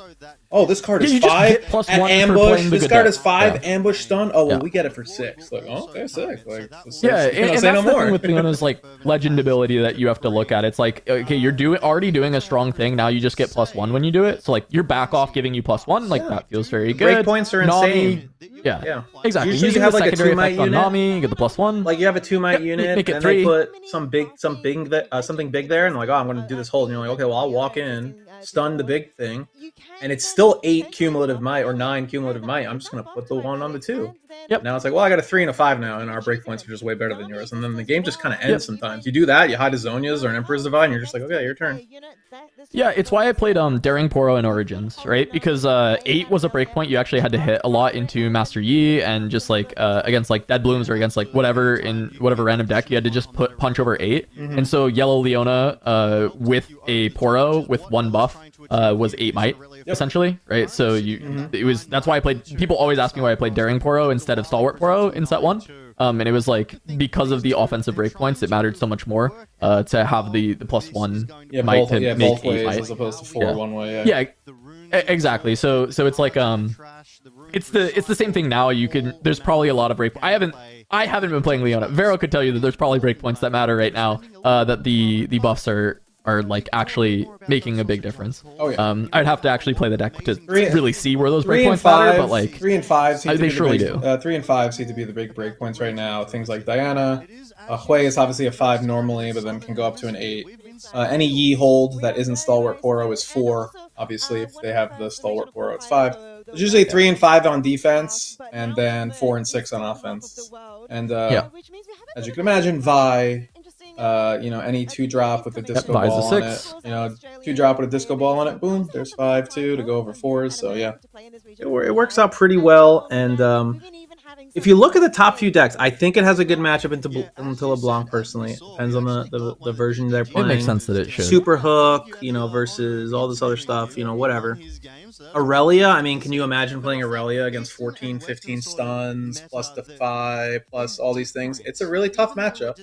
And then, as you mentioned, set 1 Aurora isn't much different. If anything, it's better. Yep. You have Scuttle to draw, Stella to draw. You still have Not So Fast. Oh, you gusted my Crab? Okay, I'll play it again. Oh, I'm 1 card deeper in my deck. Oh, there's my Ash. You lose the game. I take your Aurora. The only thing that got harder for Aurora now versus set 1, even though you also got better cards to answer it, is when they resolved Auroras in set 1, I actually felt like Leona had a lot of game to just beat it. And I think now it's a little harder to beat a resolved Aurora because Elder... You have ways, because stun is really great against Elder because they don't do any damage, right? So you still get around it. So you can still probably beat Elder in some ways, but it is like significantly harder to beat an Elder Dragon than it was to beat like Dead Blooms and a Bully Bear or whatever the hell that you had to beat previously. Charm and Cold a Weak help. Yeah. Using your Emperor's Divide is like a fake kind of not so fast helps, but it looks like we're back into the game now. We have decided to move our Poro. Yeah, no cause. We have decided to move our Poro. So this Aurelia should be 4, 5, 9, 10, 11. So it's 11 currently. So it's 11 currently. And we chose the Poro. So it is 13 attacking 9. And we've made it. Yeah. I mean, I guess this is just either stun or bounce Aurelia now, then, is the idea with the Existential Dread.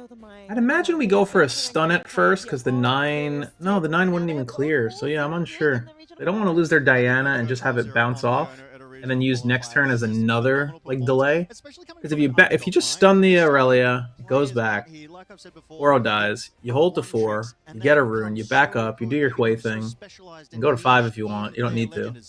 Then you bounce next turn, but it looks like we're going for the Starcross instead. Save Dread because it's more flexible. Even though you have to bounce one of your own units to do this.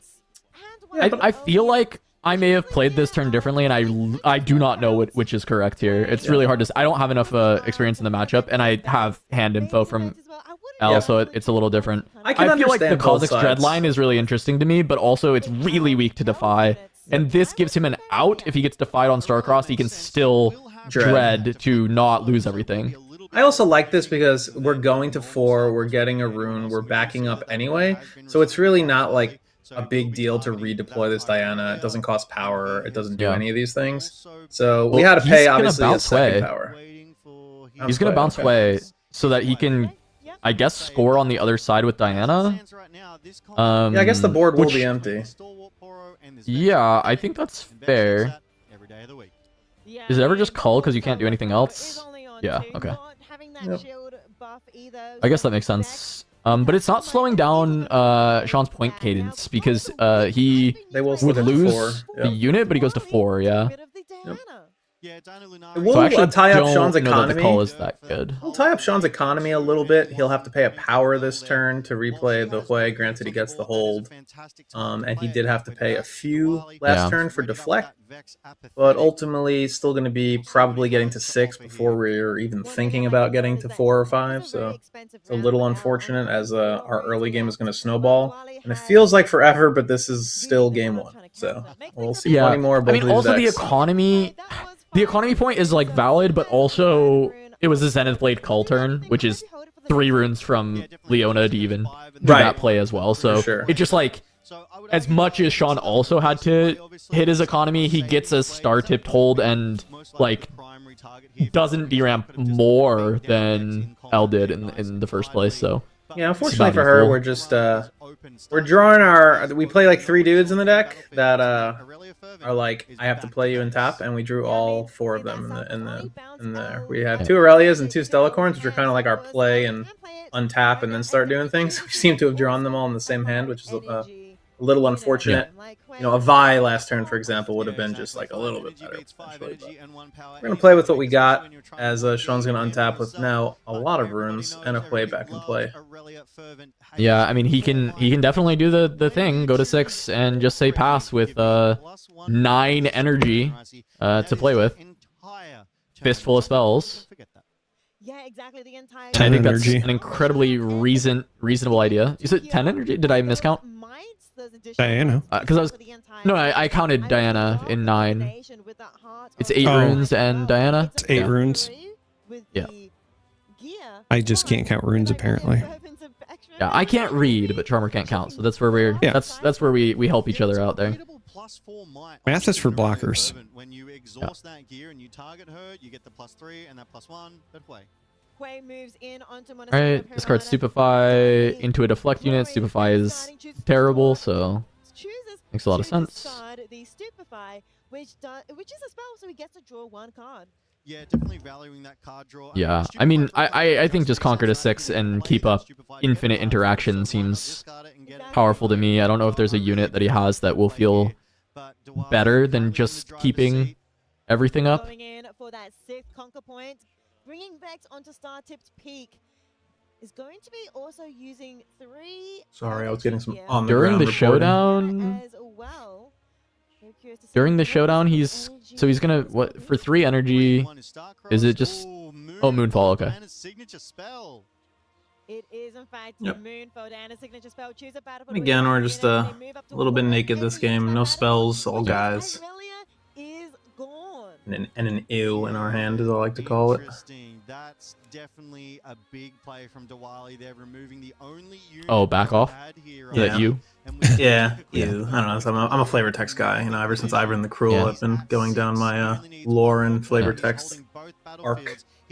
No, the flavor text is really good in this game. I mean, I think it goes alongside you the played green Legends of Runeterra as well, right? Like you were Legends of Runeterra. First few months, yeah. I played for like the first few months, and then I don't know. I played some Ionia Cloud Dragon Ninja stuff. That was like the last thing I remember. It was like very early beta type of stuff. Oh, that's fine. But that's where I really got into all the lore for this game. I really enjoy it. Oh boy, please remember that this thing is stunned. Please remember that this thing is stunned.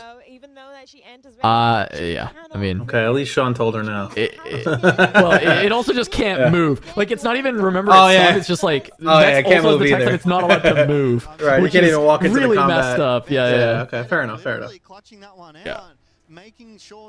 Anyway, let's hope we draw 2 drops this game and not 4 drop, 4 drop, 5 drop, 5 drop. 4 yeah. I like it, people can say cope or whatever, but I actually don't think that was a fair shake of the Leona deck.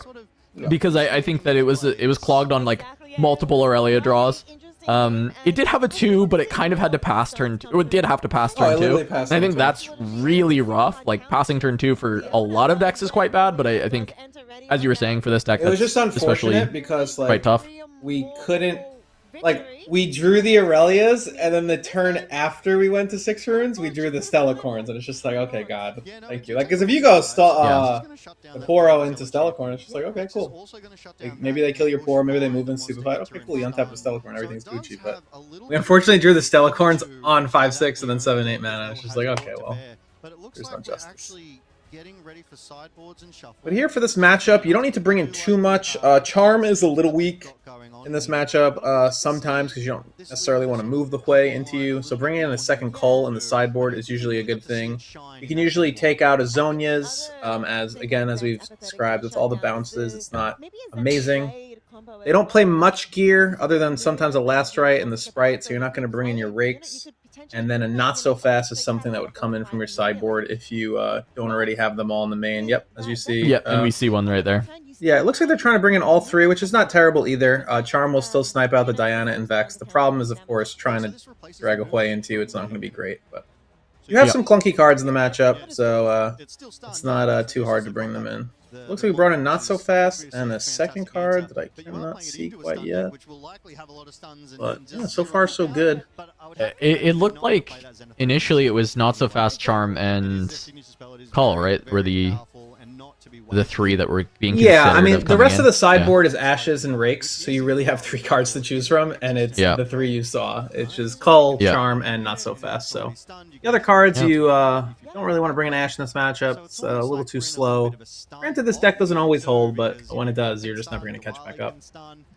And then Disarming Rake again. If your opponent wants to resolve a last rights against you, they are either woefully behind or already have won the game. I think you definitely do not bring your destruction against Diana. Regardless of if you know the list or not, I definitely wouldn't bring it in against this version that we do know because we got to see it. But just in general, I don't think it should be brought in against Diana. Again, what we're hoping for in a game like this is to, again, open with our Stalwart Poro. That would be phenomenal. And then move in after they play their Diana, which is pretty much the automatic turn 1 play of this deck. Similar to Draven on 4, it is just Diana on 3 your turn. For the most part, there's occasionally you'll maybe stack deck and play a 2-drop. It happens. Depends on the matchup. And then hopefully we find a Lonely Poro or a Crab. And then either a Charm or... You only don't play Diana on that turn 1 if they can shoot you. You generally don't even play around Call the Weak specifically. Like, it would just be like, I don't know, Falling Star. It's like Kaisa is the one where it's like kind of you have to decide how worth it is to just play removal. Yeah, any deck that's meant to have removal. Victor, maybe with Deadly Flourish, for example. Like even into yellow, even into like yellow decks that could be Call the Weak, like he saw Call the Weak in this game. It's like I still don't know that I'm gonna respect it that often in the sense of like trying to play around it so heavily with like a 2-drop. I just want to get my Diana on the board. If you didn't play a unit, then maybe I consider not playing the Diana because like getting Call the Weak where you didn't kill your own guy is like a little annoying. But if you want to trade your 2-drop and Call the Weak for my Diana, I think it's like kind of fine. So a mistake that some people may make here is leading with the Crab, and I am not a fan. Was there another 2 in the hand? Is a Lonely Poro in the hand. I think you always want to get your might on board first for a multitude of reasons.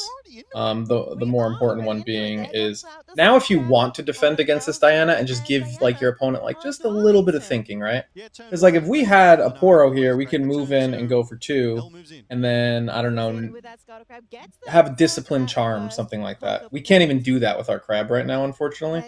Yeah. So again, we are not drawing anything to kind of piece it together.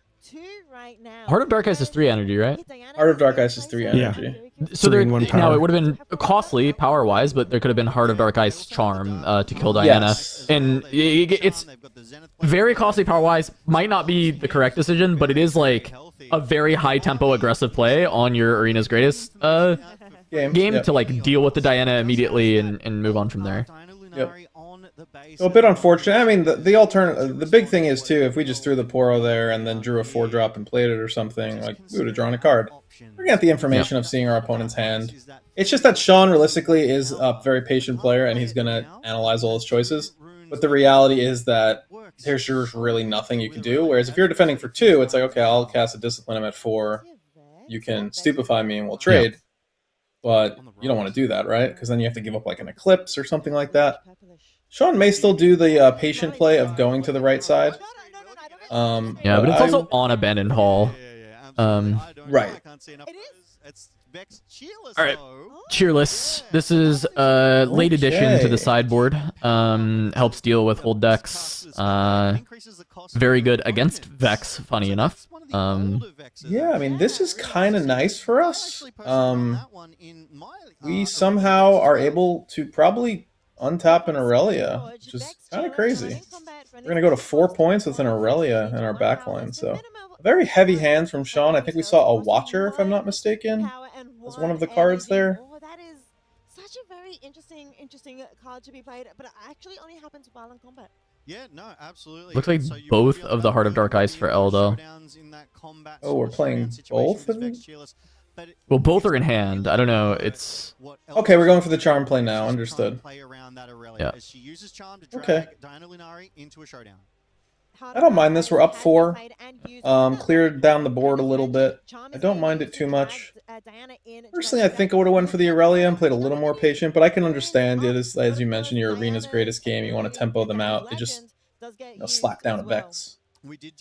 Yeah, another cheerless on top that's kind of a bricky draw considering Sean's hand with having one already on board. Yeah. We saw him predict in bottom the card, so I'm gonna assume unit and he wanted to draw spell based on like the board state in the hand we saw. Like there were enough units it felt like.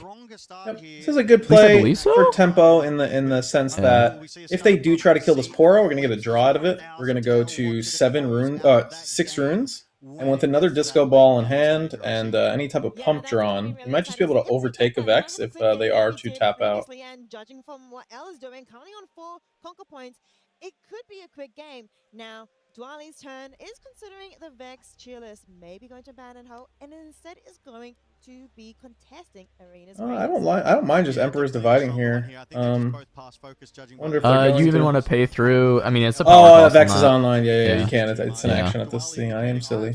Yeah, it in general, cheerless is just very good against green, and so that's one of the big reasons that Alan was starting to like this as a sideboard card. A lot of Master Yi's. This is also just very good against Master Yi. Yep, that makes sense. That death knell, that extra draw.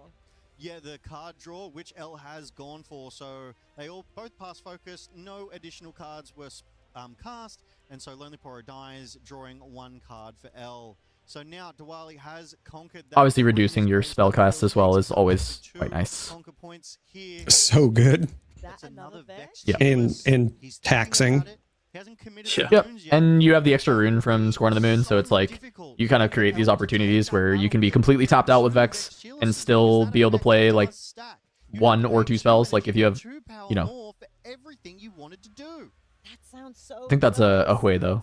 Hui is going to be a better backline develop. He was considering second Vex cheerless on that battlefield and just playing around double Vex and still being able to cast probably 2 spells on the turn. Because each of them would be reduced to the single energy cost. So it'll go down to 2 energy if there's only 1 Vex, but if there's 2, yes, only the 1. So that could be quite the turnaround here. He has opted for it. He has opted for it, but not So a second Vex will essentially have what, 3 mana realistically if we go into combat is how that would work out. Well, the one in the base doesn't impact anything right now. Right, but I'm saying if we go into the battlefield, right, we get the Diana, the rune, and then the minus. Oh, yeah. Yeah, so we have access to up to 3 mana in combat specifically. It's a free battle. Energy. Yep. You get a conquer point. You make Diwali work for it. Yeah, so now this is just positions in where if we would have developed that Aurelia, especially with all these disco balls, it would have really helped. But unfortunately, we opted for a slightly different play, which is not a huge deal. We're just going to have to kind of play very fancy to get around this. Fortunately, Sean is paying power every turn, but he's kind of robbing Peter to pay ball here, as he's going to get all his reductions in a future combat. And we have to try to kind of get around that with pre-combat things such as Charm, such as Call the Weak if we draw them, because you can just charm things out of a base. Got to pay the double deflect, or the 1 for the power and 1 for the deflect. But it gets you your final. I had no points, that's deflect what I on really this care Vex. See, that's where they get you. The other purple Vex has deflect. Oh right, I am. This one doesn't have it. Yeah. Yes, so even cheaper. This one taxes you in different ways. Vex is always taxing you. That's the thing to remember. There we go. I like this, an Aurelia, and I think now we pass. I think we got a good unit in play. If they want to star-cross us, yeah, they gotta kind of bounce something big of their own. So we hope that they fade some things like 2 drops, students, merchants. Yeah, it's pretty neat. Can get around some of the deflect cost as well with the Vex going into combat. Because you're refunding the power, so it helps the star-cross onto the Aurelia like be a pretty big blowout. Reducing the energy cost, reducing the power costs. Still have to pay 1 because of the deflect, and it only reduces it by 1, but it's pretty solid. Combat going to be done though, so not going to get any value out of the reductions on this turn. Reveal the hand. Unfortunately, we ripped a student this turn, so I'm the worst human alive. So. I mean, look, there was a student, so there is the potential to just go for a star-crossed. There could have been on the last turn, but also you don't need to rush it. Like, you can just play the student now, and then you just like have star-crossed up if L wants to force the fight. She does have 1 energy up for Defy anyway on this turn, so it's not like you're just baiting out Defy by casting it now. You just know that that can be there. Right. And notably, we would never draw Defy because we only put 3 in our deck. So we'll draw, just like they weren't going to draw the student. We got this. We'll manifest it in reverse. Lots of options, but you want to make the right choice. Yeah, definitely. Ravenbloom Student is such a strong mind. Or not so fast. You know, we got one of those too. 1 or 2 of those. To massive proportions, pays those 2 runes, exhausts the 2, and Ravenbloom Student. Oh, quick change of mind. Doesn't change anything at the game state, so that's okay. Plays that Ravenbloom Student in the base, and then passes. Okay, what do we got going on? 1 Defy, 1 time. And a fistful of cards. I mean, yeah, it needs to be Defy off the top. She saw the Starcross. She knows that is just going to be what she runs into. Call the week a little bit late. Yep. And by a little bit, I mean far too late. It's not going to do anything. Nice little +4 action from the Heart of Dark Ice. Now Dark Ice being used. Adds 3, was chosen, now 5. Yeah, the problem is I mean, yeah, in theory, it's really nice to be able to set this up. You run in, you charm the other one over, you just kill everything. Problem is Sean has 6 energy available to him, and it will be Vex Cheerless active. Yep.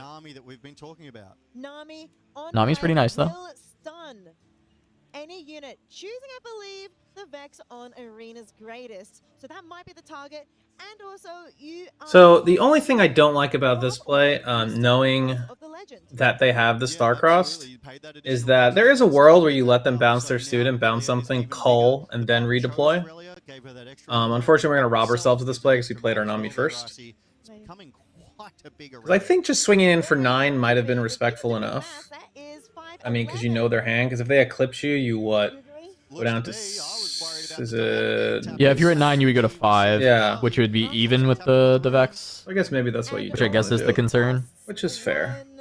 Gotta pay 2 power. Yeah, if you... just 1 right, Vex power and combat. I because keep of forgetting the the stupid Vex. card, Yeah. The targeting of Irelia will, in fact, get Starcrossed. I don't think L has any... Just the other bounce. Yeah, okay. Student, of course. Yeah, so obviously being in Calm, you would have Defy, but if you don't have Defy in hand, you can't... You put the wrong... There we go. I don't think L has the answer to that one. It would have been quite the turn of play. Okay, I think we just redeploy Aurelia. It still seems okay. Sean kind of rotted about 5-ish resources that turn, and it's just double Vex again. It's going to be hard to break through, but we are just super live to draw these Defies and not so fast, hopefully. We know the rest of the hand is things like Watchers. The problem is Sean can just pull back. And then Yeah, I was going to say, like... Sean can just move back, play Hui. We know he's like Hui Watcher as his hand.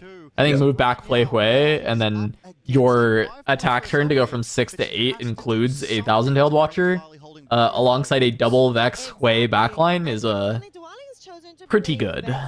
Yep. Oh, it's Hui Student even, yeah. That's very, so we're very insulated good. from the Cull of the Week, which is unfortunate. We'll be able to move in, get some points, charm one of these Vexes in. We still have the Zenith Blade in our hand, so a back off the top would help, a Defy. Yeah. Nope, The thing is, if you Pure. charm a Vex in, Sean can play that Eclipse, so you have to be beating...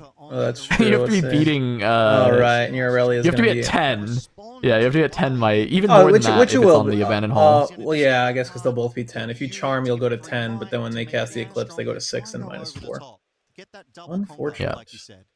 Exactly, and with those Vex Cheerless existing, 2 of them going into these fights, L will be forced to be spending a lot of energy. There it is. To play abilities, but charm. Oh, we didn't Disco Ball first, unfortunate. I wonder if she's forgetting the Eclipse or just looking at one resource floating and getting juiced by Scorn of the Moon existing. Yep, exactly. Yeah. I'm now on +3 and Because, I mean, just not tapping the Heart of Dark Ice is just, like, Oh, we're all disrespectful, right? silly. Yeah, no, she had it. If she Dark Ices, she would actually have been 11. Oh, the extra targeting from Abandoned Hall. Yeah, Sean didn't even realize, I guess. Yeah, they would have been He's at like, 11. what the hell? So if we Dark Ice here first, we would have been at 11. we would have played around the Yeah. Eclipse. Well, now I wonder if he scares himself into not playing the Eclipse. What is Sean doing? Why are half of his cards upside down? I think he just picked up his hand like that, and then yeah, he's done. I can say that he's No, my but friend.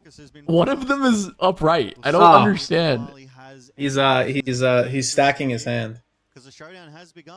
I don't, Sean, please. But yeah, it would have been nice if we yeah, unfortunately, yeah, this is gonna happen. If we disco balled it first, it would have been an 11. The Eclipse only costs the 2 energy. Now being So what is this? +3, so we're at 8, -4. Now it's 6 on 4. There's kind of nothing we can do about it. Down to 3 might, and Vex currently up to 6 because he was able to turn Abandon Hall on for Vex Cheerless as well. Eldo, full hander, there it is. Yeah, and this is the card we needed on defense to even have a chance of winning, unfortunately. Yep. Did she pay extra for Vex? I did not see. I don't believe so, but I don't think so, but I think that Sean missed it too. Just to make sure she does not go down in the face of that mid laner. Because playing Zenith Blade while you're at a battlefield with Vex Cheerless is upsetting.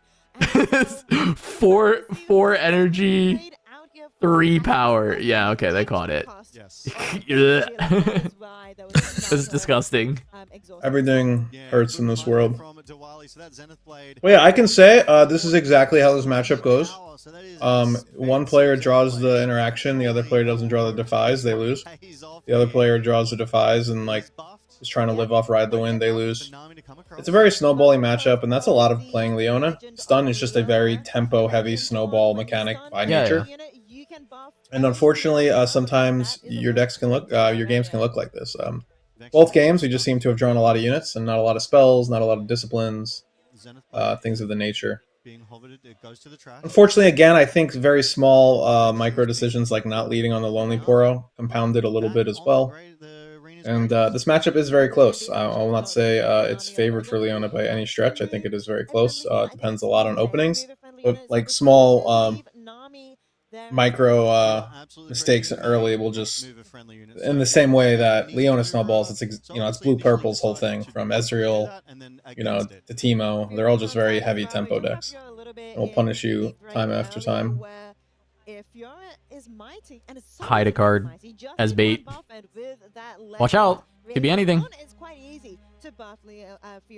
I mean, you just say it's Hidden Blade, but the funny thing is, Sean still has a Vex. If you just push the Vex there, it cannot be played. Yep. Or the thing is I think it's hidden there so that you can give +2 to Aurelia, just to hold the abandoned. But yeah, if the Vex is pushed in, you actually just can't play it. Yep. Is there ever a window to do it? No, because it's just always straight on the battlefield. There's nothing ever before combat to react to. The only thing you'd be able to react to is Hui specifically if they moved in. Yeah, but if he moves with Vex, then it wouldn't matter. I believe that the combat showdown still starts. So no, it doesn't. No, that part is untrue. Oh, you could respond if Vex and Hui moved in together. You could respond to the Hui trigger. Yes, for example, if you cleave a traveling merchant and move into combat, you can be gusted before you are in combat because the move trigger is on the stack, so the stack cannot proceed to the showdown. Yep. Fun fact. And then after game 1, there it is. Watcher. Yep. There you go. Yep. 2 in a clean 2-game series here, I see. 2-0. Yeah, Diana deck is good. Know why he's so good and what he previously achieved in other regional qualifiers. We can see Sean is good. this meta in Unleash. He's incredible. 5-0 for Sean Dollywall. 0 losses, 0 draws here at the Riftbound Regional Qualifiers Sydney 2026, piloting, dare I say, a favoured Diana Scorn of the Moon against, I'll say, a community favourite of Leona. It was fun to see the Leona though in play. We don't really see as many Leonas, of course, as Diana, so it's great to see how Diana fights up against the Leona, Leona. Yes, these two lovers, the star-crossed lovers, are fighting here. Star-crossed lovers. Yeah. Getting star-crossed. Unlucky. Yeah, it could have been a lot closer game, unfortunately. We had some missed drops in the first game, and then about 20 different judge calls that took the wins out of the sails. But hope to see more Leona on stream. There seems to be one at 5-0 and about 4 or 5 of them at 4-1. So still doing well overall. That game you wouldn't believe it from that game, but still doing well overall. Just checking in on some of the other decks we got going along through the tournament. Any fan favorites out there? We still have about 7 undefeated Aurelias. I don't know if you could believe that deck's still good. Surely not. Any other surprises? 5-0 Fiora. Do you think it's Aurora, or do you think it's a real 5-0 Fiora? I know for a fact that there are no Aurora Fioras. You know for a fact that there are no Fiora Auroras, or do you know that for a fact there's no Fiora Auroras at 5-0? For a fact that there's 0. Oh, okay. Yeah. Let's see. Yeah. So, any other cool decks that we still got some undefeateds going on? I'm just kind of scrolling down the list. An undefeated Teemo we have. Hopefully we get that next round. 5-0 Teemo. That's kind of hype. Wonder if it's a real Teemo deck or if it's some of my worries with this game sometimes with certain heroes that I hope it's not Diana Light for Teemo and it's like a real Teemo deck. But I wouldn't be surprised if we see some Diana Light Teemo decks because they do like to hide cards. There are some good cards to hide in Blooper. I was gonna say I actually think like Diana Light Teemo is worse than trying to play like a real Teemo deck. That's what I think. I actually think there's like enough good stuff that Teemo can do, and I think that the cards he got are pretty good. I think Pike is a really good addition to the deck. That's pretty nice. Yeah, so I think there's like there's some space for Teemo to be like an actual Teemo deck. Yeah, we got 4 5-0 sets. Colin, of course, being one of them. So I think set not only just Colin doing what he did in Atlanta, which is very impressive, taking a deck nobody even considered realistically for a very long time, and doing as well as he did. But more so, I think it's actually did get better this set. Sacrifice with the exhaust mechanics, very strong. A few more orange cards. I think it's the Kinku Initiate. For every, if you have at least 5 might amongst units, you draw a card, I believe. So, set got a lot of good cards as well. Yeah, I think both Set and Fiora feel a lot better in this set. I think like Yellow in general got a lot of help. Orange is also still, both got a lot. I asked them, talk to them about deck building, about how to approach a tournament like this, and their guidance has really helped. And yeah, that's kind of my mindset for this one. I want to be back in top 8, and I'm going to try my best to do that. Yeah. Awesome. Well, so that was obviously with Annie. You've got Diana today, but you did share online that it came down to the wire between a couple of decks. Yeah. What led you to actually making the decision to go Diana?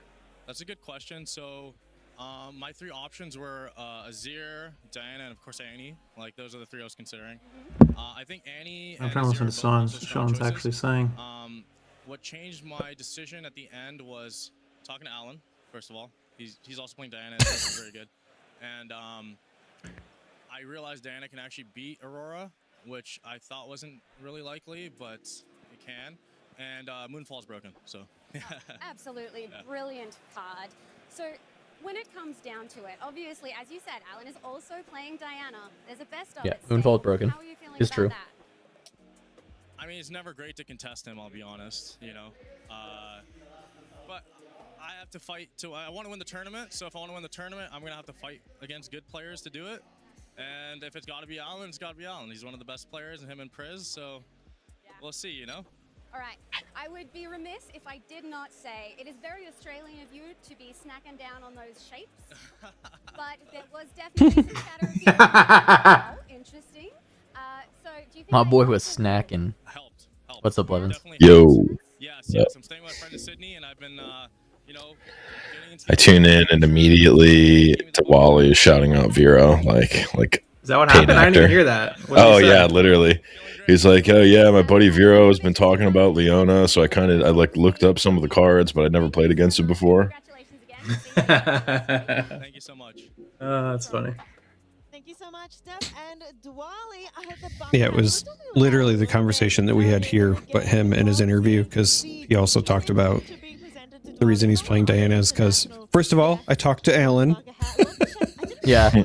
Well, it was funny. I actually didn't realize he had talked to Alan about Diana yet, because I was talking to Nia a little bit about just the game in general. And I had mentioned Diana to Nia as being like very good, and he was he came in chat and said that yeah, Sean had reached out to Alan and was talking to him about the game, and Alan convinced him to play Diana. So very, very cool. Yeah. I mean, like the reason I think Diana is the best deck in format is because of Alan, right? Like this is not like, you know, that's the problem. It's like Ezreal was best deck in format because of Alan, and then yeah. I mean, I do think for that tournament, the Ezreal deck he brought was the best deck in the game. Yeah. I do appreciate this five families kind of bit we have going on, where we have to like, you know, walk up to Alan, or I had to Briz sit down with Alan consult. and Briz. You have to consult and see, are you allowed to play this? Have you paid your dues? Is everything copacetic? Okay, yes, you can play Diana. It's completely fine. Not a problem. Just fly down to Sydney next time and have a face-to-face. And I also like how we bring our intermediate friend circle into conversations in like canon lore. Like we just like, yeah, we talked to Nia. Nobody here knows who Nia is. It's fine. Everyone here knows Nia. They've all been talking about Nia.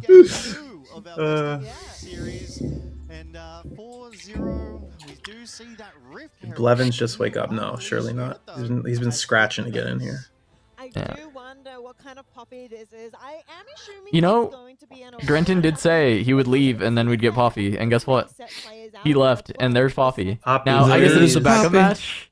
This is the backup match, so not quite a full round of Poppy, but Poppy set. Aurora, baby? Poppy, please. Ideas me. Gotta be.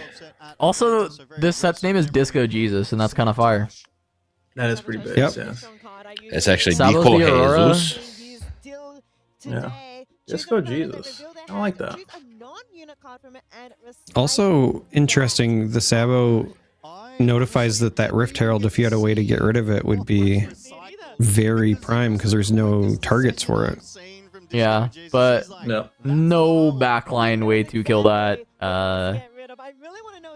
The recruit denying any call the weak shenanigans. So Rift can at least get a trigger and try and find something before it gets sacrificed. That can be quite frustrating to verse because of this extra buff and that extra potential to go an extra +4. Rift Herald is going to go and Wow, he whiffed everything. There's an infinite combo in red orange. It's called Dragon Storm, and we did see that on stream. You may reveal a unit from among them and draw it, recycling the rest. And then the death Yeah, knells it was Dragon's Rengar. It is infinite. Yeah. Usually it's played in Volibear.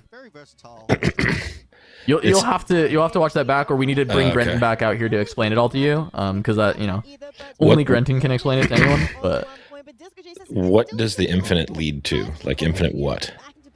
Infinite might, infinite mana, infinite power, infinite everything. Infinite cards.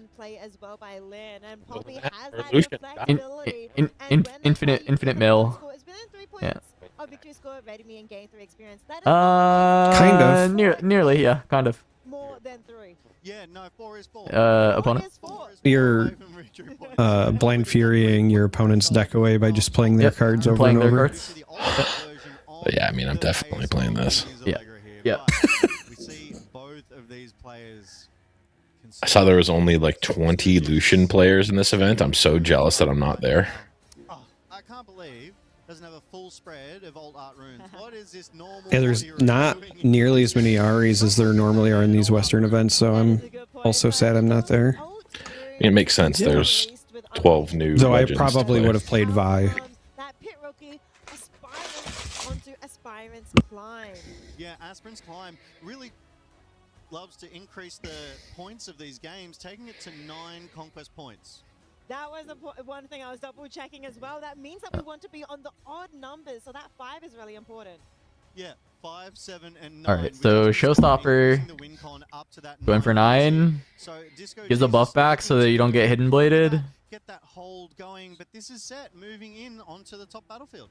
Okay. Oh, hidden blade this to draw into Elder. So that when this dies, Agu. What if I think he missed a unit again. Wait, maybe he missed. I think I see Aurora in hand, but I think he missed. go to the trash. Will be taken out. Yeah, that does not look like the hand of someone who has a unit to play for free. I also don't think I actually saw an... Is that an Aurora? God, he's flicking the I hand hope so it fast. is. I hope it is. This is a very close game. This is an Aspirin's Climb game, so we have 2 more turns. Yeah. So an Aurora this turn would notably kill 3 units, and then obviously they'd bring the set back. That is no surprise. Okay, challenge the deflect unit. They're playing so fast for this round timer, saying there's 42 minutes left. Yeah, I mean, I respect it. Play faster, honestly. Yeah, I am. Like, these heavily are on board playing with like the they are fast not play. going to finish this game. I mean, we I feel have like that all of round our timer just can't be runes. right. I hope we resolve an Aurora. Okay. This game will get very interesting. I was going to say, to be fair, the set player probably has a ton of reps into Aurora because you have to, you expect it, and the Aurora player hasn't resolved Aurora until right now, so their turns are nothing.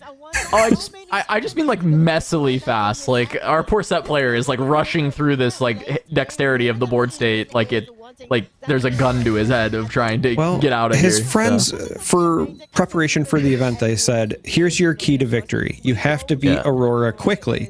You can't let it get to the end game, and he processed that as, okay, do everything quickly. I do not like this Forge cast. This was... I guess it really doesn't matter, yeah, because he has his Cold of Week in his hand, but you know. Just out of curiosity, do you just shoot the set instead? I know you like don't get the kill, but I do think like removing the buff on Brawler is actually valuable, and burning another rune out of set, like just taxing him, is like pretty The reasonable. answer is no, because you want to get the board small, and he has a Cold of Week in his hand, and I assume he's trying to look for a turn where the set, like this turn, for example, where the set gets a little greedy, and then he runs in with the dragon or a 1/1, kills it, and you kill it on the back end with Cull. So I think only because I see this Cold of Week in hand. In most other scenarios, I would agree with you that it seems a little like, why are we doing this? Well, 1 Aurora taken by Sabo, 1 killed by Salvage. Yeah, for everybody complaining that Aurora was so Say good. it's okay. Shockingly, ban the card though. They got cards. I mean, I hate I guess Aurora also Brawler personally, just but, getting the buff back on Conquer, I guess, is like fair enough, but... This is a 9-point game. As a reminder, that Aspirin's Climb likes to Yeah. There were shockingly a lot of answers to Aurora. Who would have thought? Unfortunately, it does warp the deck building a little bit, but such is life. I'd personally like to cast dragons the hard way. I'm over my Aurora days. I'm a reformed ramp gamer. I explained this on the pod as well, that like I genuinely do believe this, that Aurora is kind of like Kano from Fab for any Fab players, where it's just like, if you like, the deck is good, the deck is insane, and it'll do something that feels really unfair. If you respect it, it's very beatable. Are you guaranteed to win if you respect it? Absolutely not. You can still lose to the deck. But like, if you respect it, you are increasing your percentage of winning by a very significant margin. Nice little sunken treasure draw. Do we find something good? And that means that Lynn is now on 2 points, but that's such a long Yeah, I mean, he got an Elder out, so the game is still like playable, but the hand really needs something Vanguard to Armory. stab with That's a sacrifice. Big draw of the Vanguard Armory here. It's going to allow us to trade on board and then call the week aggressively again, so that's nice. Yeah. This could be He needs the to be able to swing protect turn. the Elder, though, right? Like, Well, he doesn't have to protect it too much, because ultimately things will trade out. Because we're going to kill here. I assume this guy will tap his set. Okay. yeah, decides to save. So rune down, interesting. We would just be very sad if a challenge were to come out. Especially with these recruits, maybe that is why they're running this Vanguard Armory. And out come these recruits. Got to put 1 in base, 1 next to the Elder Dragon. Wondering where the third one's going to go. It's just going to go back into the base again. That's it. Just building up that base, building up those units, send them to wherever he needs. You call the week here now. Yep. Yeah, you called to just clear a little bit, and then I guess if Set is going to push over your Elder, it's going to die. You may just have to stab the Elder. Like, I don't know. The Set will die to push over, right? So I guess you can't stab the Elder. You can cannot. kill the Set. Yeah. Really need like a Rift Herald to be able to move and then be stabbed, actually. Yeah. Also can't stab because you'd lose, right? Because Monkey goes to climb, scores, and then... Don't also forget Disco Jesus set. I mean, we did notably not sacrifice one of our 1-1s to this call of the week, so hopefully the judges call that out, or whatever that's worth. You should have 1 on the battlefield, 2 on the back, and 1 should have died to call of the week. Yeah, fair. So, hope that is called out sooner than later. 1 point away from winning, you're not able because it is not unlikely that we could put 4 units on this Aspirant's Climb and would have 1 if there was just 1 token left. That was very sportsmanlike conduct. Yeah, looks like Set was not exhausted. The boss is still in play. When a buff Hope we don't see it on that. You may pay 1 power and exhaust me to spend his buff and recall it exhausted instead. Yeah, but the sportsmanlike conduct I want to point out is Linus Allegra actually reached over and untapped Disco Jesus' set, saying, hey, you forgot that, mate. You've got to make sure you untap Spend again up to 12 challenge. That's funny. They're talking about how the Poppy corrected the other player like in a positive way, but has also still missed their own recruit. Yeah, but this just wins the game, right? You just challenge this, it dies, and then the monkey just gets to run in. Yeah, I don't really know. Because there shouldn't be anything at 1 rune that will save this. I cannot imagine unless they play Punch first. Oh, yeah, I guess that's like not that weird of a card to exist in this deck, right? Like, I don't think it's standard, but it's not that weird. As an additional cost to play this, kill a friendly mighty unit, which an Elder Yeah, he's gonna play around Punch anyway. Yeah. Yep. All right, Poppy 2-0'd by the set. I feel like this timer cannot be correct.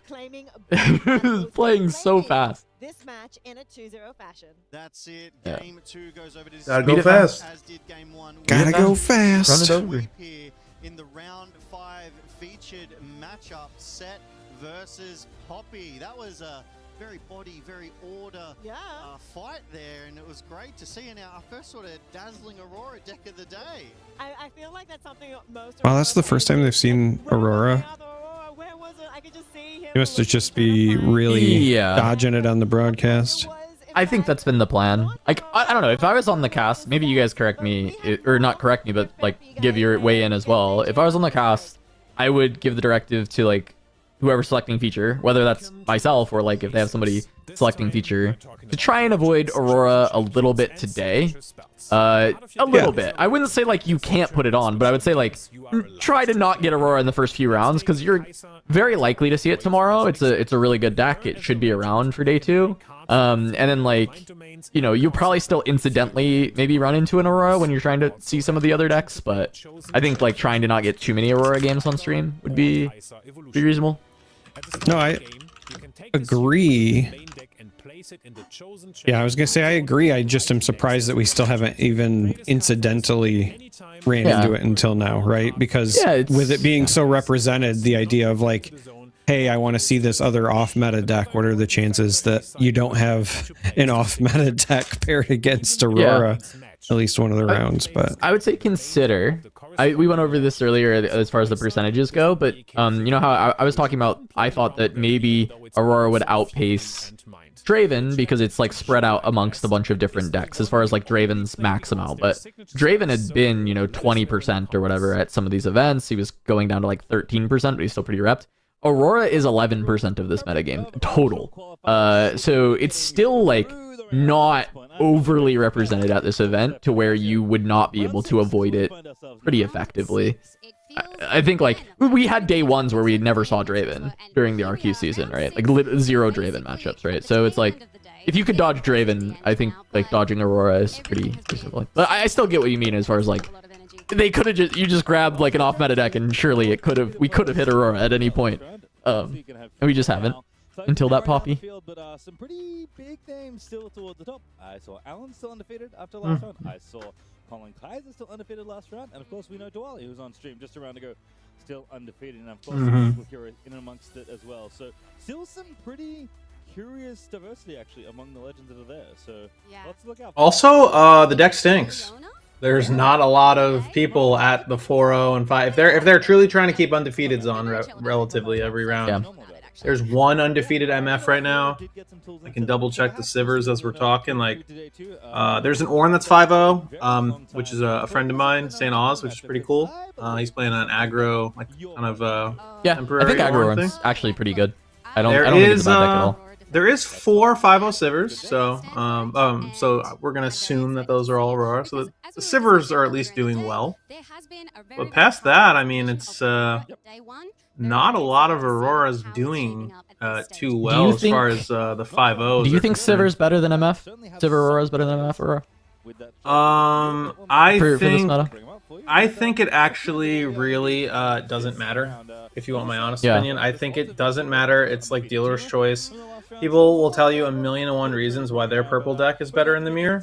And again, that's all fine and dandy, except that like you guys are 7% of the meta. So if you want to like play Sivir because you think you're 1% better in the mirror, I think go for it.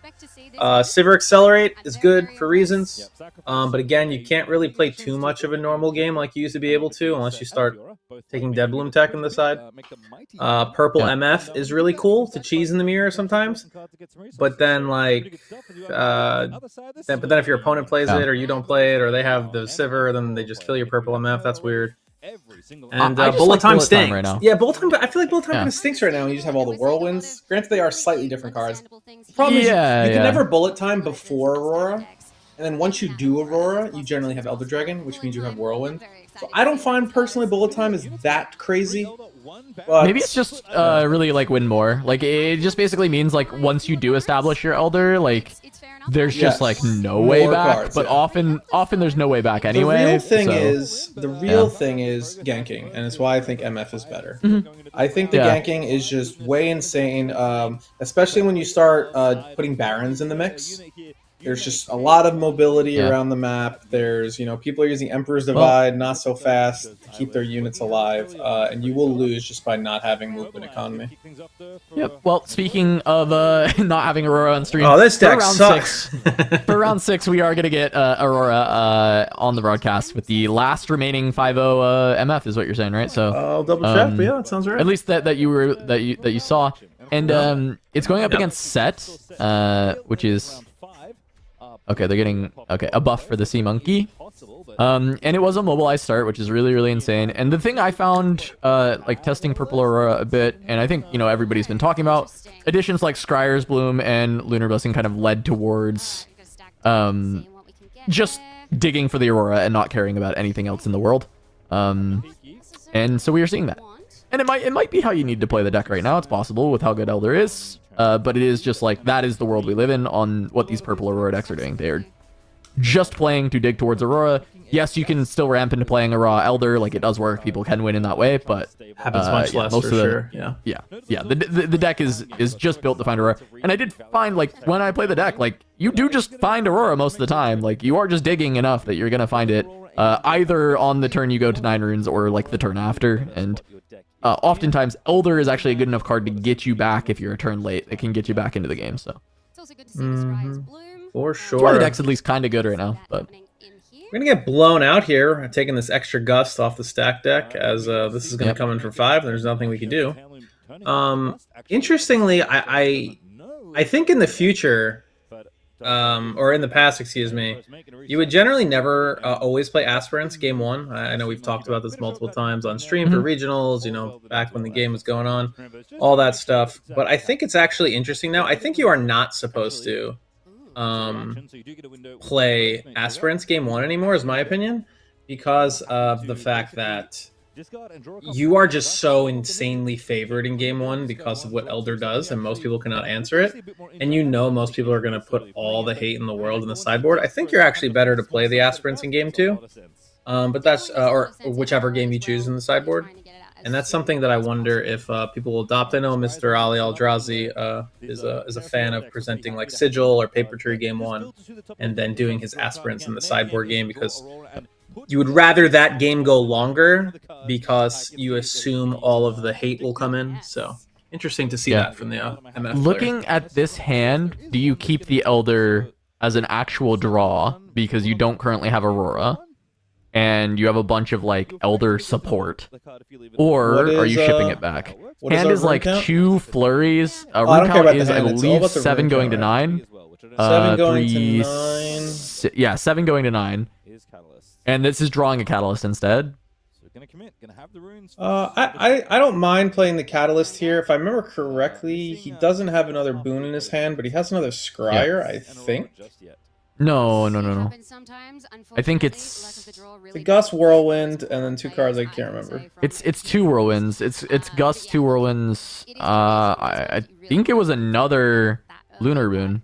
Yeah, that's what I thought so. So I don't mind here because with the Catalyst, we're going to 7, 8, 9, 11 next turn. So we get to play an MF if we want to, hold up some stuff. We could Lunar Boon again. Can't Lunar and play Aurora in the same turn, unfortunately. But. Yeah, that's the interesting thing with leaving Catalyst on top. If you like go bottom with Catalyst and Elder Dragon, you are drawing 1 closer to top decking the Aurora on 9 runes, but you basically don't have a play. If not, I guess on 9 runes you could still just like play MF and do something there instead. But yeah, so carrying a little bit about XP. Playing a Poppy, and then actually gonna spend the 1 for the Valley of the... I like this battlefield a lot for set. I think it's really good. Just giving additional ways to get buffs. Do we not have a Gust, or am I... Like, shouldn't this player be at 3 points? Why does it say 2 points? Did I miss something? It's a good position to be in by now. Because they went with the hook, they went to 1, and he's like, okay, I can't Gust you, that sucks. Yep. And then he played a first mate, and then he played a first mate, pulled it back. I'm confused why we didn't Gust the first mate. Interested about that one. Seeing as we just had the 2 runes open. Interesting what the thought process is. As we see treasure, is that treasure trove or another mobilize? I cannot see. Nothing on board at this point in time. Not ideal. I think we are doing the points right now. There is still a lot to see how this rocks out, but having that kind of presence is not easy when you have not landed that Aurora yet. Yeah, okay, I think it was the point. Yeah, we're at 3. Okay. Is this a treasure chest or a Is it mobilize? Okay. The last rune? Okay, we had 2 mobilized. Understood. There was a treasure chest too. Oh my god. So how do you navigate the non-Aurora games? So we're on a lot of cantrips, it looks like. I navigate them with grace, obviously, first of all. I'm very, very calm and collected. Look, I mean, it's frustrating. It's not going to be something that I think... Well, look, Scryers and treasure chest next turn to dig another 4 You'll cards see even, 5, potentially. You'll see like 5 cards next turn. You'll see 5 cards, yeah, you see 5 cards. And if we don't have it, then you don't have it. Necessarily having 3 Elder Dragons would have been my... And then you wait 1 more turn. I think I probably would have opted and then 1 more turn. Units a little bit more. And then 1 more. Valley of Idols. What a good battlefield, by the way, for like Fiora and Set. And God, it's so good. Yellow Fiora. I like the battlefield a lot. I think it's... Yeah, you go second, you play Yellow Fiora, you move in. Then you play the old Fiora, Set 1 OG, player there. Yeah. Pay 1, pay a yellow, ready gank. Nobody sees that coming. Sacrifice in the hand for Set. Gonna give additional draw. Sacrifice being really nice. For this deck as well. Can save the unit, still draw. Kind of nice. Wasn't anything else to do, then the only unit Aurora had is now going to the rubbish bin. Basically 1 energy, 1 power, draw 2, re-ramp the rune. Very good. I can see that there is definitely some consternation on the face there of Rambo Slade. Everything gets to go home to play around the Elder, but the thing that I found often is if the Elder can even come down, it becomes really difficult for these combat-based decks to win because of the Blade Flurries. Yeah, I think Set has some game, but I was surprised we saw that challenge being wasted on the MF. Also, when you spend a buff, very interesting. I'm going to be honest with you, I did not know that was text on this card. Because it's never been relevant in a second. Yeah, need to be able to kill the Elder once it actually comes down. And at this point, I mean, either Elder Dragon or Aurora is fine. Like, you will hardcast the Elder. I guess you can't play it on this turn, though, with the Scars, so... Yeah, it's just interesting. You challenge, you kill it, but the MF wasn't he doing went top? Those weren't Auroras, right? Top seems crazy if it's not Aurora. Okay. Treasure trove, a little wombo combo. It's too late to start backing, right? Hoping for the best there. Really good for drawing a card this time around. Doesn't need the ramp, as again, all the runes from the rune deck. Stacked 1, 2, 3. Yeah, was it like stacked pack of wonders and he went top? Maybe one? I guess there's justice in somebody's world because I don't think we were hitting the cards anyway this turn, but my lord. Super unlucky on the draw for an Aurora player. Doesn't this guy know how to mark his cards or something? What is he, 22 cards deep? No? Dazzling Aurora? Who made this game? They should limit that card to 1. Because 7 is not 2 points away from 9, which is the point total we're playing towards this game. But I think just retreating your units in case there's an Elder Dragon, whether it's from hand or from Aurora. Well, then he should play stack tech more. You just get to cheat. Feels like one of those little things, but I think a play pattern that players have probably started to Okay, I mean, I guess because it's aspirants, there's like one more turn after this, but... If you say so. Absolutely. I mean, the good news is, like, we do have to double move up to get our points, so we'll have, like, the perfect spread. There is some justice in that. It's not nice to have to play an Elder Dragon naturally. Yeah. The bad news is you can pretty much guaranteed keep something at home, but I guess that's where the Blade Flurries come in. If it's Aurora off the top, you get Elder specifically. Kill 3 units. You actually only kill 2 because one of them gets saved by set. And there's 3 units at base that can try and go in and conquer, but there's double Blade Flurry, which is enough to hold off the game ending, and then maybe you stabilize and win. Yeah, we also but have a it all challenge, requires if I'm like not exactly mistaken. Aurora off the top. exactly what SW does. Oh, this is not the hold you were looking for, Obi-Wan. This is how we die, I think.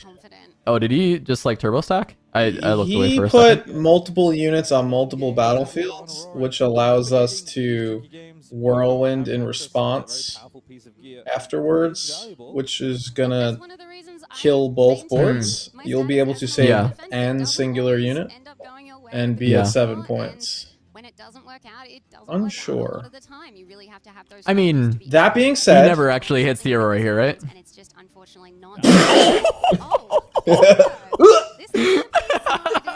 Okay, the saving grace one of here, Baron in this and I'm deck, making so this surely he up, just hits the one of Baron. is he has a first mate in his deck. Unless you can clear one So, Oh, or you're in saying his the set hand, player in has his a first hand. mate, So there's maybe a way he can skamaz some points, but from what I'm seeing, No. it's target, cast whirlwind. This is the punish of having a Baron in the deck list. I swear to God, I have gone on record flaming Baron Nashor for this deck so many times, and it is going to lose him the game right here.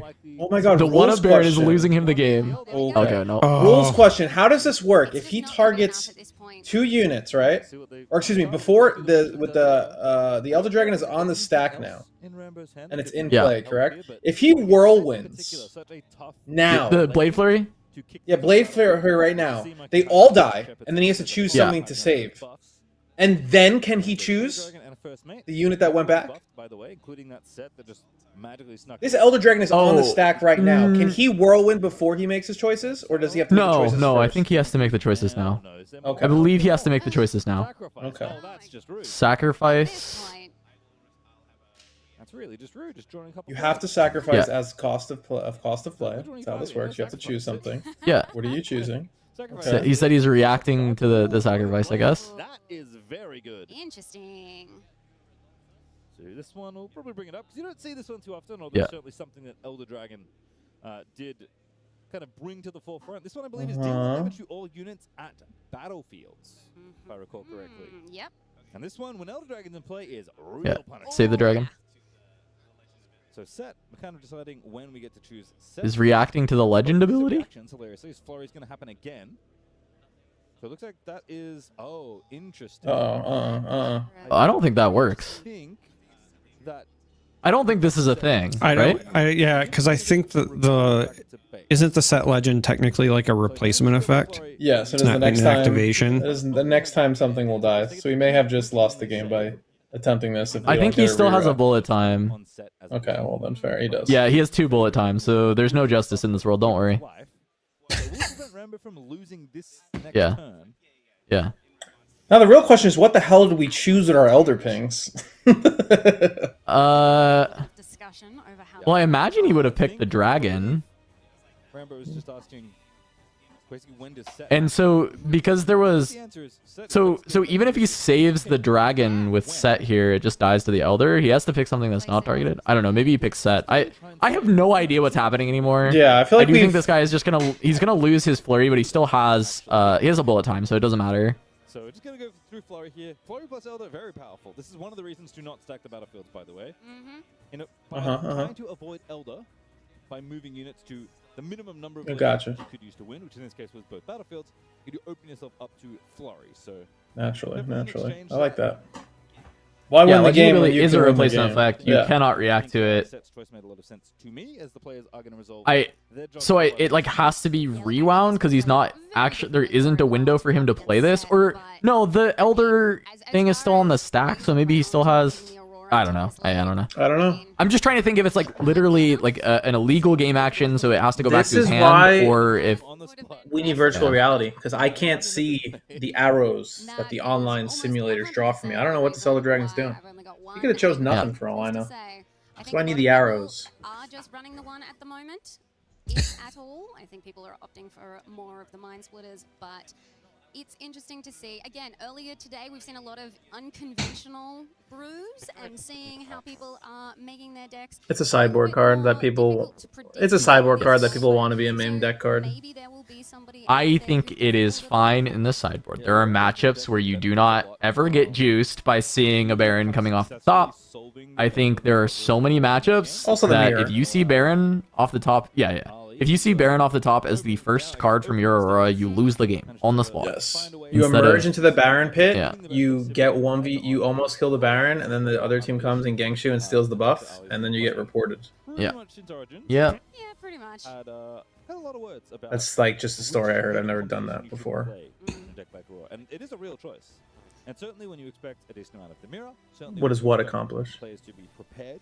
The mirror for starters. So here's the thing about the mirror, because the mirrors suck. If you play Aurora first, you lose because they auction on your Aurora. But then if you don't do anything, you lose to tempo.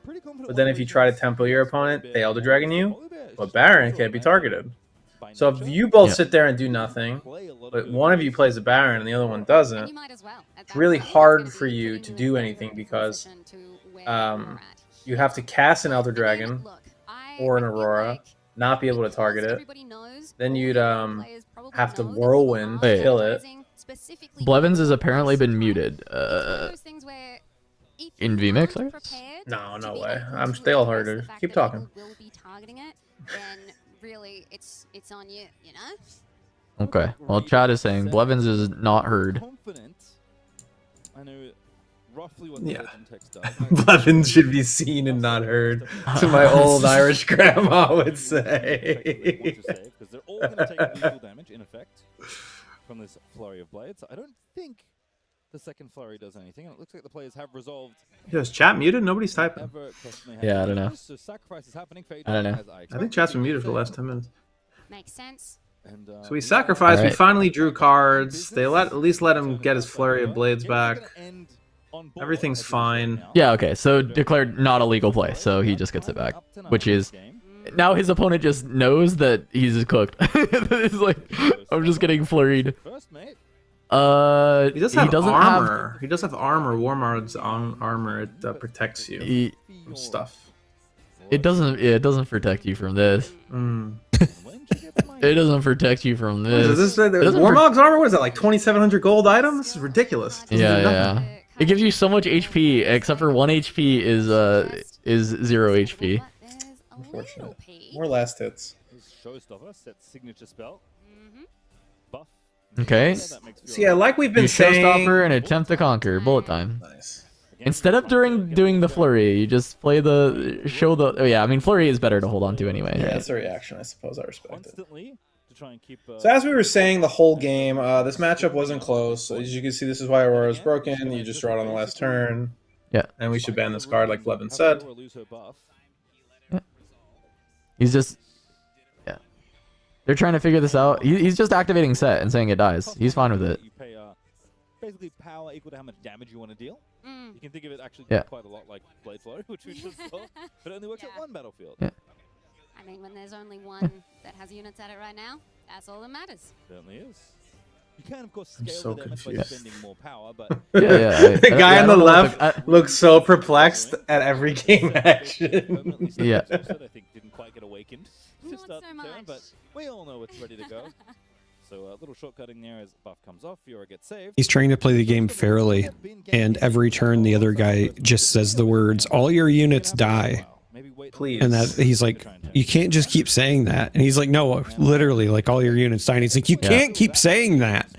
Yeah, What do you mean? This was a really good line to play around the flurry of blades that he knew was in hand. But unfortunately for SW, there was also a bullet time. So yeah, it doesn't actually get get there. Which one's funnier to cast? The second bullet time? Or the first second whirlwind that he knows you have? If there Wait, is a you second. just let the conquer happen? I like it, just in case. I think I've been brought back from the Shadow Realm. You go to 8 anyways. You'd rather kill the unit that's 7 might than the unit that's 4 might. I think it's very small beans. Yeah, now you save the whirlwind out of it. I like it. Let's see. There's like a world, I don't know, you attack in. I mean, I'm just making things up. And then they punch first the dragon or something. I don't know. Stun you. Going to pick up the Elder and replay it, just for a little extra board clear action. Don't know if I recommend it, but it is a play you're allowed to make. So what happened through all this mess? We have a dragon and 12 runes, and our opponent does not. Yeah. Yeah, I mean, it was a cool play for SW to play around Flurry of Blades. Like, he plays the Fiora, showstoppers it in, so it would die to Flurry of Blades, and then you ready it with First Mate, and you can still double conquer and win. Problem was, there was Flurry of Blades and also a bullet time. So... Yeah. That's fair. I mean, we are but looking he was for allowed ways... to conquer, and then he just held back. So we are I don't looking know if for that ways is to good or not. lose, notably. Yeah. By drawing more cards. Because the one thing we know is that we put an Elder Dragon on the bottom, which means somewhere in our deck there is one Baron and one Elder Dragon. But if we draw too much, we might draw our Elder Dragon. And that means we're hitting a Baron. What is he even looking for at this point? I mean, he's played 2 Blade Flurries, or Flurry of Blades. He's played...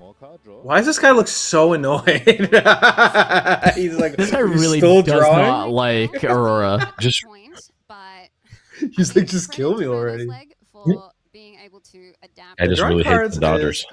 Yeah, like if we draw our other Elder Dragon, now we're definitely hitting a Baron, and then like Yeah, I mean, one of the others is at the bottom, right? Yes. So as you said, right? You draw the other one, it's always Baron. Baron feels like not a lose condition at this point. Baron's like fine to hit, but like the Elder is so much better to hit. I just like how angry our set opponent looks. I think he's like an IRL set. He like does the shirtless, like, you know, poses and everything. He's very animated. I like this. I like how you say he does the shirtless pose. This guy's wearing no fewer than 5 vests. It's called Warmog's armor. Okay, why don't you be lore accurate? A warm Mog's armor because he's got a hoodie, a vest, a t-shirt, undershirt, under armor, body armor. You need extra layers to contain those abs. True. It is. Alright, it's Baron. Oh, come on, give me the cool. What does Baron do? Like, what's the Baron noise? You know what it is, Blevins. What's the noise he makes when he comes in? Yeah, I think it was exactly that. Yeah. I think that's what I heard. Oh, sorry. Did you guys ask me a question? I was just clearing my throat. He was muted. Oh yeah, there we go. No, you're muted. I was muted again. And the stream missed that. Oh man. Contentious now. Look, as I said earlier, I don't necessarily feel that Baron is always the most useful at the moment. Legally, you are allowed to concede a game of Riftbound at any time. So you're not allowed to be angry when your opponent takes this long to win. Basically lock your opponent out of the final point for the whole game, which is actually what you have to do at this Oh, point. but I never concede. Making a third battlefield and Not me, Yugi boy. This is still winnable. Yes. So first mate gonna conquer, but We give a draw to our opponent. instead it will draw a card. And I think at this point, Yeah. My deck has no weak cards. He gets a draw and a buff. No, that was a weak card. That doesn't look like a very good card. normally be feeling a lot more confident. You didn't seem very happy about that card. But it is an Third Shepherd. Not ideal. Speaking of these crazy games, my favorite tweet from this debacle of Aurora was when somebody went out of their way to tweet, "What? Unyielding Spirit works for both players?" And that was my favorite point of the Twitter timeline. I watched somebody Unyielding Spirit to save their guy and then try to bullet time for game, and I was just like, "Ooh, I've never walked away from a table so quick."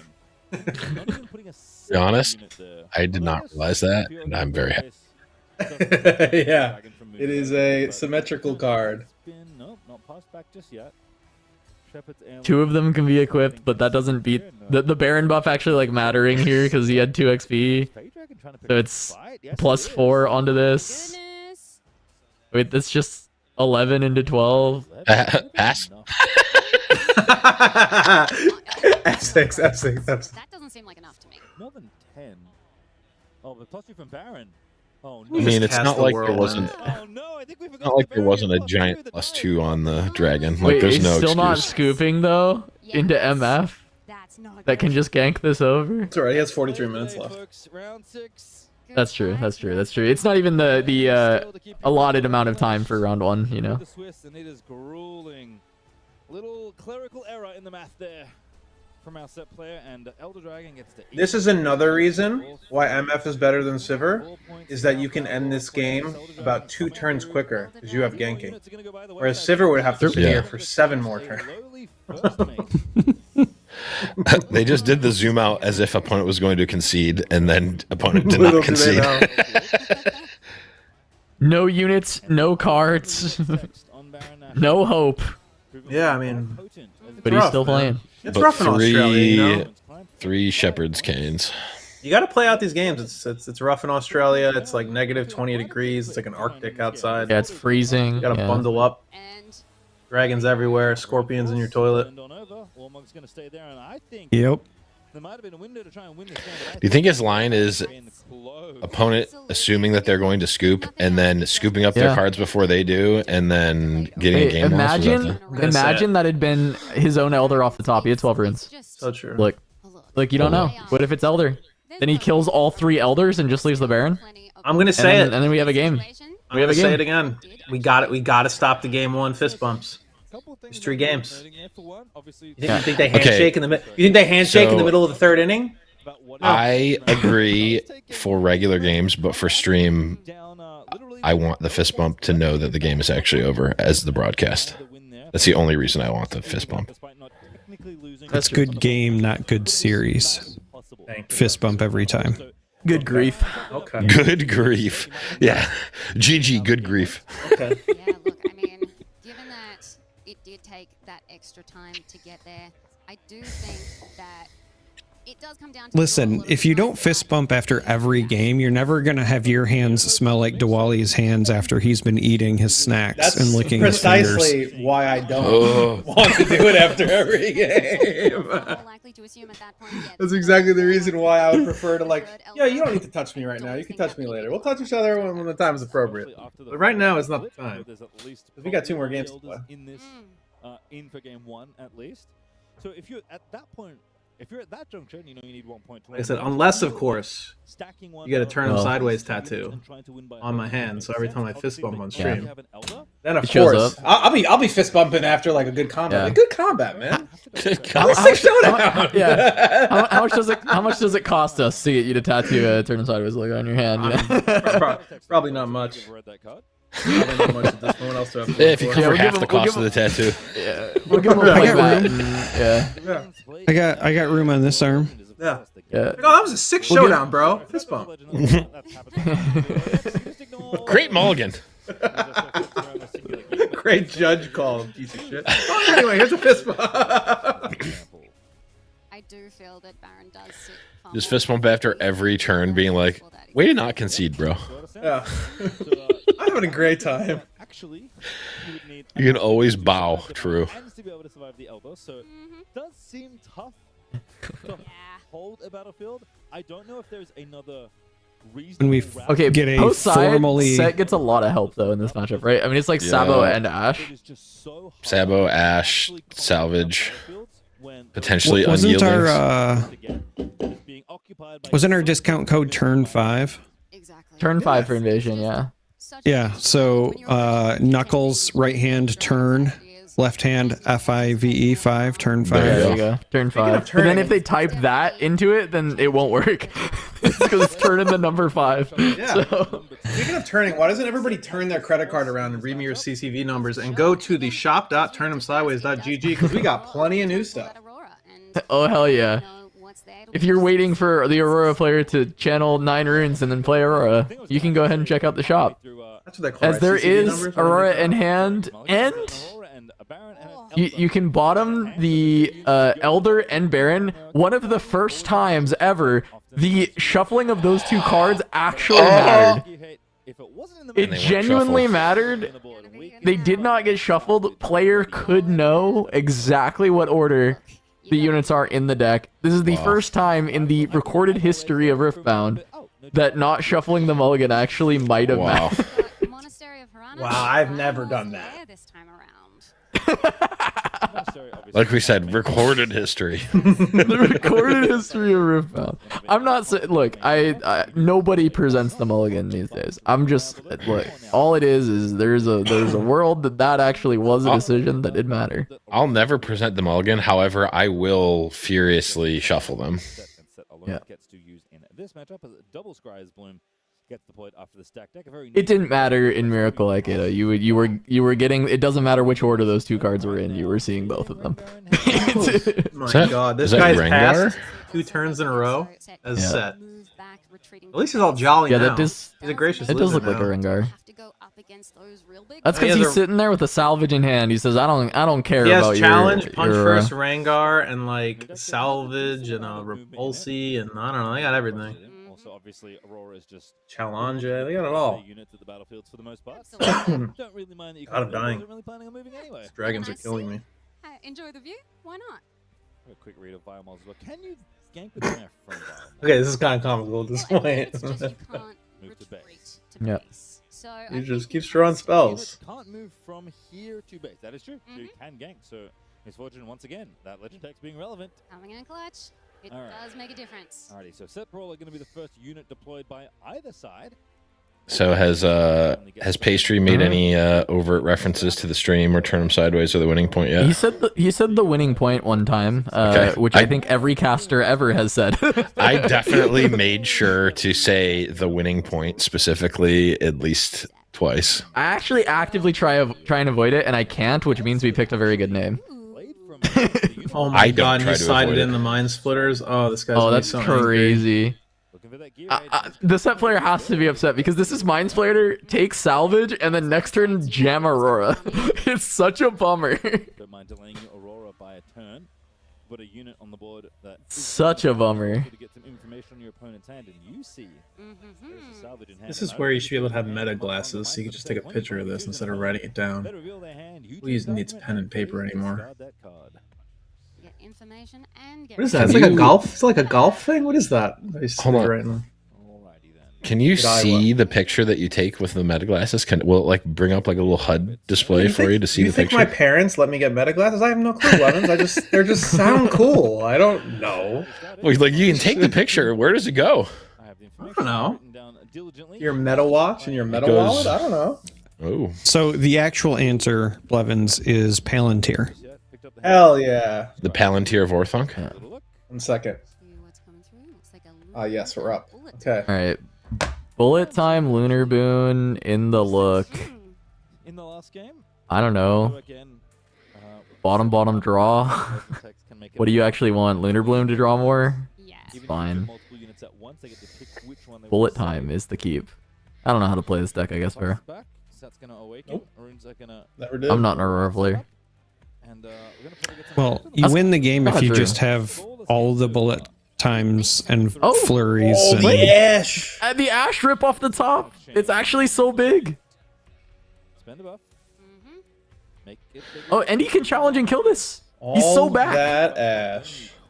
He's so back. In those jeans. He gets to do both things. Not to spend on Monastery. Yeah, he does. 1, 2, 3, 4. That's 7. No longer stack the triggers the old way, which is where you congregate your buff and then spend it because Monastery. Wait, what? You now have to meet the condition when you wanted to use Very it. nice camera angle we had there. Love it. I feel like the camera angles have been a bit wonky. No, they've been very Martin Scorsese like, I think. Oh, okay. Oh, okay. Yeah. Cinema. There we go. Ash. Insane top deck. You know how you Banish the Aurora. know why Ash is the best card? Because you don't even you just saw that guy's hand. I don't even give a crap. I ain't writing it I down. don't care. I ain't writing it Does down. not care. Can I borrow your little golf pen? No. Oh my god! Never There's no justice in this world. There's no way it's gonna hit an Elder Dragon. Surely there's justice. It'll hit another Mind Splitter. It'll hit a Baron. Just the hacks. It'll hit a Baron. Just the hacks off the top. There's no way. There's no way, dude. Oh my goodness. Actually hold to get the Aurora back, but I think the damage has been done at this point. Oh, he just shuffled his deck. Not necessarily great at holding. Elder Dragon though. He just shuffled his deck. I like this. Let's Okay. give him a game loss. Oh, I think it's good at That does matter. It It matters quite a bit. because he shuffled the mulligan in. He shuffled the mulligan. He shuffled like Scryer's Bloom cards. 100%. That's gotta be Yeah, because the He deck shuffled in 5 more Auroras. the deck wasn't actually randomized. That's the problem with this shuffle. Yeah, it's quite bad. Salvage to the Mind Splitter. So what is next? Yeah. Oh no, I don't know what I don't know what the ruling is. I know it mattered, so I don't know how to fix it. I don't think you can fix it. So does he actually like? Will he genuinely get a game loss? Or Someone get Grunton on the line. I mean, this would just be Yeah. a game loss. This is an unfixable error caused by one player's dexterity. Therefore, like, I don't Yeah. know, like how you would fix this. But And this game is like one for Aurora, but it may genuinely be a game loss in this spot, which is And you one of know- the funniest game losses I think I've ever seen. And you know if this for a happens. fact, set player is not conceding.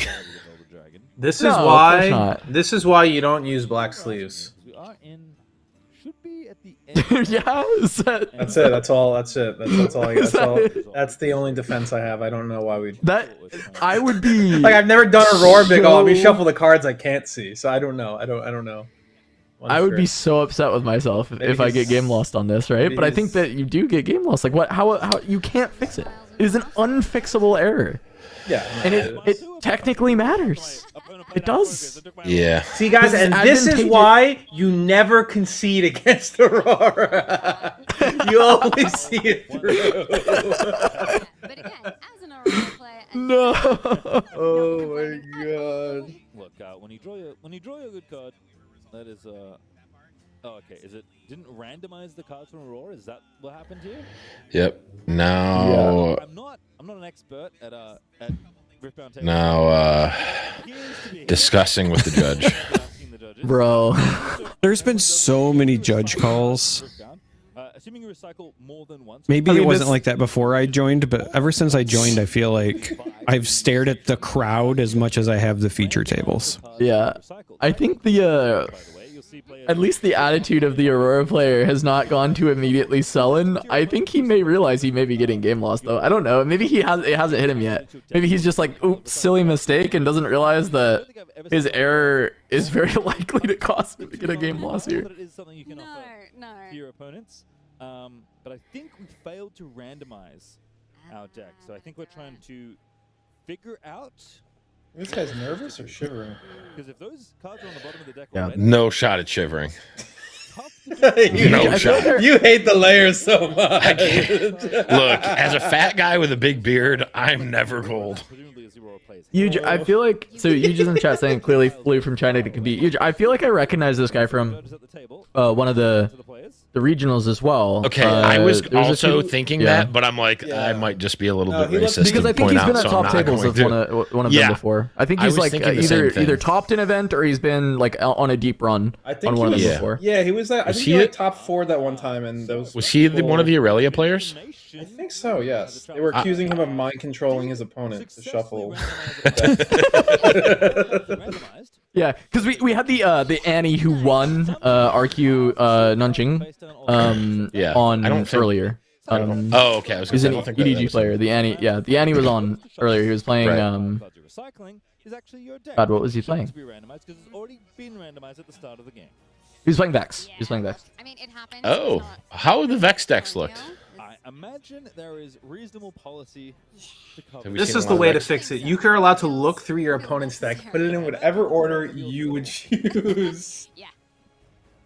The thing is To answer that your question, Blevins, they've been very vexing. fair. Have we seen a lot of LeBlanc on stream? We've seen a little bit. We saw one, I guess. Earlier. I heard the Challenger guys have Okay, a it's pretty not spicy a, list. it's not a game loss. I don't know what happened though. Yeah, the Challenger guys are on a hooky version, and then others are on a mid-rangey Echo Vi version. There's a few little versions floating around. Echo Vi. How are Echo and well, we can talk about it later. Yeah, They love I each other very 3-0'd my much. Nexus. It's just play good cards. Oh, okay. Blevins. Got That's the answer. Yeah. I 3-0'd Nexus Knight last night with Hook. Oh, well, screw this game. Tell me more about Play cards. Routinely, my opponent would get to 7 points, and then I would just take over. Wait, he has a salvage again. I don't know. Did he top deck salvage this turn? So it. they just I been top told you they decking let him answers reshuffle immediately? his deck so he could put it in the order he wanted. No, okay, you don't I'm a stack level the 3 Aurora judge. player's You guys deck. think I just make You this stack stuff up. your own deck. Showstopper is just a move. It does not exhaust the unit. Move on back after I going like to point it. number 2, and we're kind of back to, I don't want to say parity, but back to maybe a more manageable place for sets. Slightly more, yes. Maybe. We shall see. I think they just had him do his like shuffle motion backwards as a rewind, and they said, "Yeah, Oh. you've rewinded." Yeah. Yeah, they brought Missy Elliott out. We did see one go by in the last Aurora pile, so in theory it's not that close. And there is one in Banish, but you can only get it if you. Do you just top deck the last Aurora?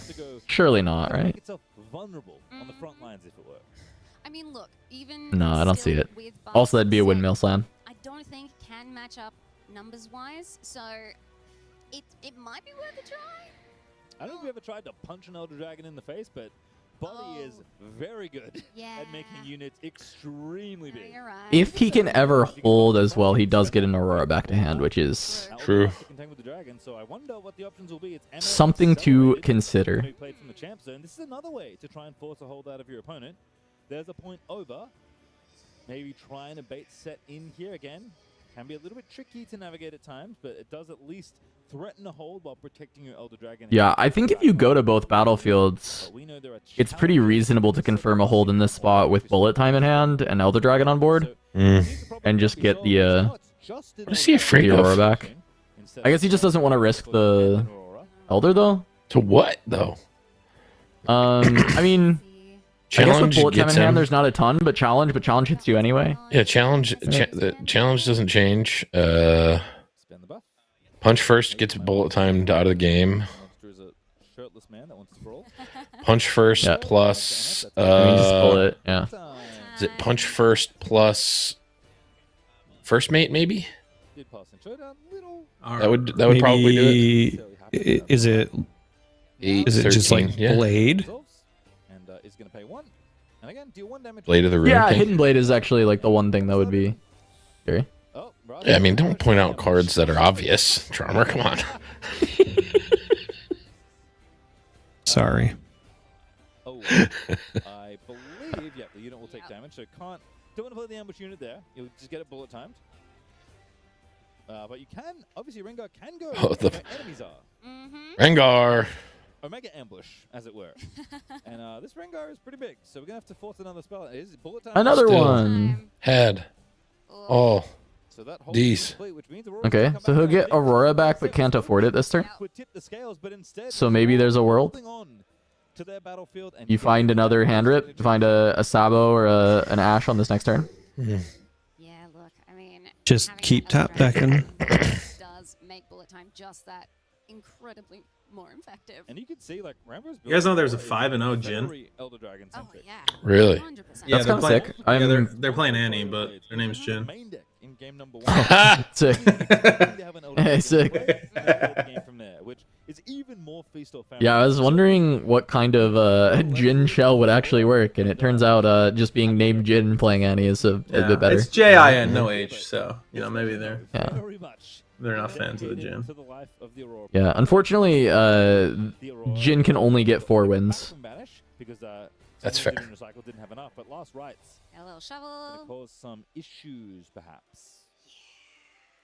It would be kind of funny if there was a situation where the best of for Jin was like a 10-way tie all at 4x. Thumbing that chaos rune. That would be perfect. That would be pretty cool. I'm trying to actually Except it would need to be a 4-way tie.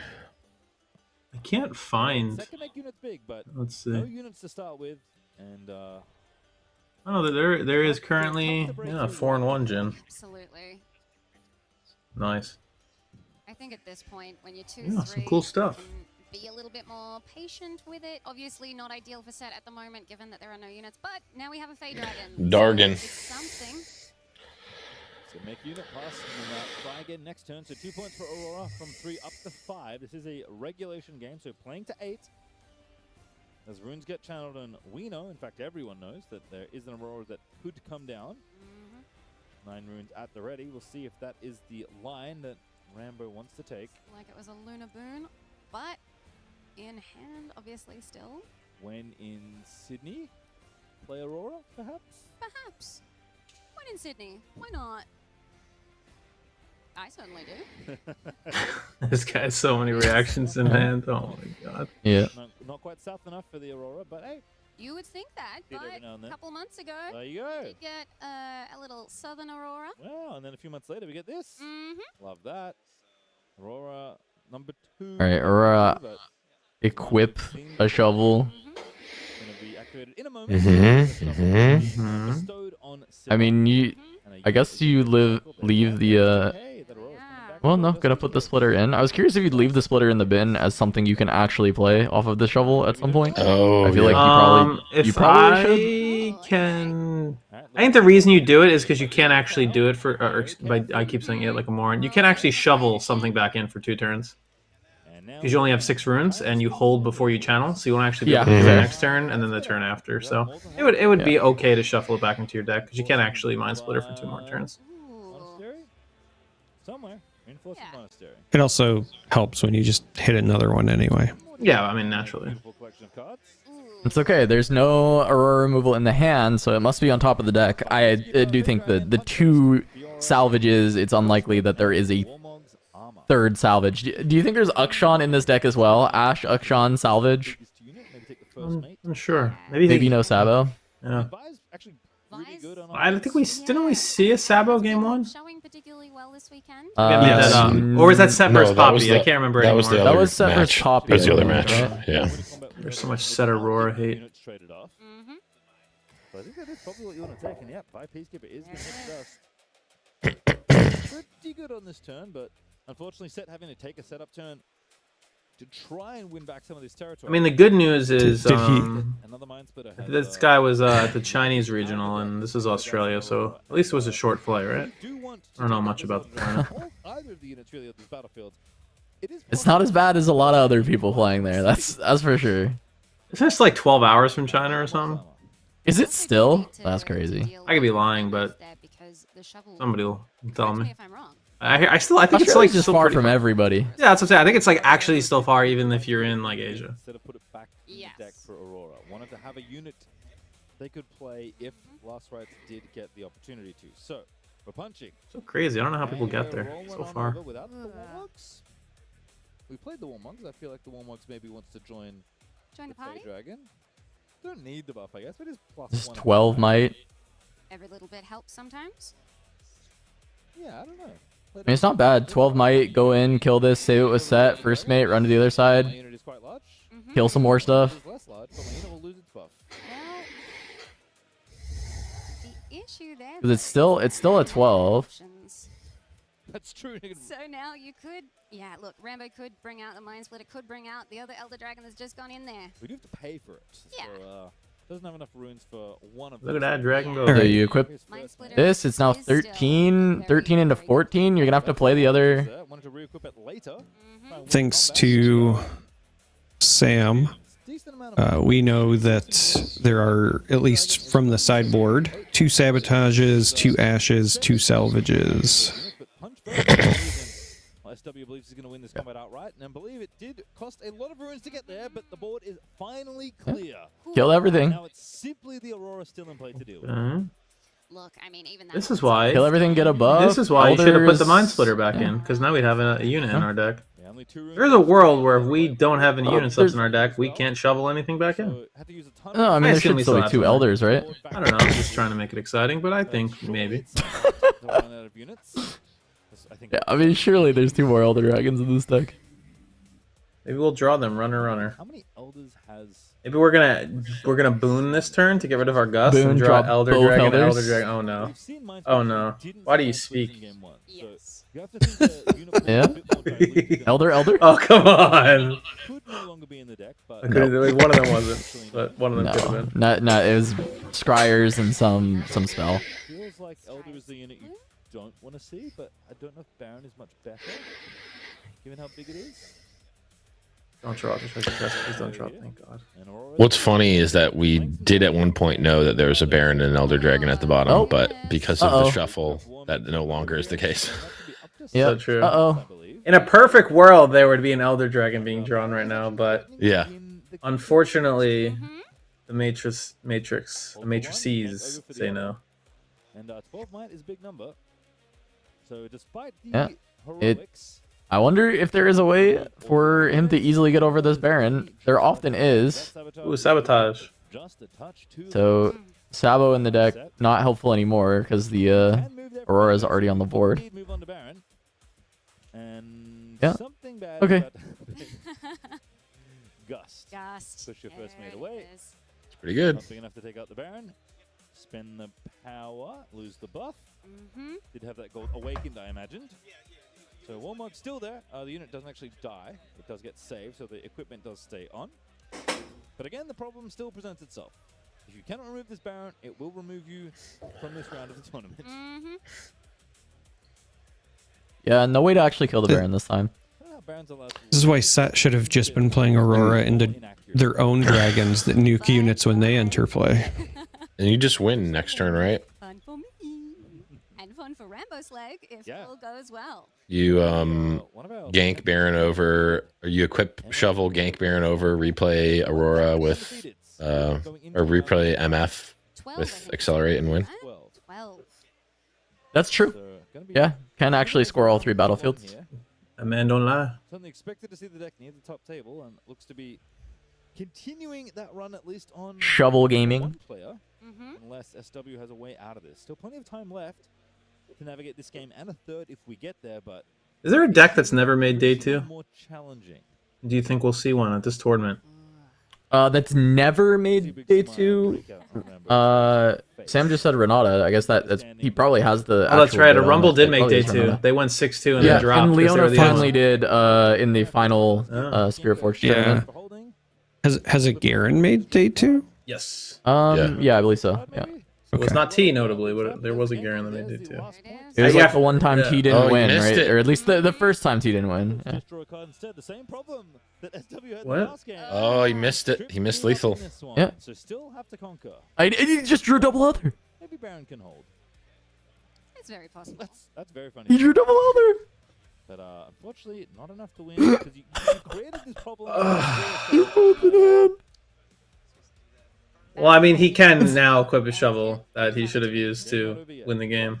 Yeah. Yeah, but Hearthstone lethal. Hearthstone lethal with the shovel. Oh, now he sees it. Currently, we've only scored 2 out of now the 3 battlefields. That are All right, my chosen champion. That's in the second zone. I'm allowed to play it from. digging through the Yeah. trash. Yeah, but he can still put an Elder into the deck. So never mind. Drawing the 2. Please don't put 2 units it doesn't back. Matter. Please don't put 2. Okay, thank God. Okay, good. I was like, don't put 2 units still back. does Whatever not you matter do. that he double drew the Elders because he'll still get one here. But it's so funny. The Hearthstone lethal missed. Even bigger thanks to the shovel, which is a very harrowing image. And you know it's obvious if even I saw it. Big one holding that shovel. Someone said Renata debuted in Vegas, so apparently Oh, Sam well, lied to me. No, Renata did not debut in Vegas. Oh, I understood. Yeah.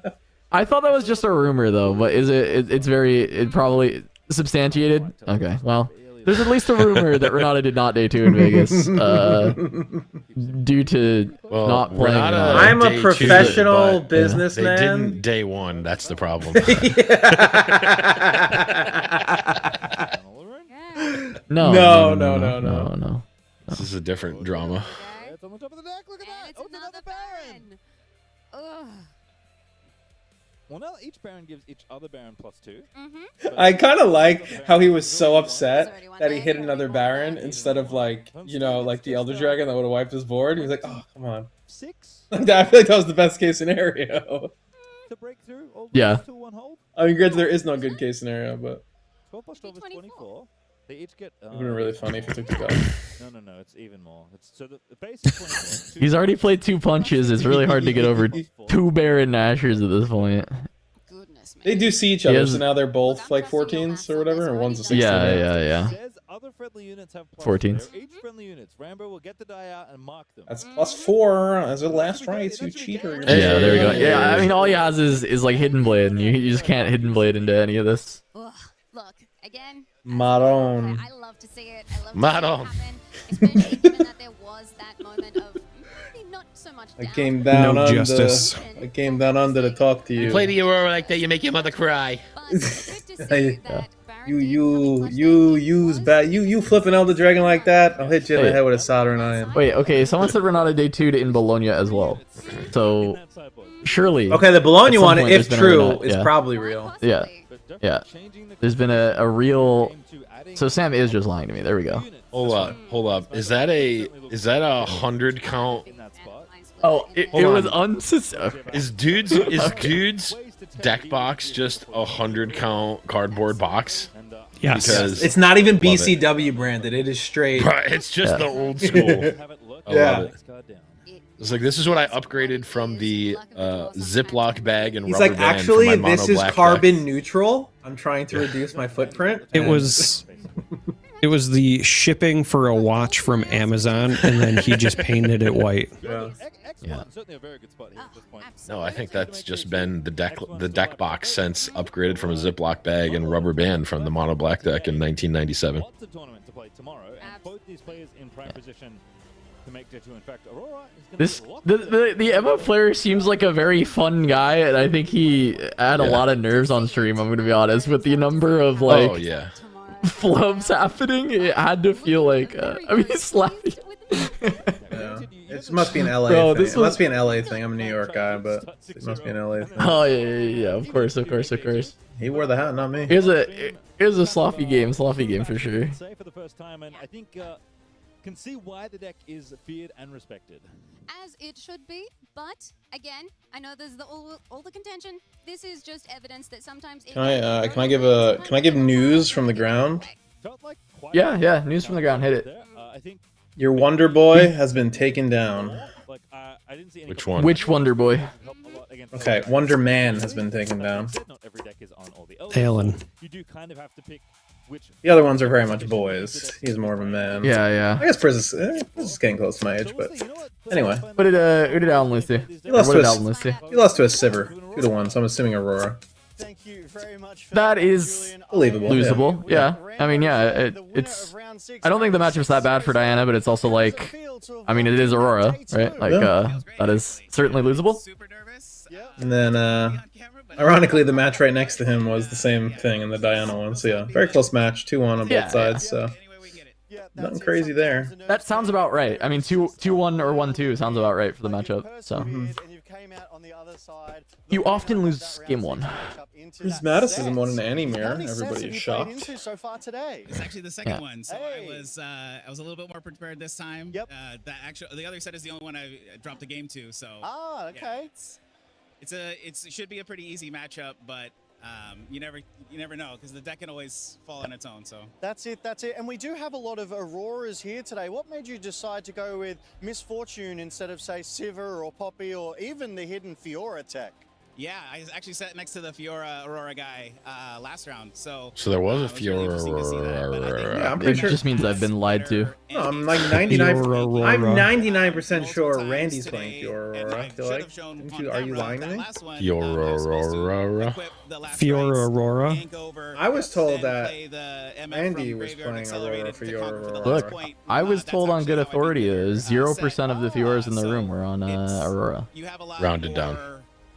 I know. I think we're all doing a interesting. bit, but yeah. around the battlefield, Yeah. especially when Baron Pit's there. Are you trying to say that Randy lied? The Baron Pit, they just think to go in there. And it's, Look. So you get a lot of opportunities now until people Yeah. realize what they're supposed to do. No, it makes sense. It makes sense. Randy brought us pizza in the depths of the grand finals of Bologna, and he will forever be my hero for that. Well, I No, it makes sense a that it's cappuccino so before if his top 8 man. yeah, You if guys it's left just two him. people on Aurora, it's and it's Randy and Frozen, then that makes sense. They essentially play on the team. Frozen is friends with Talion and has started practicing a lot with them. So makes sense. Oh, Sydney. Okay, well, that's far, but Wow, we actually have a 5-1 deck that I think nobody would ever guess. 2 5-1 decks that nobody would ever guess. Okay, so Give me a hint. where have you come from? Yeah, Southern California. 40 decks to choose from, and there's quite a few. I would not. I'll give you 2 guesses. We've seen it on stream multiple times, but we have never seen the hero. Legend, excuse me. Yeah. 2 guesses. Okay. All right. Never that's a seen good- the that's- legend, but we've seen it on stream multiple times. I like the clue. Okay. The problem is I've only seen a few rounds, so that doesn't help me. Vi. Okay, I was gonna say Vi as well. Yeah, it was Vi. Yeah. Nice. The 5-1 Vi, who notably beat a 4-1 Jin, is now, no longer. I'd love to see the Vi list. Yeah, I think they are 5-1 at the moment. They were playing at table 39. The Poppy Aurora is So, frightening. pretty cool there. I don't like Pretty that, cool but there. At the same time, I really can't complain. You'd never guess what deck has the most draws in the room. It was going to be a very flat distribution of decks, so Ezreal. Yeah. You guys are so good, Ezreal. I think it's Ezreal. There's quite a lot of draws in the Ezreal. They're still doing well, like a few 401s, 411s, but there's a lot of draws there. Yeah, especially because the current Ezreal builds are all doing the like lock Ezreal, playing around the spirit. The Door the Explorer backpack, yeah. It's a lot slower, yeah. I've been playing. It already had draw issues. Yes. I think the other problem is like if you're not an expert with the deck, there's a lot of like manual brain power that goes into computing what you need to do on each turn, and that adds up. Yeah, I mean, I also think you need to play really fast yourself, and it is hard to like play fast as Ezreal sometimes, but also like your opponent will always play like pretty slow into you as well, because Ezreal often likes to just say, okay, I have 8 runes, go. And your opponent kind of needs to think when you say, okay, I have 8 runes, go. Ooh, hello. 5-0 Ornn. Undefeated Kha'Zix versus an Ornn. This does not look like your normal aggro Ornn, but it is doing some sprite. No, this is pretty aggressive. Drop order and sprite mother. This is a pretty aggressive Ornn. I just saw the blue Ornn and I was. You just saw more than 7 runes and were shocked. Yeah. Yeah, because often it's still like it's not always, but I've often seen green Ornn with it as well to just like find specific gear pieces, because like blue Ornn is not usually gonna get that large anyway in this these kind of builds. I'm very disappointed that the Kha'Zix is Aurora. Is it? Is it? Yeah, I mean, there's a catalyst in the discard. There's a rights on a Baron. Well, okay, rights on the Baron to me doesn't necessarily scream Aurora, but the catalyst on top of that is damning. You are right. This is I mean, what screams Aurora is the fact that both players have 12 runes in play. They're both really bad aggro decks if we've made it here elsewise. There's a couple keynotes. Fair enough. It's the 2 worst built aggro decks in the history of the game. 4 to 5 and 12 runes.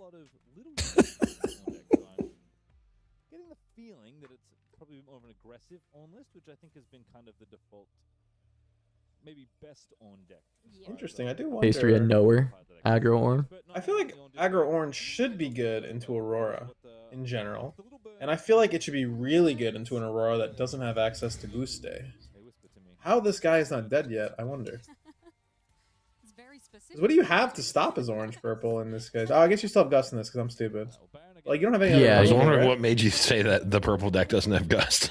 I keep forgetting Kha'Zix like has a different color in his deck. I mean, I don't know. You have this Kha'Zix unit, which is pretty strong to play the early game with, but I don't. It's like that, and then you have like Void Assault to try and like remove a bunch of stuff with your Kha'Zix early in the game. It's really not that much different, but I just always look at like the Sivir, and I guess Sivir doesn't have a signature spell either. So yeah, I guess The Kha'Zix six spell like kind of matters. It's at least decent. It's early removal. It's charm basically. Can now go somewhere else. We'll start with the Sabotage. What you got? Is it good? It's all right. Oh, Sabo. You guys are so gold. Pretty good. I love chat. For the triple conquer. Back to the bottom of the deck. Brutalizer goes back to hand. Make that on a little bit. Brutalizer only. It will be the only gear in play. 2 disarming rakes in play.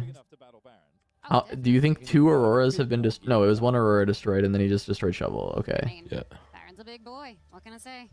Very large and often in charge. Very large.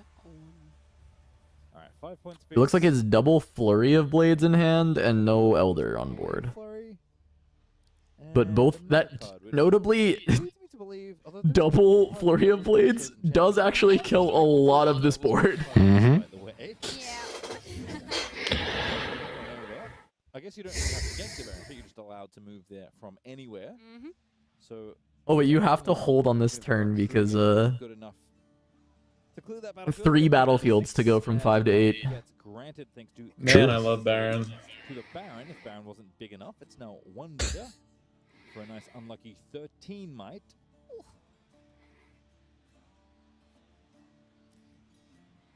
Gonna have to get pretty big on for dealing with a lot of this. Yeah, where to next? Oh. 1 second. My son is awakened. Look at him. Look at him go. He's sleepwalking. I'll be right back. Stuck at Firewars. You want to hang out and maybe join up? I need Astral Slide for Disarming Rake. Oh, now you're speaking my language. I knew I was. We need 13-year-old Julian Naughton to take down the Affinity Pro Tour with it as well. Up to 7, I believe.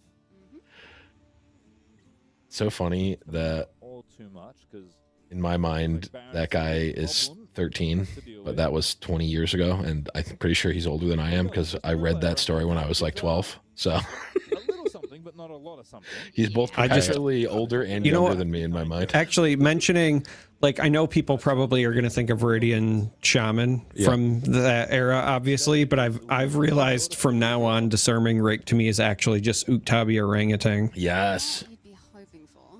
And if you look really closely, there's two apes getting it on in the background of Disarming Rake. What the hell?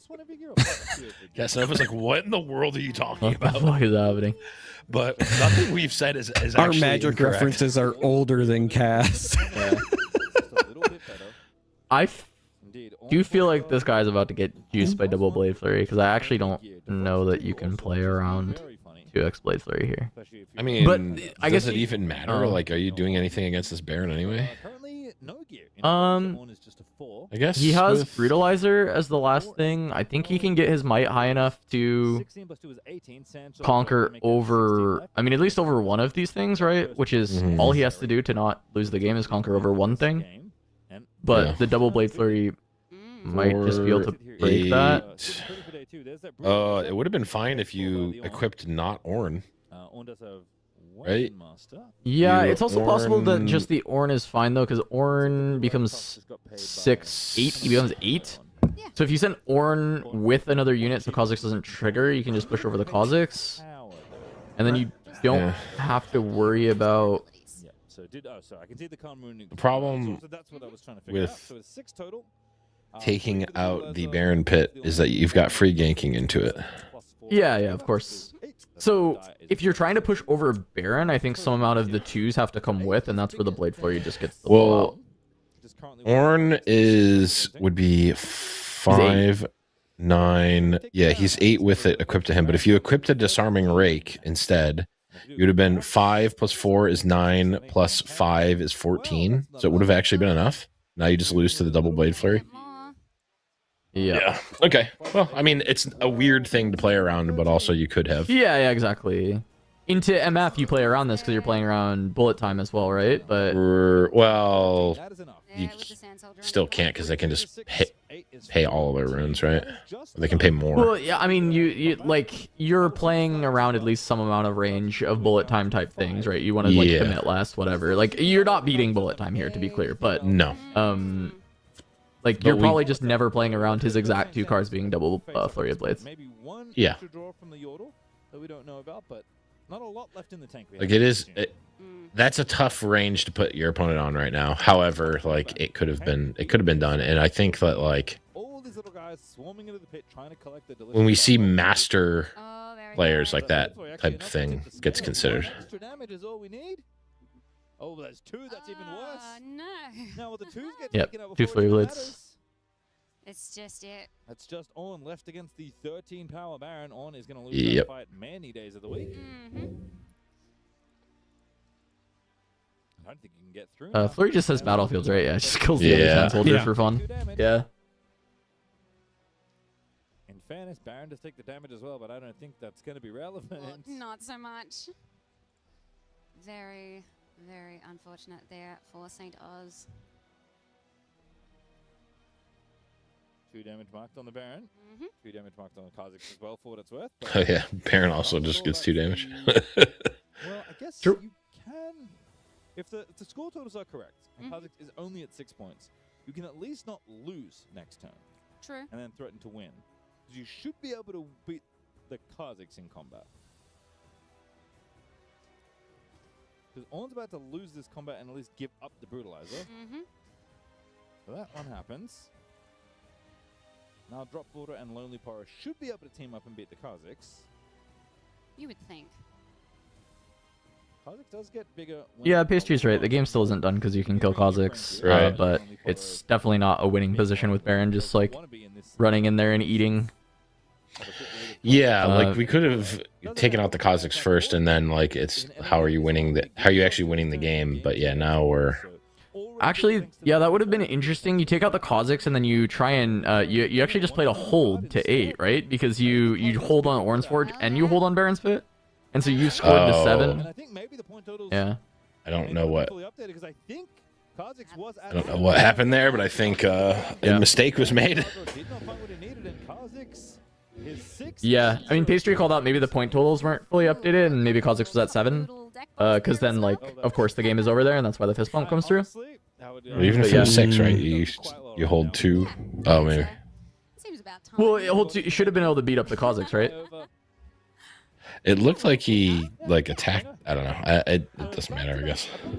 I mean, maybe he attacked wrong or something, but Brutalizer on a unit swinging in that was 9, Kha'Zix wouldn't even get buffed, so Kha'Zix would just be a 5 or be a 7. Yeah, you could get over Kha'Zix. I'm having so much fun. This is great. Well, that's good because round 7's coming up. Don't go too far away. We're going to a break, but when we return, more coverage. Oh, okay. Someone's saying like he just gave him the Kha'Zix trigger and lost. Okay. Yeah. Hello, Riftbounders. Are you wondering how the game developed with Unleashed? Yeah, I see. Okay. Attack to get the draw from the Lonely Porroh, but it gives Ka a trigger, and then okay. Because I thought it looked like he just attacked the Ka for no reason. Yeah. I looked away for a second, looked back, and then they just like fist bumped, and I was like, yeah, I saw understand. that happen. I'm like, I don't know why that happened, and getting the draw makes sense. Yeah. Going into the 7th round, we have 21 undefeated players. Stuns a unit and draws a card if played from hand. Incredible! But leaving 3 runes open isn't always an option. Luckily, you can also hike this card if your runes are exhausted, or you want to keep them open for another card. Fury, on the other hand, brings plenty of new ways to assert pressure. Ooh, I still don't know who's the voice actor on this. Isn't it just Logan from this broadcast? No, I think No, this guy sounds no. it's German. It's almost certainly from the Keanu Reeves? No, I think it's Just the production company.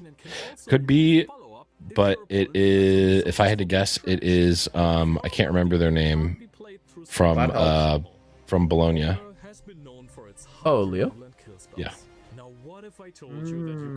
That's Good my guess. Good guess. Only That's a good because answer. I know that he works with them, and I know the production company is CSL. I want to see the undefeated Teemo next round. Ooh. Surely you got to show Johnny Wheeler. Table 3. Teemo. Joey Wheeler is playing. And he's playing Teemo. Johnny Wheeler. It's his estranged brother. His sister's deaf and he has to buy her New Year's. This is my Red Eyes Black Teemo. Yeah. My sister's ears don't work well, Yugi, so I have to buy new ears. Unlike my brother Joey, his half sister, she's blind. All right. Well, reminder for those just joining us. First of all, thank you for coming in and hanging out for the Coast stream. But we also have some brand new playmats available for Unleashed. We partnered up with artist and very good friend of ours, Onips, for the LeBlanc mat, which is available for pre-order now. It'll ship out June 30th on shop.turnupsideways.gg. We also have the Pike mat, which is a returning artist who has helped us with the Kaisa, the Victor, and the Draven in the past. And we have new colorways for the dice. If you like those spin downs, they are back in I didn't stock know. I with didn't even some know about extra that. colors. What? Yeah, it's kind of sweet. I didn't know that. Also, if you're looking for cards, you're trying to get your cards for Unleashed, check out Invasion. You can get 5% off your entire singles order if you use the code TURN5. That's where I get all my cards. They help me out. Yeah, they are a great company. And one of the big things that they have that is like really awesome is they will deliver to an RQ. So Vancouver RQ is the next time that they will be delivering cards. So if you need some last minute cards, this is a really great way to get them because they will be brought directly to you at the event. Boom. Invasion Boom. cards. Nailed it. Invasion of cards. Vancouver is after Utrecht, right? No, Vancouver is in 2 weeks. Yeah. It's the next Oh, one. we got 2 weeks. We got 2 weeks in between RQs. Yeah, in between Sydney and the next one. Wow, I can't believe it. Usually it's runner. See, Nips is in chat. Woo! Yay, We are doing 4, right? Back to back, essentially. It's not runner, but it's 2 weeks apart. Because isn't it 2 weeks Yeah. and 2 weeks after that's Utrecht and then 2 weeks Hartford? Or did I make that up too? I think you made that up. Okay. I think Utrecht and Hartford are 1 week after another, but maybe I'm wrong. Utrecht and Hartford are 1 week after another, but Utrecht is Oh, I'm June confusing this with the something. Nationals. Yeah, I have to go to Fab Nationals and then the next week. Oh, okay, That's the same weekend as Utrecht. Yeah, that's what I'm messing up. Is that I am physically not playing the game. That's why it's off my radar. Yeah. So wait, what round are we going into? We're going into 7th round. 7? We're going to the 7th. 7, so 2 more rounds. Okay. Yes. Sure. Let's talk about some best ofs, see do where it. people are at, see what decks are still undefeated. Take a look.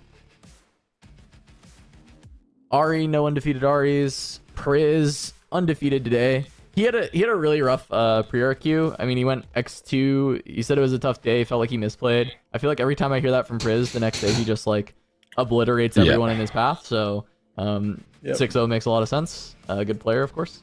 No undefeated Azir is a little surprising to me at this point, but I mean, bunch of X1s. That actually is quite surprising. No, notably Rocklow, I think is just like dead. He's gone in the tournament. Oh, yeah, interesting. Yeah, I didn't know if he was there or not. I called out. I saw his name get a Lovely Snow loss on- early. Maybe he didn't show. Okay. I lied. Yeah, we saw Lovely Snow earlier on stream. This is a guy I was talking to at Atlanta. This is the Lucian player from the NZ tournament that had like over 400 players right after the bans that got second place in the Legacy of Dravens. Nice. Really strong player overall, so cool to see him on Azir. Diana, multiple 6-0s, notably neither Sean or Alan being the 6-0. Yeah. But drew, the deck is just very good. Sean drew a Leona in the last round. Yeah. Yep. Lot of X1s as well on the list. Draven, a couple X1s is pretty cool. You think the deck is still probably good. Frozen is the best Fiora right now, so they're one of the Auroras. Randy has taken a second loss. So how does he get a picture? Why does Randy have a picture? I want a picture. I don't know. He's got a picture. Hold up. I think probably have to top 8. Look, because Ghoster Driver has a picture as well. If you see Ghoster Driver on Aurelia. This is ridiculous. Yeah. Probably need a top 8 photo. I just submit one. I submit like Wikipedia. But Ghoster Driver undefeated on Aurelia. Multiple undefeated Aurelias. Hold on. There's a 5-1 Ivern. Yes. Yeah. I mean, why not? Ivern the Cruel. Yeah. It plays fine into LeBlanc. It theoretically can beat Aurora Dex because it has yellow in its colors. There you go. Good enough. Did we ever decide, or not we, did the judges ever decide that if you cover Aspirant's Climb, does the game go back to 8 or 9? No, it goes to 8 at the time. Yeah. Okay. Yeah, it goes to 8. And then can you reveal it and it comes back that way. and then can you like go to 8 or like reveal it and like go away and stuff and like manipulate the point, or is it like once it's gone? I believe when it shows back up, the game is just to 9 again. Okay. I think that is all it is. Yeah. Cool. For the LeBlancs, only 2 undefeated. I guess there's not that many undefeated total, so that's interesting. But Daniel is undefeated, which makes sense. Very strong player on a very strong deck. Couple X1 Kha'Zix. X1 Lee Sin is a bit surprising. Is it? Yeah, a little bit. I think the deck's really bad right now, but I wonder if he's just an Aurora. Yeah. Ooh, multiple X1 Lucians. Okay. Yeah. Love it. Oh, I think the deck actually is quite good. That Leona one needs to be updated. My friend is 5-1. You have a friend at 5-1? Yeah, okay. Donklin's 5-1. Where's my Donklin? Yi. He's just not even on there, it looks like. That's okay. Yi. There's an undefeated Yi still. Let him be a sleeper. Houses are big on Yi. Where is the Ornn? What is happening? He did not feel comfortable in the new aggro build, and that's what Oz was playing in our little testing circle. And he went back to his old faithful Yi, which is what he played at all right, fair enough. Houston. I mean, the deck is very good right now, so yeah, yes, fair to go for it. Couple poppies alive. I don't see veggies on that. No, list. he didn't. He played about 3 victors in the first 5 rounds, so that was that's pretty good. Unbueno. Pretty good lineup. X1 Rengar, not the Dragon Infinite build, unfortunately. Damn. Our hero. Veggies at X2. He's still alive, I guess. But yeah. Quite a few. Colin undefeated on set. Johnny Nightingale, Wheeler. who is a best of Ari winner, is on Vex at X1. Yes. Alongside Bolan, which we saw earlier. He's the Annie that won Nanjing in China. He's there, one of the EDG members that's there, and he just has the one draw. Other than that, he's only won 6-0 Teemo. Johnny Wheeler. Colin 6-0 on set. See, look at those Vi's. I told you, look, you got some good ones. 5-1, 5-0-1, and 5-1. Oh, and Anton is X1 on the volley. At the top of the table, trying to go for his second best of volley. Da Bear. Nice. That's pretty cool. All right, it looks like they're going to be getting back into game in a second. They're talking about an Azir deck list, so we're getting an Azir on stream.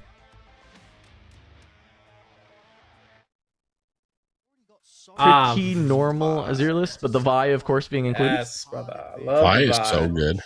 So good. It's like, oh, I have this little 2/2 dinky soldier that I normally need to equip the world to. What if I equipped 5 stun to it? Yeah, it just works so well every time.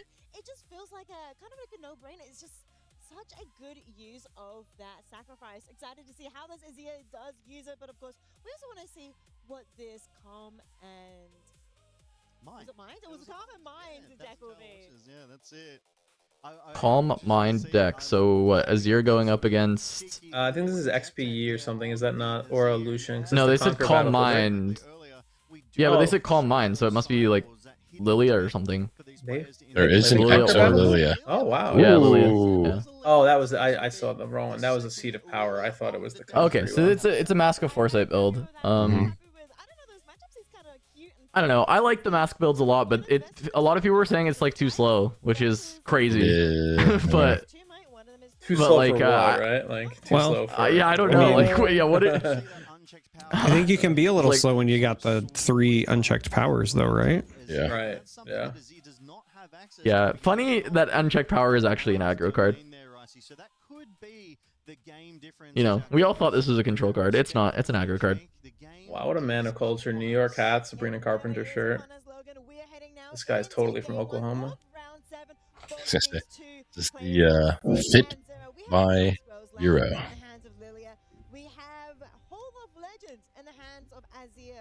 By Calvin, for Calvin, by Vero, for Vero. Definitely looking forward to this matchup, and it's interesting to see different. Also, we can't avoid talking about the Smash match up there. Oh yeah, that's true. Sure. Yeah. I mean, I think Lilia pretty significantly ahead in that right now. In the stash category, that's a pretty great stash. Yeah. It's like OG Casanova stash level. It's also like very its own thing, right? Like it's like not, really connected to the beard too much. It's kind of standing alone on its own, like a power move. Celic-esque. Yeah. Yeah. Yeah. Well, we like cards that can do things on their own, just like we like facial hair that can do it on its own. You know? Yeah. I respect that. Santism on the other hand is going to be playing a Sand Soldier and of course a High of the Bug versus Bird. Who win? As Yellow loves to run. I will be brave enough and Bug versus Bird. Yeah, it's a Scuttlebug versus a Bird Soldier. Absolutely. Yeah, I mean, I get it's not really a bird soldier though. Sure, like Azir is a bird, but like the rest of the like soldiers and people in Shurima are not birds. So you're talking about the lore earlier with like Ivern the Cruel. You really got into it, and now you got to read up on Shuriman lore and the Ascended, because that's why he's a bird person. And when you start seeing Maria Menounos, you know that the level up animations are triggered. And then once you have learned about all the lore, you have to tell everyone else. You have to tell the people what you have seen here today. Is that just a 9.5 just over number? Because there weren't signature over numbers on that set. Is that a 9.5 PCG graded Azir over number? Wow, how keen of your eye. Yeah, not even signature. Hey Vero, tell him to pay for the ad slot, all right?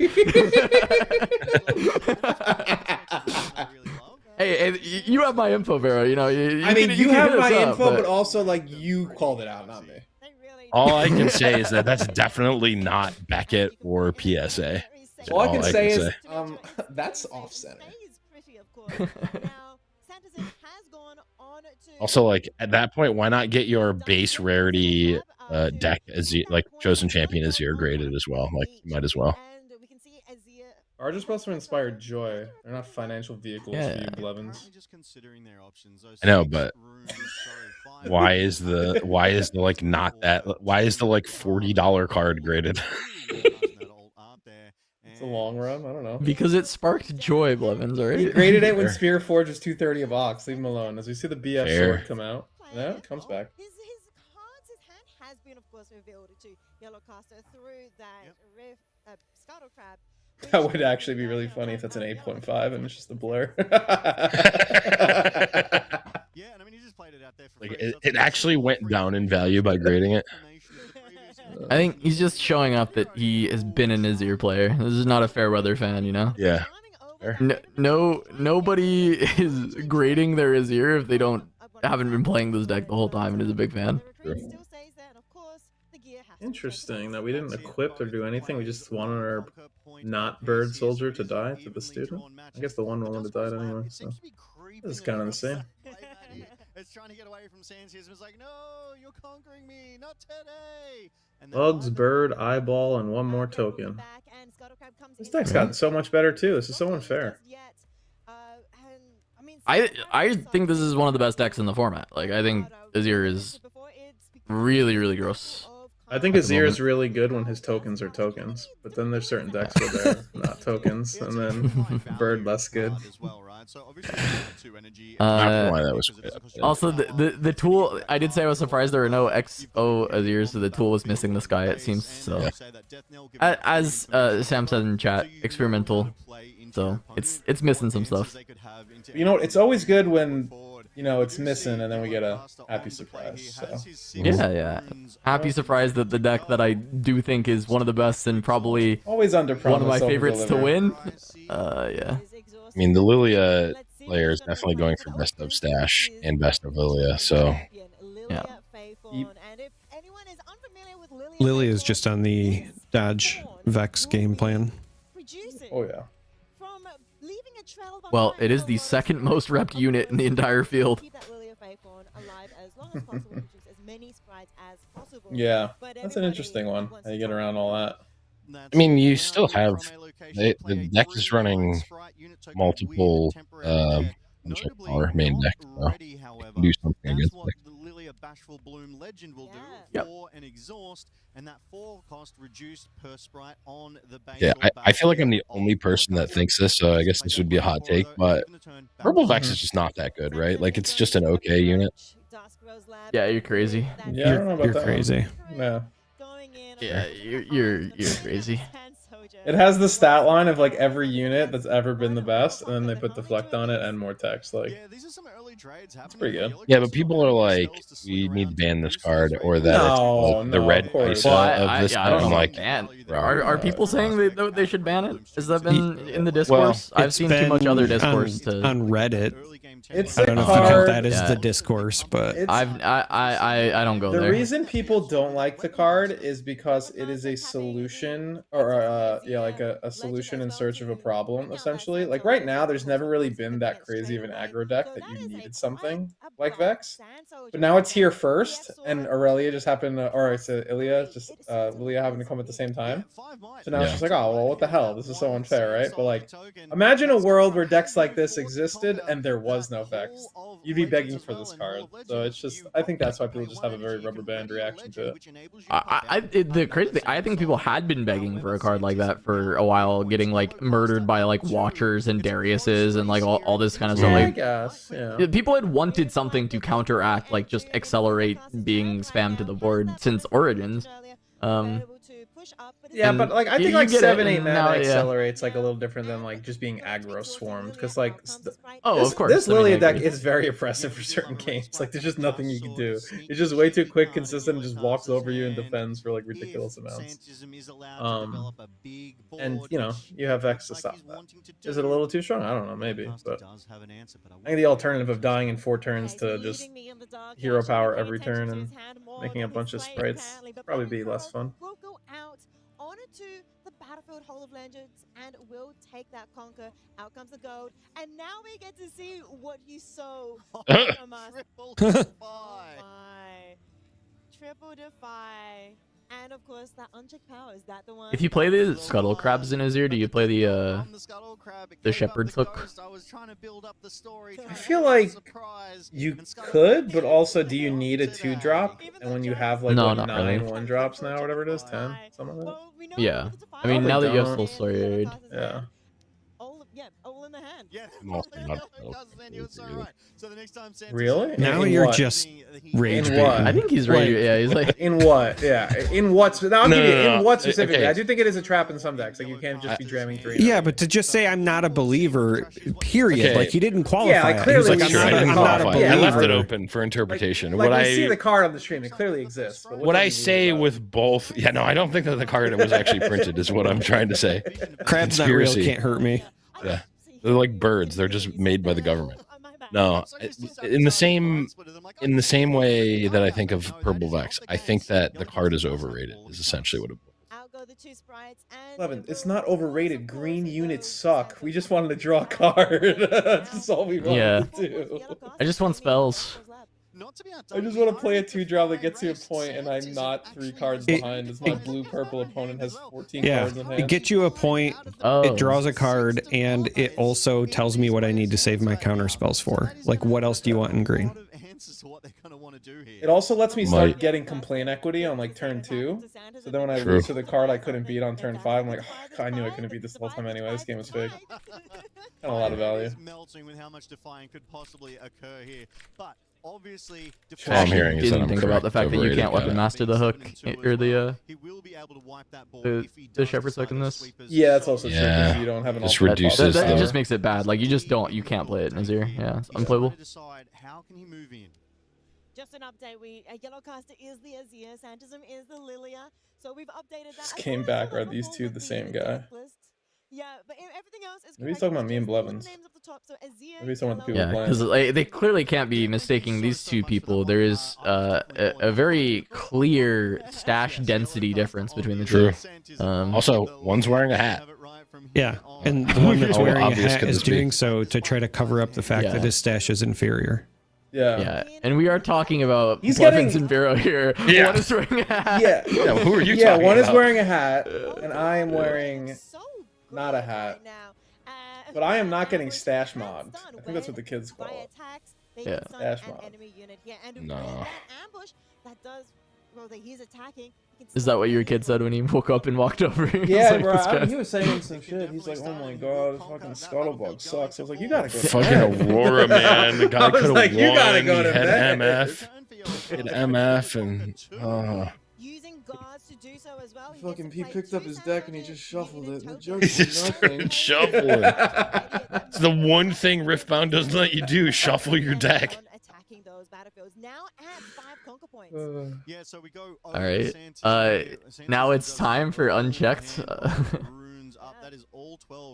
Okay, I am notably stupid.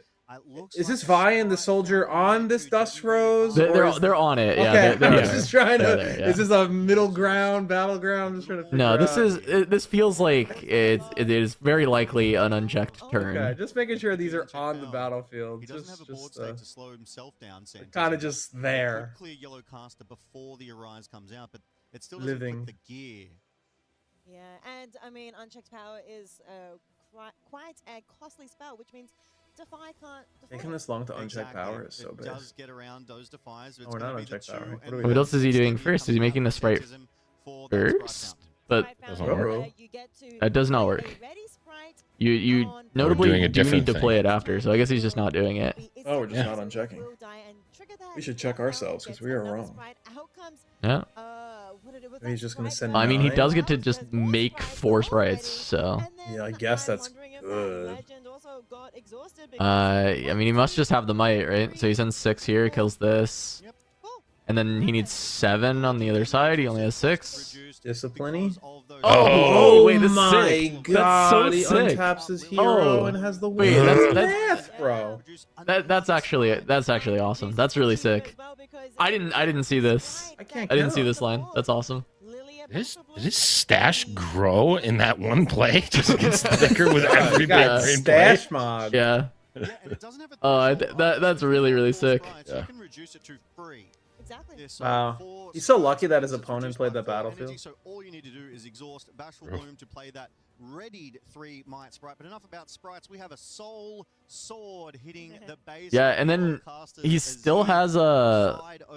Wait, is that Lilia still in the champ zone? I'm so confused by his layout of his deck. But if he still has Lilia, then He has legal on board. yeah, because he's gonna make a sprite from the fountain. He can accelerate the Lilia. He also has an additional sprite from just like Hero Lilia power. herself. Yep. Yeah. Went to 6 with that. That play was awesome. That was really cool. That was sick. Yeah. Hall of Legends was not something I was thinking about. Selic would be so proud. So true, chatter. Race off as Santism on 6 points. Is Everyone potentially Selic. one win away, really one good. turn, my Yeah. apologies, away from taking game 1 here because it's that critical even point score as we've spoken about before. Why are we making him play it nipping out? At his heels, Please knock over your 5 deck. victory points here, so he only needs Or 3 more shuffling. No himself. reason. And it looks like battlefield. Apparently, it's not a It's game not good loss. enough. Yeah, it's not a Okay. game loss. Space is looking a little bit healthy right now. Wait, is the Lilia in play? Yeah. I guess it's in play. Okay. Yeah, I mean, even that didn't matter, but yeah, sure, I guess. It doesn't matter. Yeah, you can accelerate it, but Bro, doesn't he know his hand from the Scuttlebug? yeah. Well, also the Azir is sitting on 2 defies as the entire hand, and there's Okay, sure. lethal on board. Yeah. Okay. Yeah. 15 minutes ahead, or 5 minutes ahead of schedule. It's okay. Yeah, they're fine. It doesn't matter. That is game. That's game. Yeah. Because all Santa's need to do was conquer. Yeah, that's it. And then you send I respect making your opponent sweat for like something. Making your opponent sweat for empty battlefields. Making your opponent sweat when there's no way they can misplay it is only hurting you because they're up the game and you're taking away from your opponent just pass. Calculating the numbers. Quite happy, quite enjoying themselves, because that's what it's all about here at Riftbound. Yeah, I definitely think they drew far too many defies, though. I think they had to wish that maybe, you know, on the side of the Azir there, that they did actually hit that Arise, because we saw 4 pieces of equipment. If that Arise had come down, he would have got 2 Might Sand Soldiers for each one of them, and then readied 2, and had some presence on those battlefields. All right. Well, Lilia up a game. I mean, I wouldn't think of this matchup as being particularly good for Lilia. I feel like Defy gets a lot of equity for this side of Azir. Actually, does it? Are there that many spells that you care about? Not really. A lot of it's just kind of like...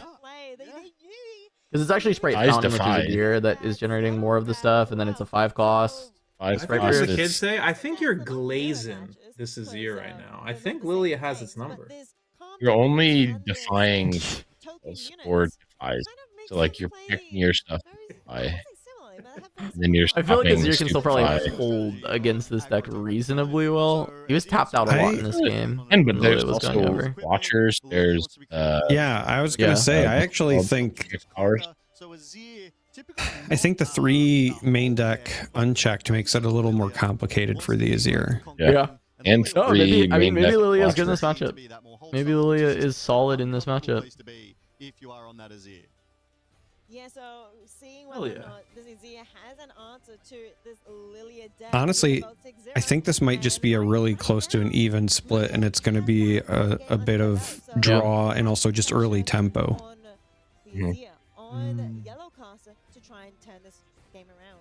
I mean, yeah, point tempo feels like it probably matters. I mean, that's how it is for a lot of Azir matchups, is like they get point tempo because it's easier for them to find an early game hold to like make the point tempo happen, and then they just beat you in that way.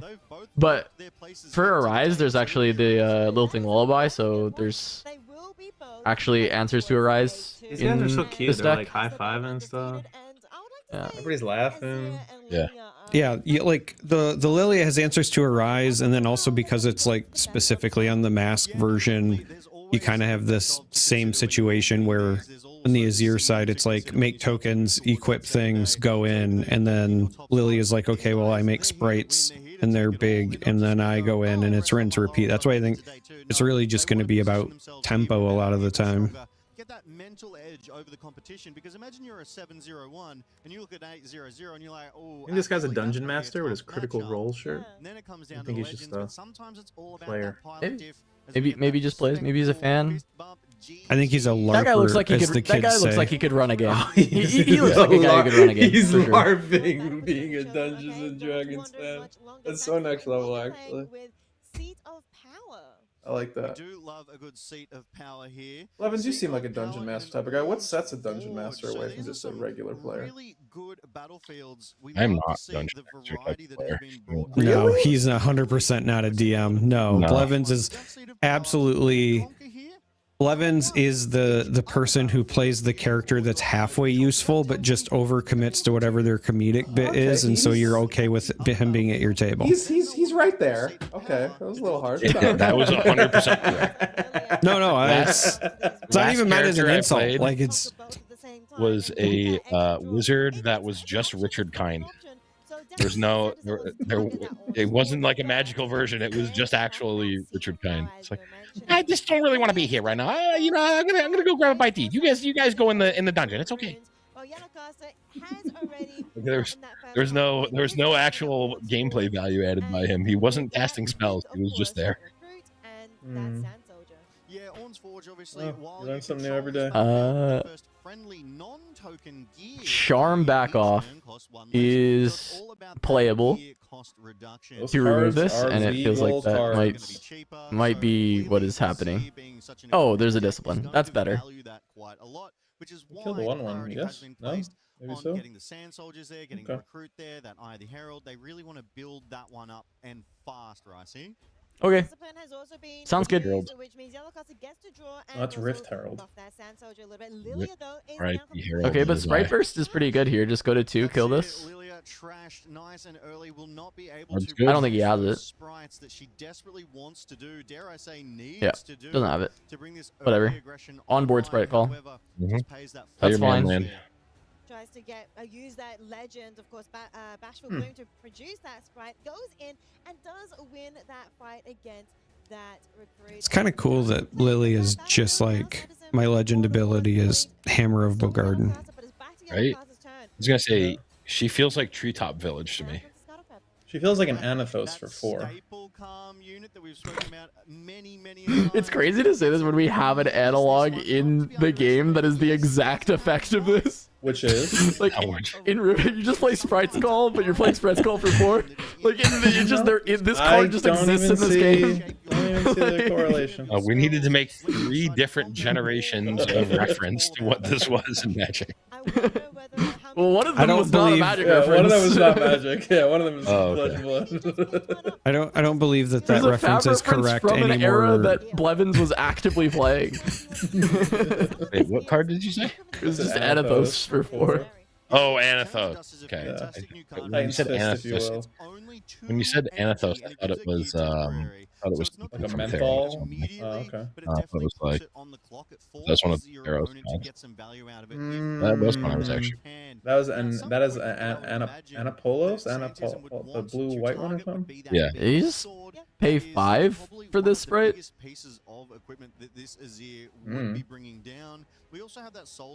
Get nerfed, bro. He just nerfed his own hero. IRL.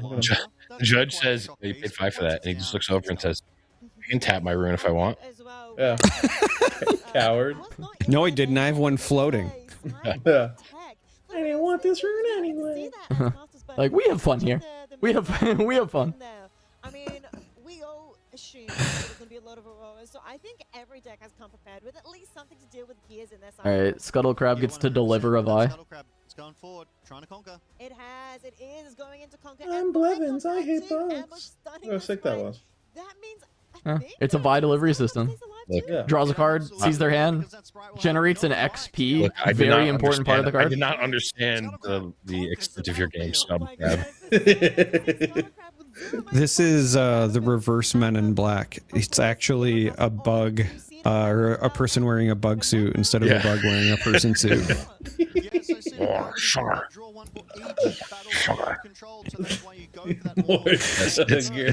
It's an alien with Vincent D'Onofrio inside of it. Yeah. He was also diabetic.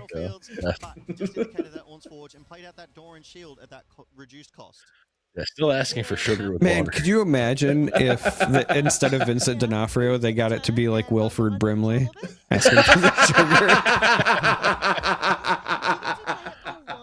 Who the hell did I hit? With water. Oh god.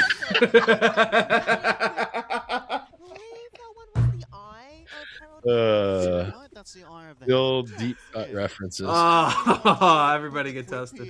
Everyone always watches the co-stream thinking that they're gonna follow, and they go, "Oh, I got that reference," and then you go 2 levels deep, and you're like, "Okay, I think I know if they're going," and then by the 5th level, they're like, "Am I even watching the stream anymore?" Tell jokes till 2 people watching gets it.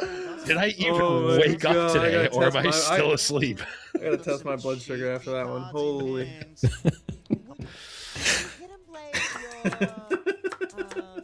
Anyway, back to the match. God, we have Azir is what's so happened? good. Cass was right. Lily sucks. Yeah. I don't know. This deck is broken. I mean, this unchecked power is really going to destroy this whole. The unchecked power goes kind of crazy. I mean, Goes Azir just super- draws 2 and you skip your turn though, and it's kind of okay. But You think that's what's going to happen? I think those hidden cards might be diabetes testing supplies. That's true. Yeah. That's true. I mean, if unchecked is played, yeah, then Lilia skips the turn. Hidden Blade draws 2. Azir probably still just Emperor's Divide. I mean, Azir conquers to 4 and then redevelops and it's fine. Yeah. They don't even need to play Azir this to power has conquer. been They'd have checked. in the they have a unit in the back line. I think. I guess I that's don't what I'm really know saying. where they I guess I can't know for sure, but I assume this unit's in the back line. No, the unit is in the back There's a line. I clear wasn't saying they play delineation. Azir. They just redevelop and they go to 4. Gotcha, Yeah. They're a lands in front type of player. Yeah. It's not amazing, but it's kind of fine. Like, I don't know. You're still just drawing 2, you're getting to 4, and like, yeah. Oh, Defy here is actually hurts a lot. Quite nice. Yeah. That's fair. Huge. That does make this hurt a lot, I will say. Guards! Guards! Why didn't he play guards? Does guards go to the battle? Wait, It's battlefield only? Or Yeah. Yeah, but he has a Oh, how does it work with the death knell from the? Does he end up with a window before he loses control of the battlefield because of the death knell? Yes. From the yes, but he used the crab, hidden... so he actually oh, yeah, could no, it actually save the would've worked. guards. Yeah, it's I don't know if that works. I'm too. It does. I works, think right? it does. Yeah. It's the same thing with Zonya's Hourglass. You can let all your Death Knell units die and then flip an Hourglass so they don't want to actually eat anything. Yeah. Yeah, he could have had a guards. Yeah, because then he would go to 5, still have a lot of value on board. Not getting the card draw mattered, but if he had the guards actually resolve, I think the spot is kind of fine. I guess that unit was at a battlefield because it's not in the backline anymore. Hold up. Hold up. Sorry, what? It's like if it's not behind the runes, it may be at a battlefield. No, that was for sure not at a battlefield, right? No, yeah, it was not in a battlefield, and no, the Death Knell ruling does not only work in showdowns. It is at any time. Yeah, because the Death Knell creates a trigger, and you can play a reaction to the trigger. Yeah, You so- cannot move, Okay, so- you cannot move through phases while things are on the stack. So I think one, unchecked power got a lot better because somehow it also killed base here, and then 2, he could have responded to the death knell and saved it with guards. So Yeah. I think there's a lot of ways that Azir is supposed to still be ahead right now. Nah, I don't think so. he I think is Cass not. was wrong. This deck. Deck stinks. This deck stinks. Bow down before my stash. I'm not crazy. That card This wasn't deck base, needs right? more Like, it was sugar. it was for sure Needs more base. sugar. I need someone to do altars of the sand soldiers to be sugar soldiers. And Azir to be what's his name? In the, Edgar? Edgar. Edgar, yes. No, I guess it would be it's Scuttle Crab is Edgar. Right. With a Vincent D'Onofrio sticking out. Must be happy with that, and that's private information that Centism has. You know, I always lived near the World's Fair, but as a child, I never knew what it was until Men in Black. Right? Nothing like space, ships, but they're cool.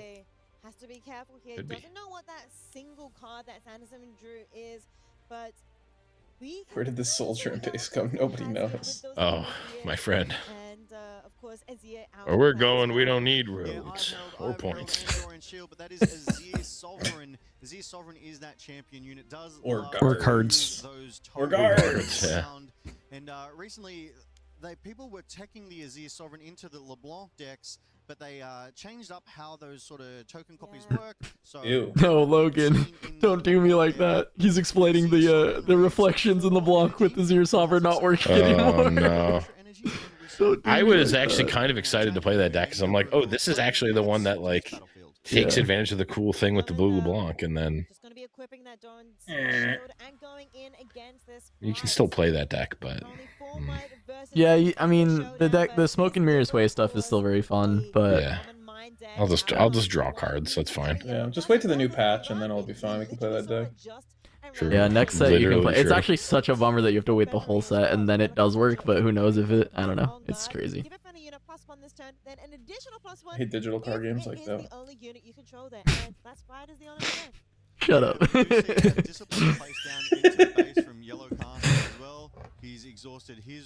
So I have a question. When did discipline become an equipment? Yes. Is that at a battlefield? I was gonna say that is actually at the other battlefield. Discipline's at a battlefield. Yeah, This is it's attacking the actually sprite. so sick. Was this card ever even legally casted, or I don't even know. That's why. Like, I don't remember Discipline ever being casted this game. No, it got It just now. It literally. This it's is on when it's the- getting yeah, defied. Yeah. It's on the chain right now. Yeah. Oh, getting the chain, defied. the eyeball chain, the Eye of Sauron chain. Okay, I understand Yes. now. It's Harold. He's looking at you because there's two eyes of Harold right there. Oh, Iris, like the band. Yeah. Yes. Oasis, exactly. There's this Vi card looking insane again, as always. Yeah, Vi is amazing. I love that card. Every point matters here, and is going to pass the turn after hiding something on Ornn's Forge here. Hides as back well. off. Yellowcaster did Ew. conquer that battlefield, and Santism. I hate hiding back off. I want to cast it from hand every time, unless Every it ends time. the game. Then I'll hide it. That's fine. Yeah, or if I have like 5 of them. It's getting tense here. Well, that'd be a game loss. Yeah, But it's pretty tense indeed. I mean, Santos does have that one game up. It's currently 1-0. I don't know. Maybe you just shuffle it back in. unless you're playing Aurora, wow, rage. To try and stay in this series, but Santism, we know how Lilia works, of course, with those sprite tokens. At any moment, he can still play those use 4 It's time for the second copy of Unleashed Power. Seed of Power. Absolutely. Obviously, it's not. It would just end the game on the spot. I mean, Unleashed Power definitely has seemed pretty good in the matchup. Azir I does love like that. to set It's up been these so holds. good. You've changed the name of the card. I was gonna say I love that the card wasn't relevant until Unleashed. No, you, Levis, you got No, it. I can't because that's a whole pot calling the kettle black because I've never once said the name of a card properly, even What when did I I was say? paid to do it. It's You so said I said lame. What did unleashed I- power. It's power. unchecked power. Yeah. Oh. Yeah, welcome to the set. Unchecked. Unleashed. Yeah. Oh, I know that it's literally just like this card didn't really matter until Unleashed, so it's Unleashed Power, right? Yeah, Yeah, it's Unleashed it's Power. like it's the naming convention for cards. No, some psychos used to play it again in Kaisa to try to beat Aurora and so on. That was fun. Yes, solving the Count- problem that wasn't there. Just to be countered by one unyielding spirit. Next play, Yeah. 2 runes up. Santism is tempting fate. He's teasing us all here with that slow play of those 2 mind runes. He's like, that's not graded. Looking at that, if you were comparing Don't get it. rankings, I mean, Yellowcaster, yours is impressive, all right. We see that as a signature. We see that as a 9.5 rating as well. Absolutely Ash, amazing. so that you can take the Emperor of the Sands open up. unchecked power from their hand. Like a 9.5. Great centering there, but just a cheeky little looky-loo here as Yellowcaster playing with I the just want to runes, know, counting them up, making sure he has where did he enough go? energy, enough power I love to Lee make the Sand plays that he Soldier. wants to start trying to close this one out. Ooh, Ash gets played. Now, Ash is such an interesting... This is so kind of like jarring to watch. That we're watching Azir play and there hasn't been like a Sand Soldier made in like 4 turns. It's just like a bird, a ranger, some girl with some big fists. And that's it. When your opponent holds, you No have more to birds. return it to their Getting a hand. really Even great if look one of Ash has at been the traditional tattoo This one's on actually the forearm. sideboarded into a lot of order decks. Is that a now, bird? the answer to Aurora's. There's a sand soldier There's there. a fish. You think he's Shuriman? The Angel Battle Tattoo? We see 2 turn to I don't know the dusts, lore. and on guard. Gotta zoom in on the text. There's some very fine print on his arm. Says use the code Turnum 5 for 5%. Turn 5. Yeah, Turn no, 5. Yeah. Only applicable. Yeah, I mean, in I didn't say it was the United correct. I'm States. just reading what it says on the Not thing. applicable in Puerto Rico, Alaska, and Hawaii. Must do cancer in the state of California. We do. Oh, the judge has heard us and he's made his way back to the battlefield for us. So yeah, discipline is the one that they banish. So now Drink more Ovaltine. Oh, a crummy ad.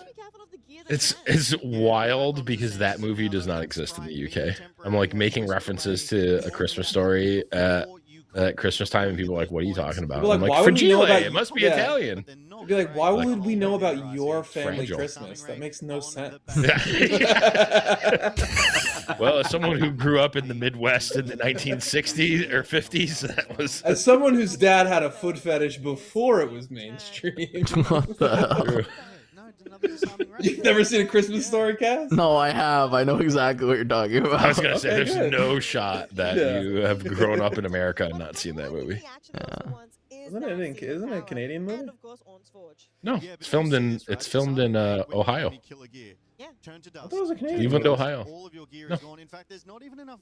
Ohio. I definitely saw it as a stage production long before I ever saw it as a. I've a movie. gone to the Theater house kid alert. that it was filmed at in Cleveland, Ohio. It is My not dad, in a my good dad's area. a stage actor, of course. Doesn't mean you can't be judged. Doesn't give you immunity.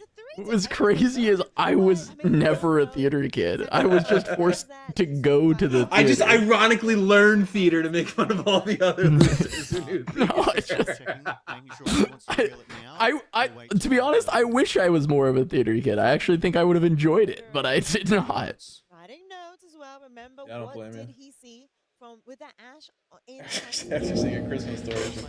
I was too busy playing sports and drinking beers. It's true. Yeah, I don't have this. I can't give the stolen valor of actually being a theater kid. Yeah. It wasn't like those losers. I was too busy playing Heroes of the Storm. Fucking real Yeah, I mean, it was mostly League at that time, I would say, but yeah, it's not better. Here comes the stun. Here comes the stun. Evaporated into the air. Like it. It will absolutely go back into the nether here because Ash and Azir are not stunned and they will be able to assign their... Don't say another line of that song, or else we will have to pay royalties. So.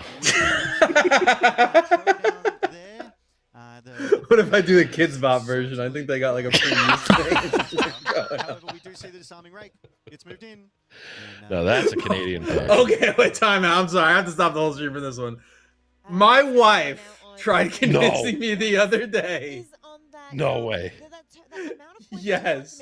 That what was the song? It was like some T-Pain "I Want to Make Love in This Club" type song. She utterly was convinced that there was like a Kids Bop version of this song.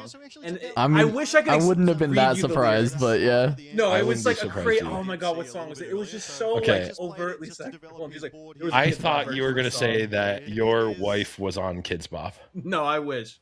Because no, that would be the I'd greatest I'd thing be ever. so rich. But no, those kids didn't get paid. I'd at least have $74 if that was the case. I think I saw a post on Reddit about a former Kids Bop actor, and they're like, "Yeah, no, that whole company was fakakta, and the like, kids never ended up getting We had a paid." 25-minute argument on the way to New York. I was like, there is no shot that this song was on Kids Bop. She was looking everywhere, like finding like National It's a Enquirer Mandela articles. effect. Like, look, This might be a Mandela effect. It was the soundtrack to that Sinbad movie with the two kids where he's a genie.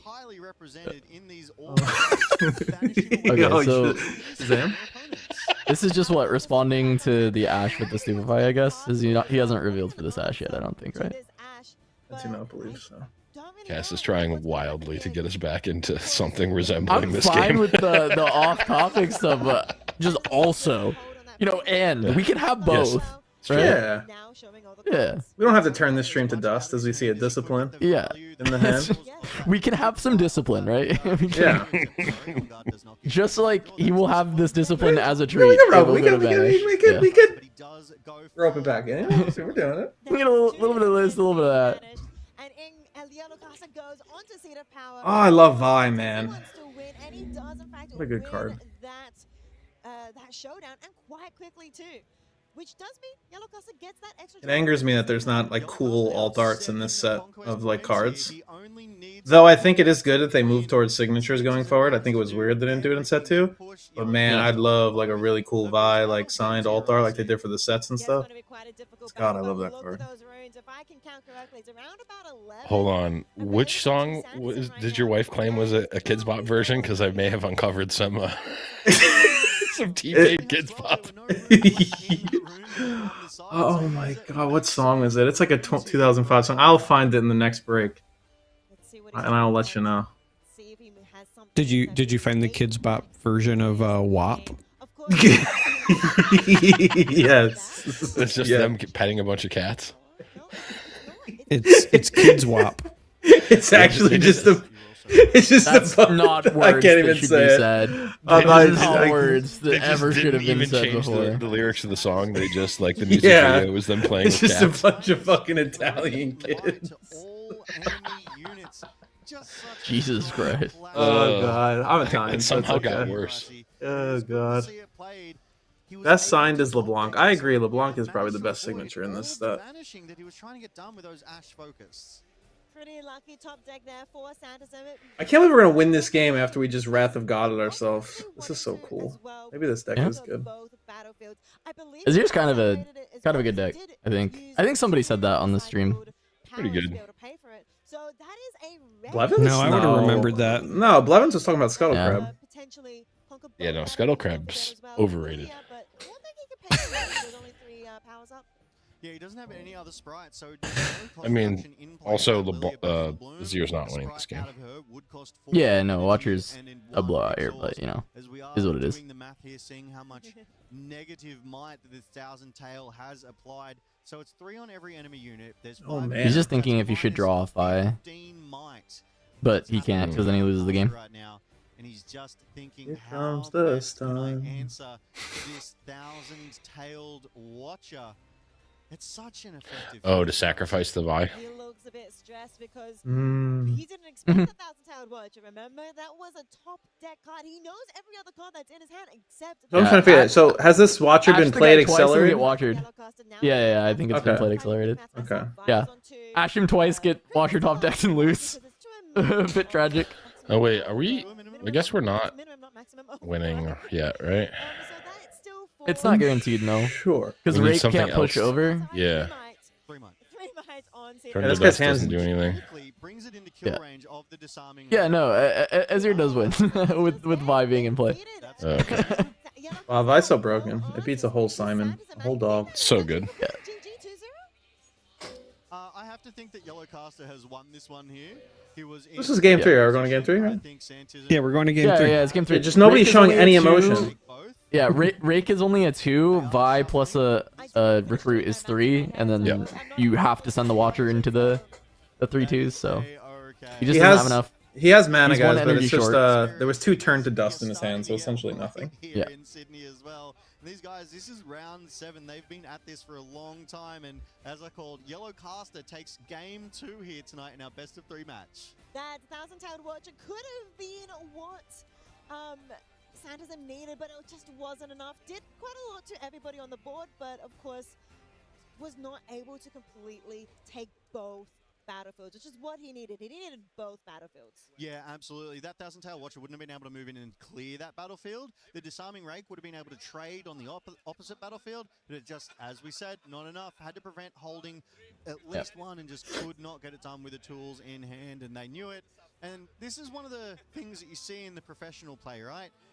A lot of the times they know when they don't have those lines. A lot of the times they know when they're beat, and they're willing to concede. It saves time, it saves mental exhaustion, and it gets you back into the next game where you have a better chance of winning.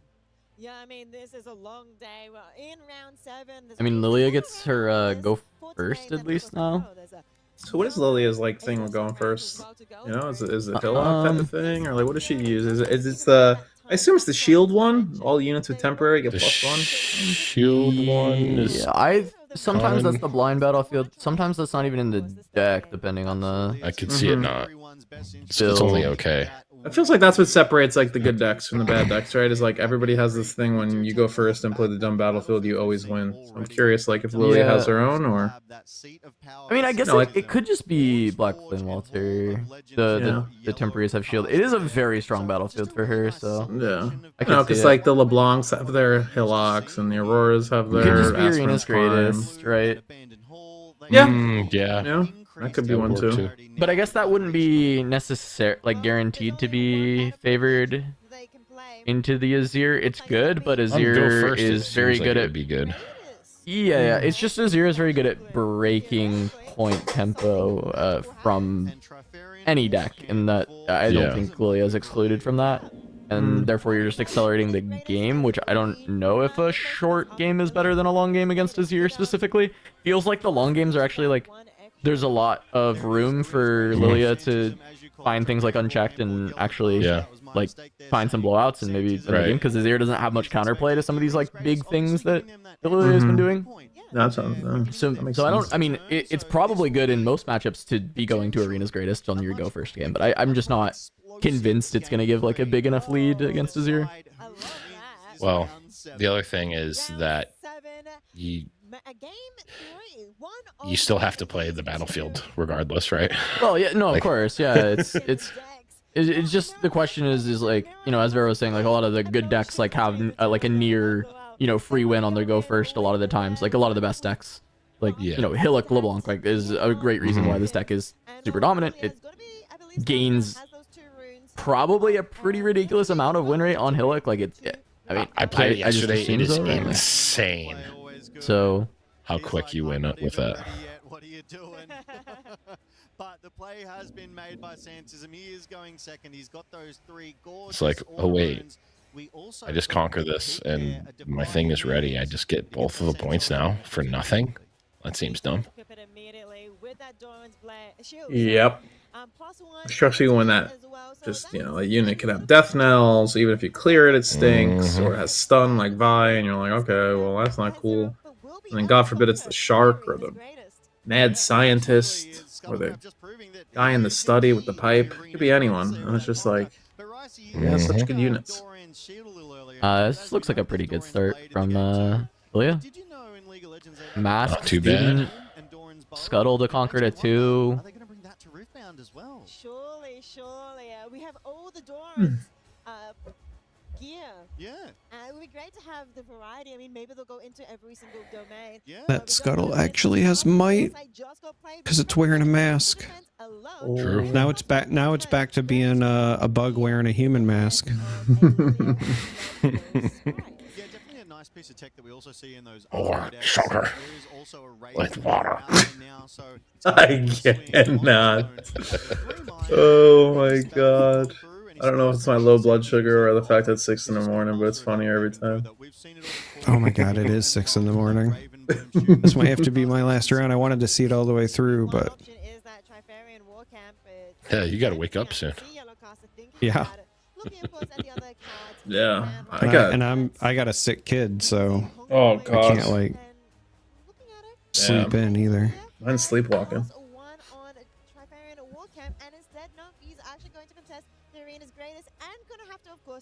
Yours was looking for sugar water. Oh yeah, these kids are addicted. They're the worst.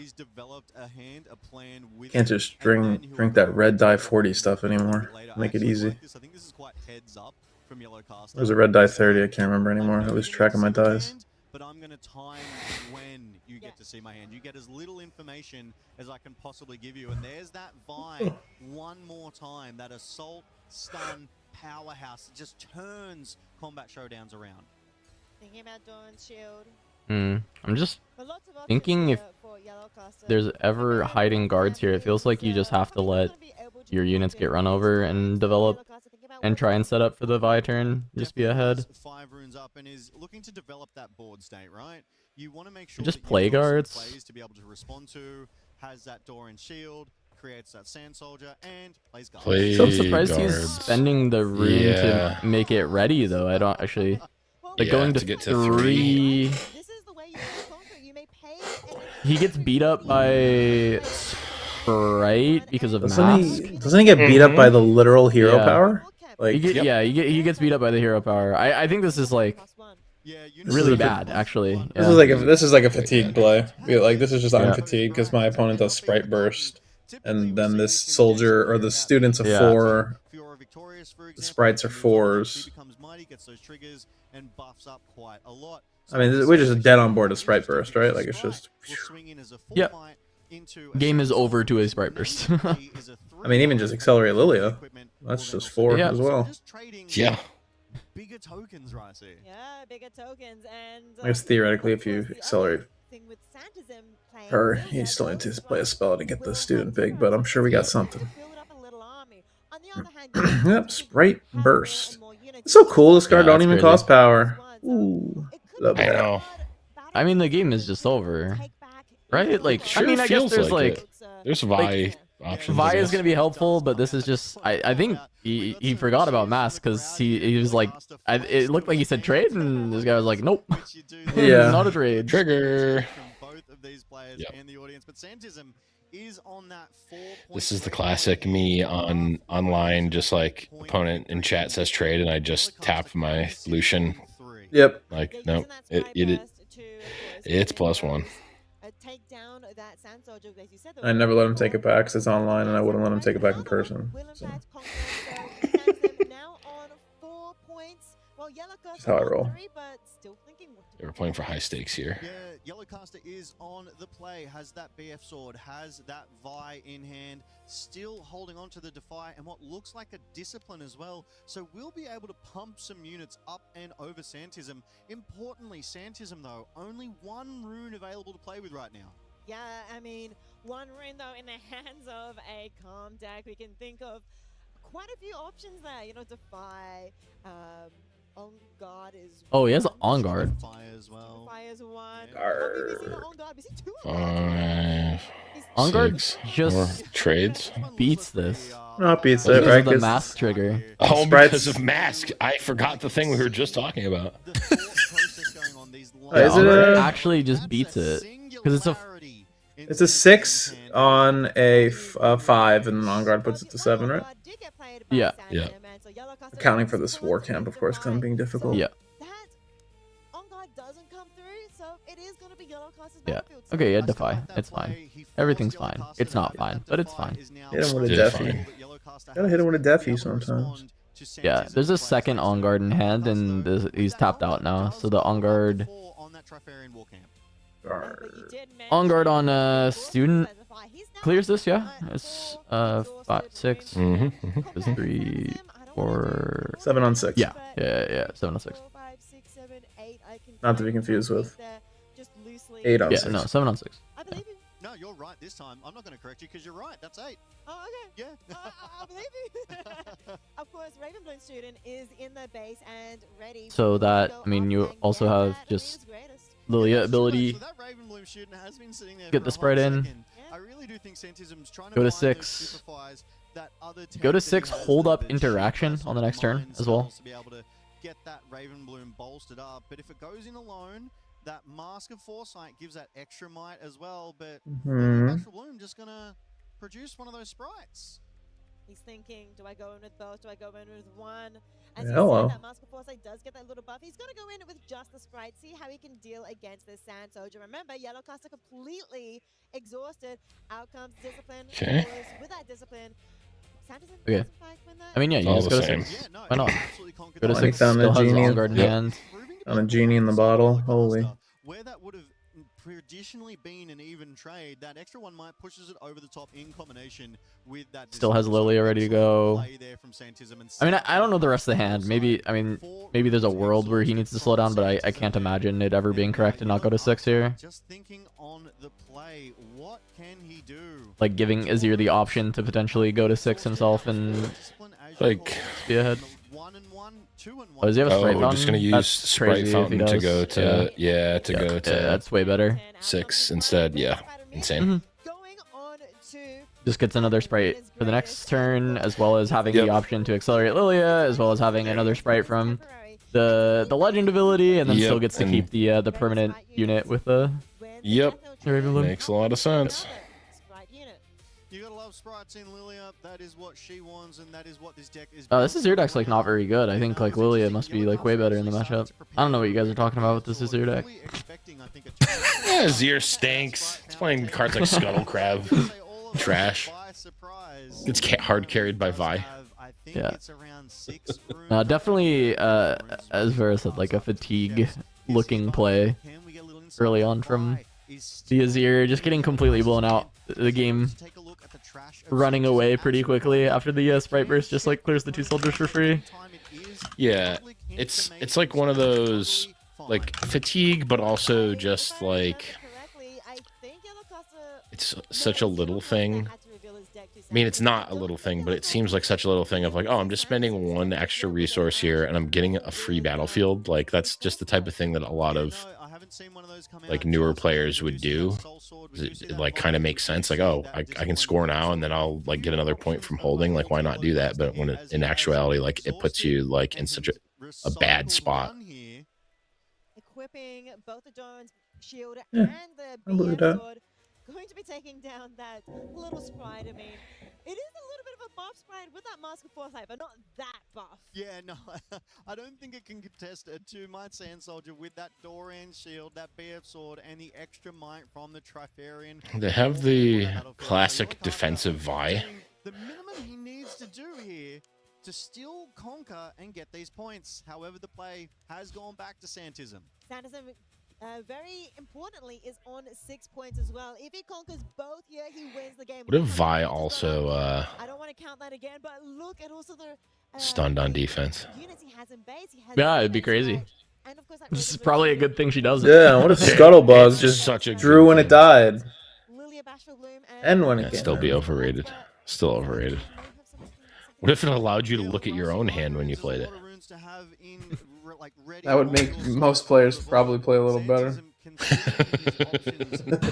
That lilting lullaby, that signature spell for Lilia, able to counter a spell, and then your opponent can't cast spells. I remember when Lullaby was spoiled, and everyone was like, oh my god, look at this crazy control deck, it's so sick, and then they printed Abandon, and then Lullaby was just okay. Yellowcaster has a spell to play, and we do know he does have that discipline. It's going to be potentially Singularity. We playing Singularity? Singularity, one target in the game. And you can still play the Vi. Yeah, yeah. There's only one unit on the Gonna have to. That's okay. He's just gonna put the Yeah, I gotta play it now. the Sand Soldier here.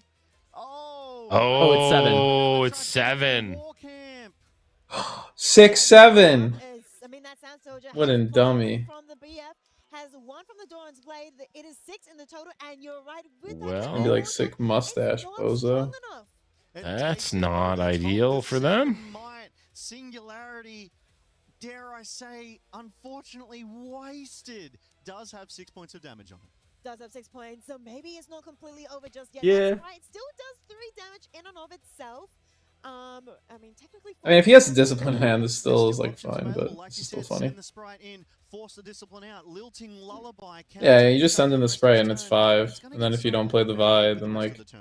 Don't forget also that Ravenbloom students Right. then just conquer the other. Yeah, I mean, how many runes does he have up? He only has 3, so he has to play the second sprite now if he wants to actually double conquer. Doesn't need to double conquer, right? Doesn't he just walk in No, and he get doesn't 1 have point? to. He just walks in and be like, I will kill Yeah. your Sand Soldier. And if my opponent does nothing, just walk in the thing, big dog. Yeah. Say, pass, your priority. I'll play a Vi. Okay, I'll discipline, wipe your board. Yeah. I mean, this is still less than ideal, seeing as we had non-guard and a discipline, but as long as he does the math. Yes. No, big dog, please do the math. You are a 5, right? You deal 1 damage to the guy who has 6 on it, and you discipline it. Please just discipline. Please do not pass. I think he was like trying to say, okay, I kill Vi, and they said this has tank, and maybe they're letting him play a card. It still wouldn't kill Vi is the problem. This is only 5. Yeah. True, yeah, Vi has 6 on the. Just cast the discipline, big dog. It's okay. You're gonna deal 1. And that's And then you need to 5. And then you need to deal 2 damage total. You are 5. You want to deal 1 and then 1. There we go. Thank God. I was like so scared. He's gonna feel so bad if he did this after the Singu. I think he'd never forgive himself. Yeah. Effectively reduces your might to 0. You can't deal combat damage. Oh no, Logan saw the Vi get played from hand and thought it stunned because it like that in your brain it feels like, oh, when this is played it stuns, right? Right. Yeah, but it doesn't because it's defender. Oof. Everything's fine. We can defend with a guard. Santism wins the battlefield. He does now on 7, but he's not able to win this. Yeah, no way to threaten. Brother, he has no yellow, so he can't accelerate the Azir. Yep. Holy. All green. All Oh, green. that's a bad one. I mean, he's still. What is it? 4, has it 7, 8, 9. It would have been 9. So he wouldn't have been able to save it with on guard because it would have been 4, 5, 6, 7. It would have been 8 on 9 on 7. Yeah, so. Yeah. But then he had Looks like they had a Lilia. good time. Yeah. Yeah. They were broing down the whole time. So crazy he played his brother on stream like this. Yeah. Would have thought 6-0. And they're both playing decks where you play units and then you turn them sideways, so I approve. Yeah. And Yeah. eventually they get Ephemeral bonus units. point. Big ephemerals fan from lore.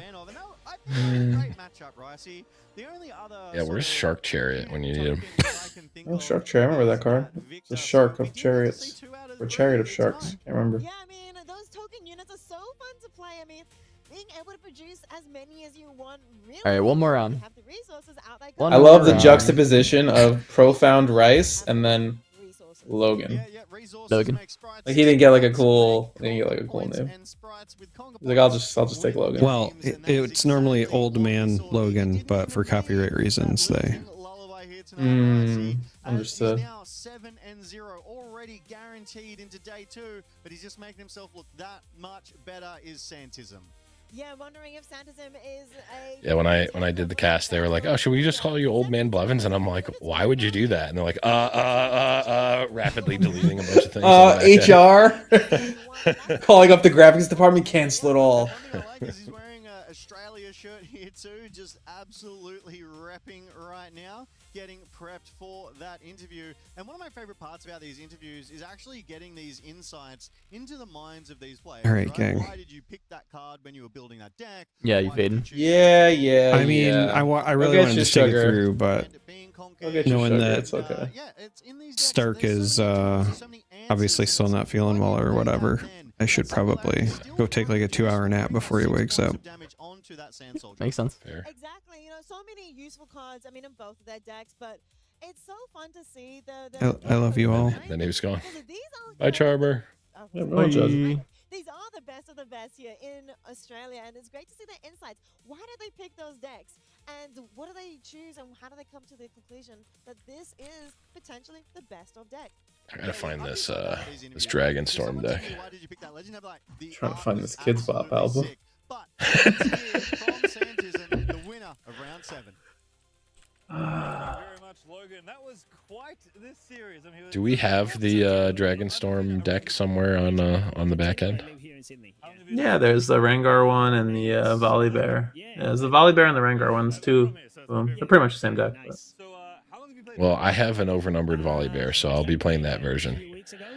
Well, I want it more for my own. I'm putting it together, but we can bring it up on stream too. Yeah, since the regional was here in Sydney, we said like, it would be fun to go play. We picked it up, practiced a little bit online, and here we are. I'll listen to the interview. Yeah, I like the interview. So we wanted to Someone go who for did a side number of quest, these interviews, I like to try think get that people sometimes listen to them. So because we picked it up Fair a while enough. ago, we decided to go for one of the new legends. Lilia was the one that, we enjoyed the most, and we decided to go for that one. Yeah. So far it's working. I don't know quite anything well. about that. Defeated after 6 rounds, Yeah. guaranteed to make there too. Yeah. How have you found the deck? Yeah, very good, very good. Yeah, I'm really enjoying it. The playstyle is very good, having fun, which is the important thing. So yeah. So you definitely had a couple of moments in that series that were tricky. Yeah, How was the end of that a few last game?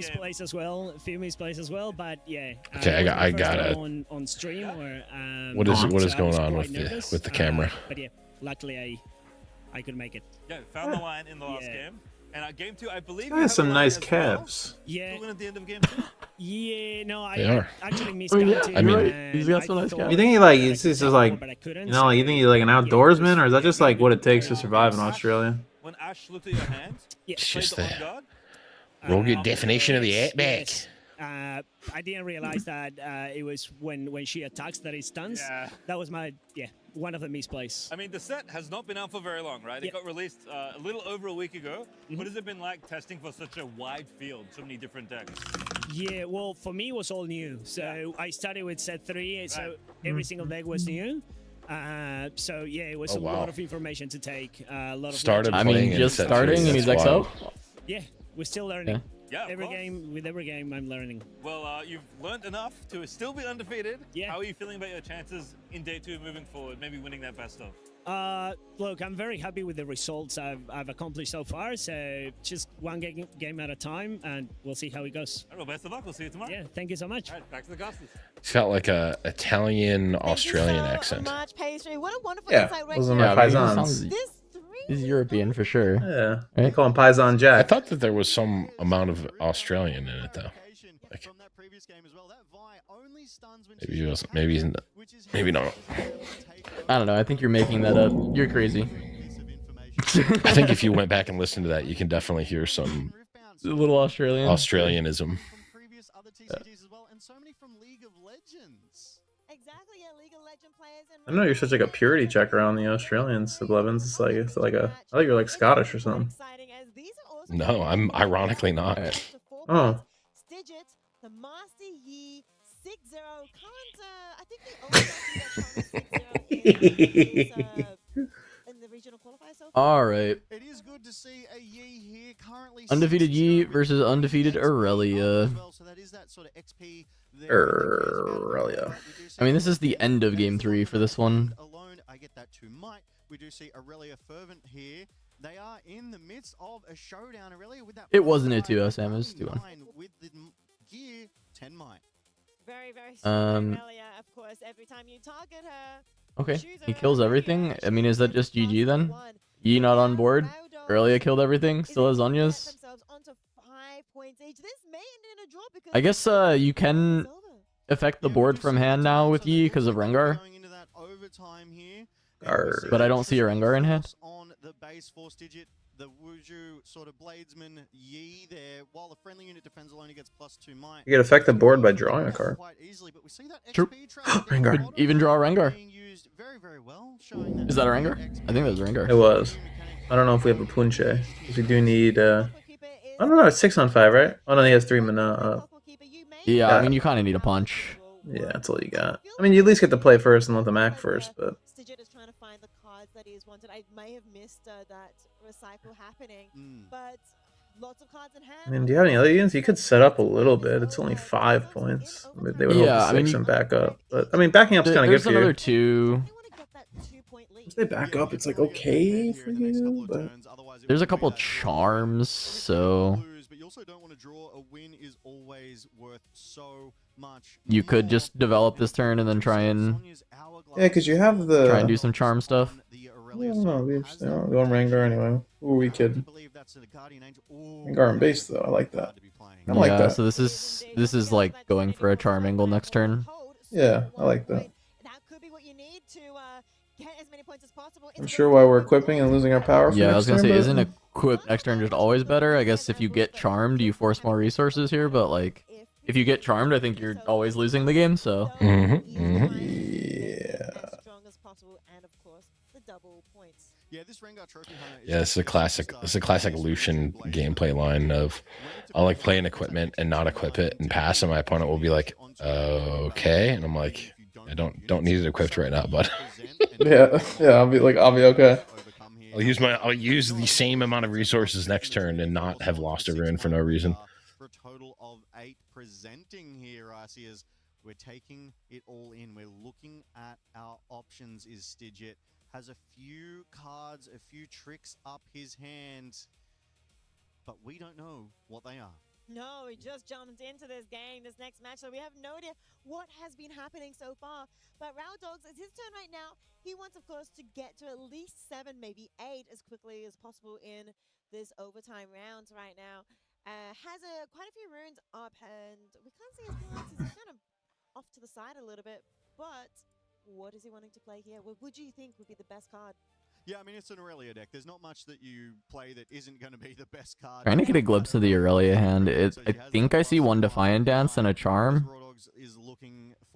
So I feel like just charming the Rengar and killing it is pretty good. +1 might this turn. So if a Defiant Dance is to be played, it's not going to be that 4 might swing. It's going to be much, much bigger in the realm of at least 6. +4 for the Aurelia, -2 for the opponent. However, currently sitting on that Grove of the Godwillow, when you hold, you may draw 1 card. I guess he's scared of Punch still. But if there was Punch, like, wouldn't you just play the Rengar last turn? Maybe not, because there's like GA and Zhonya's. Mm-hmm. And you don't get to punch and equip the tree because you have to play Rengar directly on. That's true. Okay. So he's gonna go to 7 and then is going to charm this Rengar. Trophy Hunter for that switch with the Defiant Dance. Interestingly, having chosen, and yeah, there it is, the Blade Dancer Legend effect will pay. His Teemo is still undefeated. So this is probably, I'm gonna assume this just beats Punch. I think it does. Or at least he's gonna have the ability to beat 5, Punch. 6, 7, 8. So that's 8, 9. Oh, does Aurelia have a charm? 3, 4, 5. Yeah, Aurelia has a charm. Yeah, the charm is going to give +2, so it does beat Punch. Yeah. By 1. Yeah, because charm is +6. I mean, Punch is +6. Oh, I think it ties with Punch currently. No, I mean Punch would beat this. You get +1 from the haul. No. Yeah, he should have been an 11 from the charm. Should get +2 from the charm and beat 11. Yeah, and then isn't the Rengar Rengar was at 3 6. was 5. No, yeah, 6 plus 5. 6. Plus 6, Right? it's on Abandoned Hall. Yeah, 6 plus 6 is 12, Yeah. Yeah. It would be 12 on 11. Yeah, because he's 6 base, then he had the +2 from the... oh, yeah. I don't know why I was thinking he was 5 base. Yeah. 5 mana, 6 base, up to 8, down to 6, +6 from the Punch, because on Hall. But they didn't have it. Yeah. I mean, I guess there's also still 2 runes up for Aurelia if there's... Yeah, I'm sure they could literally just cast a spell. They could cast, like, I don't know. Stack deck. Yeah, stack deck is +2. Drew a new Rengar. Doesn't do what you want it to do. Does he have his own charm? Probably not. Oh, no, he does, right? He could does, have his own charm. He does. So That was it is gonna have to be... Yeah. I mean, it is just play Rengar on the Lonely Poro and then charm over and then lose because Aurelia comes back from the GA. It's gonna be hard though with only 1, 2, 3, 4, 5, 6, 7 runes. Yeah, obviously having the hands over there, it looks like there is those 7 runes. You are once again right there, Icy. Is exhausting 1 rune so far. I was expecting to see more. Yeah, there's the second one. Okay. What are we gonna see here, Icy? Cycling both of them as 2 and What? 2. I mean, this is charm. Okay. Yeah, charm back, move Clockwork in, Rengar over, and then equip something. You And then look to hold one side. Yeah, you force the Aurelia to like have a way to target enough times and untap. They're notably low on runes. Only have 2 cards in hand. It's maybe they can't break the hold. Yeah.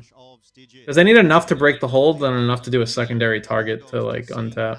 Well, I mean, like they can move in, target, tap, ready, do the whole thing. Well, they'll have 2 units, right? They'll still have this Poro. Oh, right, the Poro won't but they draw needed a card. the spells anyway to be able to like beat the hold on both sides, right? Yeah. This is I think this line is actually pretty smart. This is probably the highest percentage line for Yi. And that does beat it because then he can't afford Rengar. That's but with Aurelia tapped out, can Rengar just gets over this, right? Yeah, Oh you no, just- because hard 6, bargain. 7. Aurelia can now target off of the abandoned hall. Yeah. Brings her As up long to as 7. as long as they remember to. 7. Yeah. True. However, Stidget has 5 up, so he is deliberating. Do I pay Yeah. that 2 extra here to make that charm land? And he's thinking about possibly putting this one in the trash, letting that hard bargain resolve. Because it doesn't look like Stidget has a Defy in hand. Because that would arguably be cheaper than paying the 2 energy. Yeah. You pay the 1 energy and the power. He did, in fact, pay that 2 energy to counter the hard bargain. And in goes the Clockwork Keeper, giving Stidget 6 points and giving control over Bandit Hole. Does he have a way to know? Okay. I was like, yeah, no, you can't. Just gonna take my point on camera while I can. Yeah, okay, fair enough. Yeah, I thought maybe he had back off, but no, the other guy's at 7, so it didn't matter anyway. Yeah. Undefeated earlier. Going into the final round? I would have just said, I would have like tanked for a bit and just said okay and casted my Rengar. I'm just like, oh, you forgot to your trigger. I don't even know if you can. Well, I think doesn't Abandon Hall say you may give a unit +1? Maybe I'm stupid. Yeah, I think it can be missed. It can. And I mean, that's that's a tough spot to be in. I just like, I don't know, put my Rengar here, see what happens. Yeah. Problem is that it's a lose-lose situation, because even if that works, like, you are getting flamed forever for doing that. Yeah, probably. Right now, 6-1 for Stidget and 7-0 for our winning. Feels like, yeah, that's a plus. Yeah. Infamy is still fame. I mean, you slamming down your hard bargain and not saying trigger is not my fault. I'm not saying you're not correct. With so many different types of play styles, so many different legends. I mean, all 40 are presented here, and at your local Nexus nights, I don't really have 1,600 people showing up to mine. I don't know about you, but Yeah, the fact that Abandoned Hall just gives +2, kind of, yeah, kind of stupid if I had to pick a word for it. Yeah, that's also +3 in a pinch if you're just like, yeah, I don't know, I'll just fucking ready it too while I'm at it. If it matters. It's like, okay, cool. It's like, So yeah, your no, on guard is gives- worth 1, 2, 3, 4, 5, ready, 6. Oh, that's fair. Yeah. So many more coming out too. Excited about the next set, but that's still so far away. 7-0 Teemo. Yes, Wild. sir. He just beat an Aurora. Nice. To be fair, that I one's mean, not surprising. surely they get the 7-0 Teemo on stream, right? I On a hope new round. so. I'd imagine so. I hope. Yeah. All right, I'm gonna go refill some drinks. I'll be right back. Okay. I'd like to see what they've cooked. I know I'd heard some rumblings that Teemo could actually be good. I wasn't sure I believed it, but there's certainly like a good matchup spread that you could find with Teemo right now. I mean, it's had the normal cards. stuff. All the cards that other people got that are good, it got equally. Hui. Teemo was Yeah, notably already a Ride the Wind deck. Teemo was a Fill Your Graveyard Quickly deck. It was a Mundo deck, so it plays well with things like Last Rites, Tide Turner, Hui, Baron, Heedless Resurrection, all those type of new cards. The hidden cards that got are like Pike and Evelyn as Yep. new options. Yeah, good I think hitting Evelyn card. is kind of cool with what's he called? The Ember Monk?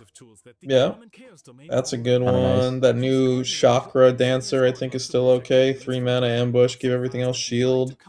That's Yeah. interesting. Having Maybe it's blue access. Teemo time. Maybe there's having- enough hidden cards that are good. Yeah, It's blue having Teemo access to Downwell and invert timelines and stuff is also just a thing that people need to respect. Giving her near unlimited defensive and offensive possibilities. Enter Viamore. The Spider God has ambush, meaning it can be played offensive and defensively. With this powerful 8 might, it jumps into a battlefield that you are attacking and crushes any unit smaller than it without Didn't we taking a just- single hit. If your opponents doesn't Is that not who we just watched? Wasn't it like Stigit versus Rao Dogs or something? Rayo Dogs? Yeah. Yeah, that is who we just watched. Why is this site saying it was a tie? Did we miss something? There's no way. No, there's no shot. Welcome to the Riftbound Regional Qualifier Sydney 2026. I mean, I guess it's possible that. Is that why No, he no, charmed it's and not. went in for the 1 point? To get the draw, because maybe they were in turns.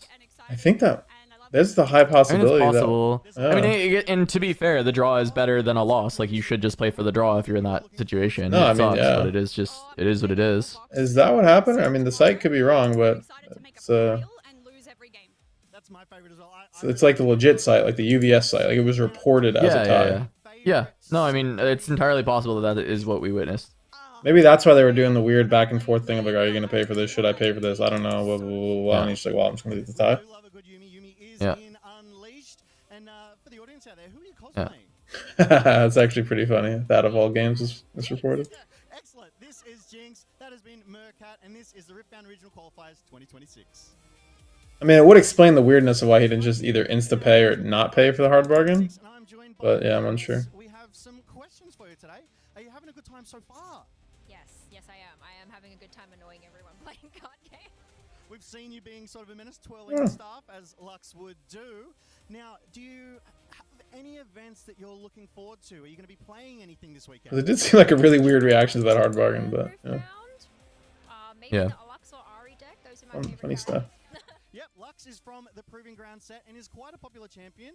Is in the Order and Mind domain, so we do love to see a bit of a Lux. Do you know the set 3 Crazy. champions at all? The Legends, sorry. No, I don't think so. But Okay. I've heard that there is a Baron, and he's very expensive. Baron is one of the new units coming in set 3. Now, for those at home who may not be aware, who are you cosplaying and why are you cosplaying her? I'm cosplaying Lux from League of Legends. Well, from Riftbound League of Legends series, right? I'm cosplaying Lux because I love Lux. I've played her for so many years now. Well, fantastic. It looks excellent. And thank you so much for joining us here. At Finally got Lux on stream. Nice. Yeah, Lux on stream. Oh yeah. I'm here at the Riftbound Regional Qualifier Sydney 2026, and I'm joined by Vera Chimera. Those people instantly jetting out in the background. Yeah. That makes me giggle. One day to make the LeBlanc cosplay. That's crazy. For the Riftbound Qualifiers, what inspired you to go with LeBlanc? Well, her redesign is quite stunning, and I didn't see a lot of cosplays made for it yet, and I thought I'm going to take up the challenge and make it for today. Fantastic. I think it looks really, really It good. would take a whole day just to unfurl the amount of fabric it would take to make that cosplay for me. Have any unleashed legends that you're Yeah, are we putting you in a LeBlanc cosplay for? Yes, at 150k subscribers on YouTube. 150k subs. Yep. Levin's in a LeBlanc cosplay. Someone save this. Save that. I have big aspirations for the channel, you know. 150 subscribers. That's doable. One day. Definitely. Well, you know, we're not there yet. We're a ways away. Why are the sub numbers going down? What? But we could get there one day, even if it's in a few years. Then we just call back to this moment and we get Lev in a LeBlanc cosplay.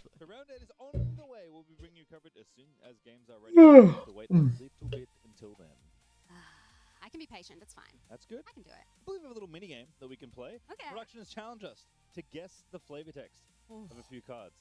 Can't wait for us to mess this up royally. So production, whenever you're ready, give it a go. All right. That's a lot of eyes. right. Common last Ooh. words. I mean, it's Vilemoth for sure. Gotta be. No, it's not Vilemoth's flavor text actually. Arachnid, the arachnid. Yeah, it's the orange arachnid. Because I know Vilemoth's flavor text is different. It's something about the tree line, so it must be the arachnid horror. No, that's Mm-hmm. I was like, Thousand Tail Watcher, that's not eyes. That is a lot. That would have I don't know of any other spider cards. Baron? It's got to be arachnid horror. Where's Elise? Common last words. I'm going to say, I think this is Baron Nash. And I've never seen somebody self-correct so quickly. Okay. We've locked it in production. Well, who is it? Oh no, it's that thing that enters ready if something's stunned. That's what it is. No idea what the name of the card is. Oh, wow. It's not Mont, right? Evershade Stalker. Oh, Evershade Stalker. This flavor text doesn't even make sense anymore. This card used to like endlessly duplicate itself in Legends of Runeterra. And so, because it endlessly duplicated itself, it's supposed to be like a million of these little guys walking in, right? But in this game, it doesn't have an effect that has that flavor text. Yeah, they're just any Furbies, sense. man. Gremlins or I guess whatever. it's That's all they a are. callback to it. That makes sense. What good is having a plank if nobody ever walks it? All a week. What card? Call of the week. Yeah, I think you're right. It is Call of the Week, isn't it? I mean, there's literally someone walking the plank on the card, so I have to assume.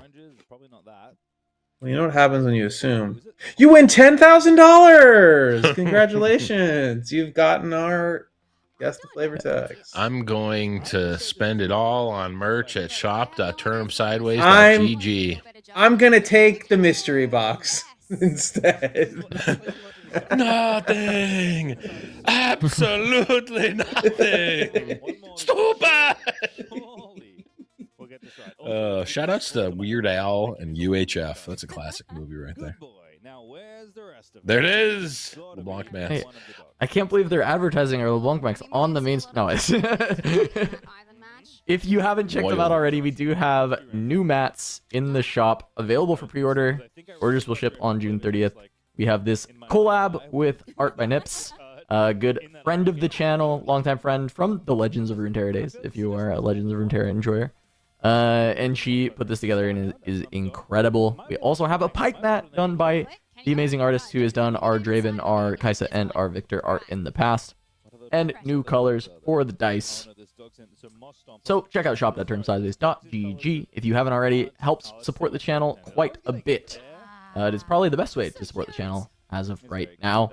But another way to support the channel that you can go get cards in the meantime is you can go to invasioncnc.ca. This is a local game store in Toronto, Canada, that does they ship orders all over the world, so you are able to get singles from anywhere. You can use code TURN5 to get 5% off your entire singles order.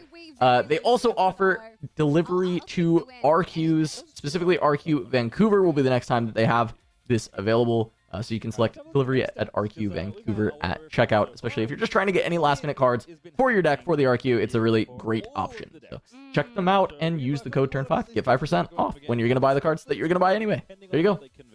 Love it. This is such BS putting a Fiora 36 when my lovely Leona has 34. Yeah.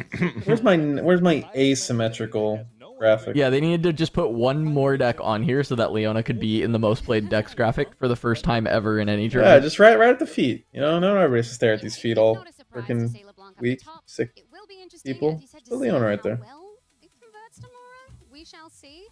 I agree.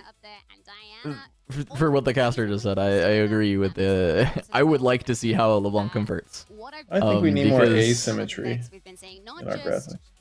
I have LeBlanc on prod watch as far as total conversion, but I do think that some amount of the really good players on it. I mean, if we're being honest, I'm pretty sure LeBlanc, Diana, Vex, Misfortune, and Fiora are all going to have awful conversion rates. You think they're all going to be fraud watch for? No, not that they're necessarily fraud decks. I just think that they're all going to have awful conversion rates. I could see it. Well, for his Misfortune, I can just tell you does not have a great one.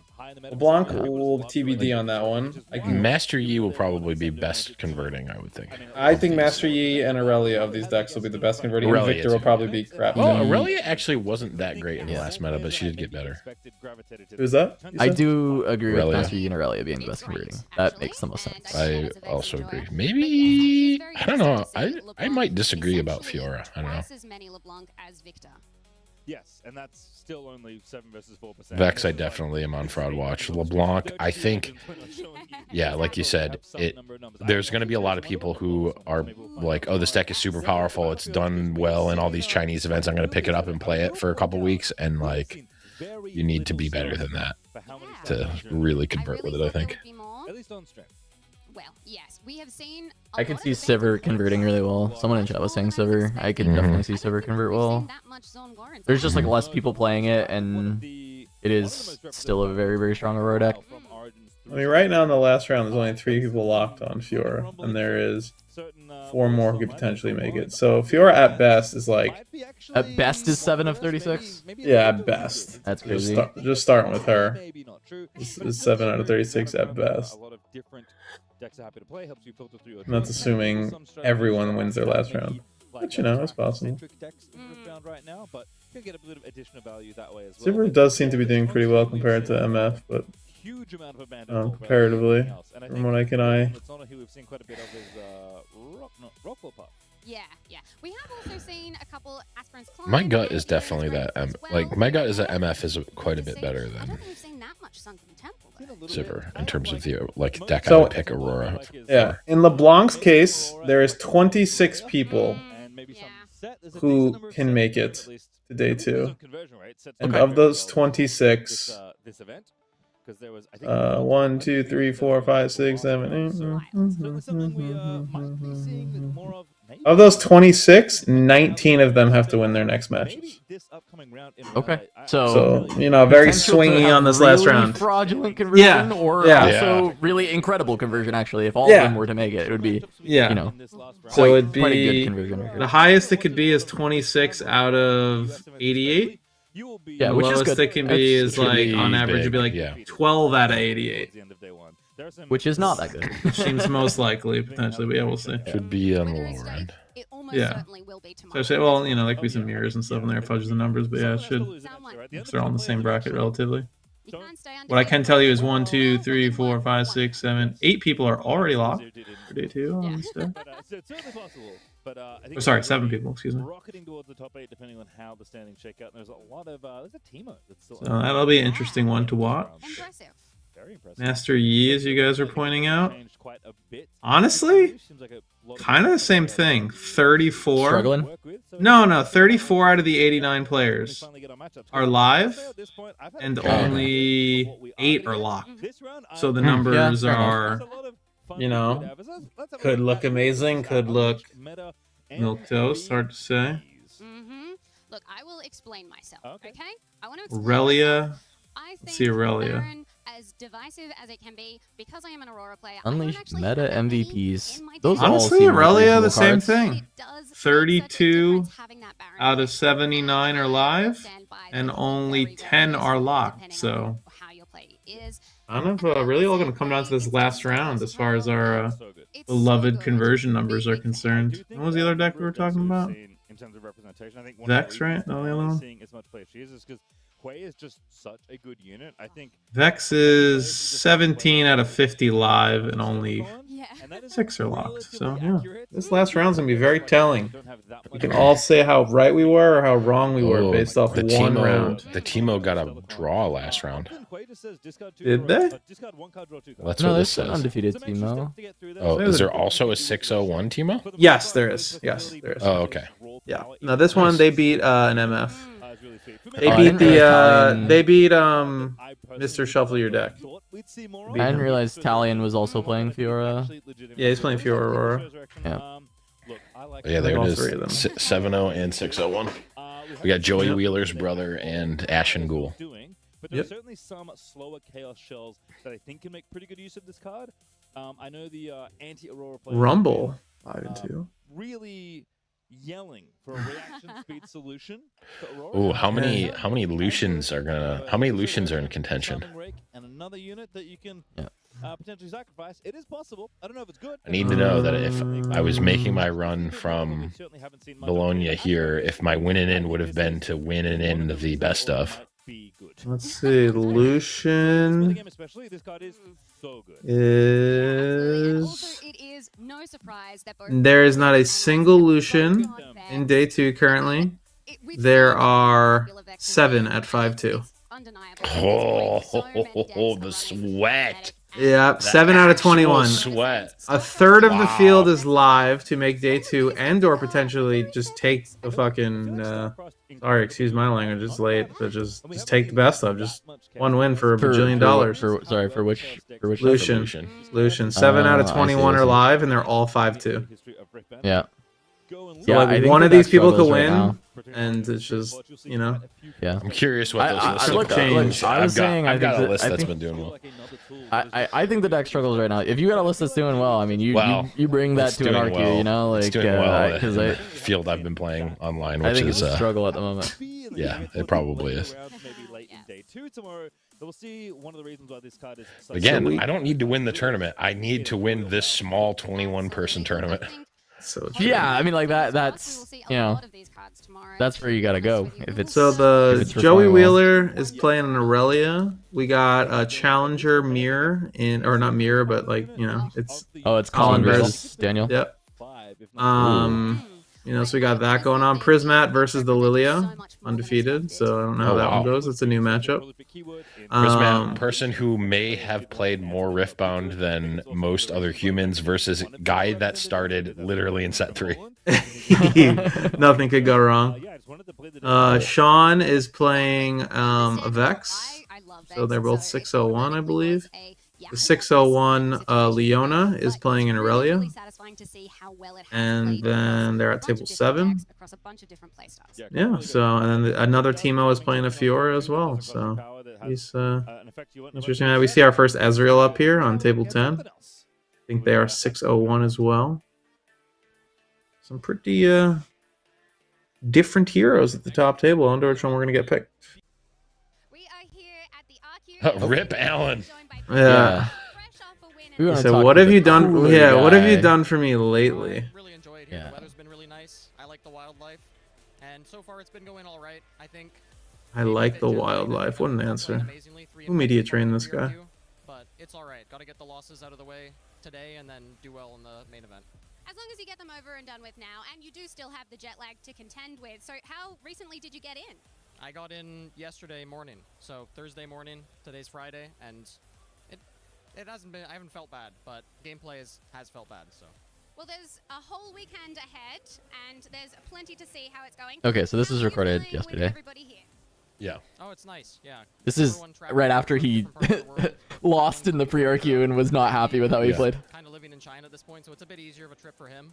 But yeah, seeing everyone again, and then we'll see each other all in Vancouver as well. And obviously, we just had Unleashed release. How does that change how you're approaching Sydney compared to how your decks have been in the past? Honestly, it feels, for me, similar to Lille, where I settled on Annie. I feel like the deck is good. I know that I'm not going to have any really bad matchups, so I can always play my way out of any match to be able to win. Gummy finding out that you can pre-record stuff and play it later for the first time. Mind blown. Yeah, your deck's still the best deck. And maybe starting to believe him over time. I think Diana's also really strong. But it is really interesting because there's a limit to how much you can prepare for each matchup. Like you can say, okay, we expect these decks to be the top percentage, top meta decks coming in. Like Aurora is a big one. I think today there's a lot of Master Yi and Aurelia, which is a bit surprising because they don't have very good Aurora matchups. But prepare against the expected matchups, and then the rest of them you just have to go on the fly. Well, we will see what happens. We'll see whether it comes down to Annie and Diana. Who knows? Maybe. We'll see how it goes. We've got a whole weekend ahead of us. Thank you so much, and good luck. I'm here at the Sydney Riftbound Regional Qualifier right before the weekend. Oh, back down. One and only Alan TQ. Yeah. Alan, how are you doing in the pre-queue? Wonderful. Lack of sleep doesn't stop me from just winning back-to-back so far the runs, and hopefully it follows up until tomorrow.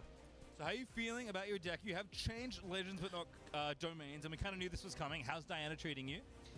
Very good. Deck is so good. I think it's like the second best deck in the format right now. What's the best deck then? Annie. I know another player on your team maybe that will see. It's always funny. Most certainly you will. He will swap eventually to the same domains in different champion, but for this event there was a bit short of time for the practice because we just finished Atlanta and then we had to travel, and we had literally 1 week to practice, and we just stick to what we know. But for the next events, we'll definitely be mixing up. How have you been feeling about Unleashed and obviously set very close to release kind of with this event? How have you been feeling about the shifts as Set 3 joins Riftbound? Oh, it's amazing. There is such a widespread meta. You get to play around so many things, against so many things, and like it's just so many different playstyles. It makes hard with the current sideboard side to make a deck that's gonna be all around deep, decent into everything. You have to sacrifice some matchups because how like low on the cards you have in just the sideboard slots. Of course, expecting a pretty diverse metagame over the weekend. There are 14 I know a lot of people have been asking for more sideboard slots because of like how many legends we're going to have, but I do think it is just kind of nature of the beast. 8 is a pretty good number. It's just you can only prep for so much. I mean, that's how the expectation is not to have a sideboard perfect like perfectly curated deck for every single matchup you can possibly play. Yeah, it's interesting too because if you think about it, as far as regionals are concerned, I won't speak to the game itself, but like this is like theoretically the biggest the game will ever be. Normal spells, which you can use to start a chain during your own turn. You mean in terms of like the most amount of heroes? Oh, does set as one far as rotate out with? No. The set doesn't. Yeah, the set doesn't rotate out in set 4, but you are very highly disincentivized from playing any set 1 heroes. I'm not saying people will still not play them. No, they still may. I see what you're saying. Yeah, right. Just specifically talking about regionals specifically. Yes. This is okay, theoretically the biggest the game will ever be, though it can be bigger. And the sideboard slots are getting a little crazy, so I wouldn't hate to go to something like 10 or 12. Because, like, again, in theory, when we're not playing at a regional where there's best ofs, I don't know if the echelons above this are going to have best ofs or not. I'm going to assume no, but again, I could be wrong. If there's 5 to 6 sets of heroes at the regional championship, for example, and every hero's live and Kais is still a banger, I don't know, man. That's a lot of decks. Like, that's like 70-something decks with 8 sideboard slots. I could see 10 or 12 being useful. But for the sake of the regional qualifiers, I don't think it affects too much because I expect very low representation of set 1 heroes. Yeah. You'll always just play something that can have a best of, so we are basically at 40 forever. Yeah. Even technically less, right? Because the Proving Grounds one should also rotate. Yeah. As far as, like, their... Yeah, best we'll be of losing potential. 16, right? Yeah. So we'll have 36. Sydney, I'm Patrick Home. That is still Yeah. Right, 12 for the last 3 sets. Yep. It's time. Last round assist for day 1. It has been quite the day. So, yeah, it's hard to say. I mean... So far, and there are still many matchups to resolve and still many records to leave unblemished as we move into day 2.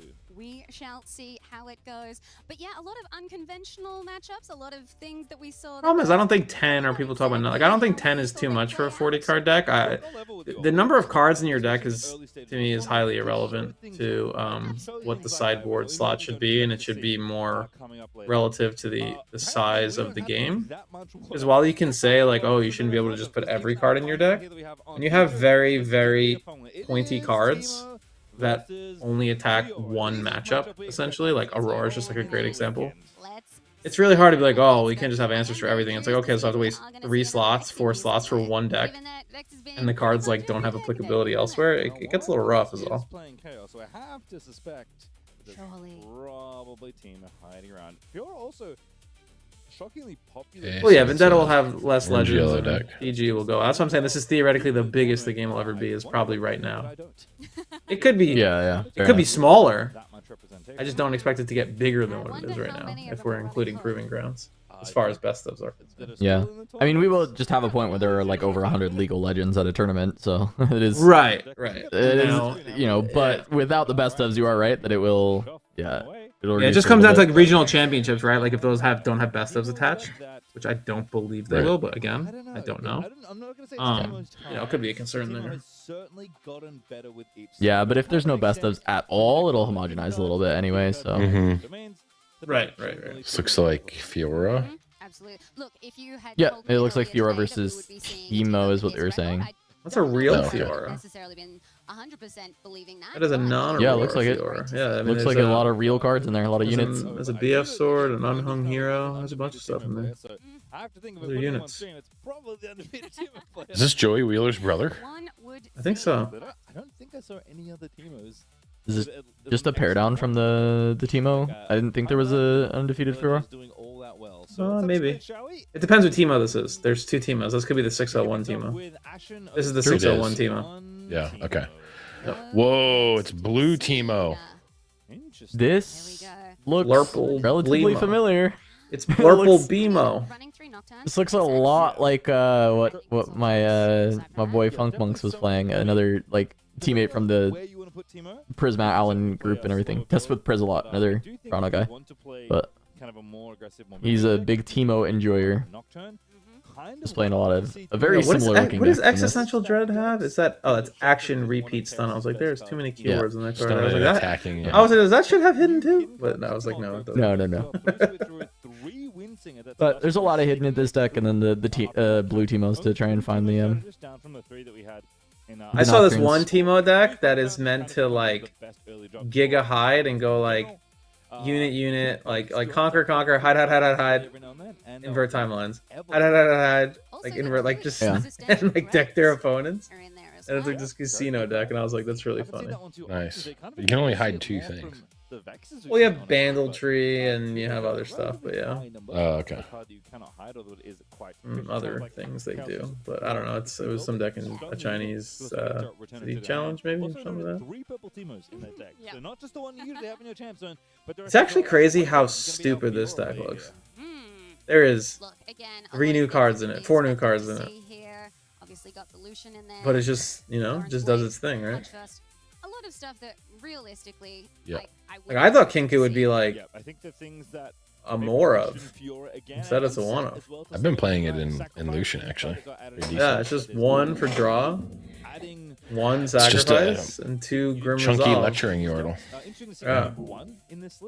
I thought you'd play more of that for more consistent draw, whereas the Unhung Hero takes a little bit more work. But look at that, 3 new cards, and you could be 6-0. And I would like to punish them when I see them. So, 4 new cards. This looks pretty similar, I believe, to the one that we ended up putting on the site. I was talking to Kuvi about. It's just like mid-range Fury is just kind of good right now. Yeah, I mean, you have answers to Aurora innately, both main deck and side. You know, I mean, Pew Pew, Akshan, you got it all. You can double down on salvages, Akshans, and Pew Pews on the side. I mean, can't complain there. That familiar with this matchup. Wait, were these the exact ratios of the one we have on the side? Very surprised. Oh, I was like, this looks really familiar. Has Teemo Strategist as their chosen champion. It's pretty funny. I think it might be the exact ratios, which is just like very funny coincidence. Having a shirt really that says having a shirt that says "Fight for Honor" while playing Teemo, it's kind of based. I think it's Teemo Scout. Teemo's anything but honorable. Anyway, that one is when you play it, it gets +3 might that turn. So when you play it from hidden, it's pretty big. You actually see a number of Chaos decks just use it as a hidden card in their arsenal because it's something that's really tough to think about when you just flip over a 4-might Teemo when you're trying to think of what other 5 hidden cards could this I feel like. But the great thing about that Teemo is Is this not energy unit that doesn't cost you any power. the Fiora that was on regional? Every single game is one of your opening plays, and you'll be good to go. Teemo Strategist does cost a power. He looks familiar. Or hidden in maybe order not. to get stuff done. I'm not sure. So very I don't curious think I to see recognize him. Teemo player lean on that one from the chosen champion. So Yeah, I don't think I recognize him, but have the same kind of free. oh, look at that! In a bunch of other games, as we are going to kick ourselves on into the Look at that holder, that legend holder. 6-0-1. So 2 undefeated. Yeah, it's kinda players cool. do have a draw in their record, not a loss. Still technically undefeated. It still counts. It certainly does. I can't lose if you Oh, draw. Game 1 champs on blue Teemo as well. But it made sense because there were 3 purple Teemos in the deck, so. Channel A rune exhausted. You may. You may. You may. Don't miss it at home, friends. I've sometimes seen the 3 main deck blues and just single purple Teemo. Oh, and has the GG easy Teemo. When you conquer here, you may spend it. You draw a card. But quick pass back. Neither player having an early drop right now. This Fiora kind of surprisingly not finding a 2. But Teemo is going to just play Teemo. Oh, it's Sprite Fountain. Oh, that's such a cute sprite. Oh, I love that.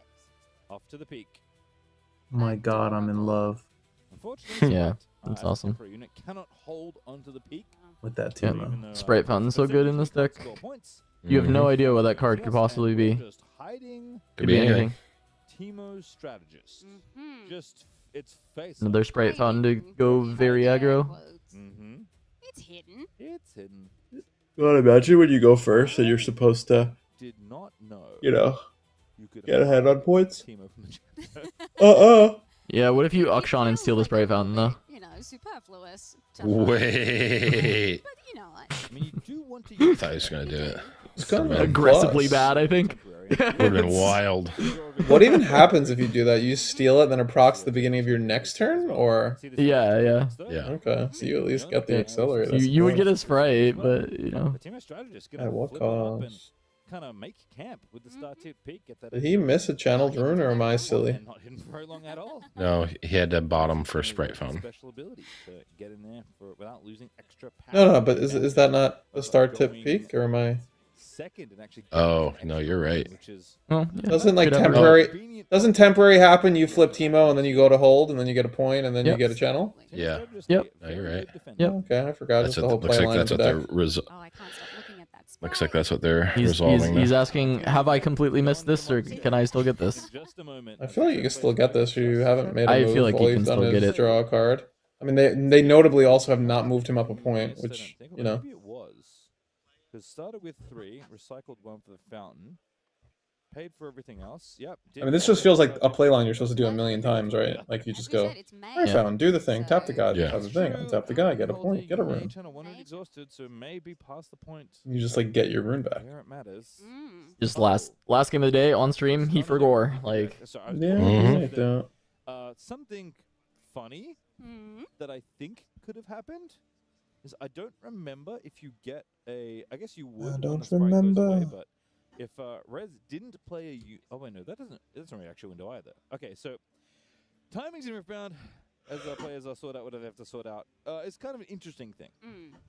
So reactions generally can be played at any time. That's the most like unfettered speed you can play something at in Riftbound.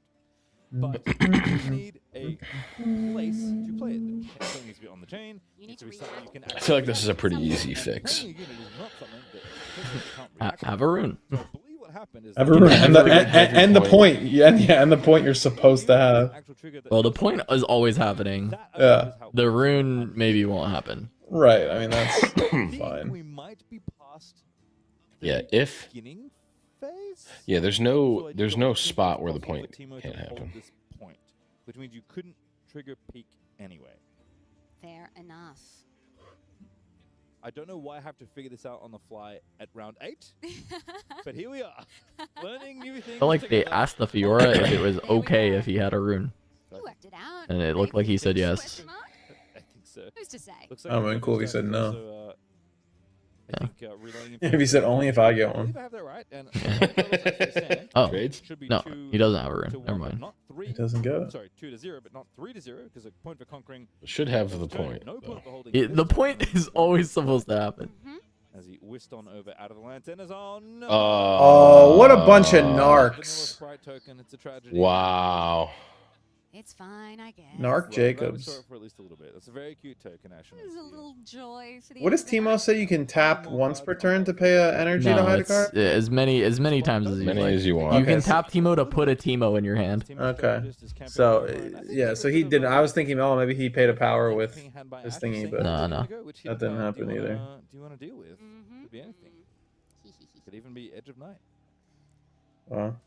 Not actually, because we know it's not. First no trigger, then take away token. Honestly, said it's gonna equip the Doran's Blade and say maybe it doesn't matter. It's them penal colony Also, rules. like this score is not getting updated at all, and it's triggering. Not only do you miss the hold point, you also don't get the conquer point from the other spray. Yeah, it's like 3-0 right now, and instead it's 1 to imaginary number. Deflect and something else. Okay, you probably should not be able to cover up the blue Teemo. Like, don't worry, you can swing here. And shield. There we go. A different defensive keyword. So Yeah, maybe you also shouldn't put your green hand down in the middle of the board with all your other face down. Makes sense for Fiora the Duelist. All right, let's see. So Rez deciding which hidden card do I want to go in. I think Force the deflect triggers. Teemo strategist trigger as well. Probably doesn't feel It's all just that one. fun. It's not multiple pings. He's not pinging you 5 different times. Might find out in a second. Here we go. Fiora's rotating in. See. The Teemo strategist says, when I defend, reveal the top 5 cards of your deck. This Deal guy one gets to 5 enemy bang, for that'd be crazy. For each card with hidden, then recycle them.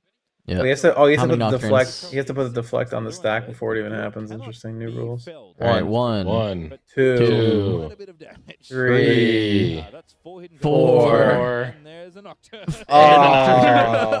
So 4 hidden and a Nocturne, not too bad. And this Nocturne, of course, That's pretty disgusting. looking through the top of your deck can be played. Yeah, 5 wouldn't have done anything anyway. 4 was good enough, right? Is what's going to happen. Yeah. It could just be played to somewhere you're allowed to play a unit to, and you're allowed. You just play the Nocturne on the spray if you want, if this is a hidden unit as well. Fiora's trying to do some damage. Gonna put her in a position. Also controlling the Yeah, I I don't know what this hidden card is. I guess if it's a hidden unit, it's not that good, right? Because currently set to win at least trade you'd lose control of the battlefield. Not something that often happens. On the trade. Again, if you had said that sentence. And the Nocturne's not that good going there anyway, because Fiora's a 6, so she'll just kill both. Yeah. Here we are. I mean, you definitely are playing Nocturne either to base or to the Sprite, and it's probably to the Sprite to keep the card hidden. Nocturne is going to be played somewhere. Little format unit with ganking, pretty nice one. Deflect also paid as well. Did have to pay. Surely it's just the battlefield. That was the unit at the battlefield here for the That's team. ganking. So running out of runes, but not running out of options with 2 hidden cards at either battlefield and a Nocturne ready to be deployed somewhere. Okay. I mean, he's like scared of like Fiora just getting pumped, but now I don't know. As Fiora, you just like pass, right? You just like, I guess I will kill both of these things. Yeah, you just paid a power or force you to reveal the hidden. Literally nothing. And also the matter of what is happening in the bottom battlefield. Have to think it's probably another unit. You would imagine so. Kind of funny. We're watching this deck play. I'm surprised it got a goddamn draw. This just seems like we're robbing ourselves of all this power, making the game about like the first 2 turns. How did you draw? Yeah, it's a pretty fast deck as well, so yeah, I agree. Kind of surprising. Kind of like, huh? You play against the Dragon Storm guy? Okay, so revealing another Teemo here, so now you actually do get to hold peak. That is... Okay, base. That is understandable, I guess. Yeah, but you It's don't more get a point understandable. or a rune when you hold peak, so what's it matter? That's true. Yeah, that's kind of a useless battlefield. So Nocturne going to be felt. Fiora going to lose the fight to 2. Wait, what? Why doesn't the blue Teemo die? Am I silly? To take out Fiora and Yes. You are silly. That is 6 might. No. So He is silly. Blue Teemo should definitely die. Well, I mean, unless he did damage to the purple Yeah, Teemo. that's what I'm saying. He doesn't legally have to kill the blue Teemo, so I mean.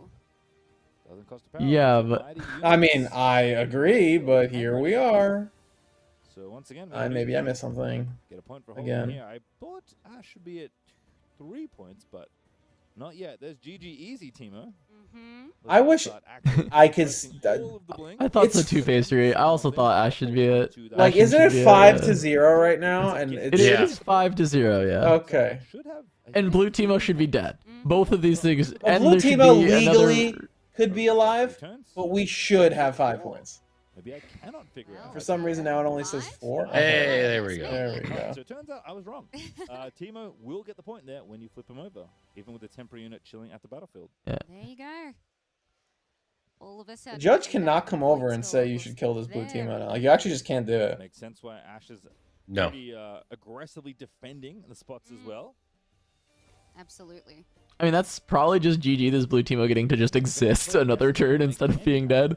Like, maybe there's a chance to come back if the Blue Teemo's dead, but, like, if not, I mean, there's just no world, right? Like, this is just I think this is a good too many extra resources. Another Blue Teemo trigger to find more Nocturnes.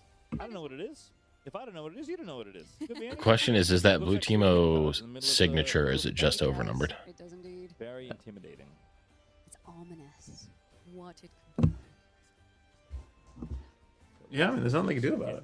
Yeah, if it's signature, it's like +1. I Right? did see the word 5 mouthed over, so that should be the point total, and looks like players are just What are we doing at this point? We're just too far gone. You assigned legal damage. You didn't tell your opponent to put blue Teemo away. Like, you didn't assign it. Like, I don't know, man. Yeah, look, as I said, I was is what it surprised, is. but given how well this is going so Yep. far, you know what? Well, I wonder how he got a draw. They haven't taken a game action in 7 minutes. Yeah, I don't know. I mean, it's not even like I'm being like Sharky about it. It's just like, I don't know, man. It's combat. We've gone here and didn't legally have to die. Yeah. Points are where they should Like, be, and the interactions are. it is legal to do 2 damage to the purple Teemo and not kill it. Nothing I don't know if I stops you mentioned it within the already, rules. There's 40 legends you can Yep. play currently in Riftbound, and turns out not every player has seen every legend. Not even the best players have had time to test Yeah, I'm against sure. every possible deck you could maybe play against. Well, So there's some questions sometimes about what does this do, because they all play. Dialing into the NASA rover? What's going on over there? Mm-hmm. Having released basically a week ago. Oh, yeah, at did we this mention that? point, yeah, not a huge amount of time to prep for everything. Obviously, some additional. Yeah, I mean, it is 12 minutes for a 3-turn game, I guess. This is how you draw. Aligned with Mhm. the newer play styles. You don't get a time extension either. Especially against some of those newer champions as well. It is 5-0. This game is getting. It's not close right now. As the players. My friend has split top 8 of the Saturday ticket event. Huge. With both Good for him. players at the table and at the judging staff working behind the scenes as well. Don't worry, there's judges everywhere. If Wonder how many medal tokens he gets. And they do a great job. Metal heroes. Certainly, given the length of today, they've been doing quite a lot of work. Absolutely. I would like to see the step counters on. Oh goodness. Oh my goodness. Terrified. Truly terrifying. Alright, so it looks like last little bit's being explained back and forth. And should be good to go in short order. That's what you think, Pastry. You said the last little bit being explained back and forth. Oh yeah, that's what you think. It's just the beginning. Headsets coming off. Seems to be in pretty good spirits. Yeah, I would not want to be a judge at one of these events. What event would you like to judge at? I don't want to judge any events. Okay, cool. I just want to know. There's a qualifier on it, so I just want to make sure. Again, no step counts. Qualifier. Don't you have to assign? Don't you have to assign damage until a unit dies? It's not true. Yes, if you start assigning damage, then you have to keep assigning it until it dies. However, you don't have to assign damage efficiently to kill as many units as possible. That's the yes. If you have 6 might and your opponent has 4, they're rewinding this, and like a 3 and a 1, you can assign 4 to the 4. And then 2 to the 3, and like, okay, that's enough. Yeah. Like pretend that unit that has 1 life. It says like, when this thing dies, draw a card, like Watchful Sentry. And what if you just really don't want this guy to draw a card for a particular reason? It's completely legal to do that. Tank is the only thing that forces you to kill something first and foremost. Yeah. By the rules again, have to kill a unit with damage if you can. Yeah. I don't know the rules on as far as this rewinding. I mean, full damage wasn't assigned. It's just kind of like, hey, combat damage. Okay, yeah, kill your guy. I kill my guy, and then like that's it. Like so that team was there, and that team was nothing is automatic in this game theoretically. Like it's not like Magic where something blocked has to take damage. Big old Teemo. Everything is simultaneously blocking and attacking in this game. Larger than average. Let's say. And tank is the only thing that supersedes like being assigned. Just behind the table, so I think making sure everything's A-OK. But yes, if you have 3 might, you can't attack into something and be like, I'll deal 1 to that and 1 to that and 1 to that, unless they're all 1/1s. The only thing that changes that is Elder Dragon. That is the only thing that changes that. Even Imperial Decree, you still have to assign full damage. Look, if you're out there, you've been playing some Riftbound or not. Yeah, I mean, rewinding using the die as a reason is like understandable. Yeah, I mean, they were like misrepresenting the game state by like putting a -4 counter on the Theora as though she only had 4 might to assign, or she'd only have 2 might to assign though with a -4 Which counter. would have made no sense because the Nocturne was 4. Then why does the Nocturne die? So But, that yeah, kind of blows up the the idea that the -4 is like No clue. So fun. Yes, full damage needs to be assigned. You assign 4 full damage to the Nocturne, and then you assign 2 out of 3 damage to the Teemo. Yeah. You have fulfilled your obligation. I mean, yeah, but I guess we could assume that he definitely did not do that. Like, yeah, I mean, we can I'm just assume explaining that- the rules. I'm not saying what should or shouldn't happen in this judge statement. It's But just, I also don't know. I mean, it felt like they were way past it, and you just have to go, and that just is what it is. I mean, you just missed it, right? Like, I don't. It's not. It doesn't feel like it's not the judge's fault. It's not. I don't know if it's the Teemo player's fault necessarily. If your opponent says, "I'll just kill Nocturne," and then like you go from there, like I don't know. What are you gonna say? No, please kill my Teemo as well. I don't know. To be honest, though, if the combat was ending, I would have just been scooping up my Nocturne and my Teemo immediately because what else is this guy gonna choose? But I mean, every legend. yeah, I don't know. It's definitely weird. maybe I'm leaving percentage points on the table by scooping up the obvious kill targets. I would be very surprised. Yeah, I mean, I don't know. This is a game of, cards have text and there are reasons for things, so you should just go into combat, and when combat's over, be like, what would you like to kill? And have your opponent make decisions. I know Jin was kind of one that I think a lot of players maybe thought, like probably not that many Jins. Deck doesn't seem. Deck's kind of. But yeah, I don't know. Tough to build. Newer legend. You don't see a lot of combats like this because, like, multi-unit combat's like kind of fake, other than like the last turn of the game. But with these hidden decks, you know, units just kind of come out of nowhere. Usually most combat's just singular one-on-one in the early portions of most games.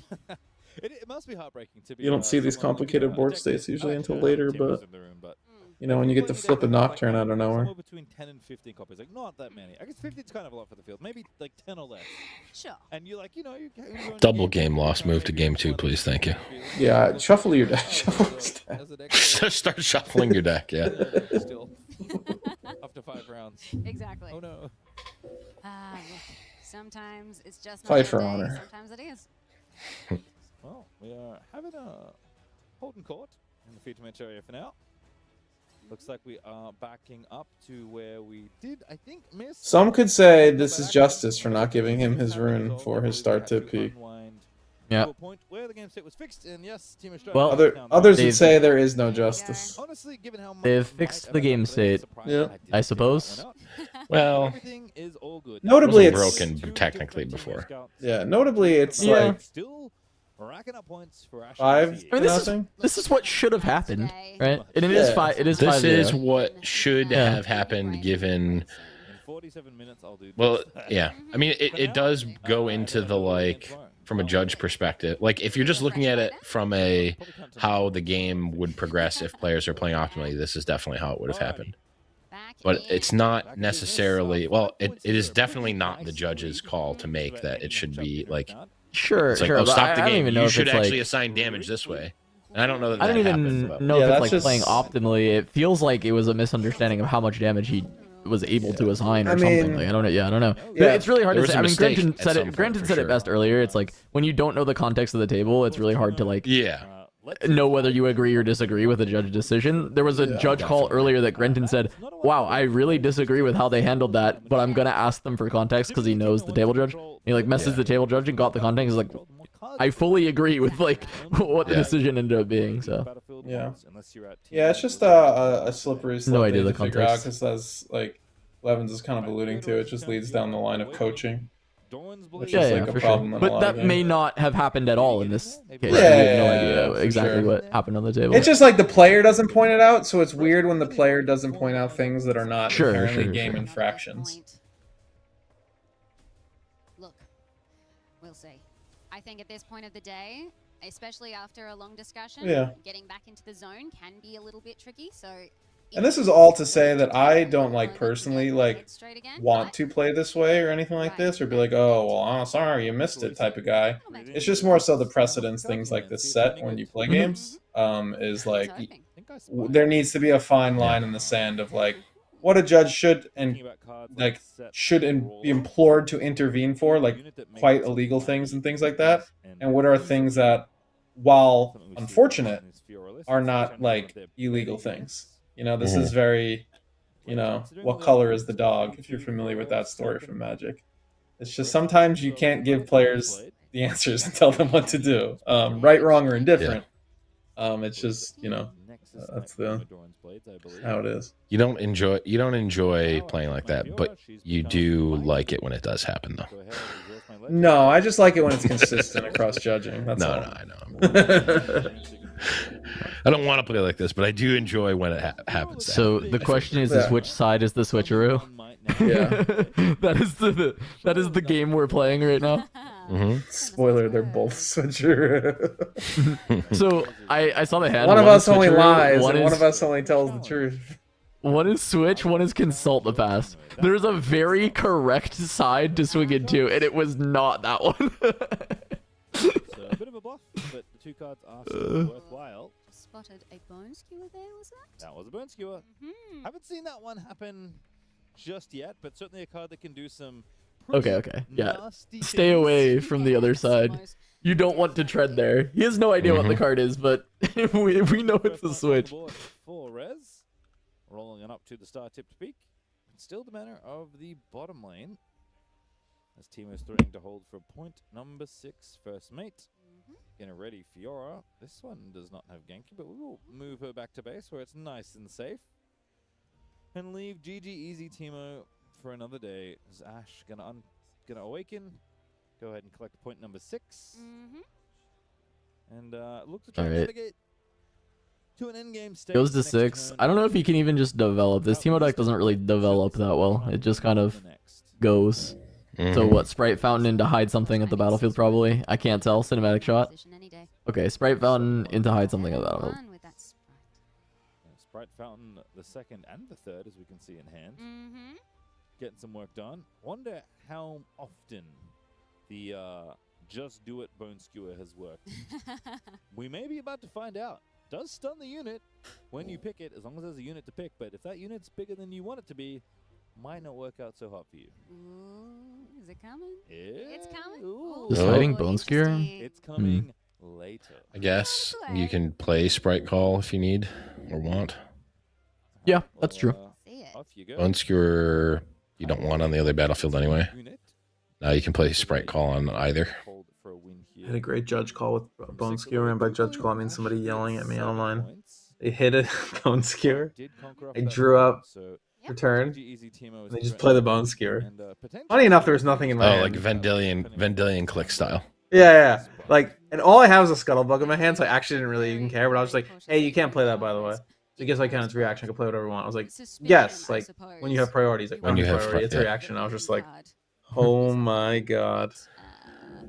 All I say to people online when they do stuff like that is, hey, I don't care about the result of this game. Just double check with a judge before you go to an Well, that's what I tried saying. He was like, "You're wrong." I was like, "Okay, just come in the general Discord. Like, what you're at. We can solve this right now." And then he told me I was poor and told me he was a dentist in Florida and he makes a bunch of money. So it was a really fun chat all around. Oh, there you go. Honestly, Florida dentist probably makes a ton of money. It wasn't that a lot of teeth work. Yeah, it wasn't that much. A lot of meth. I just told him he wasn't successful enough to be a doctor, and that's why he's taking it out on me. And then I left. So you never had the makings of a varsity athlete. So he's responding. He's responding to the set getting a buff, basically. That is legal. That is an on-play trigger. Yeah, and then he probably just declines grabbing Akshan. Probably. Yes. Yeah. Unless you have something that can bring Akshan onto the Sprite and then like on guard it or something. I don't know. Well, I don't know. I guess you could have the Akshan be played and then like play the Sprite's Call and then kill the Akshan, and then you have 6 might there, but Set is about to swing for 8 over the top of you and you'd be tapping out into that. Wasn't Sprite's Call just 1? Isn't that Teemo only 1 too? Wouldn't it be 4 and just trade, or what am I missing? This is onto the battlefield with the Sprite. So you're saying he has a Sprite's Call in hand that's not hidden. Understood. Yeah. Correct, yeah. Gotcha. Yeah, I think he also just has Existential Dread, which is like definitely the card that he's playing this turn. So yeah, so nothing matters. Yeah, that makes sense. It makes sense to just say no and then just play Dread to deal with like the biggest threat coming in. I actually don't. Oh, the hidden card at the bottom is Switcheroo, which is still still good enough. Pretty much winning any combat that's going to happen on this turn. But it was like a double sabotage hand, so you're definitely just casting the sabotages so that Existential Dread doesn't murder you. It is pretty. It's a good vibe. Or any interaction doesn't murder you. Rebuke, whatever. Doesn't matter. Have a lot of love for their decks, it seems like. Yeah, absolutely. Whether they are representing it with their own accessories, whether they are taking good care with good deck boxes. This is a really good play around Switcheroo. But hats out 2-0 in the feature match era. I do want to point that out. What can you? No, this is actually just beating Switcheroo. It's like the only way to swing that definitely beats Switcheroo. And the bucket hat. Currently undefeated on day 1. It just feels like a good Dread if you have it, right? Maybe I'm wrong, but currently 3 might is bigger than 1, so yeah, it makes if you Dread now, because you saw those sabotages, you just Dread now, and then the Switcheroo is actually just like always winning. Right. Or I mean, Call is fine too. For what it's worth. Oh, you can Sprites Call. We have enough to Sprites Call and Switch. Or sorry, and Dread. Do we? Where's the other rune? Yeah, am I silly? Can Dread just as a stun. Oh, Dread is 1/1. That's right. I'm thinking of the repeat. Yeah. No, we're fine. Or the real unit that's much smaller. Because one or another, your first mate's gonna lose this combat. Oh, so the game's just over. So doing it this way, the Teemo And again, kind of dies, right? You figured out what the card on the If he kills the Teemo. But again, Oh, okay. Well, I was thinking that killing the Teemo actually makes sense here because it's the real unit. But I guess you also I think don't so. know what the hidden card is, so maybe you're assuming that it's like another. Yeah, I don't know what you're assuming it could be. right now, because that sprite cannot hold to win that battlefield, but it will get you a point if you go there. So there's some attraction to it. I mean, you can let this one happen, right? Yeah. Yep. Actually, no. You if he's swinging, you still know the hand is double. You know the hand is double sabotage, and then Extron. So you should definitely play it now and stun, and then you have switcheroo to win the bottom side, and the game is over. Well, You you're at actually are 7. just gonna hold the Well, bottom I'm saying side you're now. at 7, right? I mean, even if you let him conquer that, right? You just have you let him sabotage and then say, okay, and then you switch her anyway, right? Yeah. Yeah, I guess so. Yeah. I guess it doesn't matter because of the hold. Yeah, it's I was just like thinking letting it's just like a I was fake thinking hold letting on him one get side. on the battlefield on the other side is like a negative, but yeah. Yeah, I mean, I guess this it's like doesn't fine work. because it allows you to sprite call or the genie little lamp and just draw a card, which is cool. Yeah, stun is for the turn. That does not work. Still stunned. Yep. I mean, you said earlier people don't understand what stun does. Yep. I mean, it's yep. It just does not Or work. the okay. Yep. I'll attack again. Okay. Resolves. But I want to do damage. You can keep trying. I think re-readied it when it became mighty again. Again, very convenient numbers on this set. Absolutely. Where it gets a buff when you play it, goes from 4 to 5, becomes mighty, take the buff off, all of a sudden it's a 4 again, temporarily, until it becomes +4. Once again, gets mighty as Fiora's going to rumble on in and switcheroo. I think he's going to seal game number 1. That Fiora is a lot smaller than she's supposed to be. And that is it. Teemo still rolling on strong here, taking the first game. Can't say I saw it coming, but I'm impressed. I honestly should have, because switcheroo is the one that it's always switcheroo. Yeah. It's so much value in Teemo because you so often have a 1 might unit there. Just Huh? So anything that rolls on in, if it's a single unit, is going to lose that fight. I am confusion. Even if it's just, and that's another What? 1 might unit, I suppose. I mean, sure. Is it that? Trade, it's fine. But especially Prismat just tied, and I don't understand how. you wonder which unit it could possibly be. all. You can't It'd be like too early in the round for that, basically. Yeah, I don't know if it's It would have to be an IED, which doesn't make sense. Yeah, I don't know. No, there's no, you would not. You wouldn't idea it. Right. I'm not saying that he would, but that's the only way that it would make sense to. Unless this is not live, which is not what No, it we should have be been led to live. believe. Yeah. Very strange. There was a sabotage there. Saw a repost in that board. Love having a peek. It's only because there's a lot of games still going on, but So anyway. Post Fiora's signature spell, very powerful. Would have been good enough to at least. Is there a way to cause an unintentional draw? Did he play against Ivern? No, he played against the Lilia. Gambit works out. Blitz to 5 points in that game. It felt like. Doesn't seem like it would make sense. Very tricksy. Yeah, maybe it's just Plus, a hidden misclicking. I don't know. And, from there, Maybe able it's to fake. get to a point where finding 1 more point in the game Could be will fake. tricky. And Teemo can Like be Finland. because again, you kind of And scuttle crap. for your opponent every single game, turn after turn. Absolutely. When they're under point, Not my little bug. My jitterbug. Not my bug. Division where they cannot not take the risk. Look, you got to do it. Well, may not want to, but you certainly have to at times as players are getting shuffled up. So Battlefield's here for game number 2. As we flipped over Or maybe one of them really had to go to the bathroom, and the other guy was just like, "This is unfair. Let's just take a tie." Like, was really upset and overreacted, but not fully overreacted. Was like, I don't want a free win. Let's just take a tie. Yeah. He's just Maybe like, his I- opponent just reported it and ran. Currently Yeah. 9:35 local time. Oh, it's almost been 12 hours, so to still see. That's like my worst nightmare. That's, I mean, yeah. Testament. Is I'm in the middle of the Not game. showing up to round and No, I'm just in the middle of a game, and I really gotta go, and it's just like this, you know. It's like my You're worst not- nightmare. You're not using the turn 'em sideways depends that you can get a chopped up turn 'em sideways.gg for your long tournament runs. Well, that depends. Is there a promo code? Yeah, the promo code is blue69. Okay, it was misreported. Never mind. The game did finish. The game did finish. I'll be speaking to Mr. Reported. Yeah, the game did finish. It's not in the tie. Who won? Can tell you. Yep. And potentially, if you do well Yeah. tomorrow, it's going to be even longer. Remember, we have 8 rounds of Swiss today. Cut to day 2. All the X2s should make it. So at least be battling for perhaps the best of, perhaps top 8 if breakers get a little bit spicy for you. But X1 should feel pretty good depending on where you lost as well. And a bunch of the players, again, they're coming into this round undefeated. We'll have some undefeated players to kick off tomorrow, so they'll be feeling pretty good about their chances after 5 more rounds of this. 13 total. 8 plus 5 is 13. You're doing so well. 8 rounds each day. R.I.P. Randy. Yeah, Randy. If you've enjoyed it so far, we'll have Day a one decent again. amount of Riftbound tomorrow, but maybe even more.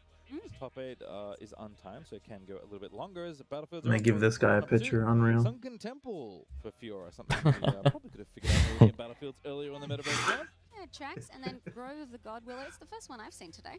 Haven't seen too many of this one. See it in set every now and then. Obviously, You're gonna Maori tell is me one. Johnny Wheeler doesn't have a picture? I'm actually surprised I haven't seen Vex on this Battlefield. He will after this event. Hell yeah. Vex basically is her legend text, but a little bit different. But no, in Teemo, of course, is the first time we see Grove of the Godwill, at least on the stream. Very interesting.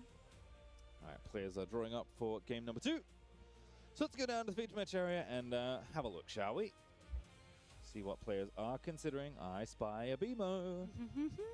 Tide Turner, Consult, and Switcheroo. The 4 cards in there still as well. All right, 2 cards mulligan for Fiora. We see a sabotage. Fiora found a 2-drop this time. Fiora and a Pit Rookie. Huge. I was going to say there was no early unit for Fiora in the last game. That is going to be rectified here in game number 2. Grim Runner can be pretty nice in this matchup. Obviously, as we said earlier, Teemo going up to 5 very quickly. See how that plays out this time around. So 2 back for both. Throwing a couple more. Little Windsinger and a Guerrilla Warfare. Teemo's signature spell, excuse me. As Pit Rookie, not going to be able to buff anyone, but just fine here as an early play for 2 might. Get on the battlefields and try and hold on to them as Teemo going to channel 3 runes, and fountain in there. same card he liked in the last game is going to be back on deck. Are we going to see the same thing again? I have a feeling we might. Yeah, looks like it. Sprite Fountain makes a Sprite. Yep, Sprite Fountain, high Teemo. So good.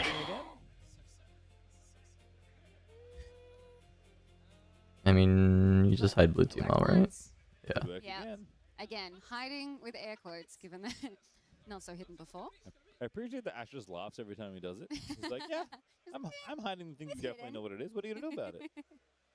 And all of a sudden, 5 might alone at that top battlefield. That isn't even considering the trigger Teemo strategist gets when defending. So this went from looking like a really easy way to take a battlefield early for Fiora, and now that looks impossible to take that battlefield. So you're going to have to take the other one instead, perhaps. Yeah. Look, I mean, you would gravitate towards It's going to be a Grove hold secured for Teemo, get more hidden cards, get to jam more stuff on the board. It seems like a pretty solid start. Sprite gets to go beat up the Pit Rookie if you play a 4 cost, so like Rez can't even actually run onto the Sunken Temple unless he has a sword. That works. No extra resources to pay the temple's tax. Might still be worth it. Those Fiora is going to get you a rune channel thanks to making a mighty unit. Again, give you basically a rebate on the BF sword equip you just did. And that now you have to decide if you gamble the Teemo trigger to actually kill the blue Teemo. It would be a trade. I think you probably just have to go to Sunken Temple and play slow. I guess you have to worry. Just force the Sprite to die, get the blue Teemo, try and kill it with a challenge later. I think is really the ideal. You really just want to kill it with challenge. Yeah, you like sometimes low roll and just lose the game. You sometimes give your no, yeah, you can pay blue. Yeah, you could give a Nocturne and be in a lot of trouble. Yeah, like there's just so much stuff that is not great for them. You really want to kill this guy with challenge. It is gets the point and should get the card draw, I believe. Yeah. Up to 2 points. Draws a card for. Okay, remember to draw the card. Got the point. Game, which is why Channel, and there we go. So carefully sequencing these next few beginning of turn. And there was a Nocturne on top. He would have been a Nocturne. Ash moves into turn number 2, if you can believe it. I feel like going second has been very advantageous for Timo. None of these cards help clear the pit rookie, so that's just going to be hanging out there. It's fine though. I mean, you'd rather have both battlefields, but you don't technically need them right now. All right, so Sprite moving back in.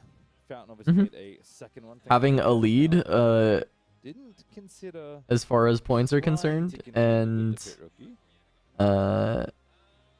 being on Grove of the Godwill, that's fine. Hold it the whole game. Yeah.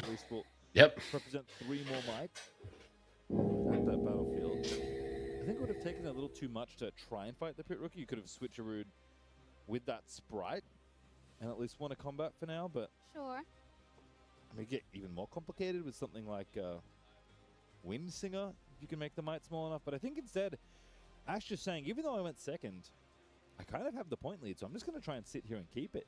You know, I can't blame them, honestly. I think the other thing is, if you vacate the temple for your opponent by making it conquerable, then they get to draw more cards. Yeah. And you're already drawing cards. You're just chilling on the Grove. You're having a great time. You're relaxed, moisturizing your lane. Just let Fiora have a visit, you know? Have it. It's fine. I got 6 cards in my hand and one. I got 5 cards in my hand and one hidden. What do you want? That math. It was 6 before. All right, here's 6. Looks like set. Nope, Ruin Runner. Yeah. Ruin Runner definitely. We saw this in the mall. Definitely a good card for the matchup. However, a lot of the hidden cards that we saw from Ashen's hand were units. So good ways to actually deal with the Ruin Runner. Yeah. Just be units instead. The Godwillow alone. Channel 2 runes and draw a fresh card for the turn. Huge swath of cards in hand here for this Teemo. Okay, Rebuke. I see a Nocturne, I see a Tide. Not so good. Switcheroo, Windsinger, Guerrilla Warfare, Sprite's Call. Oh, the options here. A lot of options. Yeah, a lot of not great stuff. Yeah, the Rebuke and the Switcheroo and stuff very dead into the Ruin Runner. If he can kill the Ruin Runner, then the game is pretty like wide open for him, but the Ruin Runner is a problem. I think yeah. Think about what you want to do about the Ruin Runner. Might be able to just defend against it. Such an excellent defender with that defense figure. Like doing, I think the average is what, like 2.5 damage or so. You know, and that's enough to at least trade with a bunch of different units, even though Teemo himself is not all that big. But Ruin Runner doesn't care about any of that. There's some like novelty horn going on.